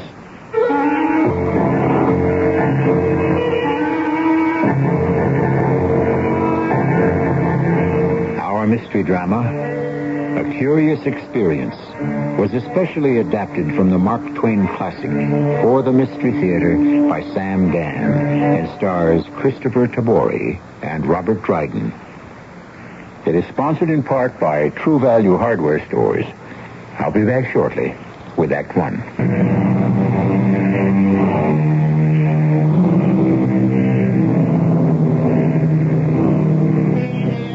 One of the tragic truths of our history has been the fact that almost every generation has known the terrible trauma of war. For Mark Twain's generation, the war was the Civil War. To Mark Twain, war was the supreme folly. And why not? Wasn't warfare something that was invented and conducted by mankind? And wasn't the entire human race the greatest joke the Creator played on the universe? Of course. That is why Mark Twain wrote the story you're about to hear. 1, 2, 4. 1, 2, 4. Company! Up! 1, 2. Order! Bounce! Parade! Rest! Company all present and accounted for, sir. Very good, Sergeant Rayburn. Men, I'm directed to read to you this message I have just received from the War Department. To Commanding Officer Fort Trumbull from Commanding General. Subject, undercover enemy activity. This office has reason to believe that your area, New London, Connecticut, has been infiltrated by enemy agents. These people may attempt to capture your installation, burn the city, and perform other acts of violence. Therefore, every officer and enlisted man must be extremely vigilant at this time. Signed, the Commanding General. Dated December 4th, 1862. Now, men, I can only say this. Though we are far removed from the combat zones of Fort Donelson, Bull Run, Shiloh, we are still very much in the battle area and must conduct ourselves accordingly. Sergeant, take over. The 150 regulars of my command itched and ached to be hundreds of miles to the south and west in the thick of the fighting. I knew they would consider this message from Washington as just pap from the brass. How could I blame them? I was bored to tears myself. At any rate, I was sitting in my office writing a letter when I became aware of someone standing in front of my desk. It was a boy, pale, ragged, with big eyes and a trembling mouth. He couldn't have been more than 15 or 16. What are you doing here? Excuse me, sir. Who are you? My name? Oh, I'm Robert Wicklow, sir. How did you get in here? Well, how? Who let you in here? Sir, I sneaked in. You what? What do you mean you sneaked in? Oh, I'm sorry, sir, but it was the only way. You sneaked in here? You got past the sentries? Yes, sir. How could you do that? Well, I reckon they just weren't looking. Sergeant Rayburn? Rayburn, come in here at once. We shall see about this. Sergeant Rayburn reporting, sir. This boy, he was able to get past the sentries and make his way to my office. Oh, begging the Major's pardon, sir, but that would be impossible. Oh, is it? Well, here he is. How do you account for it? Well, sir, I don't know as how I could account for it at all. First, he would have to slip past the guard at the main gate. Who's supposed to be on duty there now? Private Pope, sir. And then he would have to elude the sentry on the inner perimeter. Who's pulling guard there? Private Sparks, sir. Sparks and Pope, huh? Yes, sir. What kind of security do we have around here? I will not tolerate another incident of this nature, Sergeant Rayburn. Do you understand? Yes, sir. Now, getting back to you. What's your name again? Robert Wicklow. Why did you want to sneak in here? Because I want to enlist. Enlist? How old are you? 21, sir. 21? Rayburn, you have boys of your own at home. How old does this cub appear to you? Not a day over 15, sir. Sir, I'm 18. I swear to you, I'm 18, but nobody believes me. When I told the sentry at the gate what I wanted, he just laughed at me and told me to go home. But I couldn't do that. I couldn't go home. Why not? I don't have a home. So I just sneaked in. Papa used to tell me, boy, when you get no satisfaction from the hired hands, you just go straight to the boss himself. Poor Papa. They killed him. Who killed him? The mob.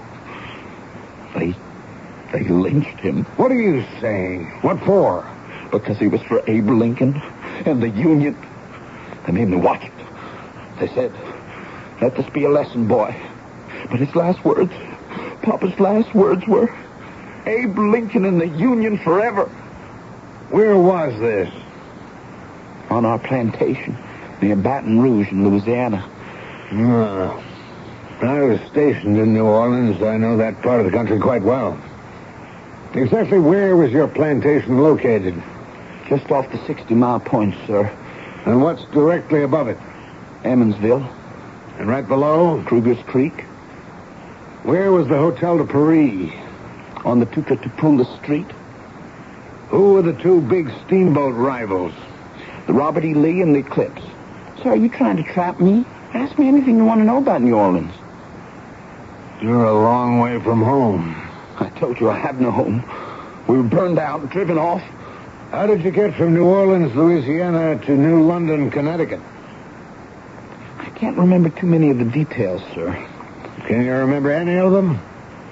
That night, after they burned down the house and killed Papa, I got to the river. I stole a boat and made my way down the river to the harbor. There, I stowed away on a ship. What kind of ship? Well, she was a sailing vessel. German. Her name was the Landgravine Frederica Charlotte, or some such. Well, anyway, she put out to sea. And after a while, they found me. Well, they set me to work. I became very sick, and I don't recall very much more. I don't even know how much time went by. Well, but then one day, I was wandering around the streets of a city. It was New London. And that's all you remember? Yes, sir. That was 3 days ago. I haven't had anything to eat. I tried to get a job so I could earn some money and buy decent clothes, so when I tried to enlist, I wouldn't look like a tramp. But it was no use. Now, sir, is it all right if I sit down? I'm afraid I'm just going to faint. No, you just sit down, son. You'll get a hot meal inside you. You'll feel so much better. Rayburn. Yes, sir. Take him around to the kitchen. Oh, sir, let me enlist. No, I'm afraid... I'll be such a good soldier. I'm sorry, son. Oh, don't you see, sir? It's fate.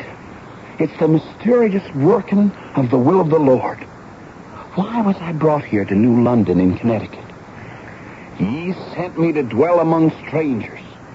But I say to you, Major, you and the sergeant are not strangers, but men of kindness and goodwill. Oh, I should be a credit to the United States Army, sir. Rayburn, what do you think? I don't know, Major. He does appear underage for a soldier. Let's quarter him with the musicians. We'll enroll him as a drummer. Oh, a drummer. Oh, thank you, sir. Thank you, Major. I'll pray for you. I'll pray for you every night.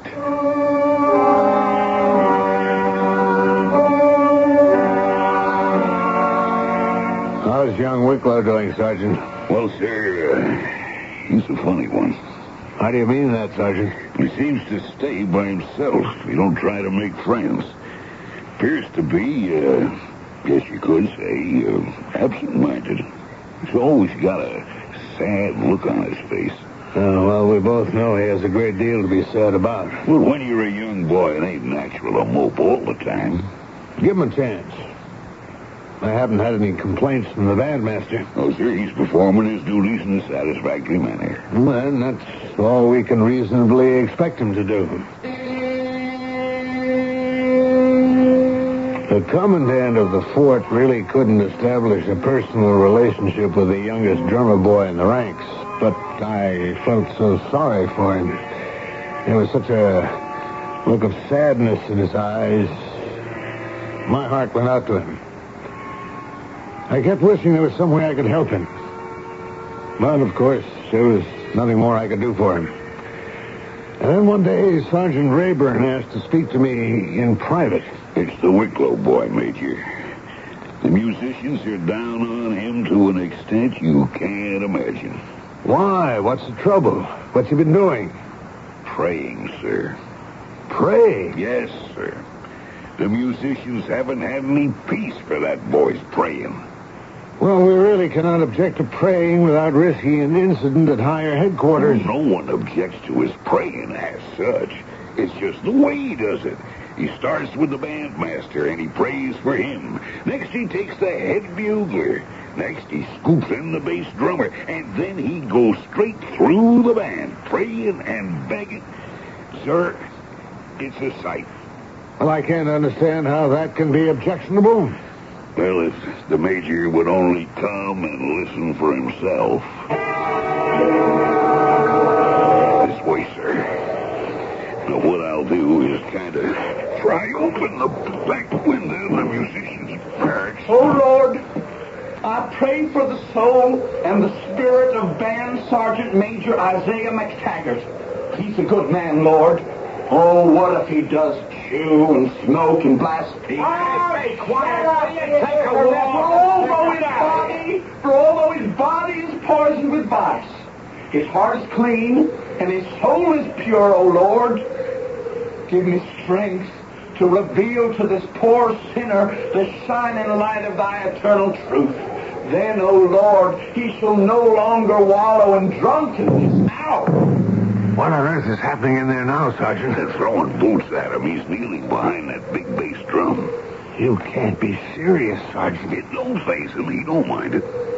If I hadn't heard this with my own ears... Begging the Major's pardon, it ain't no laughing matter. No, of course not, Rayburn. Of course not. I promise I'll do something about it. A couple of days went by, and I was still trying to figure out just what that something was when Sergeant Rayburn asked for permission to speak to the commanding officer on a matter of the utmost urgency. What's this about, Rayburn? Sir, it's about the Wicklow boy. Again? Who's he praying for now? I ain't here to talk about the praying, but the writing. You see, sir, he's all the time writing. Writing? What does he write? Letters? I don't know, sir. But he's forever poking and nosing about the fort all by himself. Well, he's just naturally curious, perhaps. That may be. But every now and then he outs with a pencil and paper and scribbles something down. Oh? I would say it looks suspicious, sir. Mighty suspicious. Surely, Sergeant, you're not saying you don't think that young Wicklow could be... As the Major knows, Wicklow's from the south, and way down south at that. Yes, that's true. Does the Major have any instructions? Say nothing about this to anyone else. Yes, sir. And see if you can get hold of whatever it is he's writing down. Yes, sir. Rayburn, what are you staring at?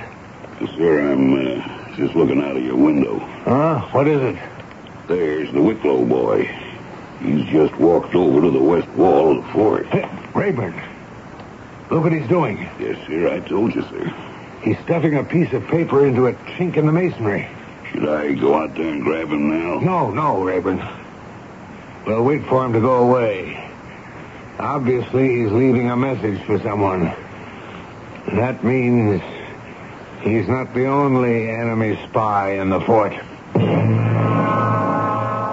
I was a stranger, and he took me in. Unfortunately, it can be paraphrased to read, "You were a stranger, and you took me in." They say the Civil War was the first modern war. It introduced for the first time the advanced techniques of social, political, economic, and industrial conflict. And while it didn't exactly introduce the concept of espionage, it certainly refined the tactics and strategy. More of which we shall see in Act 2.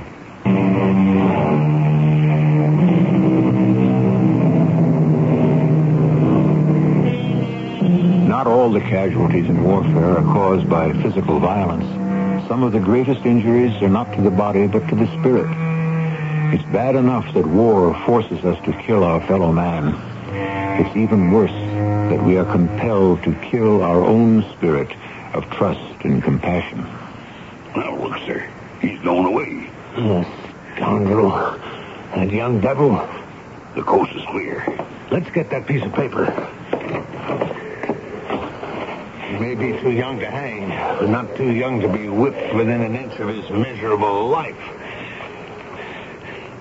Can you reach in there and get that paper? I'll try, sir. Yes, sir, here it is. Traitor like that, he don't deserve to live. We took him in when he was starving, and he... Rayburn. Yes, sir. Rayburn, I want you to read this. Is it a message?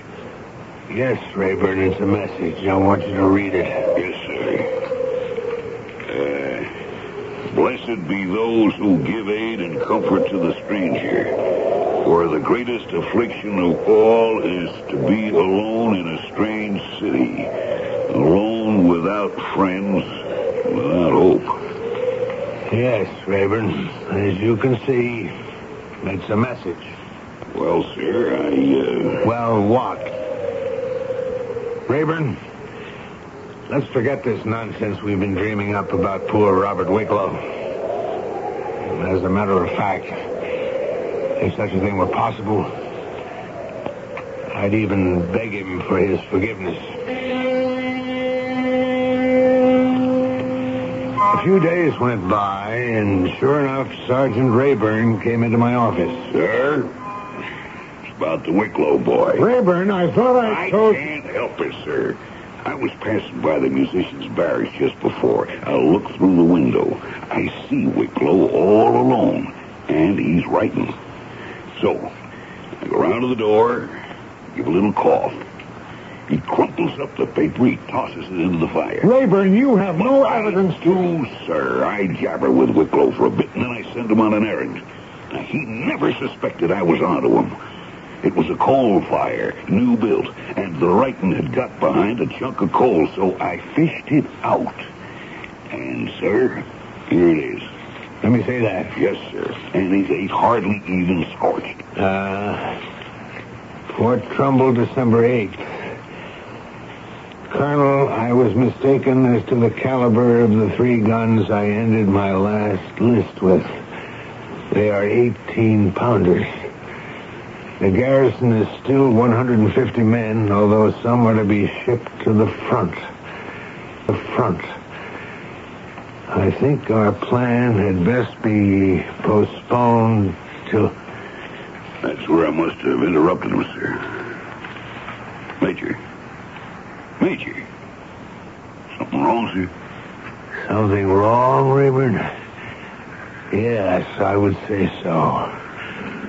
I would say that a good part of a man's faith in his fellow man has just died. A good piece of his compassion and charity has withered away. I understand, sir. But we're soldiers. And we have work to do. Yes, sir. We'll have to watch this boy closely and carefully. And we did.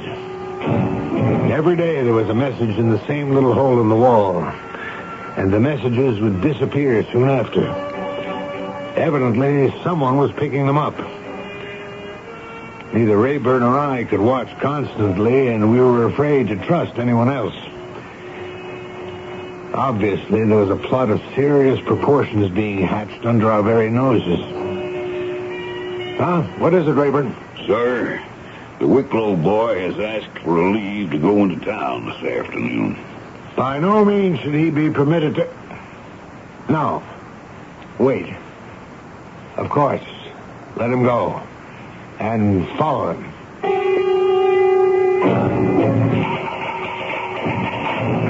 To Commanding General, Washington, D.C. Have reason to suspect enemy attempt to capture this installation and burn the town of New London. To Commanding Officer, Fort Trumbull, Connecticut. Place town under martial law. Suspend habeas corpus.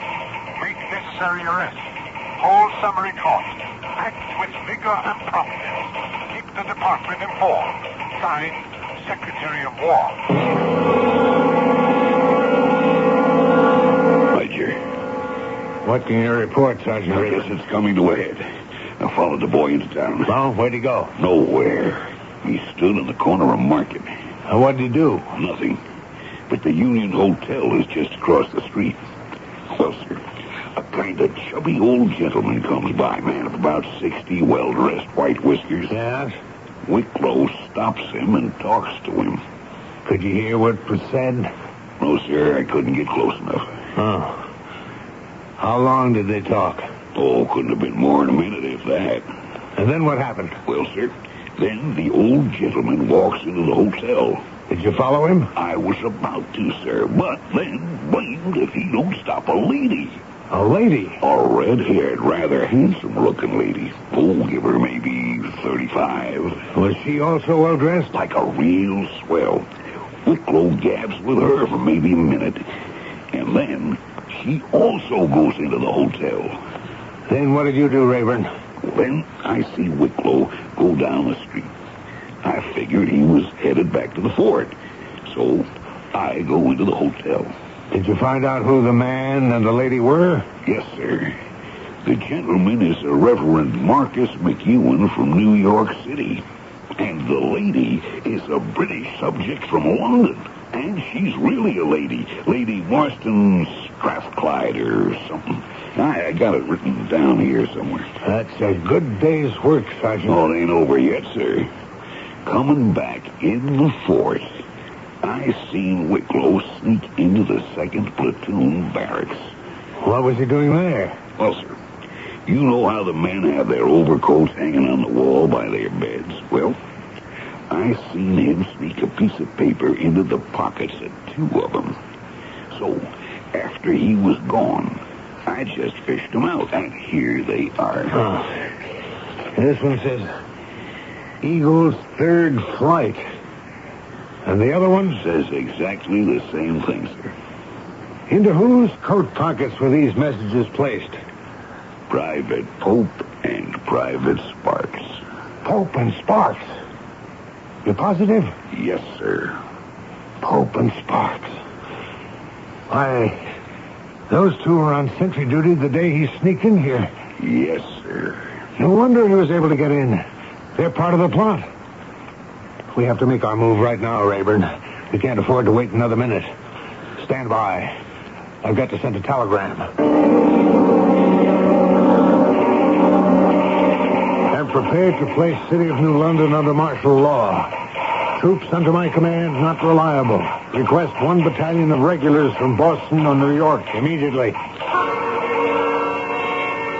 Private Wicklow to see the commander, sir. Stand at ease, Wicklow.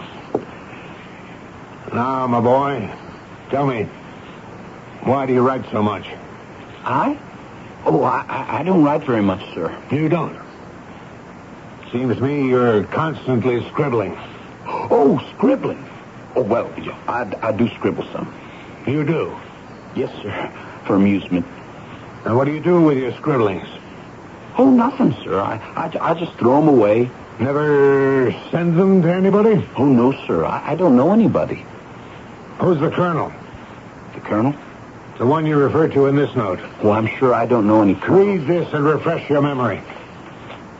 Oh, that. No, I never meant any harm. You betrayed vital information concerning the armament and the manpower of this post, and you never meant any harm? Speak up. Sir, I don't know any colonel. Stop lying. Well, this is true. The letter was never intended for anyone. It was just for my own amusement. I understand the foolishness of it now, but there's nothing else to it, I swear to you. What is the Eagle's third flight? I don't know. Tell me about Pope and Sparks. Oh, believe me, I don't know anything about them. Who are the Reverend McEwen and Lady Marston Strathclyde? I don't know, I swear to you. Now, don't make me force you to tell us. I don't like to use certain methods, but this is wartime, and the fate of the city hangs on it. They are? We have confiscated all their belongings. Oh, no. Oh, no. Something's gone wrong. Oh, please have pity on me. Be merciful to me. They'll kill me. Promise to protect me. Save my life. I'll confess. I'll tell you everything. No. Control yourself. Yes, I will try. All right. Now, talk. I will, sir. So, you are, at heart, a rebel? Yes, sir. And a spy? And a spy. And you've been acting under orders from outside? Yes, sir. Willingly? Yes, sir. Gladly, perhaps? Yes, sir. Why deny it? The South is my country. My heart is Southern. And this is all in a holy cause. And the tale you told me of how you've been wronged, the persecution of your family, that was made up for the occasion? They told me to say that, sir. Who is the colonel? And what's the meaning of Eagle's third flight? Answer me. I can't. I won't. I refuse to betray my own beloved country. This is your final answer? Yes, final. As sure as I love my beautiful southern country and despise everything this ugly northern sun shines upon, I will die before I tell you one word. Very well, Wicklow. This is war. You chose to play a man's game, and now you must pay a man's price. Sergeant Rayburn? Yes, sir. Assemble a firing party and have this man shot. Well, war is war. And in it, we are given no choice. One kills and is killed for one's country. War always brings out the very worst in us. But on very rare occasions, it can also bring out the very best in us. We shall have an example of this in Act 3 shortly.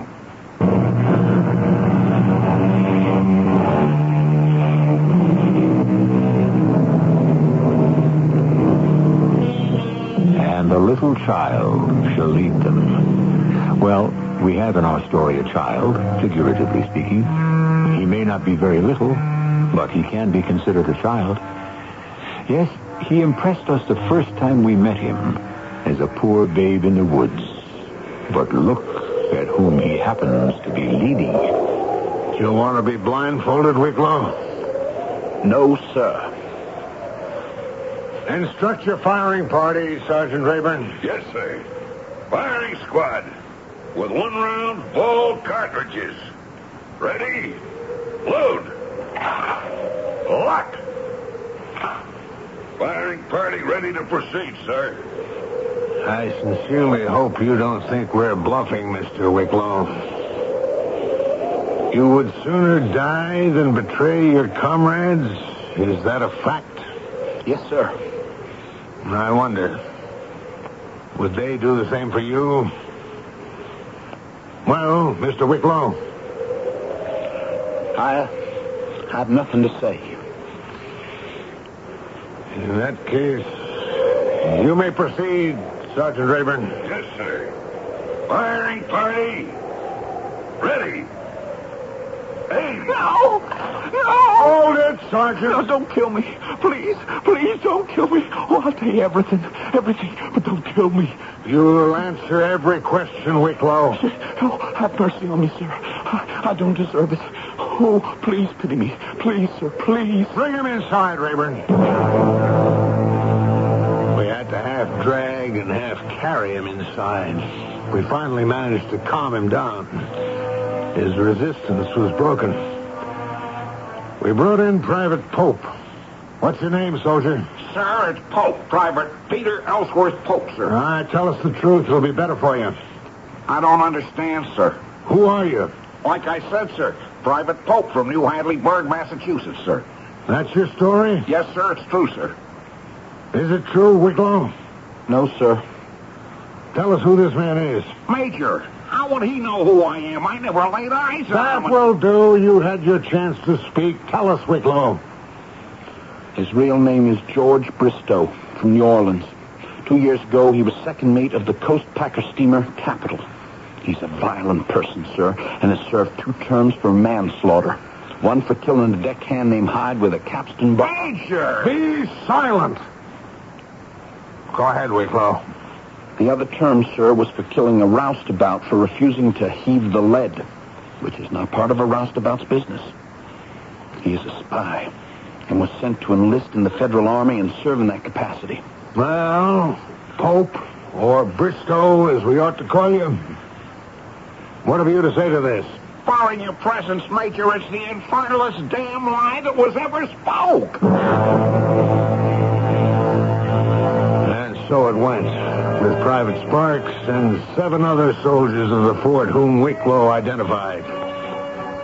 Each one of them, of course, denied every word Wicklow said.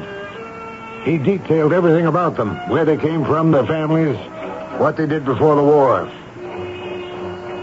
I decided to hold them in confinement pending the arrival of a special commission from the General Staff that was even now en route from Washington, D.C. And now I had the gentleman and the lady from the Union Hotel brought into the fort. Major, may I ask the meaning of this outrage? The meaning, sir? Why have I been dragged from my hotel by some of your soldiers and marched in here as if I were a common criminal? Well, sir, I wouldn't say you were a common criminal, more of an uncommon one. How dare you? Do you know who I am? No, suppose you tell me. I am the Reverend Marcus McEwen of Brooklyn, New York. I am the brother of Congressman James B. McEwen, and I assure you he shall hear about this. What are you doing in New London? I am visiting friends. I wouldn't doubt that at all. This young man standing near the wall, is he familiar to you? I've never seen him before in the... No, wait. No? I remember his face. He accosted me on a street corner outside my hotel a day or 2 ago. Yes? What did he say to you? What did he say is the truth? I don't know. Some sort of gibberish. I couldn't make it out. He didn't say anything about plans for attacking the fort? Are you mad? Have you taken leave of your senses? Wicklow, who is this man? Sir, his name is Peavy. That's a lie. Arthur L. Peavy, sir. And he is the man you addressed as the colonel in your letter? That's right, sir. He is the mastermind behind the plot? Yes, sir. He is the most notorious criminal in Galveston, Texas. This is an outrage. Give it up, Artie. They're wise to us. They've got you and me and the Countess, Pope and Sparks, everybody. So it's every man for himself. Make the best deal you can before they stand you up against the wall. you know, I am Lady Madeline Marston Strathclyde. My husband is Under-Secretary of Foreign Affairs. My brother is Lord Marston, Commander-in-Chief of Her Majesty's forces in India. Now, I demand to speak with the British ambassador. Who is she, Wicklow? Sir, she is known as Lily the Limey. She owns the biggest sporting house on Bourbon Street in New Orleans. She was arrested for selling contraband.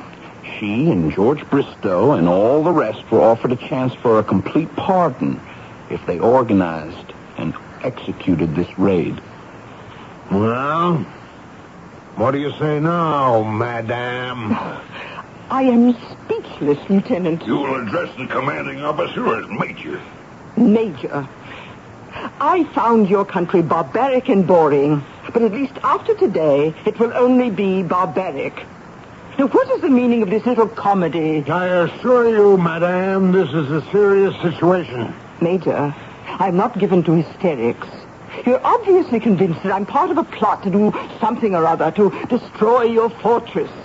A rather sloppily run establishment compared to the least of ours. Are you ready to make a statement? Do you realize that by throwing me into prison on these trumped-up charges, you risk alienating public opinion in England? Lily, oh, Lily, don't you understand? They know everything. Take her away, Sergeant.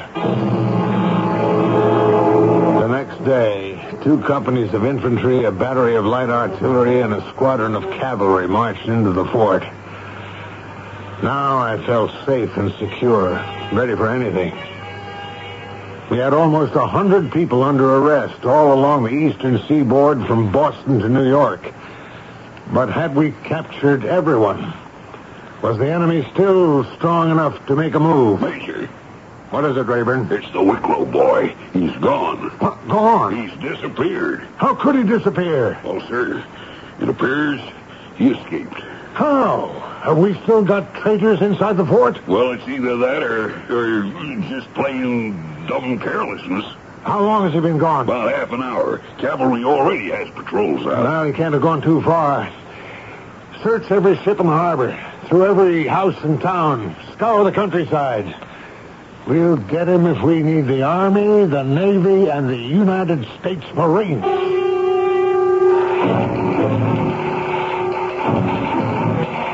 To Commanding Officer, Fort Trumbull, Connecticut. Appreciate your inspired efforts and heads-up job in destroying rebel plot. I'm coming personally to congratulate, decorate, and promote. She'll be in New London by this evening. Signed, the Secretary of War. Major, they think they got him. Where is he? The cavalry commander says a boy of that description was seen going into a farmhouse about 10 miles north of town. Have they taken him? No, sir. They've got the place surrounded. If it's him, he can't get away. Let's get out there, Rayburn.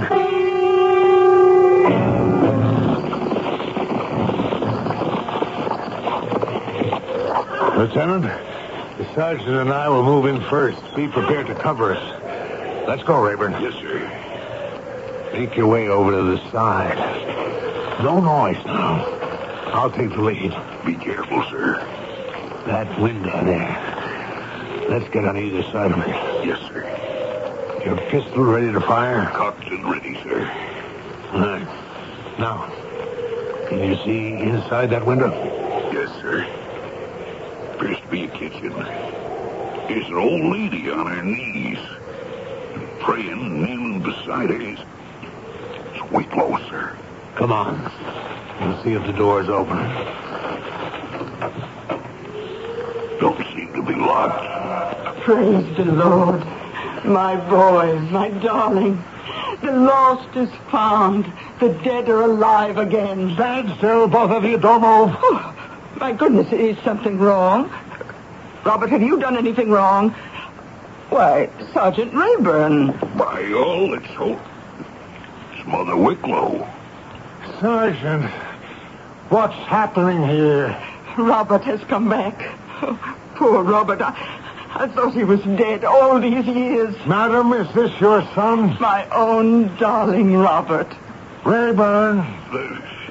Sir, the name Wicklow, I didn't make the connection. Everybody hereabouts knows Mother Wicklow. Robert, did you get into trouble when you were gone? No, Mama, no. And this is her son? Robert, where have you been all this time? You're talking to your mama now. I've been living in New Haven, Mama. I've been going to Yale University. Robert.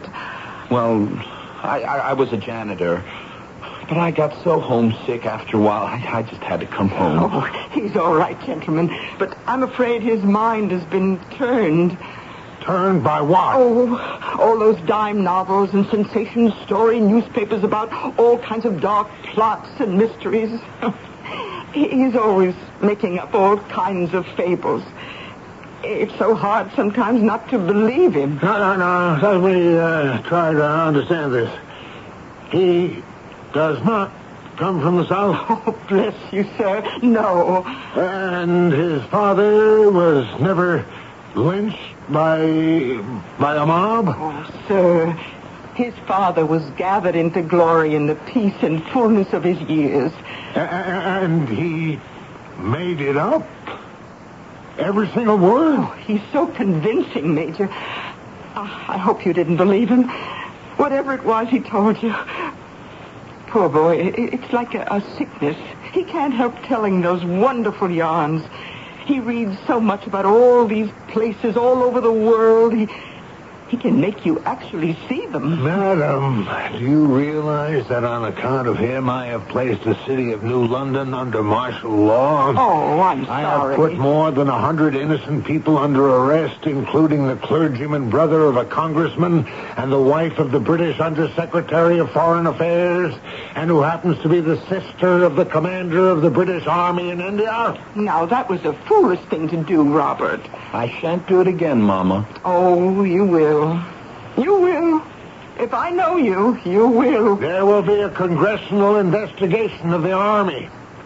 The British, outraged, may now decide to recognize the Confederate States, at which time, if we attempt to blockade their ships of southern ports, we invite another war with England. Oh, Robert, you are a naughty boy. But of more pressing and immediate personal importance to me.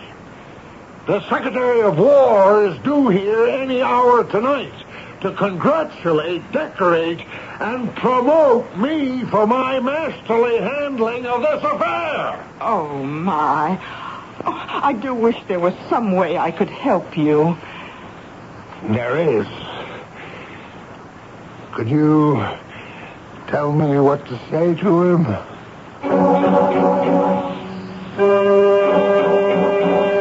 Of course she couldn't.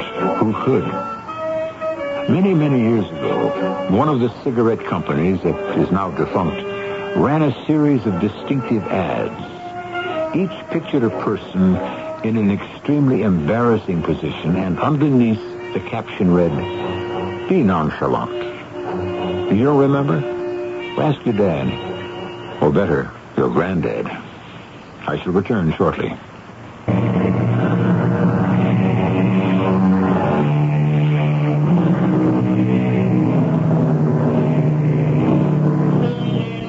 I'm sure you're dying to know how the Major got out of it, or if he got out of it. I don't know. That was part of Mark Twain's unique genius. He could not only tell you an engrossing story, but when it was over, he could get your own mind running in fantastic directions to come up with a sequel. Today, this kind of thing is called audience participation. So you see, nothing is ever really new. Our cast included Christopher Tabori, Robert Dryden, Bryna Rayburn, and Jackson Beck. The entire production was under the direction of Hyman Brown. This is E.G. Marshall inviting you to return to our Mystery Theater for another adventure in the macabre. Until next time, pleasant dreams. They said it couldn't be written. The book that hit America like a runaway locomotive.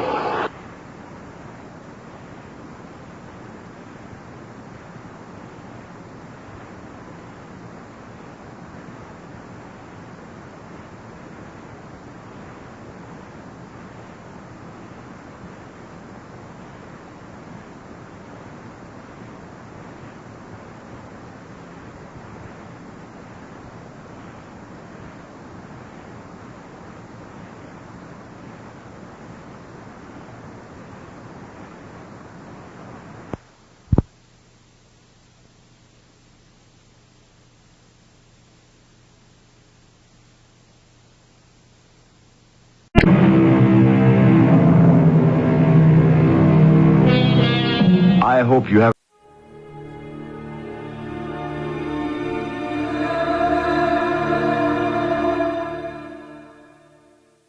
CBS Radio Mystery Theater presents...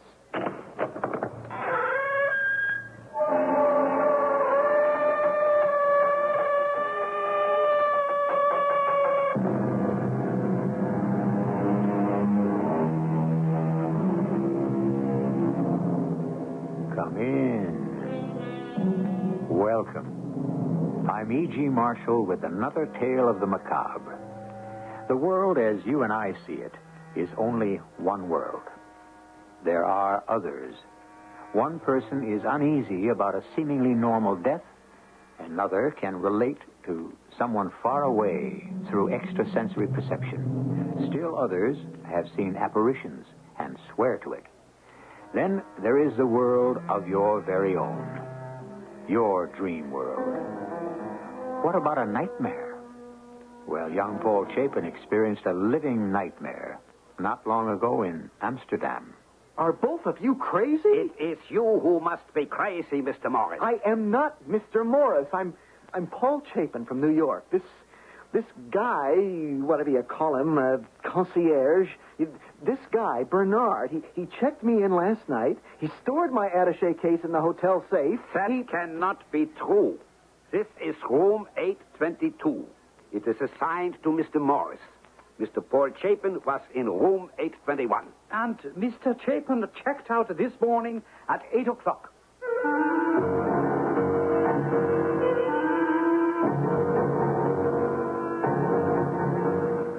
Our mystery drama, A Question of Identity, was written especially for the Mystery Theater by Roy Windsor and stars Russell Horton. It is sponsored in part by True Value Hardware Stores and Buick Motor Division. I'll be back shortly with Act One.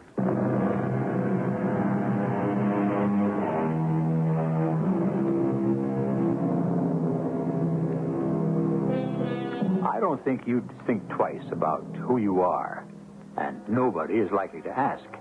If someone did, you have identification. But what if, as an American, you're in a foreign country and you should lose your passport?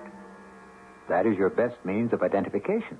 If you don't have your passport, you will be detained until the U.S. consulate clears you. The delay is annoying and frustrating. It could be costly, as Paul Chapin found out in the story you are about to experience. It begins in the office of a Mr. Mork, a dealer in jewels. Sit down, Paul, sit down. I can take it standing up, Mr. Mork. Hey? Take what, young man? Well, I know business is bad, and you can't keep me on any longer, and I understand... Paul, I didn't ask you to come in to dismiss you. But business... We're not going out of business, not just yet. The market will pick up. What do you think of these? Wow. How many are there, Mr. Mork? About 1,000. Lovely, eh? Uncut, as you can see. 1,000 uncut diamonds. Oh, it's a fortune. Once they're finished, allowing for that cost, we could profit $100,000. That'd be nice, eh, Paul? Oh, it sure would be. The finishing is very important. Oh, of course. Mr. Von Sutter in Amsterdam does excellent work. Oh, you're shipping them to him? No. You're taking them to him. Me? Why not? You've worked into the business very nicely. I'm confident that you will negotiate a fair price for his work. Well, Mr. Mork, I don't speak the language. He speaks English. Oh. Okay, I'd enjoy that. Taking them is safer. Well, guess I'm off to Amsterdam. Good. You'll carry the diamonds in this small attaché case. I have it here in the drawer. Uh-huh. What's the chain for? Oh, I get it. I handcuffed the case to my wrist. Great. I guess if the diamonds are missing, I will be, too. That's right. It's a precaution. You don't object to it, do you? Oh, no, not at all. Real spy stuff. I kind of like it. So, when do I leave? Tomorrow morning. Now, I go straight to Mr. Von Sutter? No. You won't arrive until around 6 Amsterdam time. There's a reservation in your name at the Hotel Hearts. The manager is Hans Koppel. I know him from the past. Now, you check in with the concierge, Bernard Groot. He will take care of you. Mm-hmm. Capel and Bernard. Okay. Anything else? I mean, I see Von Sutter the next morning, right? He will be expecting you at 9. Now, what about customs, Mr. Moore? You'll have no problem. I have the necessary papers in order, and a man from Von Sutter's will meet you and help with your clearance. And then he'll drive you to your hotel. His name is Otto Vogel. Mm-hmm. Ask for him. All clear? Yes, sir. Boy, wait till the gang hears about this. You're joking, of course. Well, yes, I meant after I come back. Well, even then, Paul, it would be wise to be discreet. In the jewel business, remember that the word is private. Oh, I know. I'm sorry. Your trip is not an ordinary one. It could be dangerous.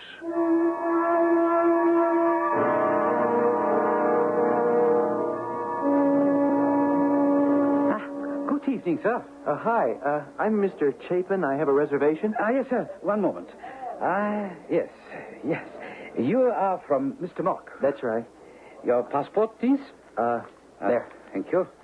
Now, if you would sign the register. Oh, sure. It's a little clumsy with this attaché case chained to my wrist. It's chained? Let me unlock it. There. Now, I want you to place it in the hotel safe. Certainly. It's worth my life, so take care of it. There you are. Of course. It will be safe. And give me a receipt, please. Right away. Now, let's see what time... Oh, there's the clock. Almost 6. Is dinner being served, Bernard? Not until 8, sir. Do you wish a reservation? I guess so. Yeah, sure. I'll be down at 8. That gives me a couple of hours to unwind. Oh, is Mr. Capel here, the manager? Not at the moment. Well, Mr. Mork wanted me to say hello to him. They're old friends. I see. Perhaps later. Takes this gentleman to his room? Well, I'll see you later, Bernard. Certainly. Any problems, Bernard? No, Herr Capel. We are filled up for the night. So, the man from Marks has checked in? He has gone to his room to lie down. He will be down for dinner. He asked for you as a friend of Mork's. So, yes, Mork has been here many times, but he grows old and does not travel so much. Perhaps I should phone his man and wish him welcome. He asked not to be disturbed. He seems exhausted. Then I will respect his wishes. I will say good night, Bernard. Good night, Herr Capel. I will see Mork's man in the morning. What is his name? Paul Chapin. Room? 821. Maybe I should send up a bottle of wine. What do you think? I have already attended to that. Very good. Good night.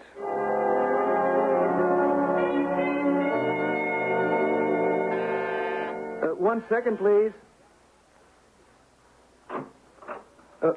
Oh, hi. Good evening, Herr Chapin. I have for you the compliments of Herr Capel, the manager. Well, come in. Yes. Look at that, a basket of fruit. How nice. And wine. Yeah, and 2 glasses. One for me and one for you? Oh, no, sir. For you and Herr Capel. Oh, the manager. Yeah, I asked for him, but Bernard said he wasn't in. Oh, well, he comes back, and he comes up soon to make you welcome. Well, that's very nice. Miss... I am Hulda, sir. I open and pour for you, Herr Chapin. Oh, all right. You'll excuse me. I'll wash up. Oh, while I am here, I will turn back your bed, yeah? Sure.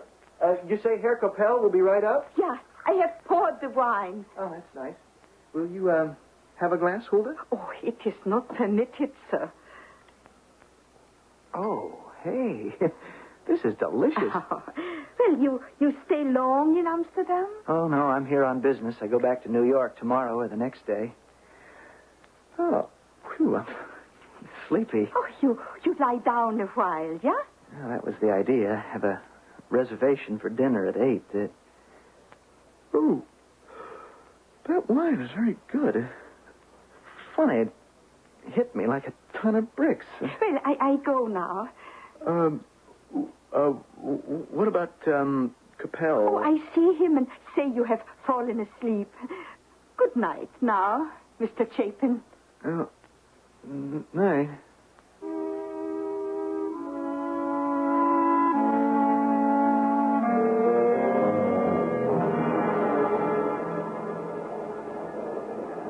morning, Bernard. Good morning, Herr Capel. You rested well? Very well. For a change, court relieved me on time, so I left at 8 o'clock. Well, I go now to see Herr Chapin. Chapin? Oh, he checked out a few minutes ago, Herr Capel. Checked out? Without taking breakfast. So? And no dinner last night. He canceled his reservation. No. He slept around the clock? You spoke to him? No, but cashier did. He paid his bill and left. How very odd. He was in Rome? 8:22. 8:22? I thought you told me 8:21.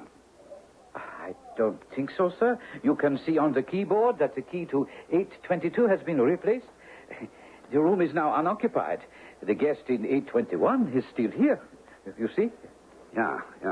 And he is? The guest in 8:21 is Mr. Elmer Morris, another American. 8:22, 8:21. I'm all mixed up. I cannot understand this, Mr. Chapin. Did he not phone down to thank me for the wine? No, sir. Ah, that's rude. Yeah? You said nothing to him? Well, he came to me with his receipted bill and asked for his passport. His hat was pulled down, and he was in an unpleasant mood. I tried to speak, but he said, please, please, please, so I became quiet. Then he left. Well, it certainly is a puzzle. Do not concern yourself about it here, Capel. You, excuse me. Bernard speaking. Bernard? Say, Bernard, what time is it, old buddy? It is 8:15, Mr. Morris. I can't find my watch. 8:15. I'm late for dinner. That be all right, Bernard? Dinner, Mr. Morris, but it is 8:15 in the morning. Huh? Hey, what are you talking about? And what's this Mr. Morris you're giving me? I'm Paul Chapin. A moment, sir. This is Mr. Morris in room 821, Herr Capel. He sounds drunk, and he says he is not Morris, but Chapin. Come on, what's going on down there? Good heavens. Mr. Morris? Now, don't give me Mr. Morris, whoever you are. This is the manager, Hans Capel. Yeah, sure you are. What can we do for you, Mr. Morris? Mr. Morris, my hind foot. I am Paul Chapin. Now, what kind of gags are you two comics pulling on me? I'm coming down to dinner. It is breakfast time. It is 8:15 in the morning. Open the blinds and look out, Mr. Morris. It can't be breakfast time. I only got here, 2 hours ago. Look, I'm coming down. No, Mr. Morris. I will come up. You stay there. I'll be right up. That's what Huldah told me 2 hours ago. You'd be right up to have a glass of wine with me. Huldah? You stay there, Mister. We will be up directly, right away.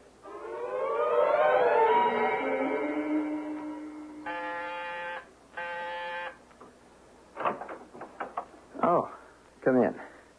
Now, just what the devil is this all about? I will tell you, and I warn you, Mr. Morris. Mr. Chapin. I warn you, if you make a disturbance, I will summon the police. Yeah, well, that's just about what I'm going to do. You?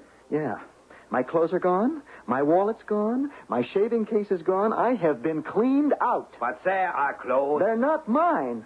Even the fruit and the wine glasses are gone. I don't know what your game is, but you are an imposter. Oh, really? Bernard, who am I?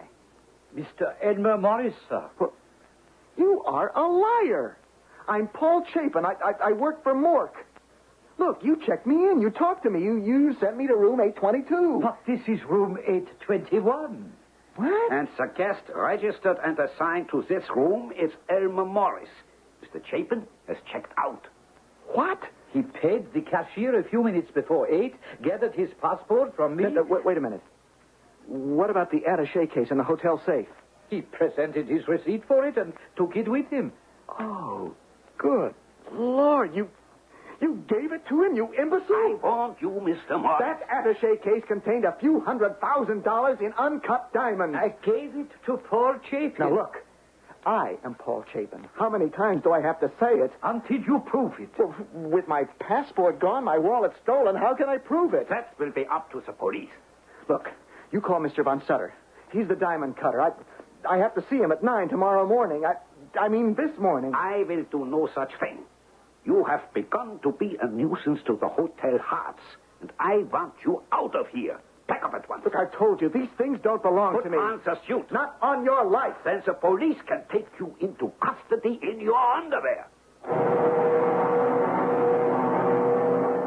We accept each other at face value. For years, it was popularly thought that one could pick out the face of a criminal from his forehead, or the closeness of his eyes, or the slant of his lips. Much of this has been disproven, and many a killer has looked like a Sunday school teacher. So, face value can be deceptive. To look at Paul Chapin, he might appear to be a young, pleasant, outgoing American. To the hotel, he is an imposter, and he is on a spot. More when I return shortly with Act Two.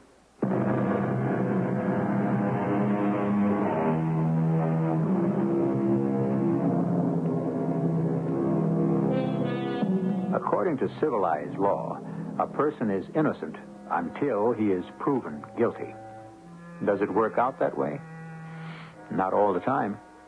Just being charged with a crime rubs off on the person accused, and, I fear, he's always tainted with it. Well, we know, I think, that Paul Chapin is innocent. His problem is that he has lost his identity, and he cannot prove who he is. Of course, the concierge, Bernard Groot, knows. He went crazy, Hulda. Oh, poor Bernard. The lip is so swollen. He knocked down Coppel and then me. Then he runs into the hall yelling he's been robbed. At last, the police arrest him and take him away. Oh, well, I am glad Mr. Chapin lost his temper. It creates time.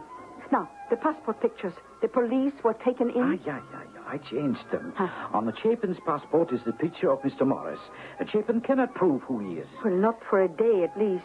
And then he will be too late. And Mr. Morris? Well, by now, perhaps the diamonds have been sold. By tonight, we get our money. And Morris receives half the value. That is right? Yes. And Morris splits his half with us. Why does Morris receive only half? Who is getting the other half? Oh, that I do not know. Morris has a partner? Oh, no. He works alone. I have helped him in the past.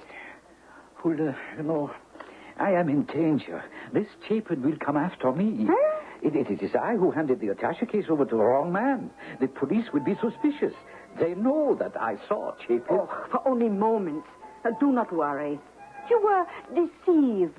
Well, that is what I will maintain. But if the police swallow that story, Chapin will not. He will come after me. I must go away until he is out of Amsterdam. When I get my money, I will leave. Then the police will become suspicious. No, you must return to the hotel. But you are confident that we will receive our money? Oh, yeah. Who is the other man who gets half of the sale? I repeat, I do not know. Maybe Mr. Morris double-crosses him. Huh? Maybe. Then we get double the money. You think Mr. Morris might do that? Oh, he's been known to do that before, Bernard.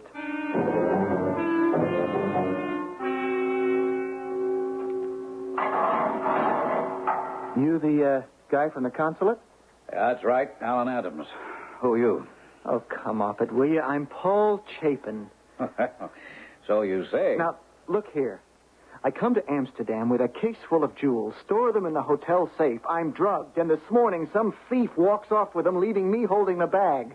So I slug the concierge and the manager, and I'm tossed into the clink, and I have been rotting here all day long. We only heard about your arrest late this afternoon. Now, look, you have got to get me out of here. I am an American citizen. You probably are, but which one, we're not certain. I'm Paul Chapin. But you can't prove it. Well, why the devil would I pretend to be if I'm not? Just to spend a day in jail? If I'm the other guy, why didn't I just check out of the hotel and go my own way? I'll tell you why. Because I've been robbed of a few $100,000 in uncut diamonds, and I've been robbed of my name. Yes, I thought of that, too. Yeah, well, you find out about the other guy, Morris. And I'll tell you what, telephone Mr. Mork in New York. He's my boss. Let me talk to him. We're in the process of doing both. Oh. Well, good. Good for you. So, now what? Well, I should have some answers in the morning. Uh-huh. And I spend the night here? Look, Mr. Adams, why I spend the night here? Look, Mr. Adams, why should I pretend to be Chapin if I'm not? Well, I can think of one reason. You know, you could be part of a very slick scheme. Yeah? Chapin and Morris could have worked this together. One of you disappears with the attaché case full of diamonds. Oh, I see. And the other guy raises hell about being robbed while the first guy cuts out. That's right. You could be buying your partner the time he needs to dispose of the jewels and get away. But the theory won't hold. Because I'm Chapin, and I can prove it. Who was Hulda? She brought you the fruit and the wine? And 2 glasses. I told Capel. That surprised him. Well, he did send up wine. I've spoken with him. 2 glasses delivered by some Hulda. Look, when I checked into the hotel, the manager wasn't even there. So who ordered the fruit and wine? That sleazy concierge, Bernard. That's who. Why isn't he under surveillance? Don't worry, he is. And the police are trying to find some kind of lead to Hulda. Well, you're kidding. Then you do believe me, Mr. Adams. Well, now that I've met you, yeah, I do.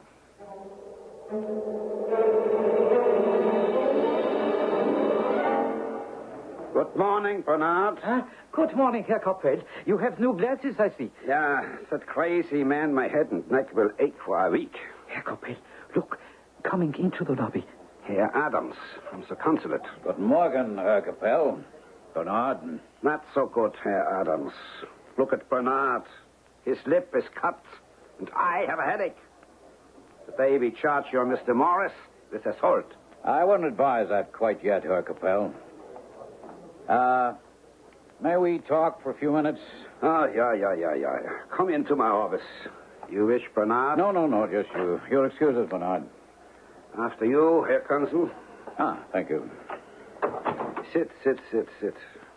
I have some important information for you, Herr Capel. Yeah? I've been in touch with the FBI in Washington. Good. Mr. Elmer Morris is a well-known jewel thief. Of course. No, there's no of course about it. If the man in jail were Elmer Morris, why did he invite arrest? I beg your pardon? Well, the man doesn't have the diamonds. He assaulted you and Bernard, and he's in jail. Does that fit a notorious thief? It is a scheme. Chapin is his colleague. I think not. We have a detailed description of Elmer Morris, and he's not the man being held. That man is Mork's young assistant, Paul Chapin. You're in pretty serious trouble, Herr Capel. I could not have made a mistake. The room, the clothing there, the passport. You cannot blame me or Bernard. I'm not blaming anyone, but the thief had inside help. My employees? Including Hulda. Hulda? Oh, yeah. Well, we have no Hulda on the 8th floor. She brought fruit and wine and 2 glasses to room 822. You ordered them. Not the fruit. Bernard sent up the wine. But wouldn't someone from room service, a waiter, deliver the wine? Well, yeah. That is usual. So then who is this Hulda? Someone conspiring with Bernard? You accuse Bernard? He has been concierge for years. A trustworthy man. Did he know that Chapin was checking in and who he was? I think perhaps. I received a note from Mr. Mork. Whom you know quite well. Well, in the past, he has stayed here often. And you know that he's a dealer in jewels? Yeah. So you and probably Bernard knew that Mork's assistant was arriving in Amsterdam on business. Well, it is logical to think so, yeah. Bernard saw Chapin? That is correct, when he checked in. And Bernard turned over the attaché case to someone that he thought was Chapin, huh? That is true. A concierge? A concierge has a good memory for faces, no? You think seriously, Herr Adams, that there has been funny business? Oh, without question. Chapin walked into a carefully laid trap. And Bernard? He'll be questioned closely by the police. You know, sir, I am outraged by what you have told me. The thieves must be caught. Oh, they will be, Herr Coppel.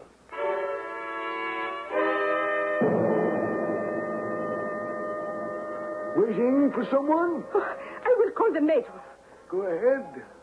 Don't you want what's coming to you, Hulda? Elmer. Elmer. I never would have recognized you. You look like a bum. Pretty good change, right?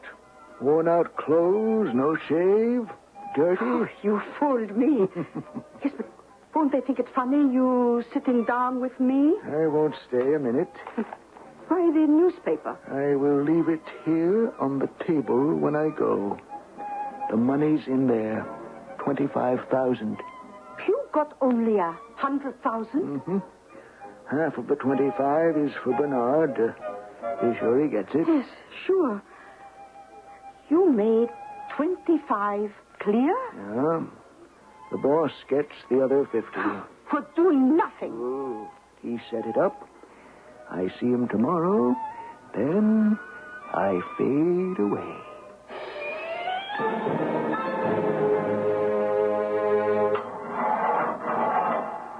Well, the American Consul to the rescue, I hope. You're free. Oh, here's a raincoat. You better put it on until we can get you some decent clothes. Oh, thanks. Say, how'd you get me sprung?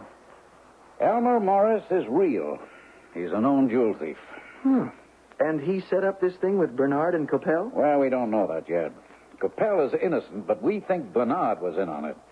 The police will know soon enough. Uh-huh. Did you speak to Mr. Mork? I telephoned him, but he wasn't there. I left a message for him to return my call. Does the office know about the theft? Not from me. You know what's funny about all this? How could I have been set up this way? Only Mork and I knew he was sending me abroad. Why didn't he just mail the uncut diamonds? Well, because he wanted me to negotiate in person with Von Sutter, the diamond cutter. Oh, yeah, but that can be done by letter or by telephone. Prices are pretty well fixed. Von Sutter's is a little higher, but he's one of the best. Say, what's Mr. Mork like? Oh, he's a fine old man. Treats me like a son. When he called me in about the trip, I thought he was going to fire me. Oh, why? Well, business has been lousy. Are the diamonds his? Well, I suppose so. Why wouldn't they be? He was acting alone? Well, as far as I know, yeah. After the diamonds were cut and polished, they'd be worth a lot more. But why? They were insured. Oh, sure, they must have been. So if they were stolen, Mork would collect. Yeah, I suppose. What if he stole them from himself? Mr. Mork? Oh, come off it. He'd never do a thing like that. Been done before. I don't believe it. Not Mr. Mork. Oh, it's not a nice idea, I admit, but I'm suspicious by nature. That's a great way to live. It's kept me out of jail. Far-fetched? Not really. Most of us are trusting souls. It's a shock when we discover that our trust has been misplaced. I never thought so-and-so would ever do a thing like that. You said it. All of us have. Paul Chapin trusts his employer. He has no reason not to. For that matter, neither do we. There really are international jewel thieves like Elmer Morris who work their clever schemes. The attaché case filled with uncut diamonds is gone. And so is Mr. Morris. I'll be back shortly with Act 3.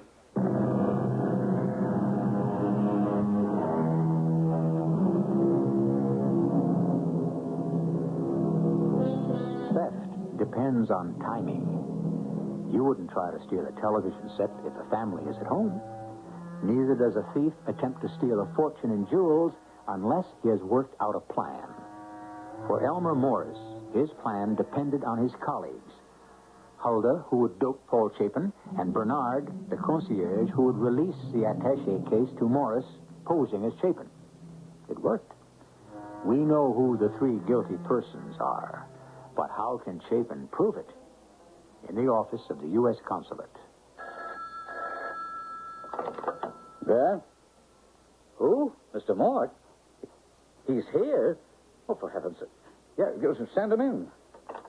Mr. Mork's here in Amsterdam? So it seems. That was fast work. When did you telephone him? Early this morning. Noon, New York time. As I said, he wasn't there. I don't get it, Mr. Adams. No, nor do I. Paul. Oh, my goodness, I've been worried about Mr. you. Mork, I don't know what to say. The diamonds... Don't worry about the diamonds. It's you I've been worried about. Are you all right? Oh, sure, I'm fine. You are Mr. Adams. Oh, yes. Won't you sit down? Well, thank you. Were you mistreated, Paul? No, sir. It was all a mistake. You made remarkable time, Mr. Mork. Hey? Well, I telephoned your office this morning, 2 o'clock New York time, and here you are. But I arrived late last night, Mr. Adams. Oh. Well, then, May I ask how you knew that Mr. Chapin had been arrested? I spoke with Von Sutter. Oh, yeah. I had a 9 o'clock date with him yesterday morning. I phoned him to find out what price you'd negotiated. Oh, I see. And when I heard that you'd been arrested and the diamonds stolen, I boarded a plane. You have no passport, no clothes. Now, I have some here in this suitcase, yours, which I picked up at your home. Oh, that's great. Thank Tomorrow, we'll return to New York. Now, what about the stolen diamonds? We leave that problem with the police. I don't like to walk away from the mess, Mr. Mork. There's nothing we can do, Paul. Well, I could wring Bernard's neck. Bernard was a fool, but he's not a criminal. I've known him for many years. He handed that attaché case over to the other man, a jewel thief named Elmer Morris. So that's who stole the diamonds. Well, I know him by reputation. Bernard gave him the diamonds. You can't tell me that a concierge trained to remember faces could make that kind of mistake. Bernard knew me. He knew I wasn't the guy that was checking out. Well, have you questioned Bernard and Capello? Oh, yes. And? Well, as you've said, Mr. Mork, the problem is one for the police. They are trying to locate the maid, Hulda's. She's the key suspect. It was Hulda who drugged the wine and knocked Paul out. I see. Well, Mr. Adams, my thanks to you for coming to Paul's rescue. Oh, you're welcome. But my work has just begun.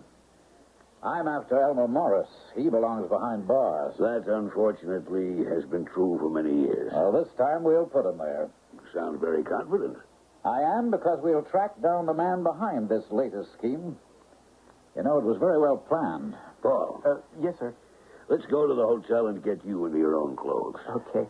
Say, thanks for everything, Mr. Adams. Oh, that's all right, Paul. I'm sorry you won't be in on the wrap-up. Yeah.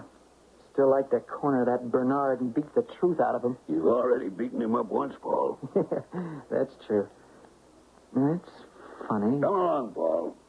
Oh, yeah, okay. I'll return the stuff you loaned me, what I'm wearing later in the day, say 5 o'clock? We can send them by messenger. No, I'll bring them back. I'll be here, Paul. Once again, Mr. Adams, our thanks. You're welcome.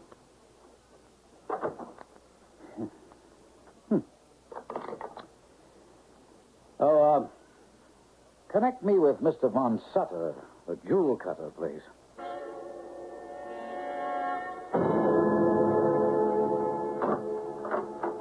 I brought back the clothes, Mr. Adams. But that's not the real reason I'm here. You figured it out.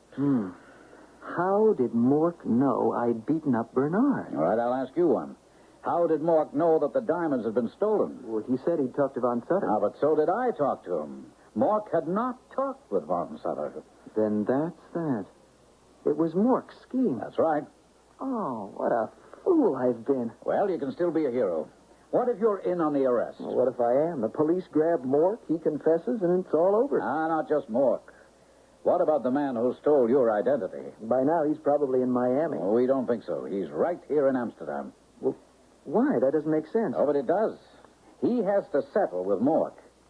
Now, you and I walk in on them, and the police back us up. We walk in on them? Why not? You're staying with Mork, aren't you? Yeah. All you have to do is tip me off when Mork leaves you and the hotel. He won't want you along. But won't the police be watching the hotel? Oh, of course, but Mork's clever. He might give them the slip. Well, why don't you just have him arrested? We want to recapture the money, whatever's left of it. Oh. The others have been paid off? I'd say so. Hulda and Bernard? That's right. Once we catch Mork and Morris, we'll bring in the others. Well, what'd you say, want to try? Sure.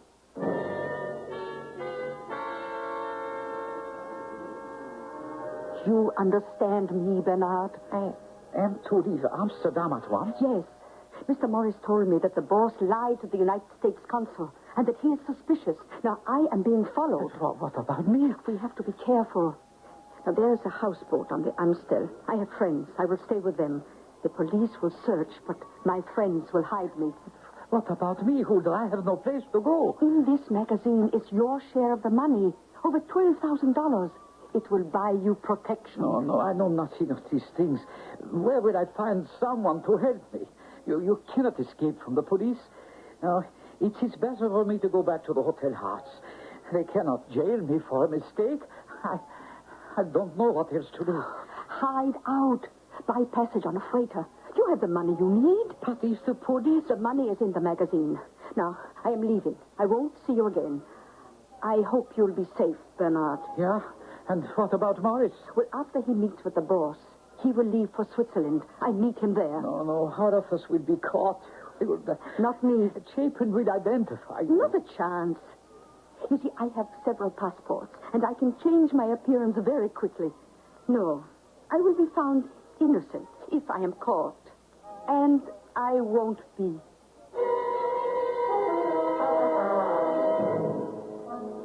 You must think I'm some fool, Mr. Morgan. No. But I did tell you in New York to be careful. I never thought I'd walk right into a trap. It's happened to others, Paul. Men will do strange things for a fortune in diamonds. I'm only afraid that loss is going to put us out of business. Well, I had them insured before you left.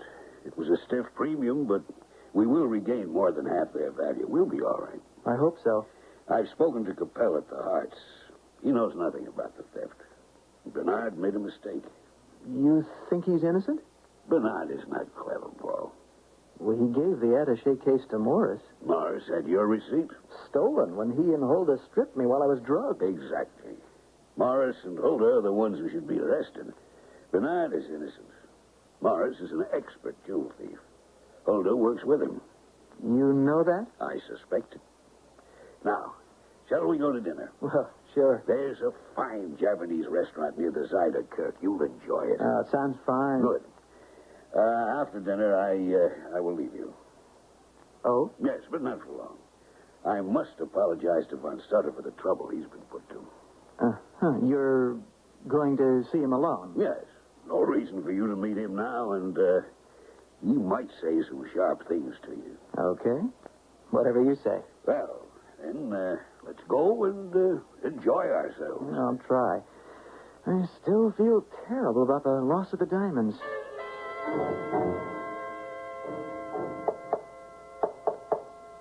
You? Mark. Yeah. Good work, Elmer. Not bad, except for Bernard. The wine? And the switched passport pictures. Look here. That's Chapin. Clumsy job of switching pictures. No matter. The two of you look somewhat alike. That's why I chose Chapin. The police are busy, of course. They won't find Hulda, but they'll break down Bernard. You're in the clear. You're leaving tonight? Yes, I'm booked as Chapin on a flight to Switzerland, but I won't be on it. Oh? I have another way to get out of Amsterdam. You weren't followed here? No. What about you? The only time I showed my face was when I met Hulda and paid her off, and I couldn't be recognized. You have my money? Yes. But I don't think you're entitled to 50,000. That was the agreement. I'll give you 40. I took the entire risk. You already have your 25,000, Elmer. I want 10 more. Would you prefer not to have any money at all? Put down that gun, Mort.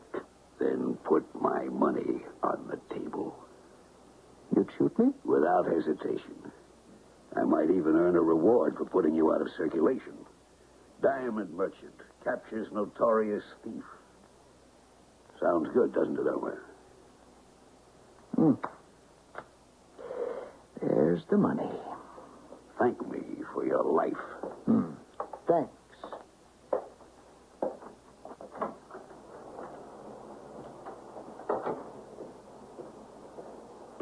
Grab him, Paul. What's the meaning? Keep your hands up. I have a gun. Cool it, Mr. Mork. Paul. Yeah. The village idiot. All right, Mr. Mork, come on along. The police will bring Elmer Morris. We're having a little party at the consulate.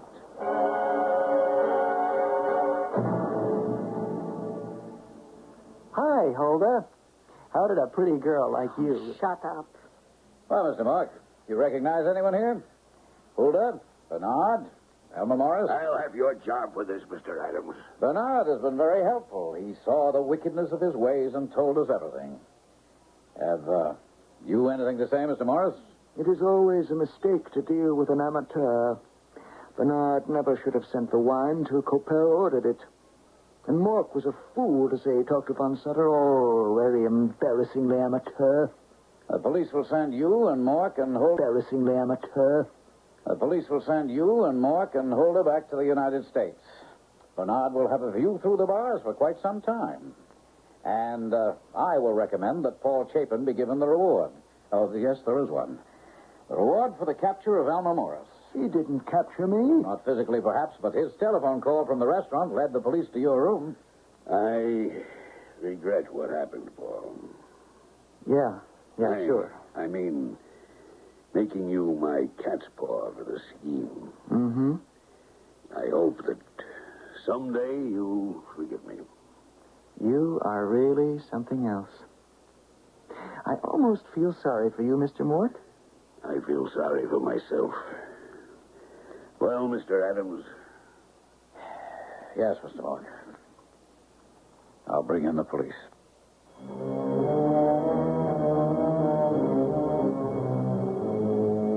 There's no reason to moralize over the obvious. Paul Chapin was duped by a man he trusted. Mr. Mork's shortcut to making a fortune failed because for every rascal in the world, there's a host of honest persons to unmask him. I'll be back shortly.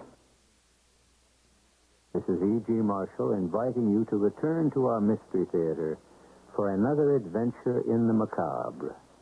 Until next time, pleasant dreams.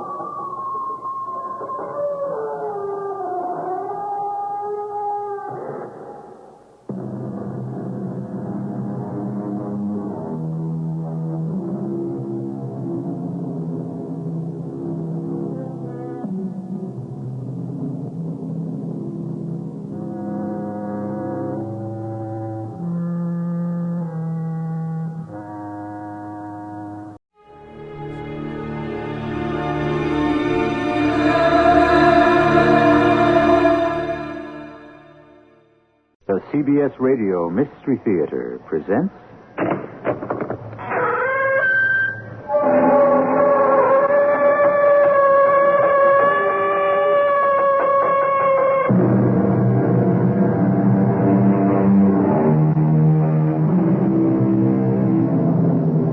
Come in. Welcome. I'm E.G. Marshall. The boundaries which divide life from death, said Edgar Allan Poe, are at best shadowy and vague. And who shall say where the one ends and the other begins? Who indeed? Certainly not Mr. Poe when he wrote those sentiments over 100 years ago. And how curiously modern they seem today. Where does life and death begin? And who is to judge? What makes you so sure of yourself, sir?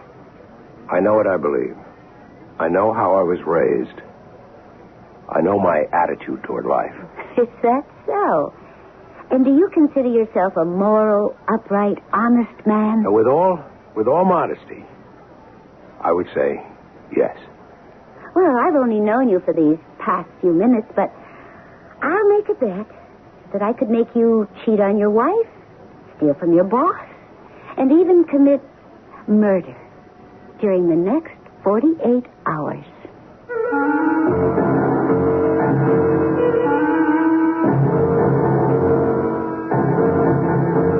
Our mystery drama, A Casual Affair, was written especially for the Mystery Theater by Sam Dan and stars Mason Adams. It is sponsored in part by General Electric and Buick Motor Division. I'll be back shortly with Act One.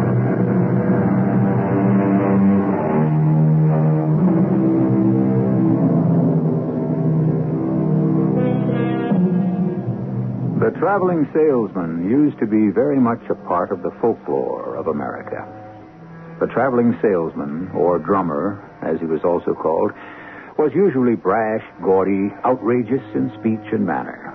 Well, times and types change. Today you have men who travel for their companies who are the very models of conservatism. They wear quiet but expensive clothes. They stop at the best hotels, and dine in the most exclusive restaurants. One thing hasn't changed very much, though. It's a lonely job. The nights are too long, almost endless. Richard Pomeroy is 1,000 miles from home. He's waiting to dine, alone, sitting at the bar until he will be shown to a table. Sitting next to him is a rather attractive woman of about 30. Richard is a man who doesn't play around, but it shouldn't be implied that he never thinks about it. Very nice. I wonder if she's married. She's wearing a ring. But is it a wet?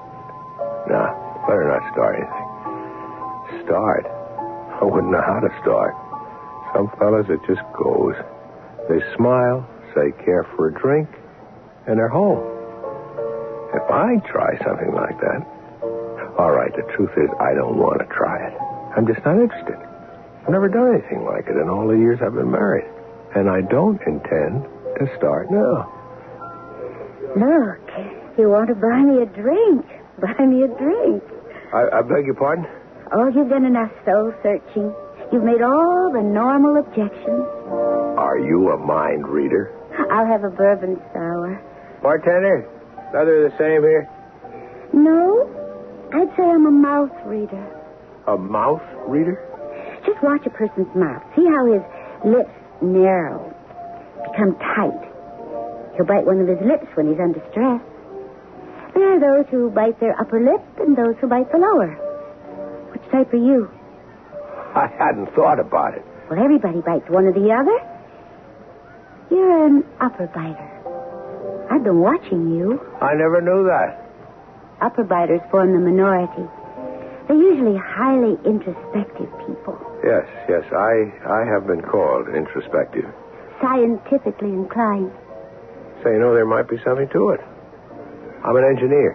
There you see, proves my theory's correct. No, I don't work as an engineer exactly.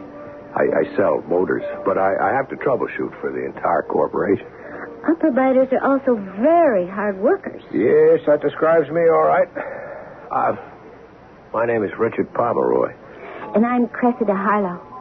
Cressida? Mm-hmm. Well, that's a most unusual name. That's very pretty. Are you, Am I waiting for anyone? No. I'd love to have dinner with you. Oh.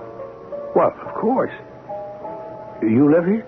No, I'm traveling, just as you are. What do you do? What you do? I sell market research.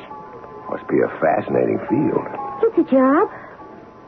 Do you really want to talk shop? No, not really. Are you married? Yes. That slight hesitation, as if you weren't sure how you wanted to answer. You're a very disconcerting woman. Life is a disconcerting experience. Are you married? Divorced. Are you, happily married?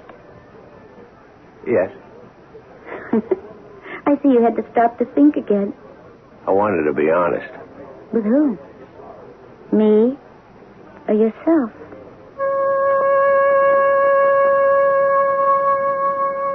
Right now, I should run. Run from this place. Go to the airport and get on a plane. If there's nothing flying to Chicago at this hour, I should rent a car and drive through till morning. I am getting involved. I never met anyone like her in my life. I thought I did when I met Jeanette. She's what I hoped Jeanette would become, but never did. This gray-eyed woman, she's like a goddess. Something's happened between us. I know it, and she knows it. And we'll end this evening in my room or hers. And I will have started something I won't know how to finish. I should say goodbye right now. But why can't it just end with dinner and a pleasant good night? Who says it has to go further? I would assume you're doing something for the first time. Doing what? Technically, what you've done is you've picked me up at a bar. Technically, I believe you spoke first. But you intended to speak first. You just didn't know how. Which leads me to assume you have very little experience at this sort of thing. Practically none. You can thank woman's lib. For what? Well, in the ordinary way, I would never have had the courage to strike up a conversation in a bar with a strange man. But I've learned that it simply isn't right for the man to have all the options. If I see an attractive person, why shouldn't I say hello? I agree. It's a difficult life. Constantly traveling. Why not have pleasant company at dinner?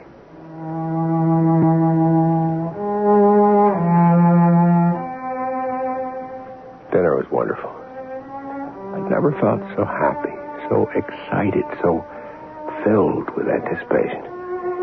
She looked more lovely with every passing minute. And I realized it was no longer a question of should I, shouldn't I, but that we would just let things take their proper course.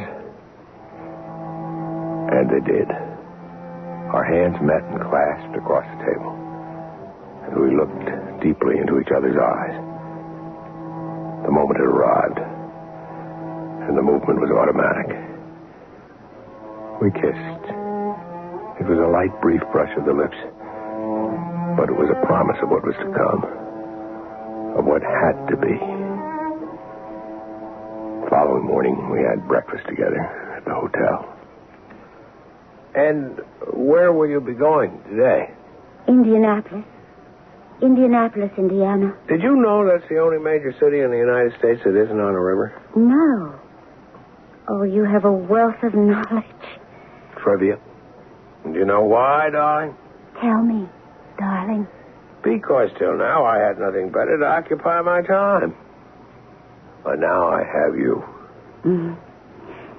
And where are you going? Chicago. Richard, is this goodbye? Do you want it to be? Well, can you ask me that after last night? When can we meet again? Whenever you say. But, darling. Yes? How? How? We can meet whenever we want each other or need each other. All we have to do is board an airplane. But, darling. It's another way of looking at the world, Richard. You see, till now the traveling each of us does was a job. But now it's a joy and a deliverance. It enables us to come together. But I don't see how we... Meet me in San Francisco on Friday. I have no reason to go. Oh, yes, you have. I'm the reason. I'm sure there are motives which aren't functioning to your complete satisfaction in the San Francisco plant. True. I'm never really satisfied with our manufacturing process. Of course.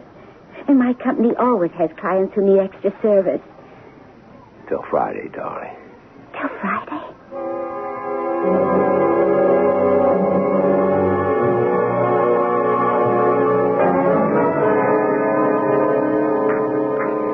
Would you care for some eggs, Richard?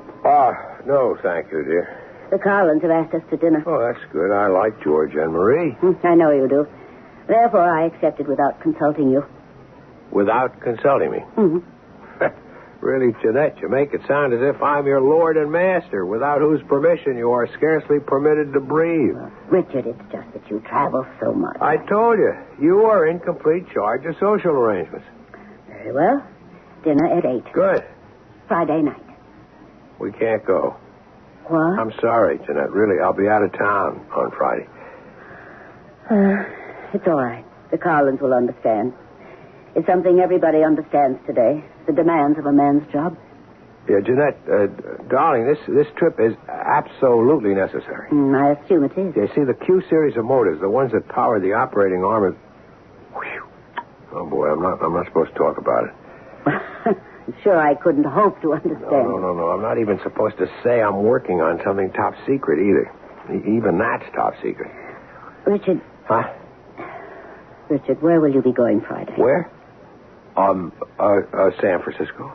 Do you suppose I could go with you? You want to come with me? Yes. Oh. Well, I would think that you had a million things to do. That is, you usually have. Why shouldn't I come to San Francisco with you? Well, you'd be bored silly. The truth is I'm bored silly here at home. We could have so much fun in San Francisco. Well, yeah, but I'm not going there to have fun. I'll be in meetings all day, and they usually run through dinner. I understand, but we could have Saturday and Sunday. There's so much to do and to see. The truth is, darling, we won't have Saturday and Sunday.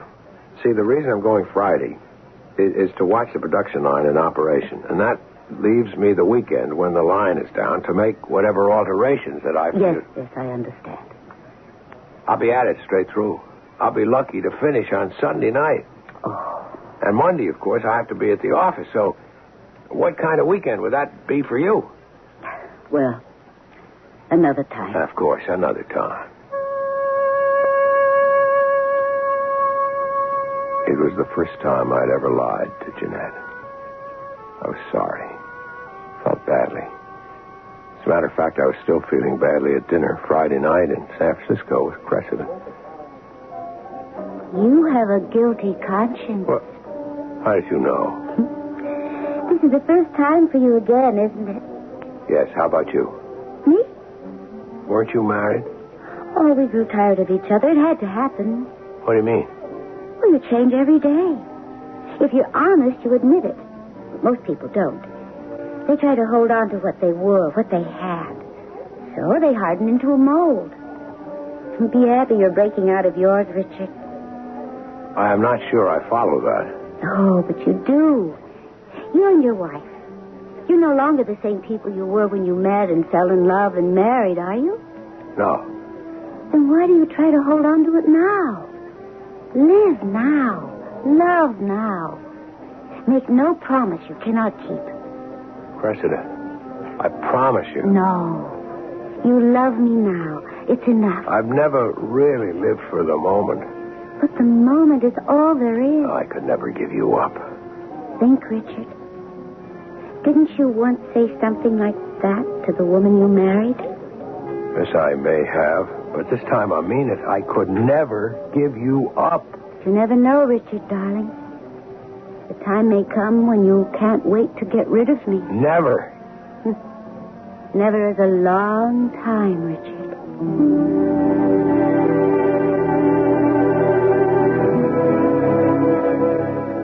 And so it is.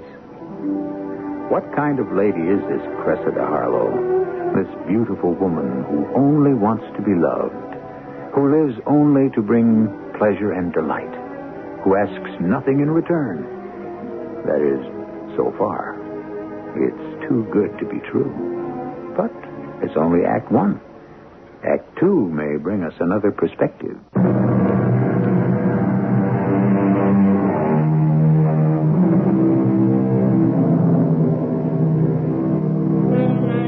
Well, here we have Mr. Richard Pomeroy, an engineer. We mention his profession because engineers are, as a group, serious, sober-minded fellows who weigh and measure and who deal in the sciences. A conservative group, to say the least. Mr. Pomeroy has been married for some 15 years to a very quiet lady, and suddenly he has strayed off the reservation. He has been absolutely knocked off his feet by a woman named Cressida Harlow.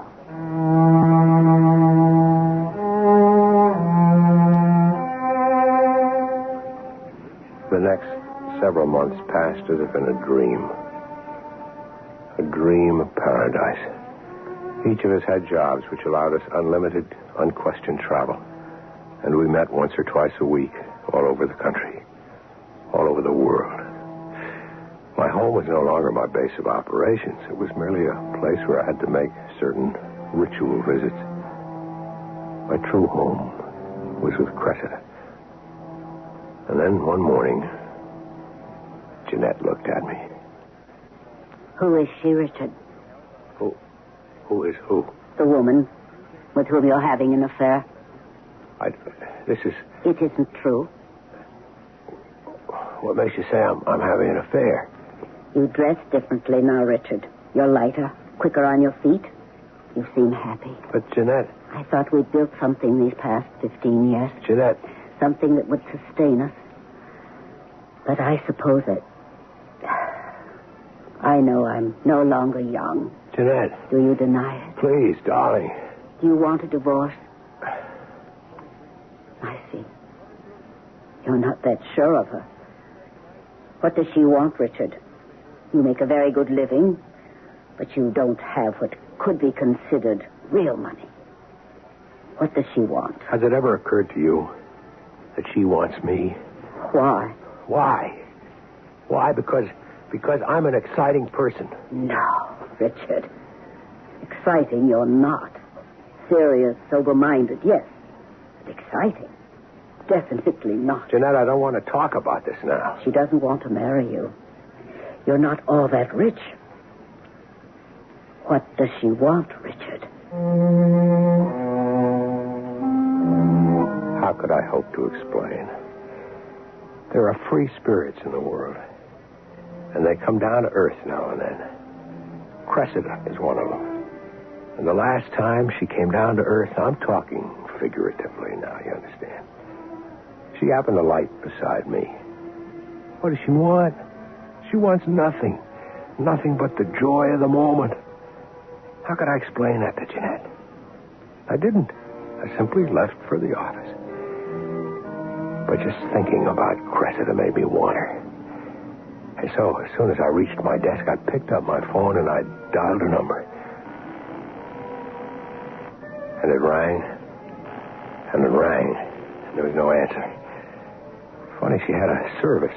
I could always leave a message. I tried her at her office. Caldwell and Carson. Miss Cressida Harlow, please. Miss Cressida Harlow is no longer with us. I beg your pardon? Miss Harlow is no longer with us. But where is she? Miss Harlow resigned last week. She couldn't have. Where did she go?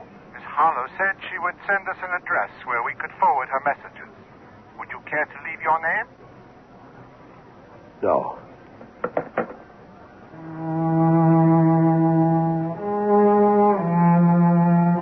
I was stunned, shocked. I couldn't imagine what had happened or why. How could she just disappear? Disappear? I know she had said it would be over one day, but like this, so abruptly? But before I could think it through, I became aware of a man standing next to my desk. How'd you get in here? I walked in. Who are you? I think I better close the door. So what makes you think you can just barge in here? Okay, let's get with it. Never mind how I got in here and what you think you can do about it. I want you to do me a favor. Who are you? You'll be going to Paris next week. Who will be going to Paris? You. You got to check out the motors in the French factory. I refuse to hear another word. You have no right to be in here. We're engaged in government contracts. You can get a lot of trouble. I'm going to call a guard this minute. Yeah, you do that. You call a guard, and I'll show him this picture. And then I'll show him this one. I see. You're not going to call a guard. That's very good thinking. Where did you get the guy who took these photos? Isn't he just terrific? He calls it a pictorial essay. Here's you and this gorgeous dame sitting so cozy in this nightclub, and here are you, Romeo, leaning across the table to give her a great big kiss. End of Act 1. Act 2 takes place in the hotel. Where did you get this? How did you... Go ahead. Tear them up. We have the negatives. This is... Words fail you, huh? Well, they should.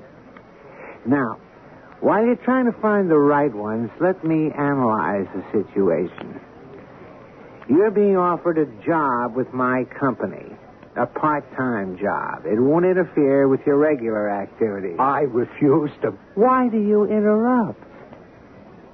You're sitting there with a bust hand against 4 aces. Now, who are you trying to bluff? You see, Richard, we deliver things from a client in one country to a client in another. Jewels, drugs, for example, negotiable bonds. Begin to get the idea? You can't come in. And we need messengers, the kind of messenger that no customs officer, no cop would ever dream to suspect. I won't do it. You won't, Richard? What can you do? Show those pictures to my wife? Well, she already knows I'm having an affair, so do your worst. Richard, don't make it come to the worst. To think that I actually thought I was in love with that Miss Cressida Harlow. You got to admit she does a great job. Where is she now? We call her Sergeant Harlow. You ever meet a better recruiting sergeant? You've stated your proposition. The answer is no. Ah, you're upset. And I understand. But you'll be in shape to listen to reason in a couple of days. What does she want from you, Richard? I could hear Jeanette's question. It was obvious what she wanted from me. Obvious now. How could such a thing happen to me?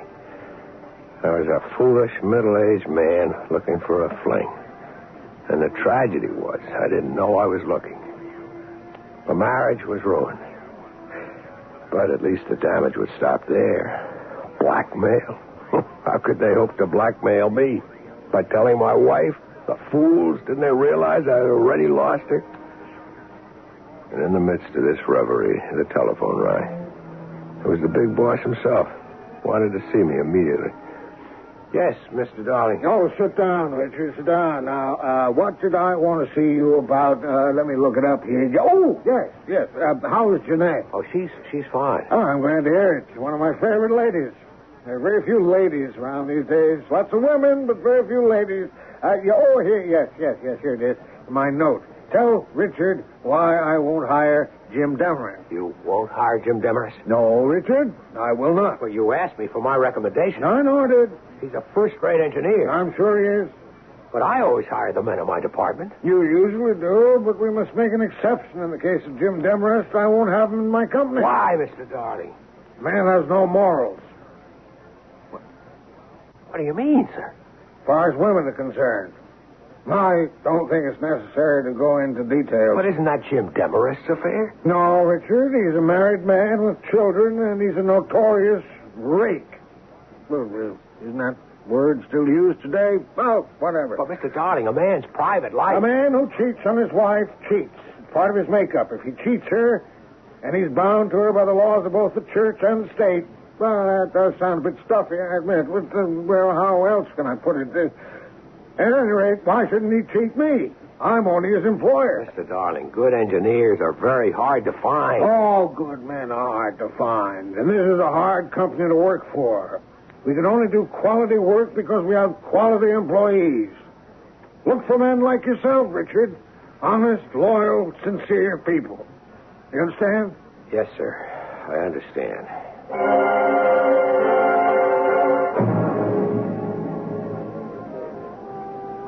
Mind if I join you? Yes, I do. I'll even pick up the tab. Ooh, it's a nice little joint here. How's the food? I told you I wouldn't have anything to do with your... Yeah. Now, let me tell you how it works. What works? The switch. You see, you have an attaché case, and we make up one exactly like it.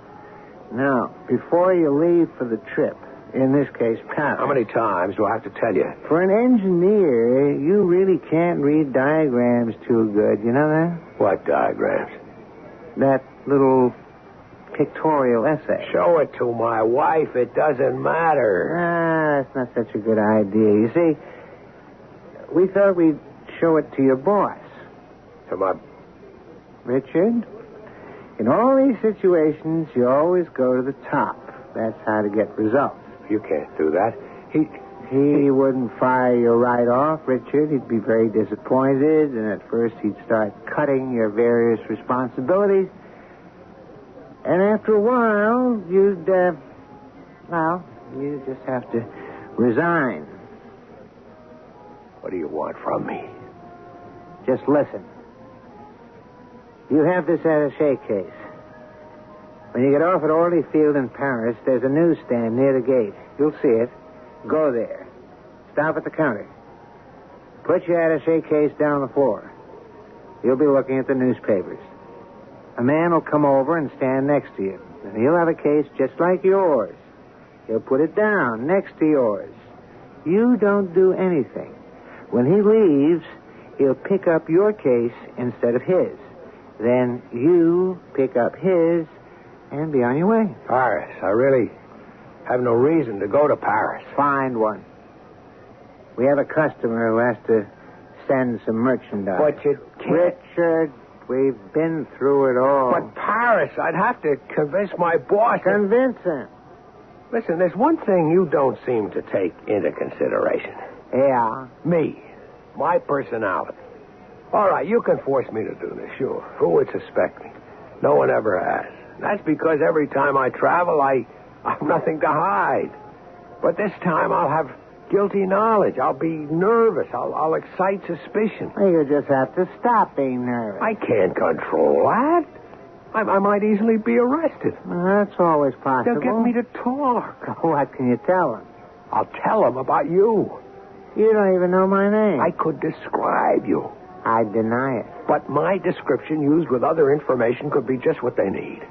That's true. I wouldn't worry about it. Look, I'm just trying to explain. I said not to worry, Richard. Things will never get that far. If it looks like the cops are getting wise to you, you'd never even get a chance to talk. We'd knock you off first. And that parting shot certainly had the ring of conviction, didn't it? It doesn't get better for poor Richard, does it? Of course, he could have avoided this entire problem by not speaking to a beautiful stranger in a bar in the first place. But I'm sure he wouldn't appreciate this kind of moralizing. What he needs is a way out. And what we need is a third act, which we shall produce for you in just a few moments.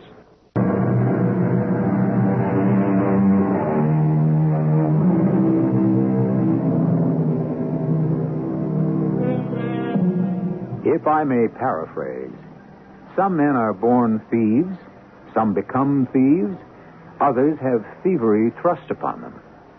Does it matter if the fault is in our stars or in us? Either way, we pay the price. Paying full price with no hope of rebate or discount is our friend Richard Pomeroy. And all he wanted was just a little female companionship in a bar one night. Well, that sort of thing can become prohibitively expensive.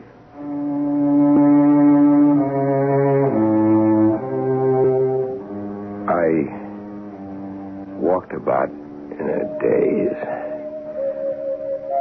What was to become of me? I was a fool. But to be punished so severely. At home, things had become unbearable. Jeanette, well, she was so understanding, I could kill her. Richard? Why don't you come out with it and tell me you want a divorce? But I don't want a divorce. I've been unfaithful to you. That's true, but is that a reason to divorce you? I should think you'd be furious. I am. I was, but... But what? Well, I have to be practical. Practical? You see, Richard, I can't afford to divorce you. I'm too old. Too old and too insecure to try to be on my own. I'm frightened. At least this way I'm still Mrs. Somebody. But that's wrong. Of course. But it's practical. Practical? Will you be home to dinner tomorrow? No. Where will you be? Paris. Paris? But you hardly ever have to go overseas. I know. It's an emergency at the Paris plant. Let me come with you. Maybe if we could do more things together. Well, What is it, Richard? I can't have you come with me. Oh. Well, I'm sorry I... No. It's not what you think. It's not that at all. Well, then what is it? Well, Richard, tell me. I can't tell you. Don't ask me. You must never ask me. And so, there was no hope. What kind of misfortune was dogging my footsteps? How much worse could things get? He met me at the airport, just a few minutes before the plane was scheduled to take off. Yeah, I figured I wouldn't make it, huh? Listen, have you done what I told you? I think so. Your attaché case, you got nothing in it? No legit papers you're going to need for your job? My case is empty. Oh, that's good. Because this one I got here, this one that's a dead ringer for yours, this one ain't empty. What's in it? Oh, a couple of pads, pencils, magazine, and then there's a little compartment on the bottom. What's in there? What do you care? The less you know, the less liable you are to blow. Hey, that rhymes. Wow. All right, now let's each put our attaché case on this empty seat. And when we get up, I take your empty case and you take my live one. It's like shooting fish in a barrel. Yes. And I felt just like the fish. I took his attaché case and boarded the plane. I thought I'd feel terrified, but surprisingly, I felt nothing. Nothing at all. It was only when the plane touched down that I felt a wave of agitation sweep through me. I knew my entire body was trembling as I approached the customs counter. The officer was a tall, fat man with small eyes and a mean look on his face. He permitted some people to just pass him by. But he looked at me and he made me stop. Bad sign. Could it be my manner? Was he suspicious? He nodded at me to open my baggage. The suitcase I knew was safe. And that inspection took less than a minute, but then he said... The attaché case, monsieur. The attaché case? If monsieur will not object. Object? Well, why should I object? I mean, if I were to object, it would automatically mean that I was hiding something, wouldn't it? It could also mean that monsieur is a fool. Oh, you're absolutely welcome to search this thing as thoroughly as possible. No, you may pass, monsieur. Oh, thank you very much.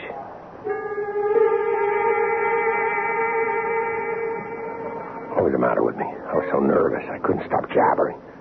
This particular customs officer took me for a fool. But another might really become suspicious. I almost forgot what I was supposed to do. And then I remembered. I walked over to the newsstand, pretended to be interested in some foreign papers. I was becoming more and more frightened. Suddenly, I became aware of a voice in my ear. Put that case down on the floor. You're holding it in your hand. And so I was. Not just holding it, but gripping it, clutching it, hanging on to it as if my life depended on it. I forced myself to relax my grip. I was aware of a man in a raincoat with a hat pulled over his eyes. He placed his case down on the floor. Shape up, buddy, or you'll never get out of this racket alive.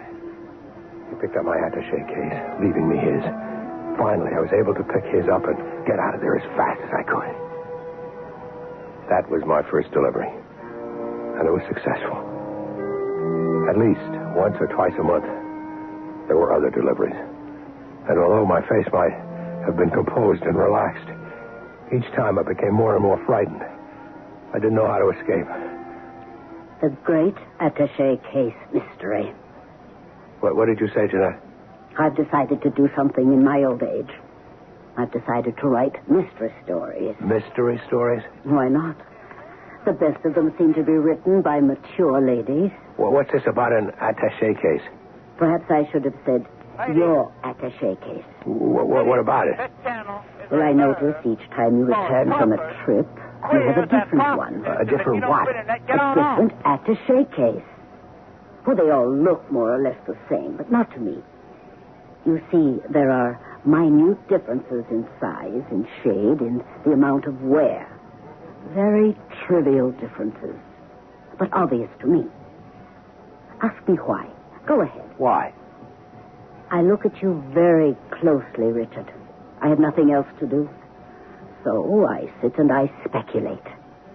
Where is he going? What is he doing? And at night, when you're asleep, that is the night you're home, I sneak downstairs and examine those briefcases. Jeanette.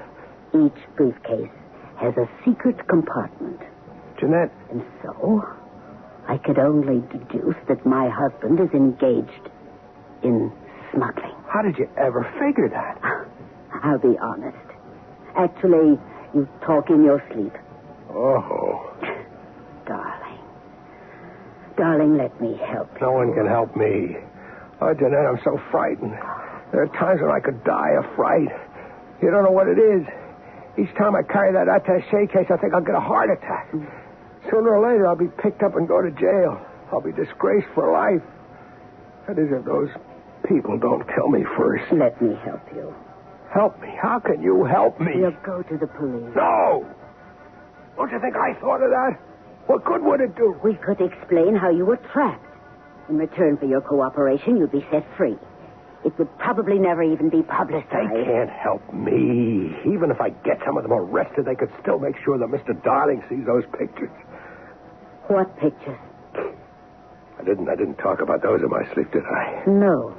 They're pictures of me, photographs of me with that woman. And so now, I don't suppose... I'll save you, Richard. Jeanette. Anything I say, it sounds so stupid. But I love you.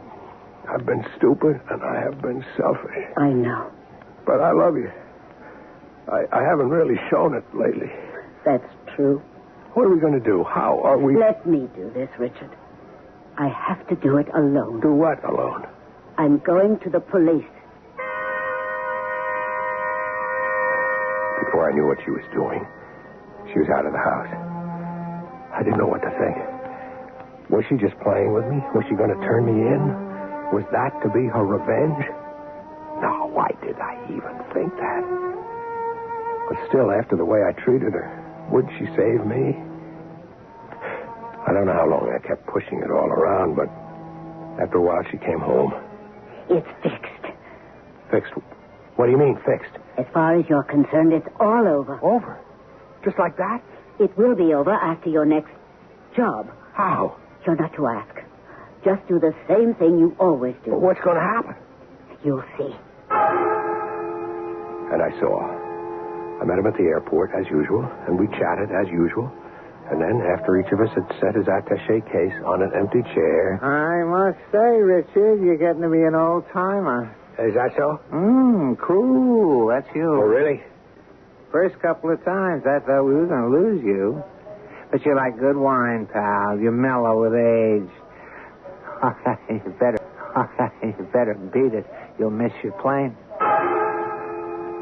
I picked up the wrong briefcase, as usual.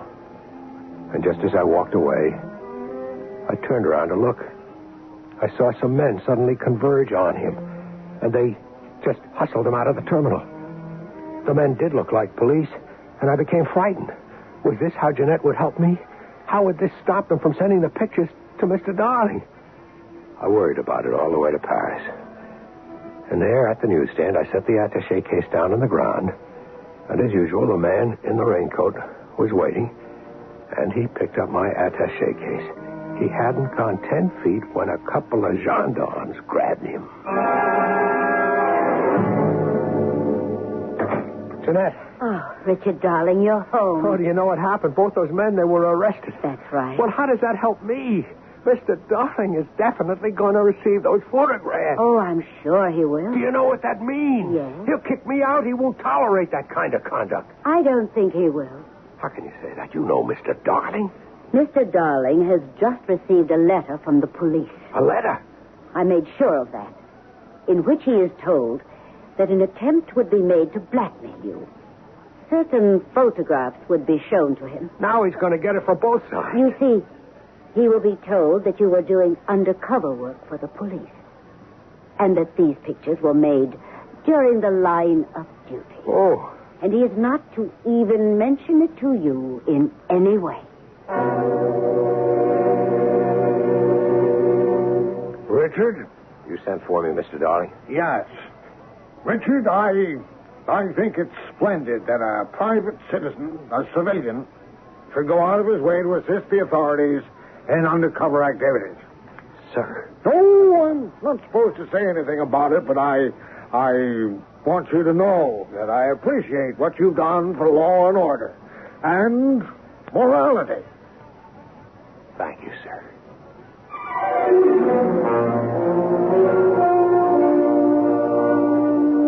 And there the matter must rest. Undercover activities, indeed. I should tell you that Richard and Jeanette lived happily ever after. Richard made that one mistake, and he paid for it. And if some of you think he should have paid more, well, what is it they say about those who reside in glass houses? I shall be back in a few moments. The 1977 Buick Regal. It comes with Buick's terrific V6 engine. It carries 6 people and lots of Buick comfort. It's lean. It's maneuverable in city traffic. It's the most luxurious mid-sized car Buick builds. Yeah, this new Regal is pretty much everything a car should be. Except for one thing. It isn't yours yet. But it can be. Just see your Buick dealer for a test drive. Soon. Just about everyone.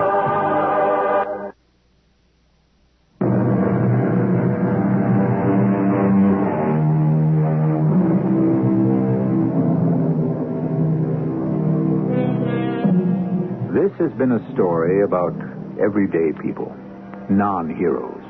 People who have no great talent or ability. People who just get along as best they can from day to day.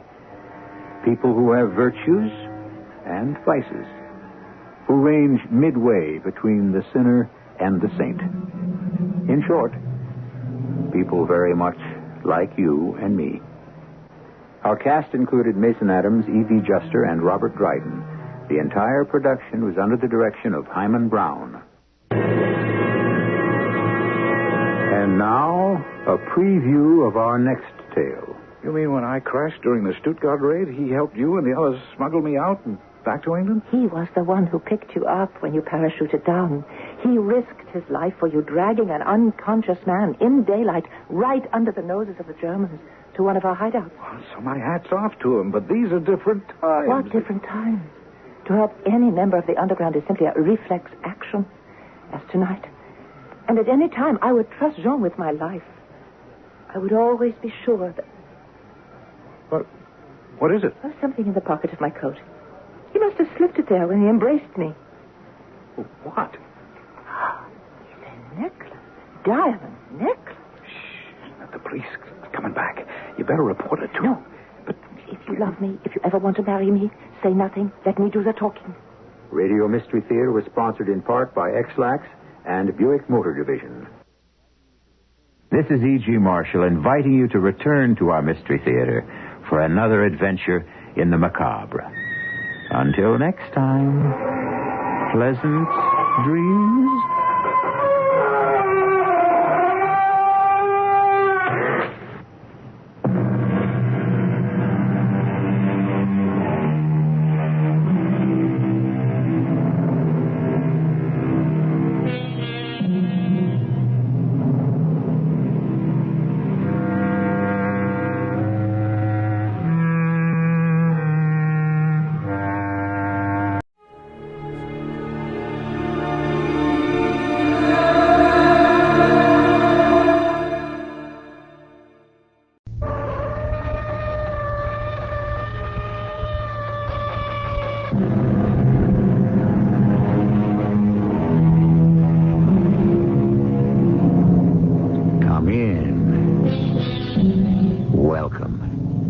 I'm E.G. Marshall. In a good mystery story, there should be such a tangle of clues that in desperation, the only answer is the butler did it. But then, this story isn't a mystery at all. It's about how desperate and amoral a man can be if murder seems the only answer to his problems. So why should he blame the butler for the death he finally managed to bring about? Forget it, Mother. It doesn't matter. If I want the money, I'll have to get it for myself. That's nice, dear. Just like your father. That's what he would have said. Now give me a nice kiss good night and wish me sweet dreams. Good night, Mother. Sleep long and deep.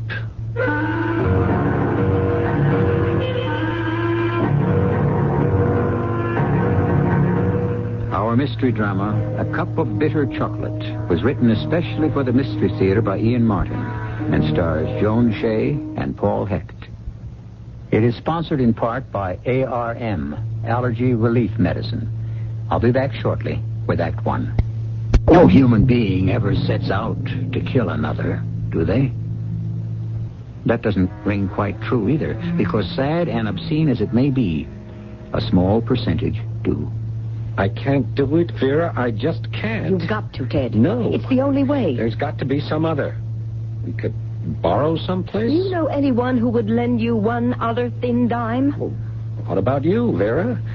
Isn't there somewhere you can raise some money? No. You got by before you met me. I mean, how... You want me to go back to that? No, I mean, well, not exactly, but... Well, some of the guys you used to know... Why don't you come right out with what you want to say? There's only one way I could raise money from those men. Is that what you want me to do? What are you talking about? It doesn't matter. I'm not going back to that while I have you.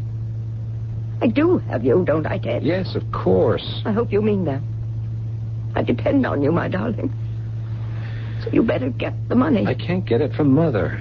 I've overdrawn my allowance. I have loan sharks clamping down on me from every side. I mean, where do I get it? You're the only heir, aren't you? You know that as well as I do, but... Well, you know how Mother is. Since I have never had the opportunity to meet her, I can only say I know how you tell me she is. Well, you can't exactly blame her. I'm all she has left. I mean... Well, she lost everything in one night all those years ago. I don't say I agree with how she feels since then, but... Well, you can understand it. You understand it, Ted. She has all the money. I haven't any control over it. She wouldn't have any control over it if she wasn't here. Oh, for heaven's sake, don't let's get started on that again. We never stopped, darling. You don't know what you're saying. I know, all right.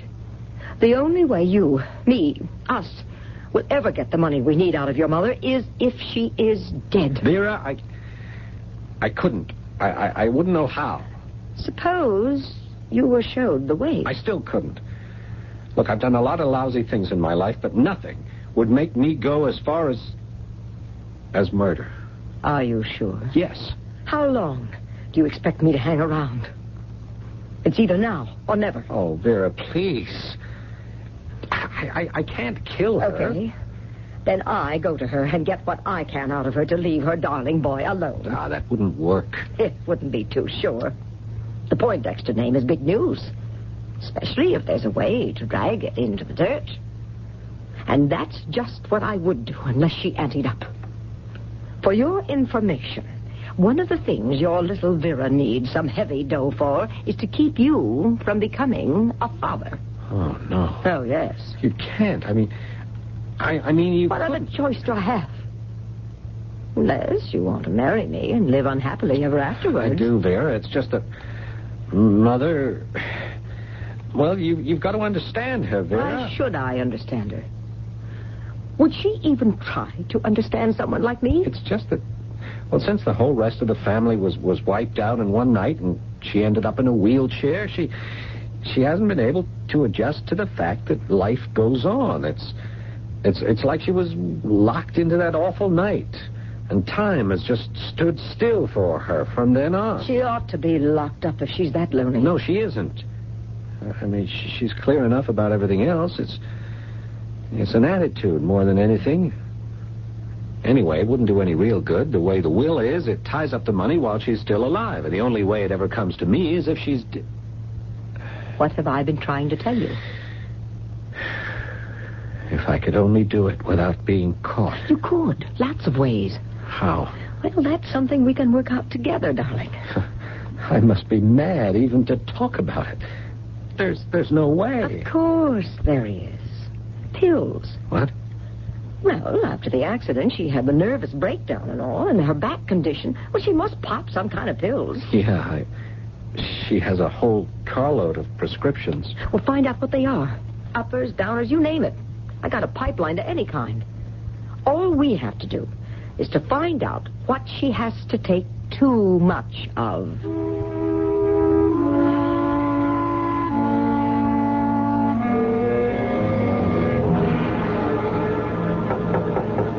Come in. Oh, it's just you, Miles. Yes, Mrs. Poindexter. I brought you your hot chocolate. Isn't it a little early for that? It's 10 o'clock, madam. Oh, and Master Ted isn't home? Mr. Poindexter has not yet returned. Where is he? I believe at the Union Trust Club, madam. It's bridge night, and he fills in for the Commodore. Oh, yes, of course. I'm so forgetful. His father would have been proud of him. Still, it is rather late. Not for today, Mrs. Poindexter. What is today? Tuesday, madam. April 14th, 1979. Oh, how foolish of me. How the years pass. Or do they?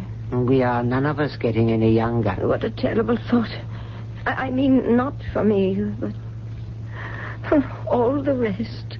Try to forget, Mrs. Poindexter. It wouldn't do any good, Miles. I cannot. For none of them could ever get older. It all stopped for them in that awful moment when the car went off the road. Janice, Bruce, Thomas, Francesca, and the Commodore himself. Never to get any older, never to be again. Oh, only Ted and myself left. Oh, why, Miles? I can't give you any answer. My husband and all my children except my little one. It was God's will that you should be spared. I suppose. Except, do you know, Miles, I often wonder why. May I pour your chocolate before it gets cold? Oh, dear, thoughtful, faithful Miles. What would I do without you? Yes, of course. Will you have your pills? Oh, I suppose so. Whatever they're for. Well, Dr. Brouchard is very definite that you follow his routine. Very well. Ted usually feeds them to me. But if you're sure you know what it is I am supposed to take... I think you can trust me, Mrs. Poindexter. Oh, after my beloved son. Who else in the world, Miles? Yes, madam. Here they are, all laid out for you. What is it? Oh, nothing. I was just thinking how odd and variable life is. Night after night, I accept these pills without looking at them or questioning what I take. Yes? Just a silly, vagrant thought. If anyone wanted to get rid of me, it would be so easy. Maybe it might be better. Madam. Oh, Miles, I'm only being silly. I'm ashamed of myself for even having voiced the thought.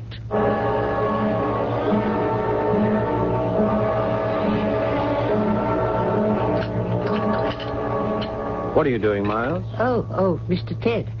Just making up your mother's hot chocolate as usual before bedtime. Well, as long as I'm home tonight, I'll take it up to her. You haven't been at home so much lately these days. Haven't I? But that's my business, isn't it? The madam always misses you, Master Ted. I don't have to have a butler criticize my relationship with my mother. No, sir. Yes, so you can leave me to take the chocolate up.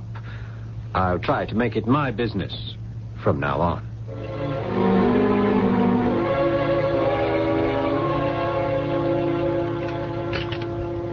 It's always so nice and soothing. You should try a cup yourself before you go to bed, Teddy. Well, maybe I will. It certainly relaxes you. Oh, yes. But not nearly so much as having you bring it up and just sitting with me for a while. That's the best part of it. Well, I'm glad you think so. We should spend as much time together as we can. If you want. Oh, I do. But only if you want it. Is it what you want, Ted? Yes, Mother. It's one of the things I do. What else? Well, Mother, there are some business things I might like to do if I had some capital. Money? Yes. Well, darling, why not? Just take all that up with Judge Gearing and his law firm. He was your father's best friend, and he'll know if whatever you want to do is a good idea. I don't want to take it up with the judge or his law firm. I'd like to be on my own. And so you should be when you are ready. But in the meantime, don't slink away from good advice. Your father always... Mother, what my father said hasn't much relativity anymore. Well... Look, can't I have some money, some freedom to be my own man? What do you need money for anyway? Oh, forget it, Mother. It doesn't matter. If I want it, I'll I'll just have to find a way to get it myself. That's nice, dear. Just like your father. That's exactly what he would have said. Now give me a nice kiss goodnight, darling. And wish me sweet dreams. Good night, Mother. Sleep long and deep.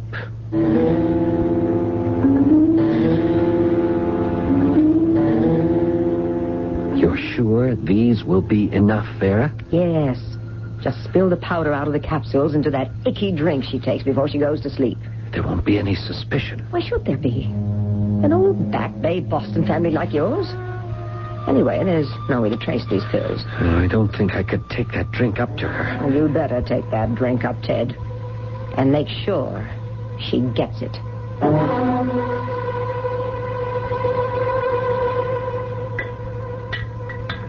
Mr. Ted. Oh, I didn't see you there, Miles.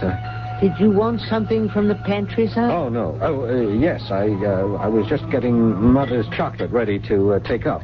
Well, I can do that for you. No, Miles. You know she likes me to do it when I can. I wanted to get this from me. Yes, sir.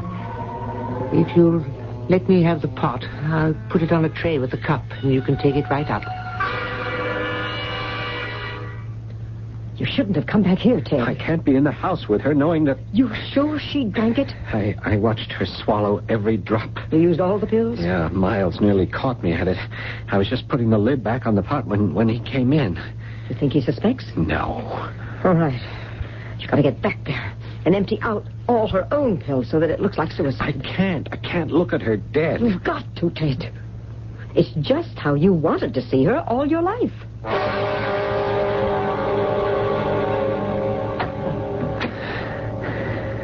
I did it. And you're gone. And I'm free. Free at last. Ted, darling. Oh, what time is it? Oh, what are you looking at me like that for? Well might she ask that question, for Ted Poindexter's blood has run cold as his mother's corpse speaks to him. Frozen in white shock, his mouth hanging open loosely, while a scream of terror crystallizes in his throat. He is speechless. How can the woman he murdered be alive? Or is she a ghost returned to haunt him forever? I'll be back shortly with Act 2. A gray woman, old before her years, lies in the middle of the bed, gazing up at the sun, who is her whole life. It would be beyond her comprehension to learn that he has just tried to take that life from her. As for Ted Poindexter, after his initial shock at being spoken to by a woman he considered dead, he has not gotten the grip on himself. And while he desperately tries to justify his presence in his mother's bedroom in the middle of the night, his mind is racing and speculating about what could have gone wrong in his plan for murder. What is it, Ted? It's all right now, Mother. It was only that when I came home, the front door was just on the latch. I called for Miles, but there was no answer. And I started to worry that the house might have been broken into or something. Well, I certainly hope not.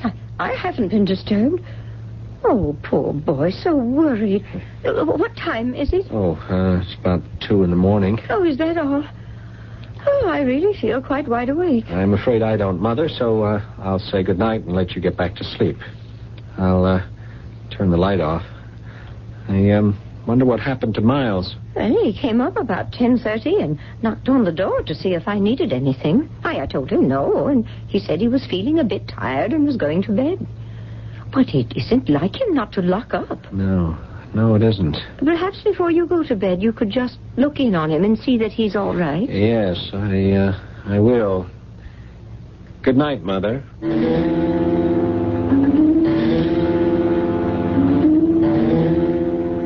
I don't know what went wrong, Vera. But I thought you said your mother drank every drop of what you brought her. She did. And it didn't affect her at all? No. That's impossible. Unless... Unless what? Is there any possibility that your butler could have switched drinks in the pantry? But why? You said you found him passed out in his bedroom. That he left the front door open. That's right. But had he been drinking? No. At least there was no odor of alcohol. You suppose he could have swallowed the chocolate meant for your mother if he made a switch? Maybe, but why would he drink it? Could have been an accident. I mean, how many pots are there in that set of china? Oh, half a dozen. You know, it's a breakfast thing with individual servers. But if he drank the... Oh, what if he dies? How do we account for him? How do you account for him, you mean? Ted, you better get a doctor there fast and keep him alive. Maybe, for all I know, I'd be better off with Miles dead. Only I'm not, Mr. Poindexter. I'm not dead yet, by a long shot. Ted? Ted, what is it? What's wrong? I can't talk anymore. I'll have to call you back. I thought you were in bed, Miles. I was. I lay down for a few minutes. I had no right to fall asleep. Why not? It's not a very good way to protect Mrs. Poindexter. Yes, forgetting to lock the front door wasn't a very good way either. I'm afraid she has less to fear from outside the house than inside. What the devil does that mean, Miles? I think you know, Ted. Ted? Where we stand now goes a long way beyond a master-servant relationship. Oh, and where do we stand? I've been with the Poindexter family for nearly 40 years, long before you were born. I consider them the only family I have. I think, or always thought of every one of them as mine. Except you. Yes, I've always been quite aware of your disapproval. My feelings for you are a lot stronger than that, my boy. I can live without your love, Miles. Get on with it, huh? The rotten apple in the barrel. The bad seed. You've never been any good. You have no right to judge me. If I didn't before, I have now. What does that mean? The girls, the shoddy little affairs, the petty thievery, the drugs. They're all one thing. But murder is something else, Ted. Murder? I know about the woman you're mixed up with. I've followed you more than once on my days off. You stupid old meddler. Why couldn't you mind your own business? I considered it mine. Because I know you only too well. I could see that desperate thing building behind your eyes. I knew how far in debt you were. I never dreamed how far you were ready to go to get out of it. Until the last few days. Get to the point. Not with pleasure, I assure you. I wondered why you were suddenly giving up your evenings just to take your mother her chocolate drink. And I wouldn't admit it to myself, but I was afraid of why. Tonight, I watched you prepare that lethal dose, carefully. So when I got you the tray, I changed to a pot I always brew for myself. You've gotten away with a lot, Ted. But you don't really think as long as I'm around that you could really get away with murder?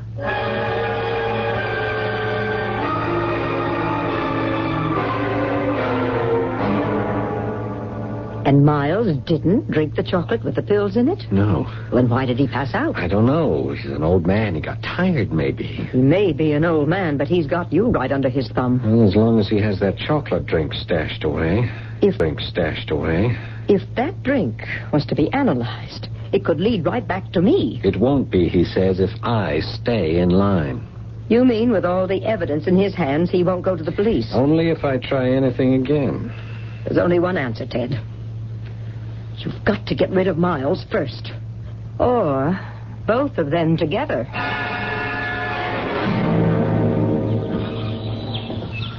Oh, I'm sorry about that, Mrs. Poindexter. What, Miles? The squeak. I've got to oil that wheel on your chair. Oh, it doesn't matter. I don't even hear it among the bird cries. Oh, what a perfect day to be alive. I do love the spring so, when everything is being reborn. Yes, it's my favorite time of year, too. Hold the chair, Miles. Yes. I'd like to get out and walk a bit. Are you sure? Oh, yes. I've been doing a lot of walking lately, and my back seems to hold up very well. I think it's a phase, some kind of cycle. They say your metabolism changes every 7 years. Look. See? Oh, it's wonderful. Oh, that's how it feels. Maybe it's just spring, but, well, everything is lovely. Even my poor Ted. Ted, I've always been conscious, believe it or not, how I hemmed him in. I suppose he must have resented it. But the last week, he doesn't seem to. Oh, maybe we've found an accommodation somehow. I hope you have. And you walk wonderfully. Well, the doctors say in time I could get back to normal. With your help, or someone's, of course. You can always have my help, Clara. Clara? Oh, I'm sorry. That just slipped out. Well, why not? You're a good friend. What would I do without you? You don't need anyone. Not anymore. I'm afraid that isn't true. I'm suddenly very tired. I'd better get back to my chair. Yeah, lean on me. When don't I? All right. Thank you. I wheel you back through the garden? I'd like to, but it's such a long way. Oh, would I be too heavy to push up the hill and in through the garage? To me, you're always light as a feather, Mrs. Poindexter. I think I liked Clara better. So do I. But I don't think for us it's quite appropriate. Well, here's the chair. Let's get you settled. I hate to get off my feet, but I still do get a little tired. That will pass. Oh, that's Ted. Oh, I don't know why he likes those funny little low-slung cars. That's not so little, that sports car. You'd be surprised how much it weighs. Wheel me up the drive, Miles. Ted's just getting out. I want to ask him something. Yes, here we go. We should have leveled off this incline long ago. With those concrete walls on each side, it's like going up into a tunnel.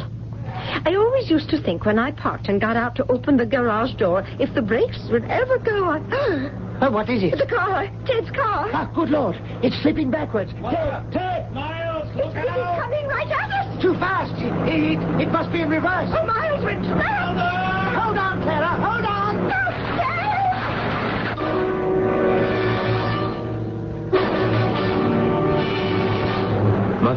Mother, are you all right? I think I'm all right. Oh, Miles? Just a sec. I gotta cut this motor. I can't get to the ignition or... come on, Mother, I'll get you out of here. What about Miles? Never mind, I'll go back for him. You first. Here, let me get you. Hurry, Ted, you've got to save Miles. Yeah, one at a time. There, I'm all right, Ted. Now get back before it's too late.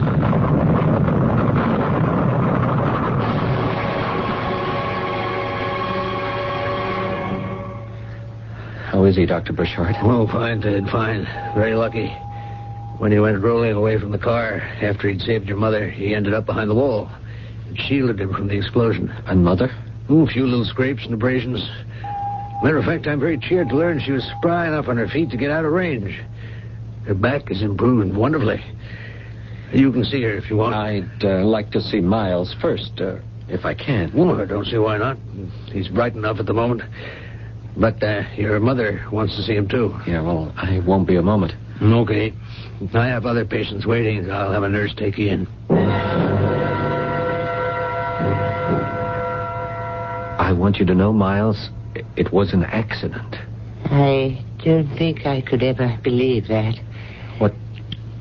What do you intend to do? I don't know. I want to talk it over with your mother. Are you going to tell her everything? I might. I'll deny it. I expected that. She might not even believe it of you, even with the proof. The drink with the drugs in it? That really doesn't prove anything? No, not in a court of law, perhaps. Or to my mother. We shall see. That's something we'll know by tomorrow.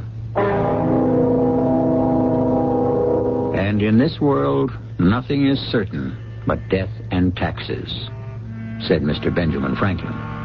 For once the great sage was wrong. In this tale, it seems that death, even if prevalent, is very uncertain. I wonder if it'll ever come about, and to whom. To find out, join me shortly for Act 3.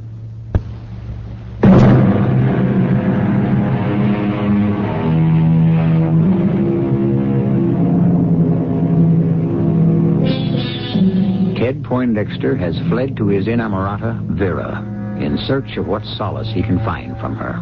Clara Poindexter has come to visit Miles in his hospital room, proud that with some help from a nurse, she's been able to walk there. Fortunately, she is seated beside his bed now, for what Miles has to tell her is enough to make anyone reach for support. I don't believe it, Miles. I just won't listen to it. You have to, Clara. No.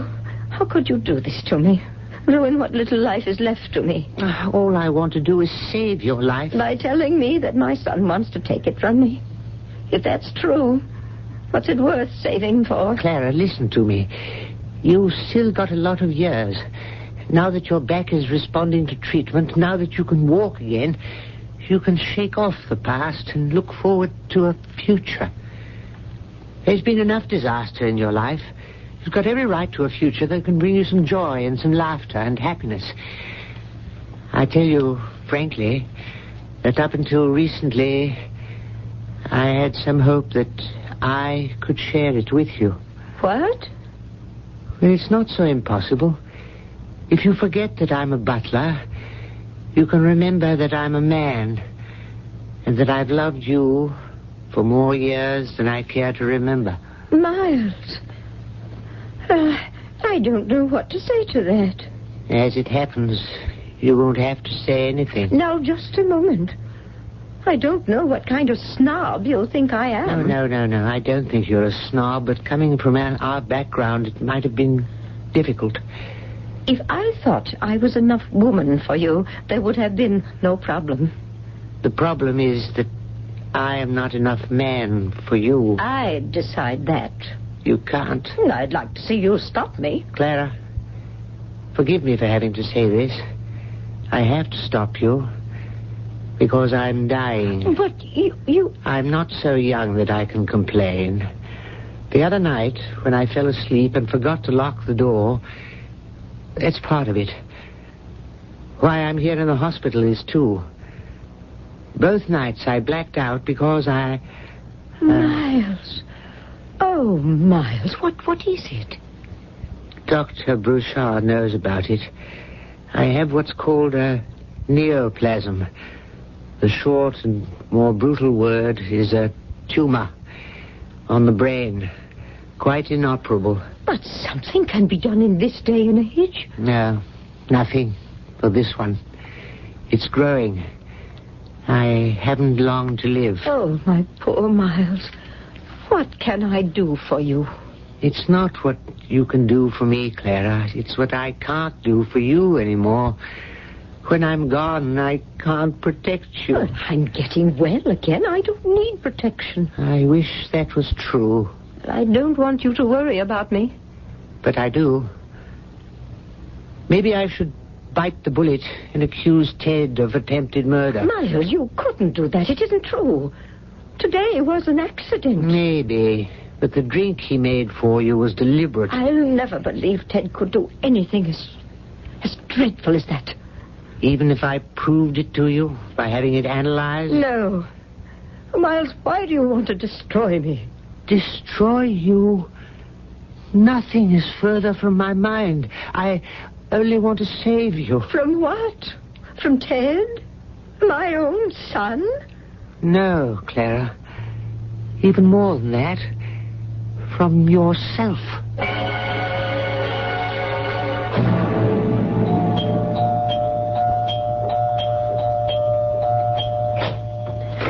Okay, Ted, I give up. Come on in. Vera, I've got to talk to you. About what? There was an accident today. So I heard on the radio. You tried to get them both, and you botched it. I mean, you really botched it. Now they've got you in a corner. Vera, listen. Today was an accident. Oh, yeah? Yeah. I've been meaning to have the shift gate attended to. You see, on that hill there, I usually shove it into first, but the gate is worn and it goes into reverse half the time, so now I leave it in neutral and depend on the handbrake. But this time I must have had it in reverse. Oh, Ted, spare me the mechanical jazz. You think any jury's going to believe all that? What jury? Oh, wasn't someone hurt? They're both in the hospital. No. They're both okay. And Miles is just going to sit still for you? I don't know. The way he feels about the family name. Oh, forget all that, even if he does. Where are you now? A fat chance you have of raising any dough to get what we have to off our backs. I've got something else to tell you. What? Using your collateral as heir to the Poindexter dough, you raised a lot of loans through me and my connections. To say nothing of those pills I kited through for you. We got all that through some pretty heavy sources. And these guys don't play footsie. Now, how are we going to pay off? All right, just give me some time. We're playing out of time, Ted. These guys are leaning on me. And what they do to me is peanuts compared to what they could do to you. So where do we go from here? And it better be somewhere fast. Yeah, there's only one way I can figure, Vera. Can you get me a gun? A gun? What are you going to do with it? Miles leaving the door open the other night made me think. Now, look, half the houses on our block have been broken into sometime or another. So there's going to be a prowler breaks in real soon at my house, and there'll be some shooting and 2 deaths. You can't get away with it, Ted. I mean, only one gun. I have a registered gun in the house with a police license. They'll find the bullets from that where I missed the prowler. The gun you give me will do the damage, and I'll dump that in the bay. When? How soon can I get the gun? Well, make a call right now. They come home from the hospital tonight. We haven't much time. It'll have to be tomorrow night. My, how you've changed. You scare me. Yeah, maybe I'm just growing up and facing facts. Miles can blow the whistle on me any time he wants. I want to blow mine first.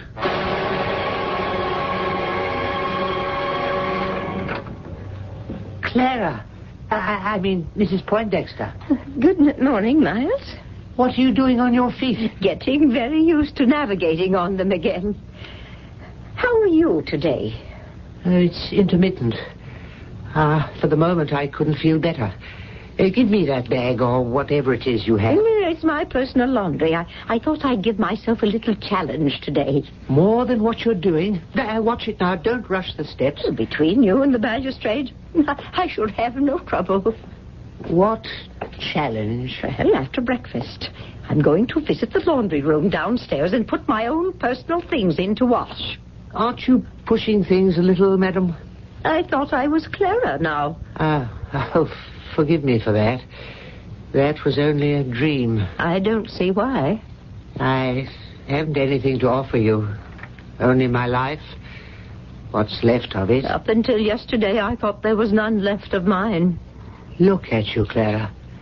Back on your feet, finding your health. You would have everything left if it weren't for... Don't. He's my son. He's your nemesis. No, I'll never accept that. Yes, I know. I'm afraid you never will. Where is Ted, by the way? He went off somewhere. Said he had to pick up something, but that he'd be back by dinner time. Miles, what is it? No, nothing. It's just a slight headache. Come along now. Breakfast is waiting.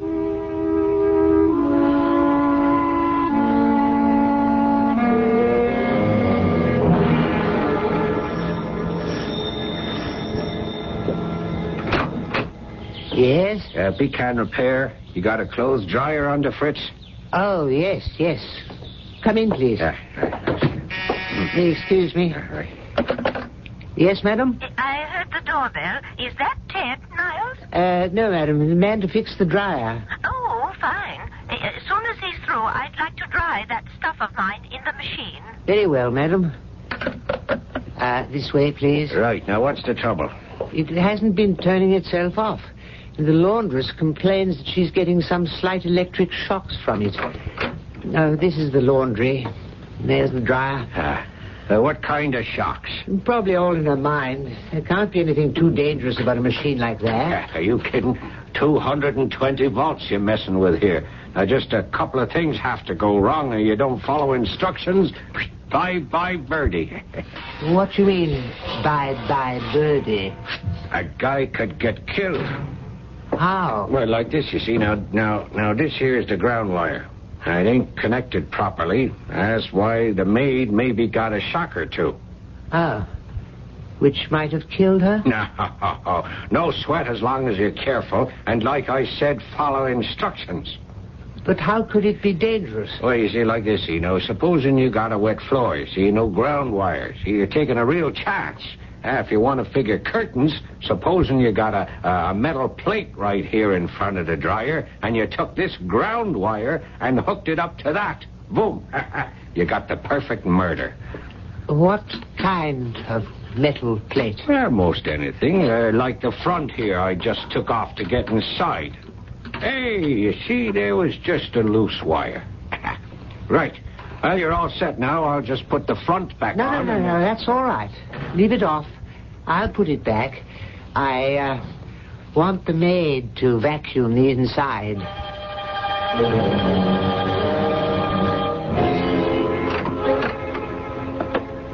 Good evening, Mr. Poindexter. Oh, Miles, so we're back to that again, huh? Crossed swords?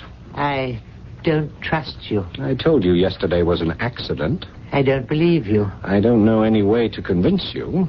Neither do I. Yes, we can't go on living this way. That is obvious. You're not afraid I'd hurt Mother in any way as long as you can dangle your so-called evidence over my head? Maybe not.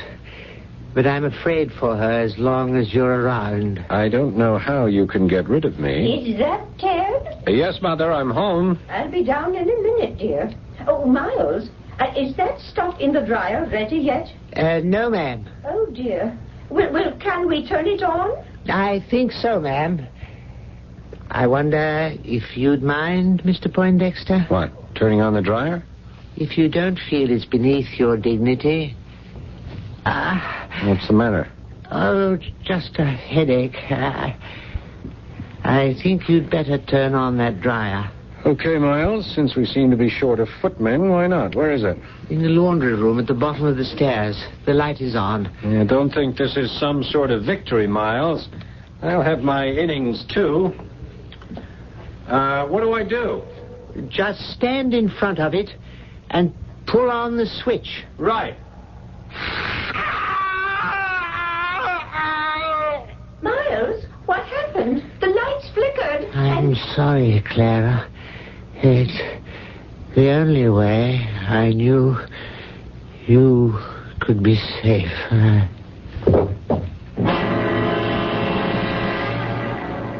You're going to be all right, Miles. They're going to operate. Get that tumor out. Too late. They know that. It doesn't matter. The headaches were so excruciating I couldn't have stood them. This is... Goodbye, Clara. No, don't leave me. Not alone. Look at you. Standing. It's starting all over again for you. For us. Yeah, it's too late. Clara. What? Before they brought me here, I drank the chocolate and washed the chocolate pot. No evidence. No scandal. And whatever happens, I evened the score for Ted's death. A terrible accident.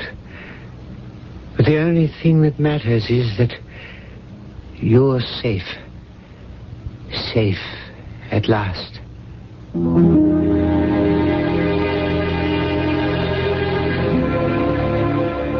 Miles died from cardiac arrest before they could excise the tumor. It made little difference, for the drink had killed him anyway. The funeral of Ted Poindexter was a private one, with few mourners. But the friends who were there delighted in the fact that his mother came to it without the wheelchair that had caged her so long. As some simple soul has remarked, it was the best of a bad business. I'll be back shortly.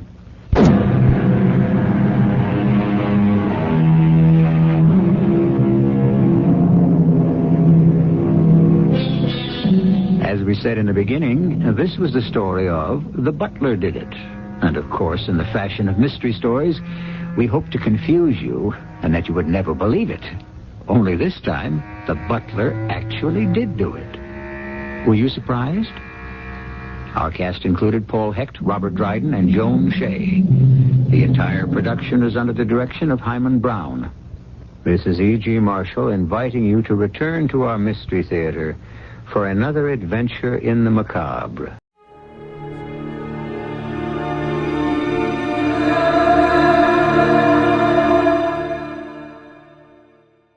The CBS Radio Mystery Theater presents...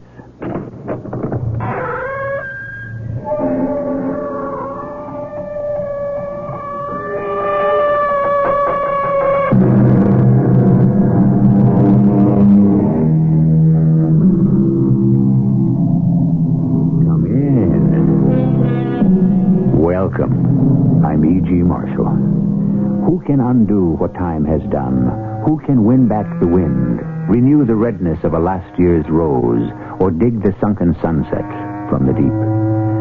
Time has an inexorable way of going on, no matter how hard we may try to stop it. And it keeps on unwinding at its own relentless pace, no matter how much we may wish it were yesterday or tomorrow. When can I get out of this hospital, Doctor? Soon, maybe. It was just a tiny wound. The enemy bullet just grazed the back of my head, just brushed by right here. Soldier, have you any idea how it happened that in the midst of battle you got hit by an enemy bullet in the back of your head?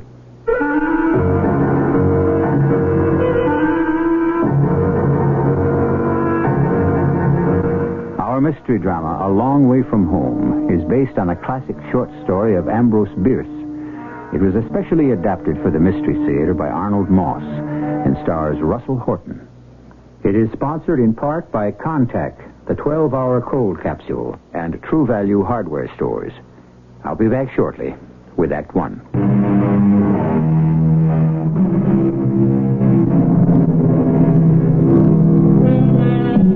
It's a warm spring day in the year 1927 in a little town in central Tennessee about 30 miles from Nashville. Just the week before, the people of the town had screamed themselves hoarse at the news that a daring young man named Lindbergh had been the first man to fly the Atlantic solo. Today they are gathered to celebrate another event, one that took place over 65 years ago on this very soil. As those years slowly unrolled, something had happened to one man whose life had been curiously interwoven with the events taking place today. Our story starts in Ohio, back in the warm autumn days of 1862. Two young men drift lazily in a small rowboat, fishing poles dangling from their hands. Sam, why don't you stop playing that fool mouth organ of yours and do some serious fishing? Now, how can you expect to be catching anything laying there on your back in the front of the boat while you go on playing that dang thing? It's beyond my understanding. I'm fishing with my right hand and making music with my left. One don't interfere with the other. Music? Now, all you're doing is scaring off what few fish may be swimming in this lake. Or maybe charming them to come up and take a good look at the unusual young fella that's creating all them beautiful sounds. I don't see that you charmed too many so far, Sam. Just one little bitty pike you should by rights have thrown back. And I don't see that you've done even as well. Well, maybe if you laid off what you call your music, I might. You want some tobacco for your pipe? Wouldn't mind. Light up your pipe and enjoy it while you can. With this war going on, that's the end of any tobacco we'll be getting from Virginia for a long time. This war, it's been going on for over a year now. We got to get into it, Sam. You know that. Yeah, I've been thinking the same. We're almost old enough. Anyway, we look old enough. We're healthy enough, and old Abe Lincoln says he needs us. Yeah, he's still putting out his call for volunteers. I've been thinking of the Ohio 41st. Me too. I was thinking of going down to the recruiting place tomorrow morning to enlist. Funny. So was I. Well, we could lie a little about our age. Hey, we'll go together. It ain't as if Hey, Sam, wait a minute. Now, hold everything. I think I hooked onto the biggest darn fish in the whole state of Ohio. Oh, well, hold on to it. What in tarnation have I got at the end of this pole? It's bending almost in half. Well, whatever it is, it's going to bust your line. Ooh, and my pole, too. It don't seem to be jerking around, does it? Dang thing just pulls steady like some big old whale. Maybe you're hooked onto some big old log. Now, it ain't funny, Sam. This ain't no log. Oh, wait. It's coming. It's coming. Now, you get ready. When I get to the surface, just you catch it with your knife. Unhook the blade. I'm ready. Now, once it's in the boat, whack it over the head with... Here it comes, Sam. Here it comes. Woo-wee. Look at them air bubbles rising out of the water. You ready? I'm ready. Here we go. No. Good Lord in heaven, no.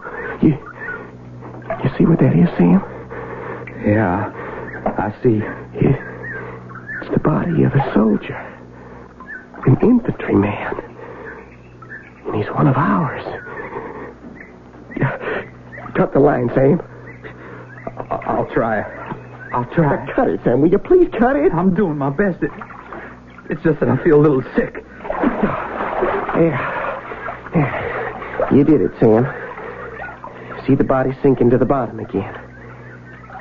How do you suppose it ever got here? I don't know. From his looks, I'd say he'd been dead a long time.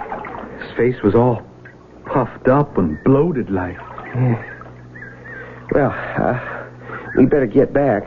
More than enough fishing for one day. Pull into your line, Sam, and start rowing. And tomorrow morning, we go to the recruiting office to volunteer as soldiers. After what we just seen. Yes? Maybe we ought to give the whole thing a little more thought. We made it. They took us. We are now soldiers of the great army of the United States. Report back here in 24 hours. That's what the man said. I can't wait to get into one of them fine blue uniforms with that dandy little cap. Oh, then they're going to issue us rifles. And take us on a long train ride south. Hey, that's the best part, I heard. Best part? The train. It stops at every station on the way to wherever we're going. One of the fellas told me. Why is that the best part? Every time it stops, they feed you. Bread and cold meat, coffee, pickles, cheese, and pretty girls with pink cheeks and shining eyes. They smile at you. Sometimes they come right up to you and even kiss you. Ooh, yes, sirree. We're going to be treated like real heroes. What's this fella like? The one we'll be serving under, this Colonel Hazen. You hear anything about him? Well, only that he commands the 41st Ohio Volunteers and fought the Indians in the West. A young feller. Oh, did real good, they say, at the Battle of Pittsburgh Landing. Reckon we're filling in for some of his troops. The ones that didn't make it back. Reckon so. Say, what's wrong with you? Nothing. Oh, you're acting real glum. Like you wasn't so pleased about being accepted. No, I'm glad we done what we done. You still got the body of that soldier we fished up yesterday on your mind, ain't you? No, I ain't. Hey, it could happen to anybody. Me, you. But then again, the fella running next to you could drop with a couple of ounces of lead in his belly and nothing ever touch you. Once we actually get into battle, what do you think it'll be like, Sam? Hard to say. Think you'll be scared? Coming under enemy fire? Hard to say. Maybe. Well, then what? Well, seems like I'd have one of three choices. I either go forward without being touched, or I get hit in a fall, or what? Nah, I don't think I could ever do that. Do what, Sam? Turn around and run. Run in the wrong direction. No, I just couldn't do that. How do you know you couldn't, Sam? How can you be sure?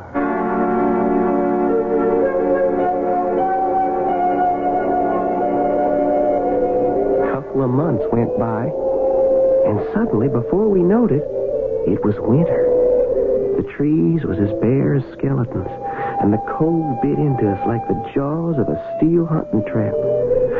We was somewhere in Tennessee with the first light of dawn. The fog began to lift, and we could see the whole army of the Cumberland. Our army in front of us, stretched out for what seemed like miles. Rumors of the coming battle had been spreading through the camp. Sam, don't you ever stop playing that dang mouth organ. It gets me all upset. Now, it really does. Besides, you're going to wake up the whole company.